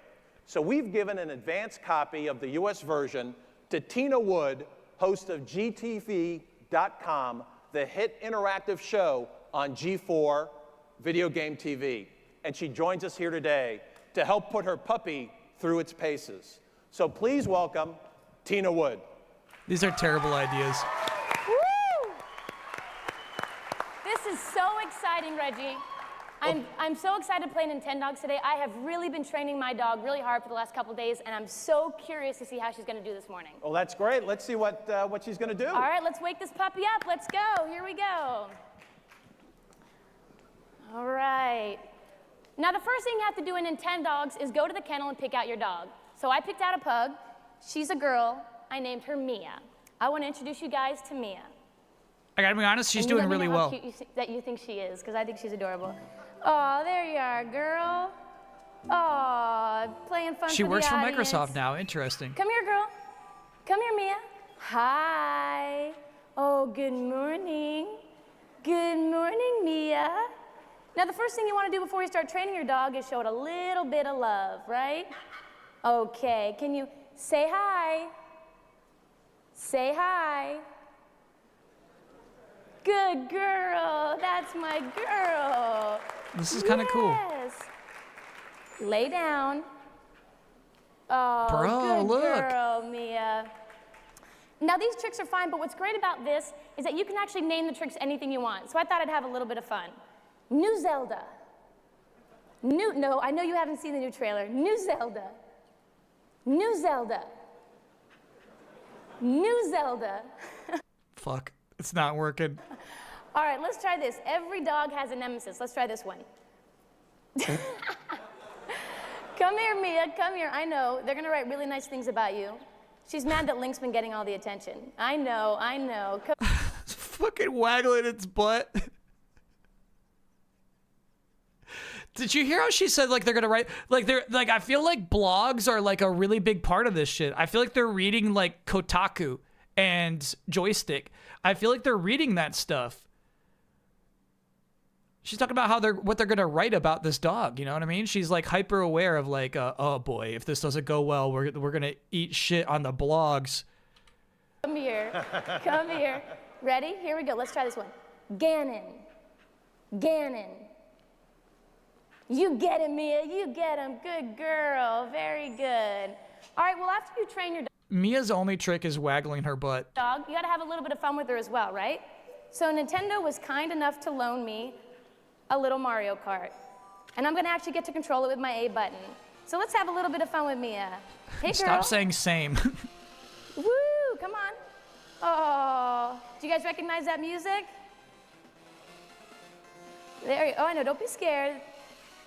Awesome. All right, now I'm hoping Mia's gonna score a little bit later on, so I'm actually gonna give her a bath, let her smell really nice. Go into my supplies, go into my care section, and I actually spent some good money on some good shampoo. What'd she mean like I hope Mia scores later on? So we're gonna actually make Mia smell real good right about now. I know, it's a little bit embarrassing, you're really naked right now. Oh, there you go, girl. Get those suds on there. Oh, she loves that. Now we're gonna rinse her off. Come here, girl.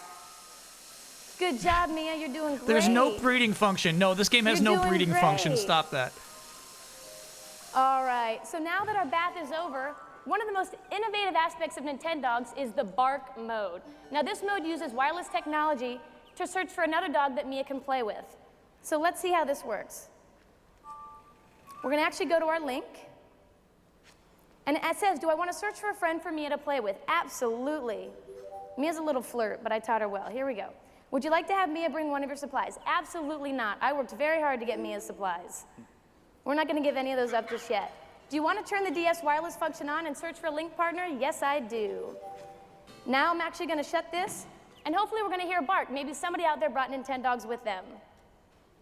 And if they did, what we're going to do is Mia and that other dog are actually going to converse and get an opportunity to play with each other. That's the bark. So somebody wants to join Mia. Let's see who it is. I didn't know DS could do this kind of thing. The birth of Street Pass. Yeah, that's kind of wild. It looks like Mia has found somebody. Let's see. I'm sure one of you fine journalists brought your Nintendo DS.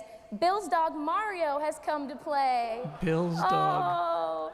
And also says I've received a voice message from Bill. So Bill actually sent me a gift. Let's listen. Tina, do you want to play? It said, Tina, would you like to play? I would absolutely love to play. It's doing speech to text? Do you want to play? My one question is, who would have a puppy with a Mario hat on?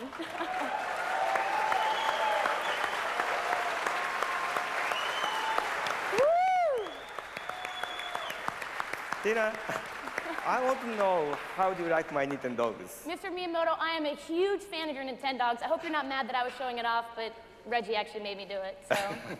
No, it's all right. Even serious gamers should have fun with their puppies. Absolutely. I love the way you said, no, it's all right. It seemed so sincere. Right now, my Shiba Mario is teaching your pug Mia some new tricks. I see that. She's doing very, very Yes. well, actually. Show the screen. She's quite happy. Well, Mr. Miyamoto, I think our dogs have become very good friends. And this has been, oh, look Oh, at no. the hands. Oh, he's very good at handstand. Don't worry, Mia. Yes. Look at Mia can't do it quite yet. But this has really been a blast. I really appreciate it.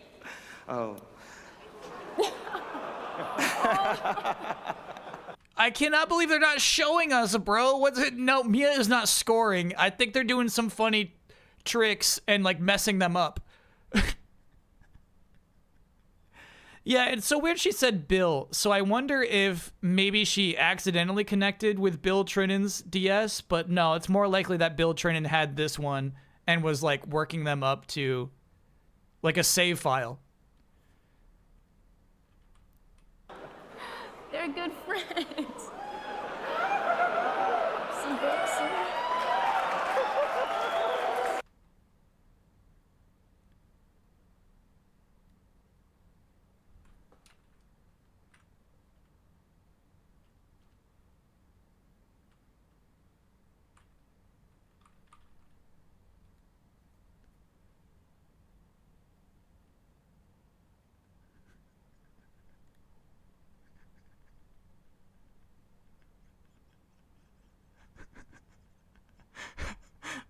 That can't, chat, that cannot be.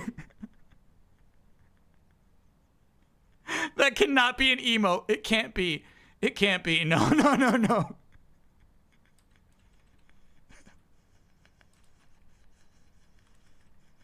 Yeah, we already have a tongue emote. We already got one, bro. That is so funny, bro. That's inappropriate.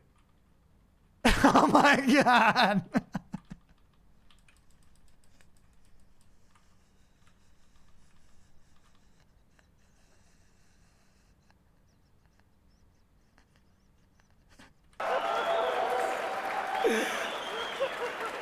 I did not teach her that, by the way. I just want you to know, so. What chat? Here's the thing though. It is Nintendogs. I gotta know what do you think she was just doing the butt waggle? That had to be like that's the most that game could possibly allow.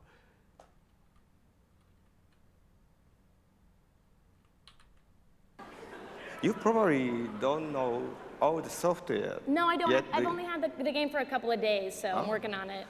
Well, would you like me to show you a few more tricks? Yeah, that would be great. I appreciate it. Then please follow me. Okay. Backstage. Oh, okay.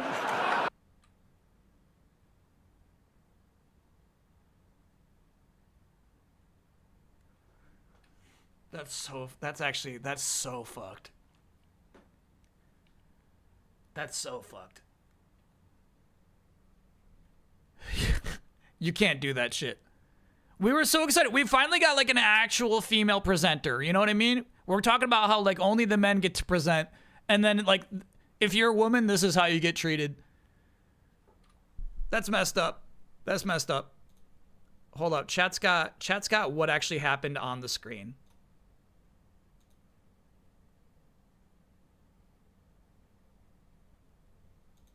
I'm so glad that wasn't Green Lantern. Ice Sprite, thank you for gifting a gift sub to Riz Moto. I don't think so, bro. That's not...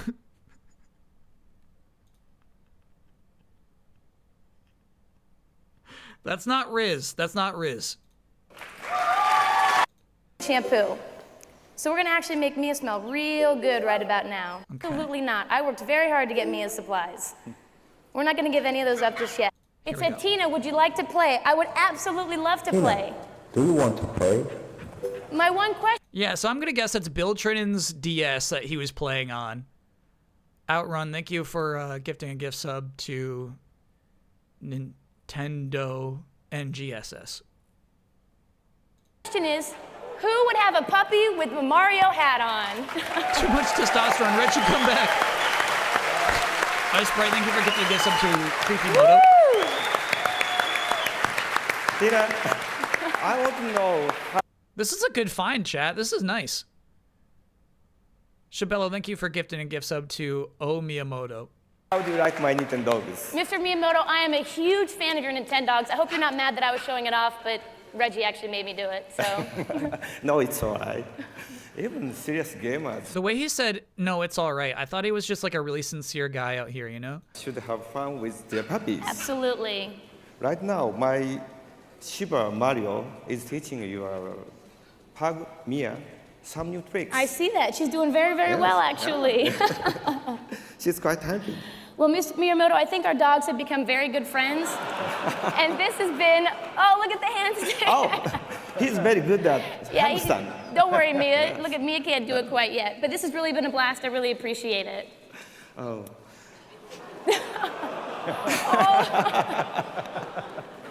They're good friends. Some very sweet.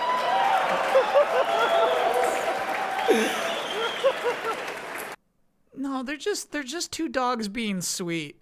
The audience, no. The audience made it something it's not. They're just being sweet on each other. Kodar, thanks for being a 61-monther. I missed the DS a bit. Good stuff. I did not teach her that, by the way. I just want you to know. So. Yeah, they're just being sweet on each other. Come You on now. probably don't know all the software. No, I don't. yet I've we- only had the game for a couple of days, so I'm working on it. Well, would you like me to show you a few more tricks? Yeah, that would be great. I appreciate it. Then please follow me. Okay. Backstage. Oh, okay. Right? No problem. They're trying to be so freaking edgy. I don't like that joke. I really don't like that one.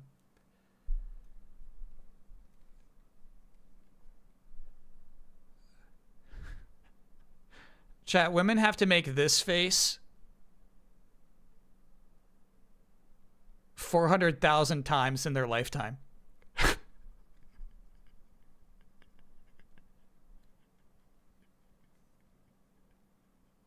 They gotta make that face 400,000 times. No problem. Mr. Miyamoto! Woo! Like just in case you thought like they brought her on, you know what I mean? Because she's such a good presenter. Like no. Come on backstage. I'm gonna teach you some tricks.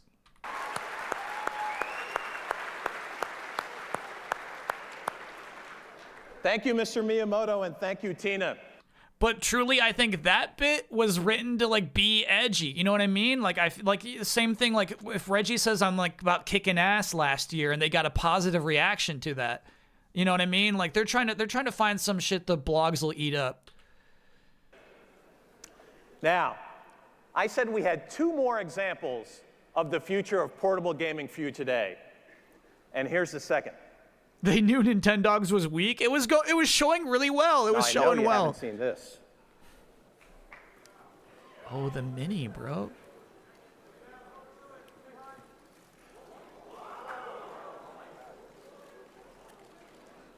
It's Game Boy Micro. Micro. No audience reaction to the micro. There it is. Low testosterone device. Audience can't see it. That's Game Boy Micro. Just a hair bigger and about 2/3 the weight of an iPod Mini. iPod Mini we're comparing But to. this little package plays every Game Boy Advance game you own. Yeah, the audience was having a hard time caring about It is not new technology, but it is a brand new look. A new look in the sense that it has the best and brightest screen we've ever put in a handheld. A new look in the sense that no matter how tight your jeans, it'll still fit in your pocket. And a new look in the fact that you can customize it in any way you want with a wide array of faceplates. Faceplates! When it comes to market, this Ooh, I like fall, that Mario. Chat, how many of these faceplates actually got released? That Mario one was slick. Micro represents yet another morphing baseball of one's the so Game Boy dorky. brand, this time to the image-conscious consumer. It's not a successor to Game Boy Advance or Nintendo DS, but rather a further extension of portable play.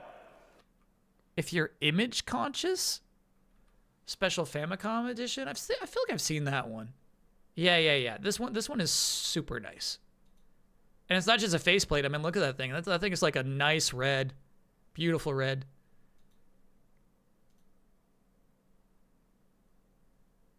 A year before the DS Lite, which will be their next best screen.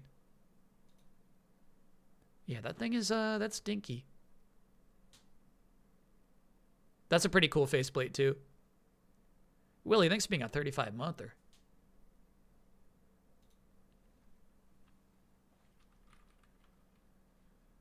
Pre-iPhone days. Yeah, you know what I'm thinking about? As he compared it to an iPod mini, though?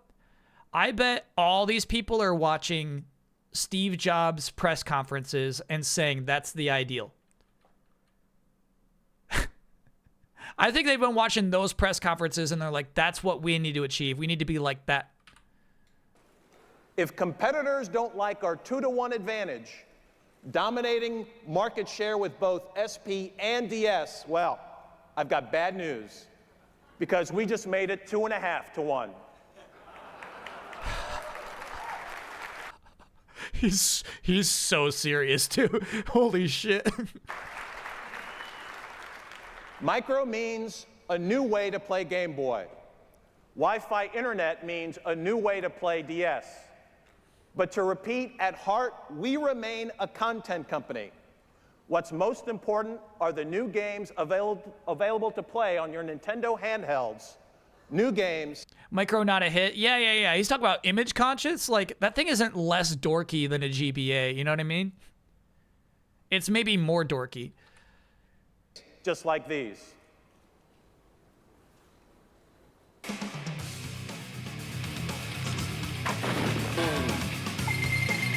Country 3, hell yeah. Dynasty Warriors Advance, that looks cool. Yeah. Okay. Yoshitotsu Turvy, dude. Is Screwbreaker Drill Dozer? Same game? Screwbreaker? Yeah, okay, so this is early Drill Dozer.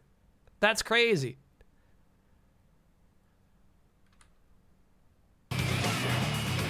Yeah, you could see her there at the end. You could see her. That was Drill Dozer. Pokemon Emerald.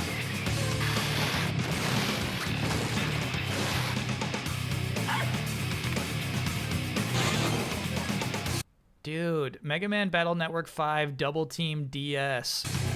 Crazy. Mario Kart DS. What a good year. It looks awful, dude. Damn. Mario Tennis ranking? It would be a little less fun than Mario Kart for sure. Pack and roll. Phoenix Wright! Phoenix Wright, it's about to happen. Micros go for $100 to $400 on eBay these days. That's crazy. There's a market. Trace memory.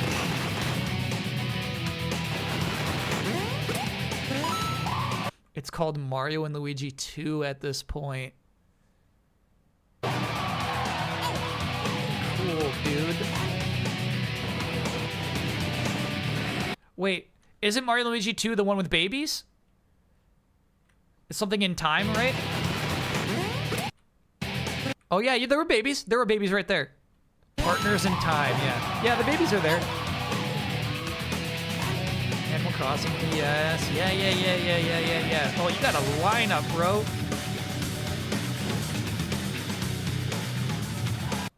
What? Dude, this DS lineup is actually crazy. I can't imagine Nintendo dropping so many top-tier titles in one year like this. Yeah, that actually got an audience reaction. I don't know how bad it is on the DS.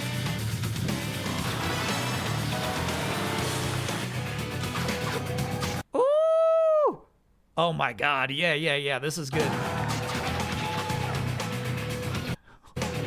Whoa, is this game cool? What's this?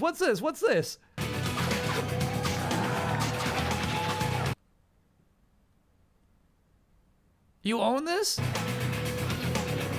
So it's got these 3D ships and then a 2D like action levels too.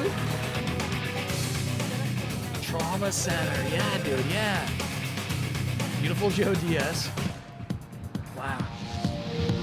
Good montage. That was nice. We gave you DS, a new Game Boy, and new games to play on them. Yep. What's and now next? you say you want a revolution. Beatles reference. Light applause. EGP Noodles next being a 61-monther. Well, saluting Iwata. Oh, there it he's is! got one. Holy shit, he's holding a Wii.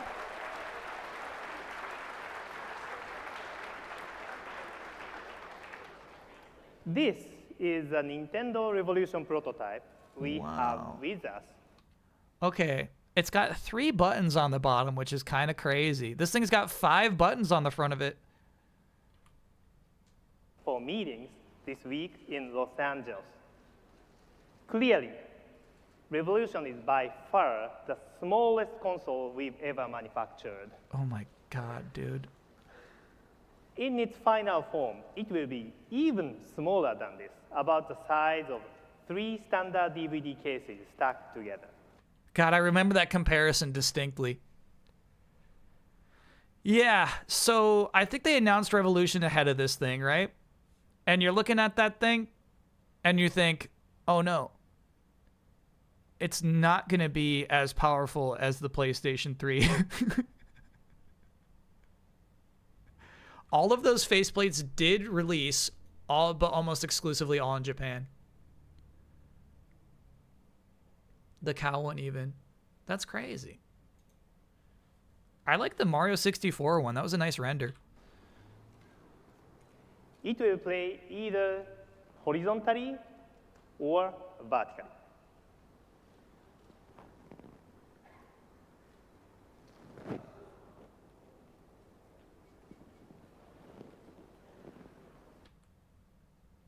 That's iconic, though. That looks like, you know, something you set up for the stage show. You know what I mean? It looks like that kind of prototype. We're used to them at this point. But in fact, it launched with that stand, dude. It launched with that stand. Later Wii's did not come with the stand. But launch one, yeah. That's so cool. The angle's really nice, man. That thing, look at that. It stands proud. Good looking console. These are the prototype colors. The blue glow is so nice. We haven't decided yet on a final choice. Maybe you and your readers would like to let us know what you think. Your readers, you know, we're not even talking about like video content at this point. Revolution games will play on... Ooh, that lime green one, bro. Mushti, thanks for being a 13-monther. Stay Kushti, love for Mushti, hell yeah. The red one eventually comes to fruition, which is crazy. White and black do come out. What's so funny about this, he's like talking about you and your readers. Nobody said white. You know what I mean? Nobody in the comments of Kotaku was saying, I hope they put out the white one, but it was the right call. 12-centimeter optical disc. These games, along with all GameCube software, will play through the same self-loading media drive.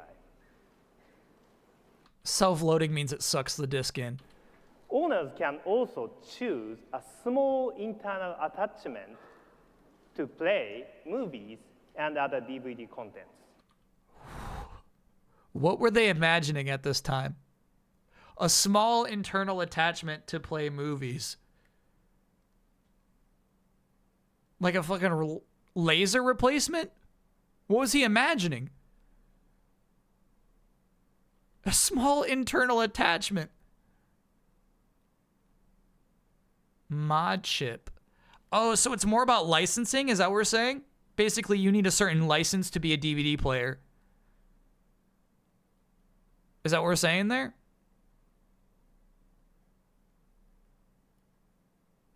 A remote sensor that pays for the DVD license, like the Xbox had. Got it. Yeah. That's nuts. Did not come to fruition.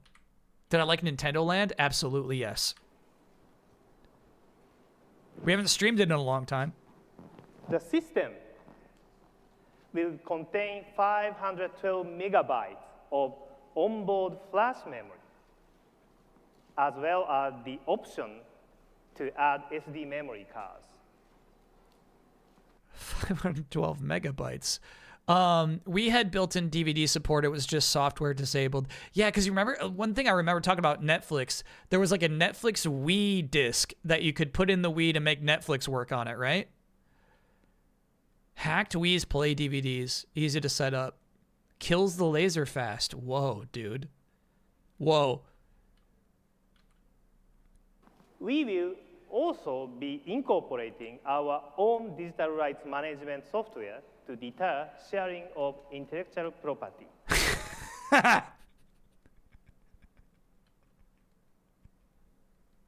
That's funny, bro. Beyond this, I want to be specific about the technology inside the housing.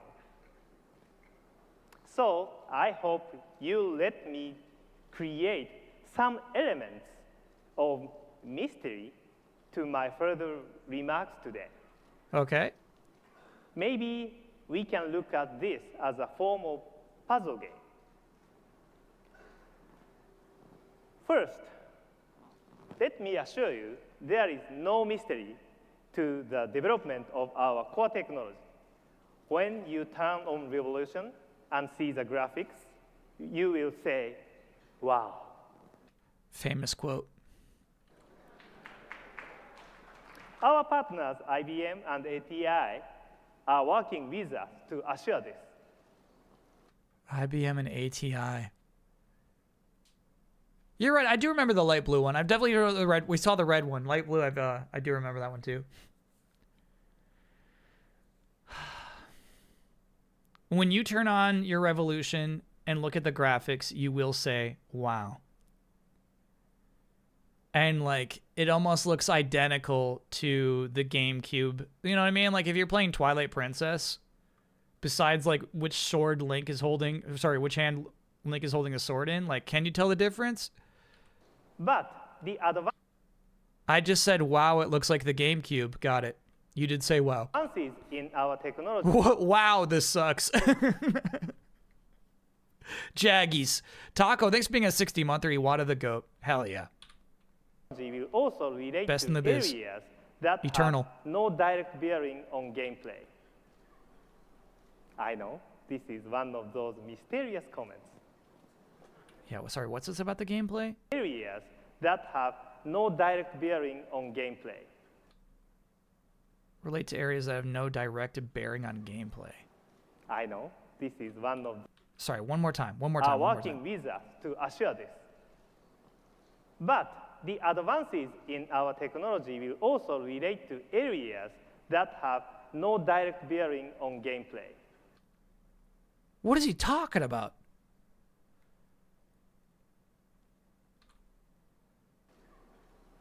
I know, this is one of those mysterious comments. Our competitors have taken time, a detail. Me's? It's just one of those mysterious comments. I guess so. I don't think he's talking about Me's. The power of their core processor and their on-screen displays. Let me try to suggest the added benefits of our technical approach with Revolution. Maybe the OS. I kind of agree with you there. Yeah, the channels. The channels was kind of revolutionary in a way. I worked for the company InventSense that provided, helped provide the motion controls for the Wii. Whoa. That was the company's big hit at the time that brought them a ton of recognition and money. So cool. We Connect 24 as well. Yeah. Maybe that. Every home game machine in history has married a controller to a console and a console to a TV. Uh-huh. In the next generation, the addition of the internet will be important to all consoles and He's right. particularly important to Nintendo. Yes. Wi-Fi capability will be built into every Nintendo Revolution. Of course. How these four elements, controller, console, TV, and internet, interact with each other forms a central difference in Revolution design. Our goal in customizing these connections is to develop a device which is functional and appealing to every member of a household, whether they consider themselves gamers or not. So this is exactly what Phil Harrison was talking about, but Iwata delivers. It is right for everyone. I can confirm that all controllers for Revolution will be wireless using Broadcom technology. Mm-hmm. The controllers will also be very unique in ways we will share with you later. Oh my God. You know what I mean? Like you're imagining like maybe like, oh, look at like a Dreamcast screen in it. Like what could it possibly be? The controllers? Like what are they going to do with controllers? Pressure sensitive analog sticks that like fight back? What could it possibly be? We had no idea. But I will tell you, we are already working on several Wi-Fi titles, each starring one of our key franchise characters. 1 or 2 Wi-Fi games will be ready for launch. Wrong? Incorrect?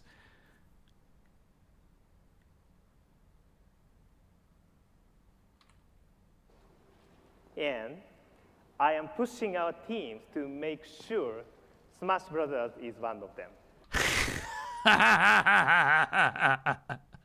That's why you said keep playing? Yeah, not ready for launch. Very rude.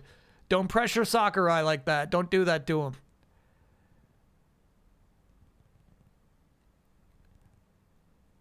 That's not right.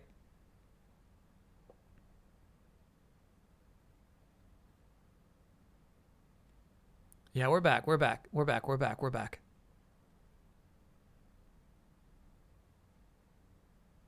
Sakurai found out. And I wonder, Storms, it is stormy today, yeah. I wonder if this was another case where Sakurai like didn't know, you know? I wonder if that's the case. I'm not sure.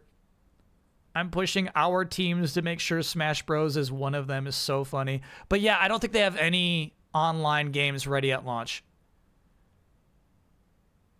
I think it's a while. Like what I'm thinking about is like Mario Kart and Smash Bros. I can't think of like what first party online games Nintendo even like put out on the Wii. He says in one of his videos that he didn't know. Yeah, but maybe I'm getting that mixed up with Brawl. Brawl they announced without him. This is Brawl, bro. Oh yeah.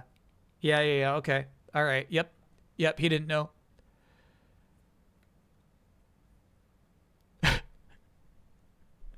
If I recall correctly, this is how Sakurai found out they were making a Smash game. Yep. Iwata would tell them they could make online Melee if he was not making one. That's right. That's right. He's like, if you don't make me a new game, I'll just make Melee online. Yep. Mario Strikers is Wi-Fi? Yeah. Yeah. I feel like he's got greater ambitions right now for like what he could do with Wi-Fi. Oh, that got a little cheer. That way, no matter where Reggie is, I can always beat him.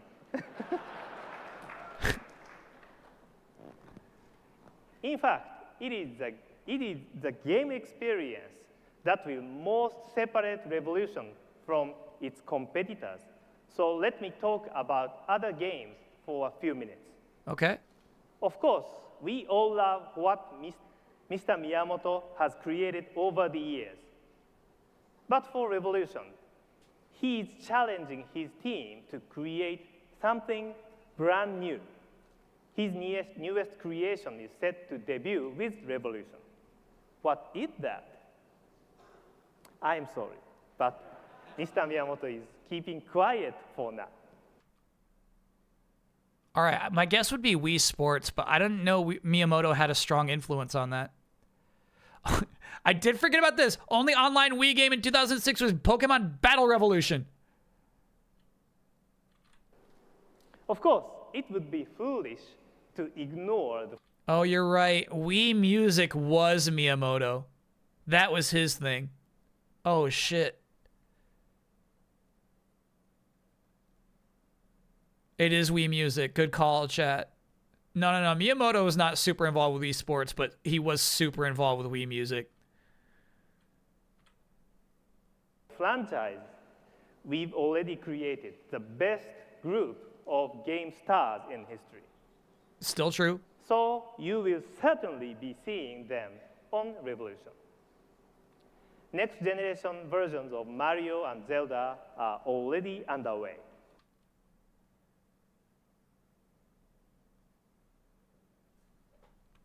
That's so misleading.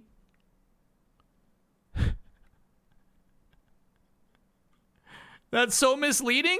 Zelda's the one you're about to show at the end of the show.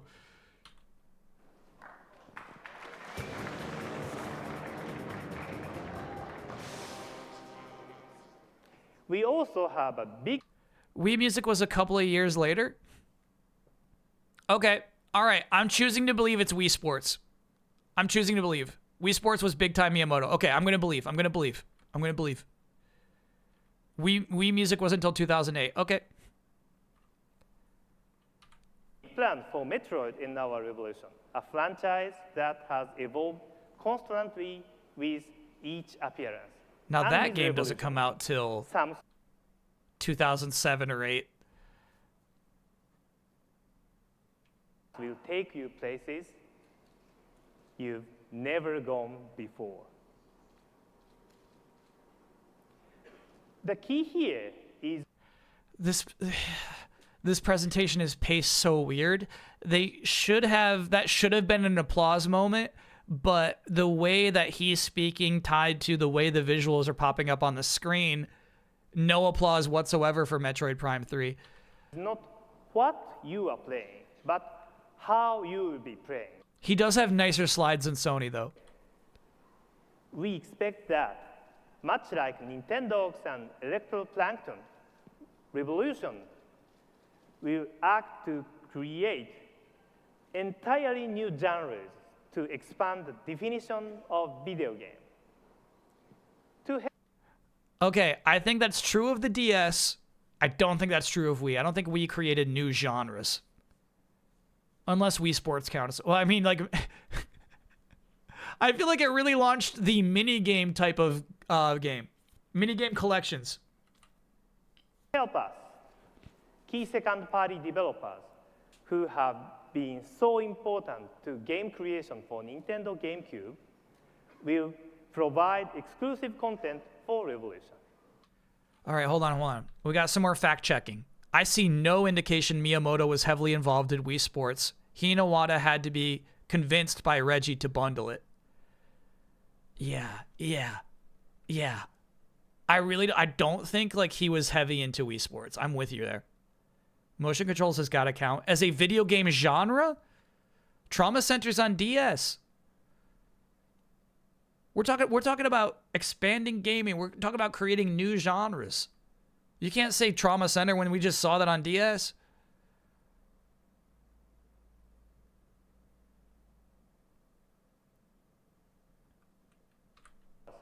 Who have been so important to game creation for Nintendo GameCube will provide exclusive content for Revolution. No, I'm sorry. I'm still so confused about that. Wii Sports, Wii Play, Wii Music, all the same team, evolved into the Nintendo Land team, eventually the Splatoon team. Whoa. Miyamoto's credits aren't any more involved with music compared to sports either. Okay.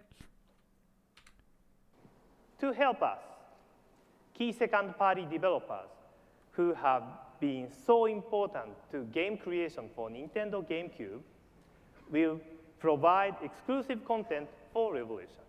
Got it. We expect strong third-party support in both hemispheres because we believe they will appreciate our creative approach. For example, Square Enix is already working on a Wi-Fi-enabled version of Final Fantasy Crystal Chronicles.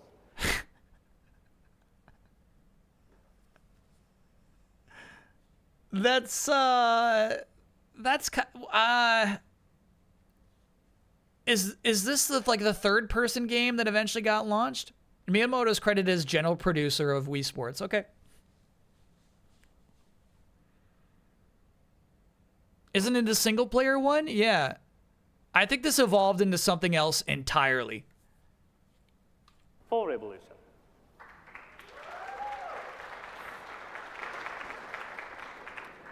On one hand, Revolution is the perfect home for video game masterpiece.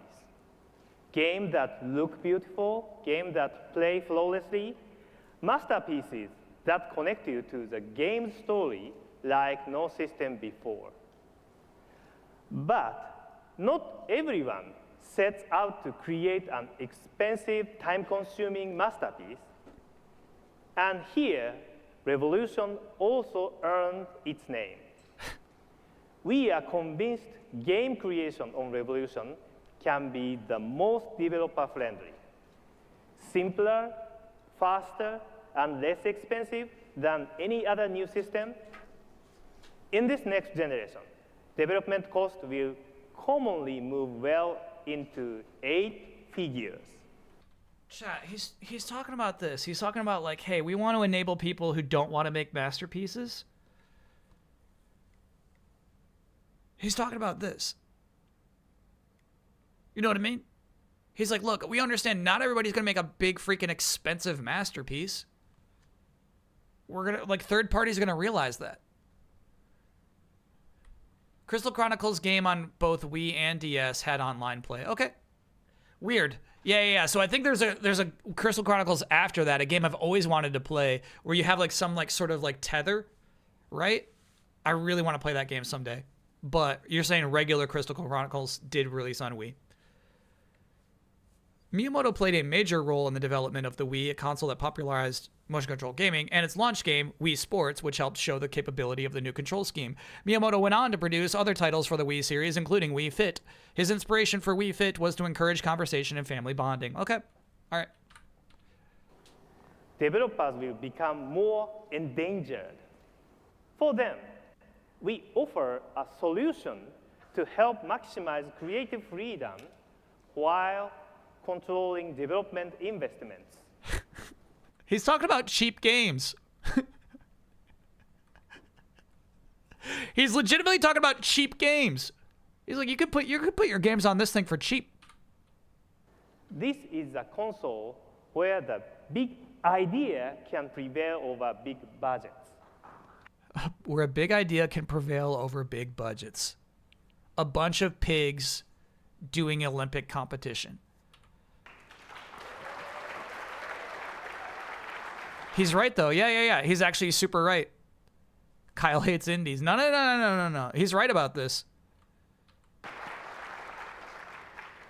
It did indeed open the floodgates for slop. Yeah. We have indies and like AI copycat games on the eShop right now because of this. Finally, I'd like to give you one full answer to a piece of the Revolution puzzle. He's being I've so talked mysterious. About previously, backward compatibility. Yeah. As I said, the disk drive will accept GameCube games, but we are redefining the term backward compatibility. That's because we have designed Revolution to be a virtual console capable of downloading 20 years of Nintendo content.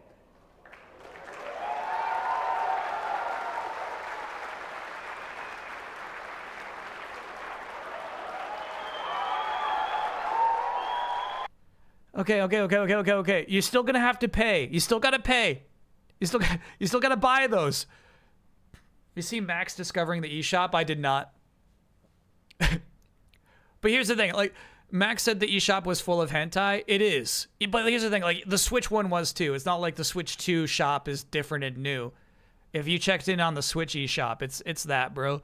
A bunch of AI images.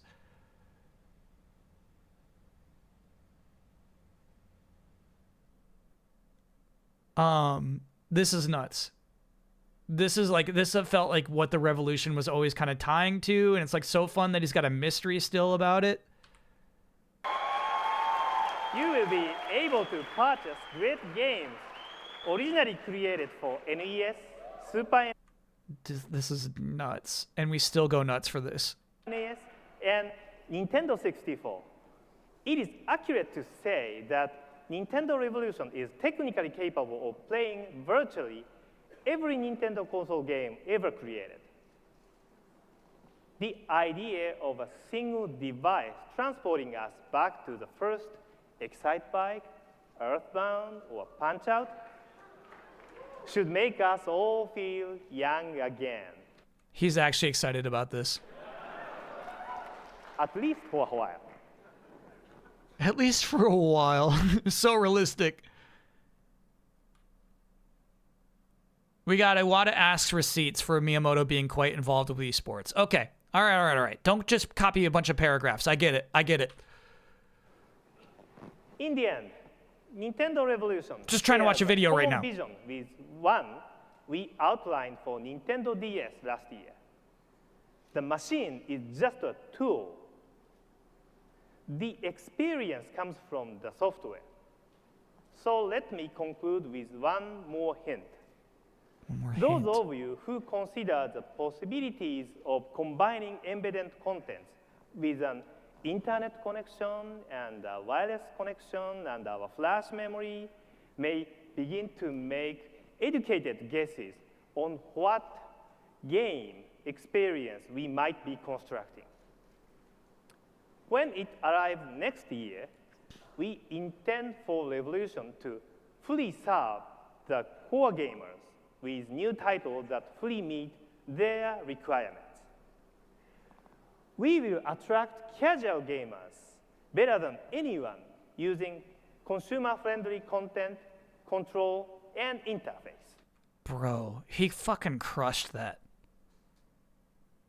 If the goal was to get casual gamers with consumer-friendly content, control, and interface, mission accomplished. He crushed it.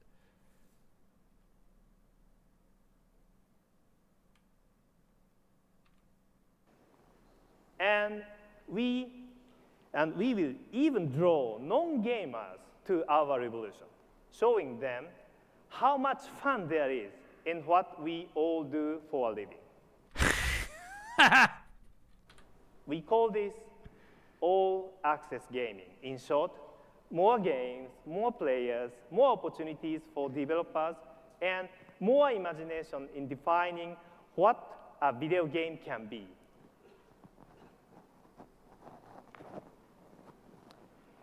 It is my job to run a global company. But within my job, what still gives me the most satisfaction is seeing someone pick up a controller and finding surprise and delight. What touches their heart still touches my heart. Thank you very much. Oh, that's what he ended on. Man, what's crazy is I think this was poorly received. I think the blogs were not kind to this. But he really laid it out there. He was very mysterious about that.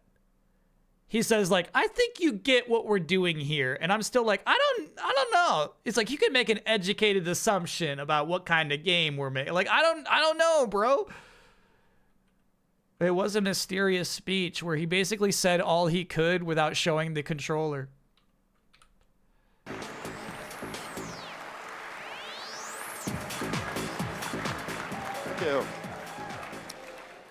Now, what Mr. Iwata talked about are new game experiences for our next Nintendo console. But let's spend a couple minutes talking today about new console experiences coming this year. GameCube is now sold through to more than 10 million homes in North America alone. Oof. And they're enjoying a library of games that numbers more than 400, with another 60 new titles coming in 2005.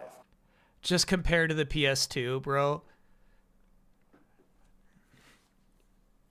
That's tough.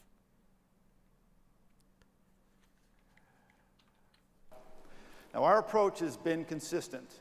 Satisfy the core player and satisfy the casual player. We do that with exclusive content and by effectively leveraging the industry's greatest group of game franchises. They still got that. So here's a quick tour of what's just ahead. In Battalion Wars for GameCube, we've combined action, strategy, warfare, and third-person shooting in a novel way. So funny. I was never curious about Battalion Wars. It just doesn't look right to me. Is this a sweet guiding game? the troops has never been easier. By seamlessly blending action-oriented gameplay with real-time strategy, Battalion Wars lets you command entire squads at the touch of a button. Slip behind the wheel of a powerful tank, a helicopter, or a fighter jet. Or show your foes the business end of a bazooka, a flamethrower, or a rocket launcher. This man's giving the most boring possible presentation for this game, though. The business end of a bazooka. Like, all Whatever right, your man. strategy, you've never experienced battlefield action like this before.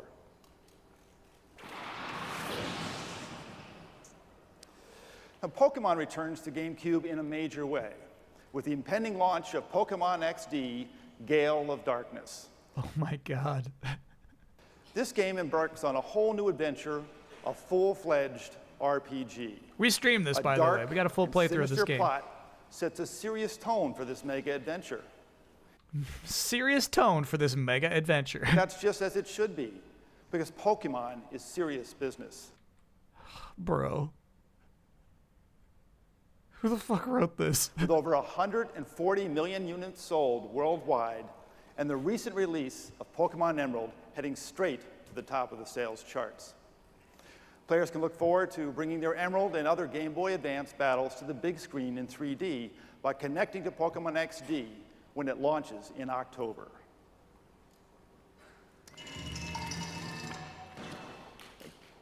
Capcom is delivering a game. Oh, you're right. We played Coliseum. I've not played Gale of Darkness yet. My bad, my bad, my bad. It's Gale of Darkness is the second one, yeah? Someday we got to play that one.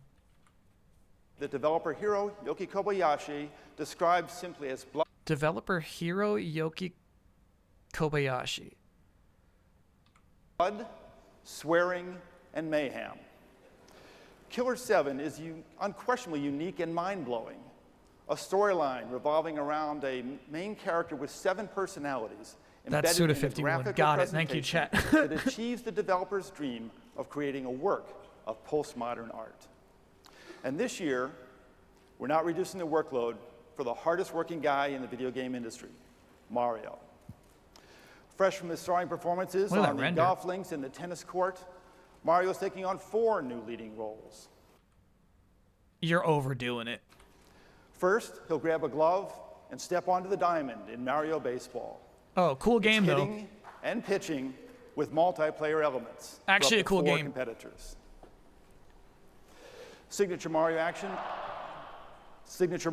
also moves on to the soccer pitch Signature Mario in action. Super Mario Strikers, where everything from his iconic shells to the roving chain chomps make this game of soccer unlike anything before. Why do they got this guy talking up here? And Super Mario Strikers also features 4-player action. Well, with all these workouts, of course, nobody deserves a party more than Mario. So that's what we're giving him in Mario Party 7. To be expected, yeah. What There's makes like a this game Mario different Party from every its year at this predecessors point. is not just the more than 80 new mini-games, but a simultaneous 8-player mode, new uses for the microphone, and a couple of new playable characters. The microphone. And of course, when that party's winding When he says a couple of new playable characters, he means 2. down, Mario can still dance the night away as he makes his premiere in Dance Dance. That got a real reaction. Dance Dance Revolution for Mario Mix. This franchise gets a brand new look with the characters and the backgrounds you know so well from Mario's universe. All told, this will be a banner year for Nintendo GameCube. It was not a banner year. So take a look.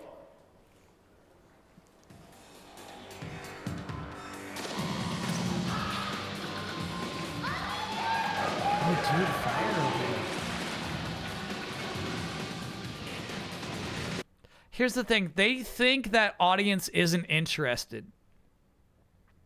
They wouldn't even give Fire Emblem time in this press conference. They're like, oh, we really think our audience will appreciate Battalion Wars more. Misspelled here, by the way. Or is that an eye? I think that's an eye. I think that's an eye. Maybe it's just a blurry eye. They were right? They weren't right. No. I feel like, honestly, if they propped up Fire Emblem more, I feel like it would have done better.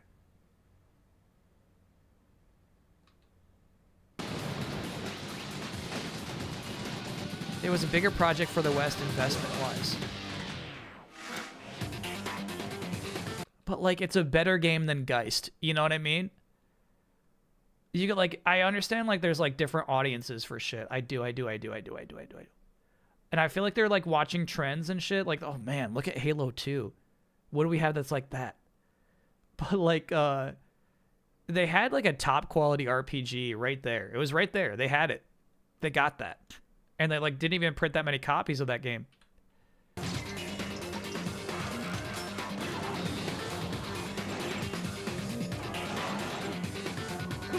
Batman Begins. Bro, we're playing that. That game looks nice.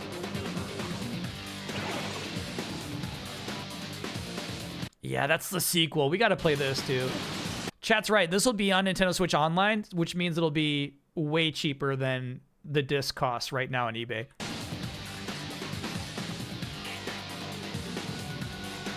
Charlie and the Chocolate Factory is back from Xbox. God, that's so disturbing. The Kid in the Tube. Tatros, thanks for gifting that gift sub. Donkey Konga 2. I still got my drums. Maybe someday we play that. Because they're all covers. Incredible Hall. This game stinks. I hold a grudge. Hey, we played this! We played this game. It's nice.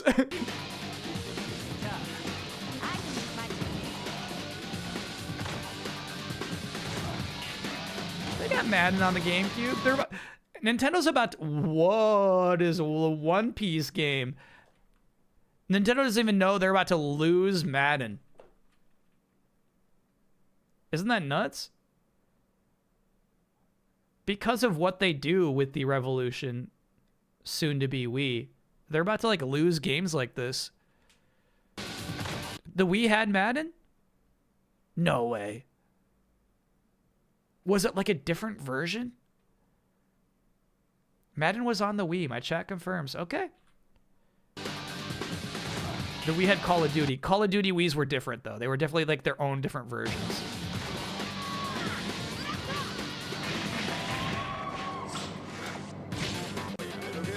This One Piece game looks... I bet this is super expensive, too. This game looks awesome.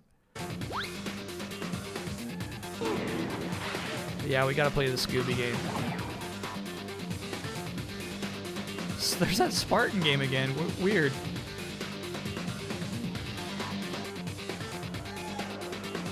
I hate this. I hate this. No, I hate it. The One Piece game was a Power Stone-like, but it was heavily altered in the West due to 4Kids changes. Oh, bummer.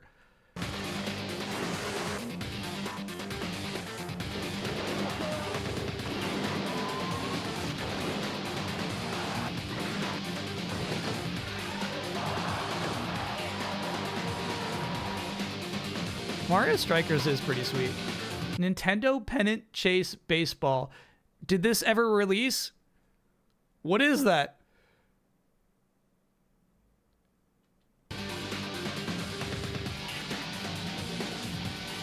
I saw Hydro Thunder in there, bro. It did get canceled. That's funny. Another Wonderful Life. Shadow the Hedgehog.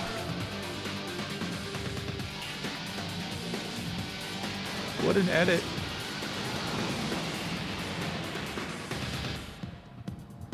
Yeah, here's what I'm saying, chat, is like, at this point, right now, and then never again, GameCube is parallel to the other platforms. So, like, it's not missing anything that Madden 06 has on PS2 and Xbox. But, next year and then definitely the year after that, they fall behind. They're, you know, they have versions of those games, but they're, you know, that's it. No more. In 2010 interview with Silicon Era, the game's senior director, Steve Snake, stated that the game was completed and passed submission but was not released. Oh, Pennant Baseball? Damn. So they just didn't want to pay the license, so they're like, we're not putting this out? They kept making PS2 games, so it kept parity there. Damn. Yeah, we're like... That's true. PS2 games still sold for a long time. They did often have to cut stuff to fit the tiny discs. Dang.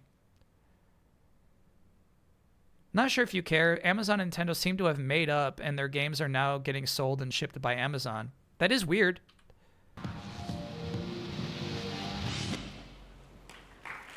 Thank you.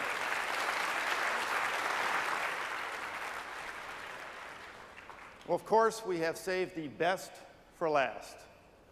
Once again, Link is ready to storm into the game world. No. Okay, let me ask you this. Because Iwata is not a dishonest person. When he says Mario and Zelda are in development for Revolution, is he talking about Twilight Princess? Or do they have some basic, like, super basic Skyward Sword prototypes in development? I honestly feel like they got a demo of Link swinging a sword around. You think it's Twilight Princess? Man, that's so rude. That's so rude. No doubt he is part of your own personal game history and part of your gamer's soul. Now, over the years, he has changed his appearance. Gamer's soul. But he has never changed his nature. Today, prepare to see Link as you've never seen him before. Ooh. I think we're about to see the wolf. Yeah. Naked. Chad, I actually really don't like this key art because I feel like Link, you're looking at Link from a different perspective than you're looking at Zelda. They're not standing on the same plane. Link's standing like this, Zelda's like standing like this.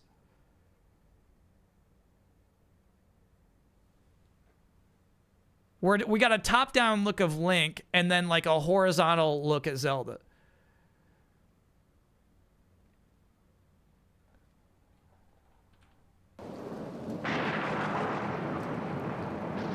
This is booty.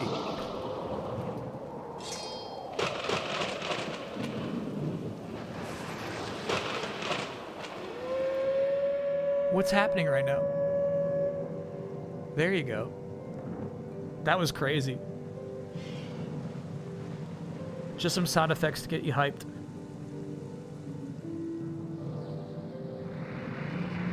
I think this is actually one of my favorite video game trailers of all time. Let's see if it holds up. I'm going to turn up the volume.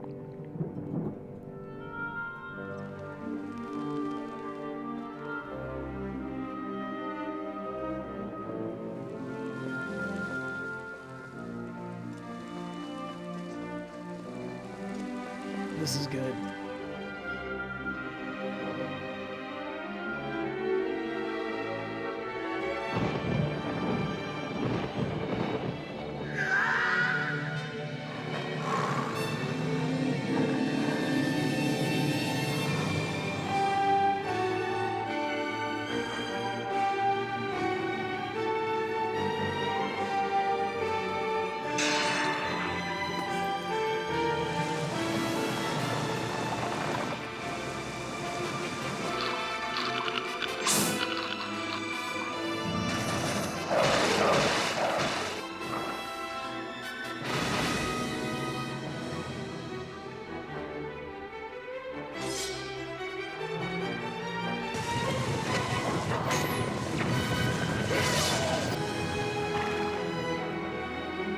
Hell yeah, dude.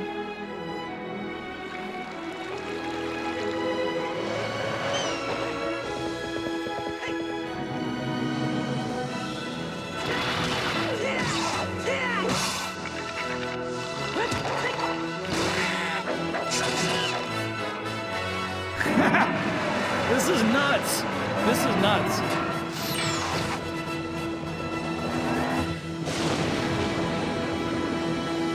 That holds up, bro. That's a good trailer.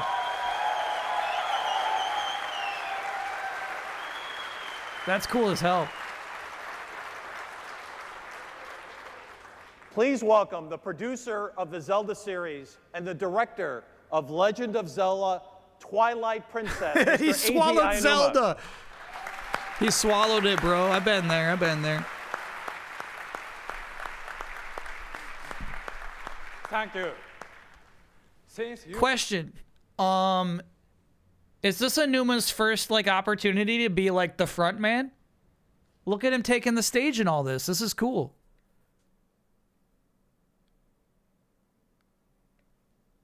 Man, that trailer holds up, bro. That hits. like the video, I have a present for you.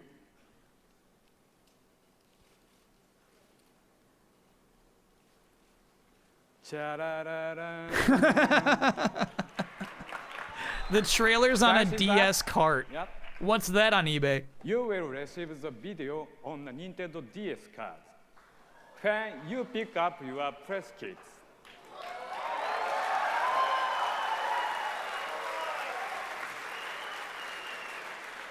Please enjoy it and thank you again. That's it for Aonuma? Aonuma. Excuse me. Chat told me how to pronounce that correctly. It's Aonuma.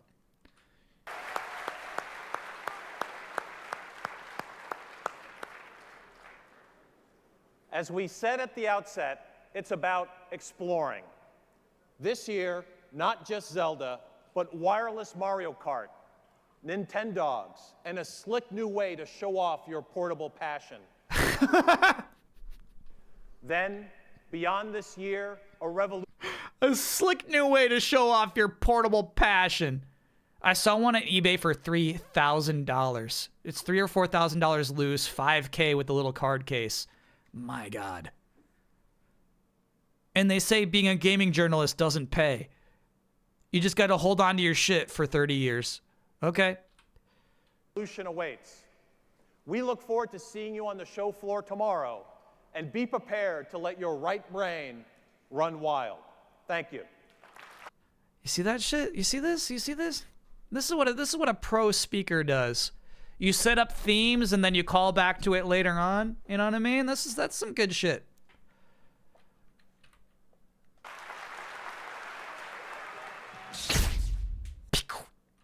All right. So I'm tempted to think that Nintendo wins E3 2005, All right, now I'm hoping Mia's gonna even score a though little bit I'm later on, guessing so that people probably thought they were the worst at the time. I bet they got laughed at, dude. The GameCube slate was so stinky, and the DS slate was nonstop hits. All three of these conferences were garbage? No way. This was E3.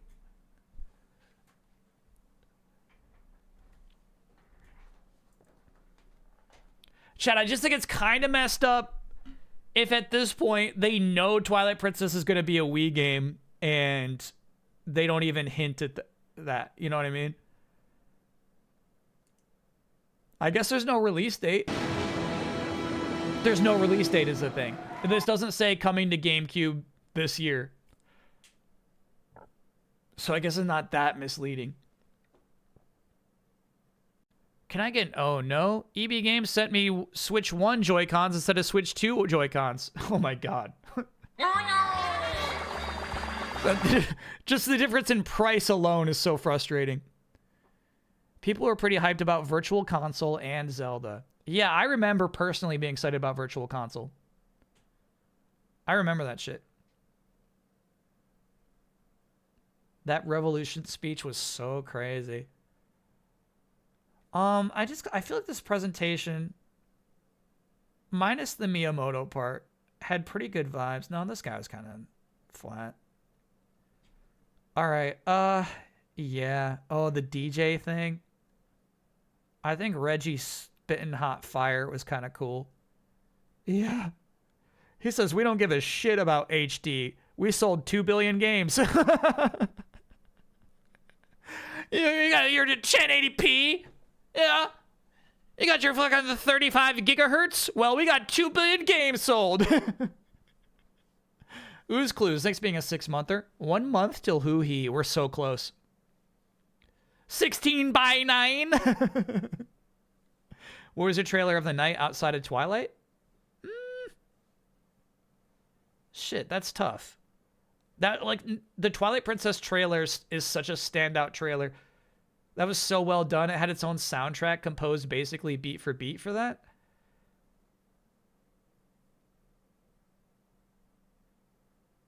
Who's the best Zelda sidekick? It's Midna, and all the other ones are bad. Okay. Yeah, how do we rank these? I think Sony was the worst. I'm gonna say that Sony one stands out as like an all-time worst for them. It was all about the PS3, and like maybe 50% of the games they showed never came out.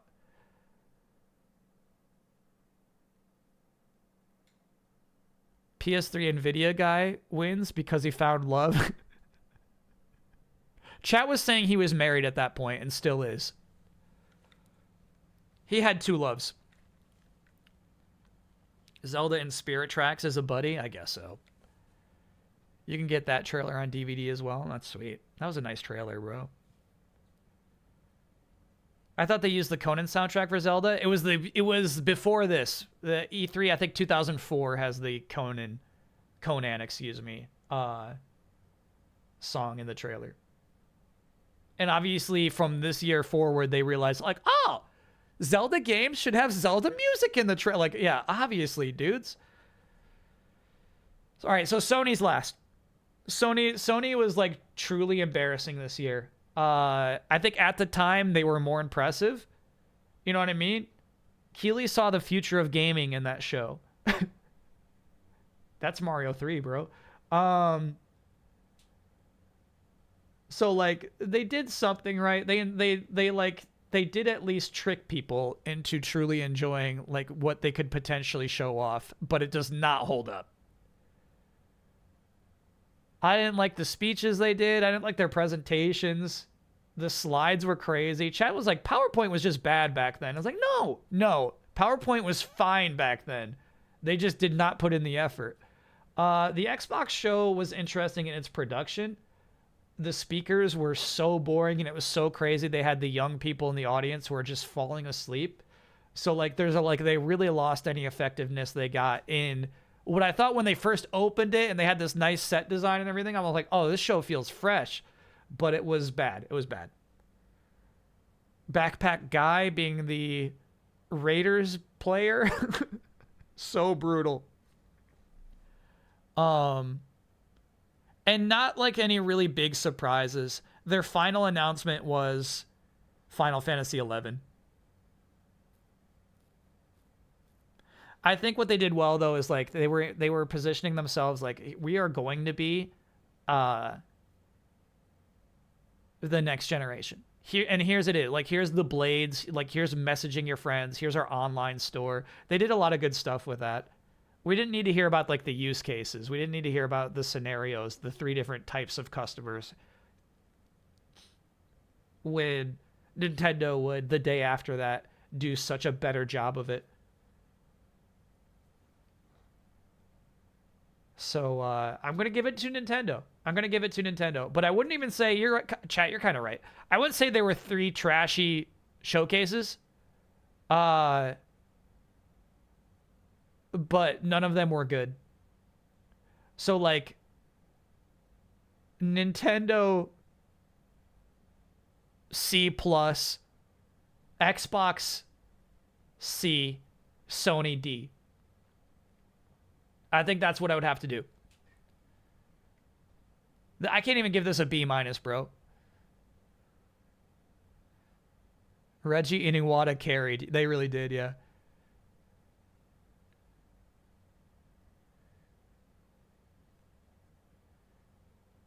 It's context. Magazines needed buzzwords. Yeah, they talked a lot about readers, dude. The blogs needed buzzwords.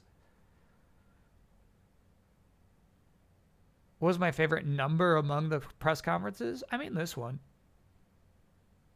Man, the Sony presentations were so dang boring. That was crazy. Do you think Miyamoto was fully aware of the context with that bit? Do I have to show you the tongue again? You gonna make me pull up the tongue? Yeah, right. Language barrier. You wish, in your dreams.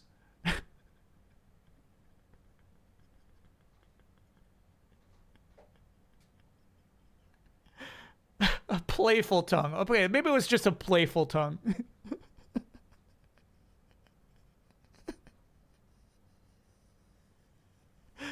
Oh boy. Yeah, that sucked. That sucked. You can't get a B. If you got that in your press conference, I can't give you a B. We got a ceiling for that. All right, chat. I assume we went way over time. It is 12:51 a.m. So we'll be back tomorrow, 6 p.m. Tomorrow's a double dipper. Tomorrow's gonna be a fun stream. We got on pace. We lost the pace there, just like the Pacers. Tomorrow we're gonna lead with a couple of old Capcom fighting games that I've never played before. Project Justice, aka Rival Schools 2, and Power Stone 2. Maybe some of the other ones, but more importantly, I gotta check out their concept art after we play through them. We gotta do roster raiders for both of those fighting games. Once that's done, it won't take the whole stream. We will transition into a stream that is all about spoiling Clair Obscur Expedition 33. I have finished it, so we're gonna just discuss everything through my entire playthrough. What we do is I got screenshots basically of any like moments and clips, screenshots and clips. So we kind of go through those in order. And basically the way it works is yeah, sorry, we lost internet there. I was still just explaining Clair Obscur, the spoiler stream tomorrow.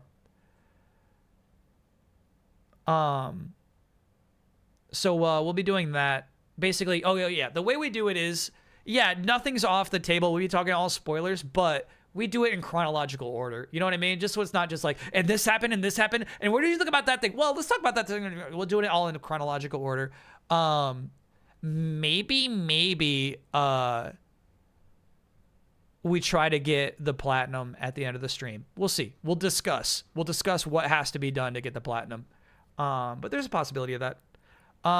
First time I've been here the whole stream. Fun stream. 9-hour stream. You really marathon through that. And then maybe we do a check-in on the Fantasy League, but probably not tomorrow. We'll see. Series examination. Yeah, that's fun. Way to call it. All right. Raid suggestion, Gigaboots playing Mind's Eye? Absolutely. And I think that's just the name of the channel, right?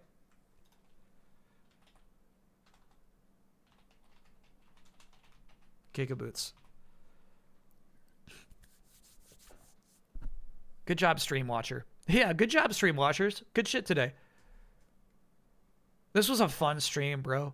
The thing is, here's the thing, is we're gonna run out of those. So I don't like to do too many of those because that's a well that will run dry real fast if we do that too often. So I don't want to do any more of that until next year's E3, basically.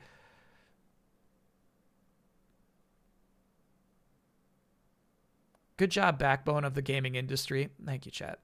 I think technically I was outside of the 18 to 35 range, though. No longer the backbone. Thanks for the chill vibes. Yeah, that was fun. Do we know when baseball is coming back? No. We got to find some time. We got to find a Saturday to set up a new baseball league. Panzer Dragoon Monday. Yeah, Friday and Saturday next week are both booked, I think. Well, maybe we could squash out the Saturday stream to put baseball in there. It's Frogger or baseball, chat? Make the call. Tokone, excuse me. Hit the O hard. Tokone.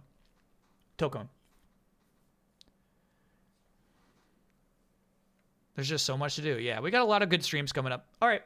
Thanks so much, everybody. See you around tomorrow. If not, maybe next week. If not, enjoy your weekend and week. See you all soon. Thanks, everybody. Appreciate you. Bye.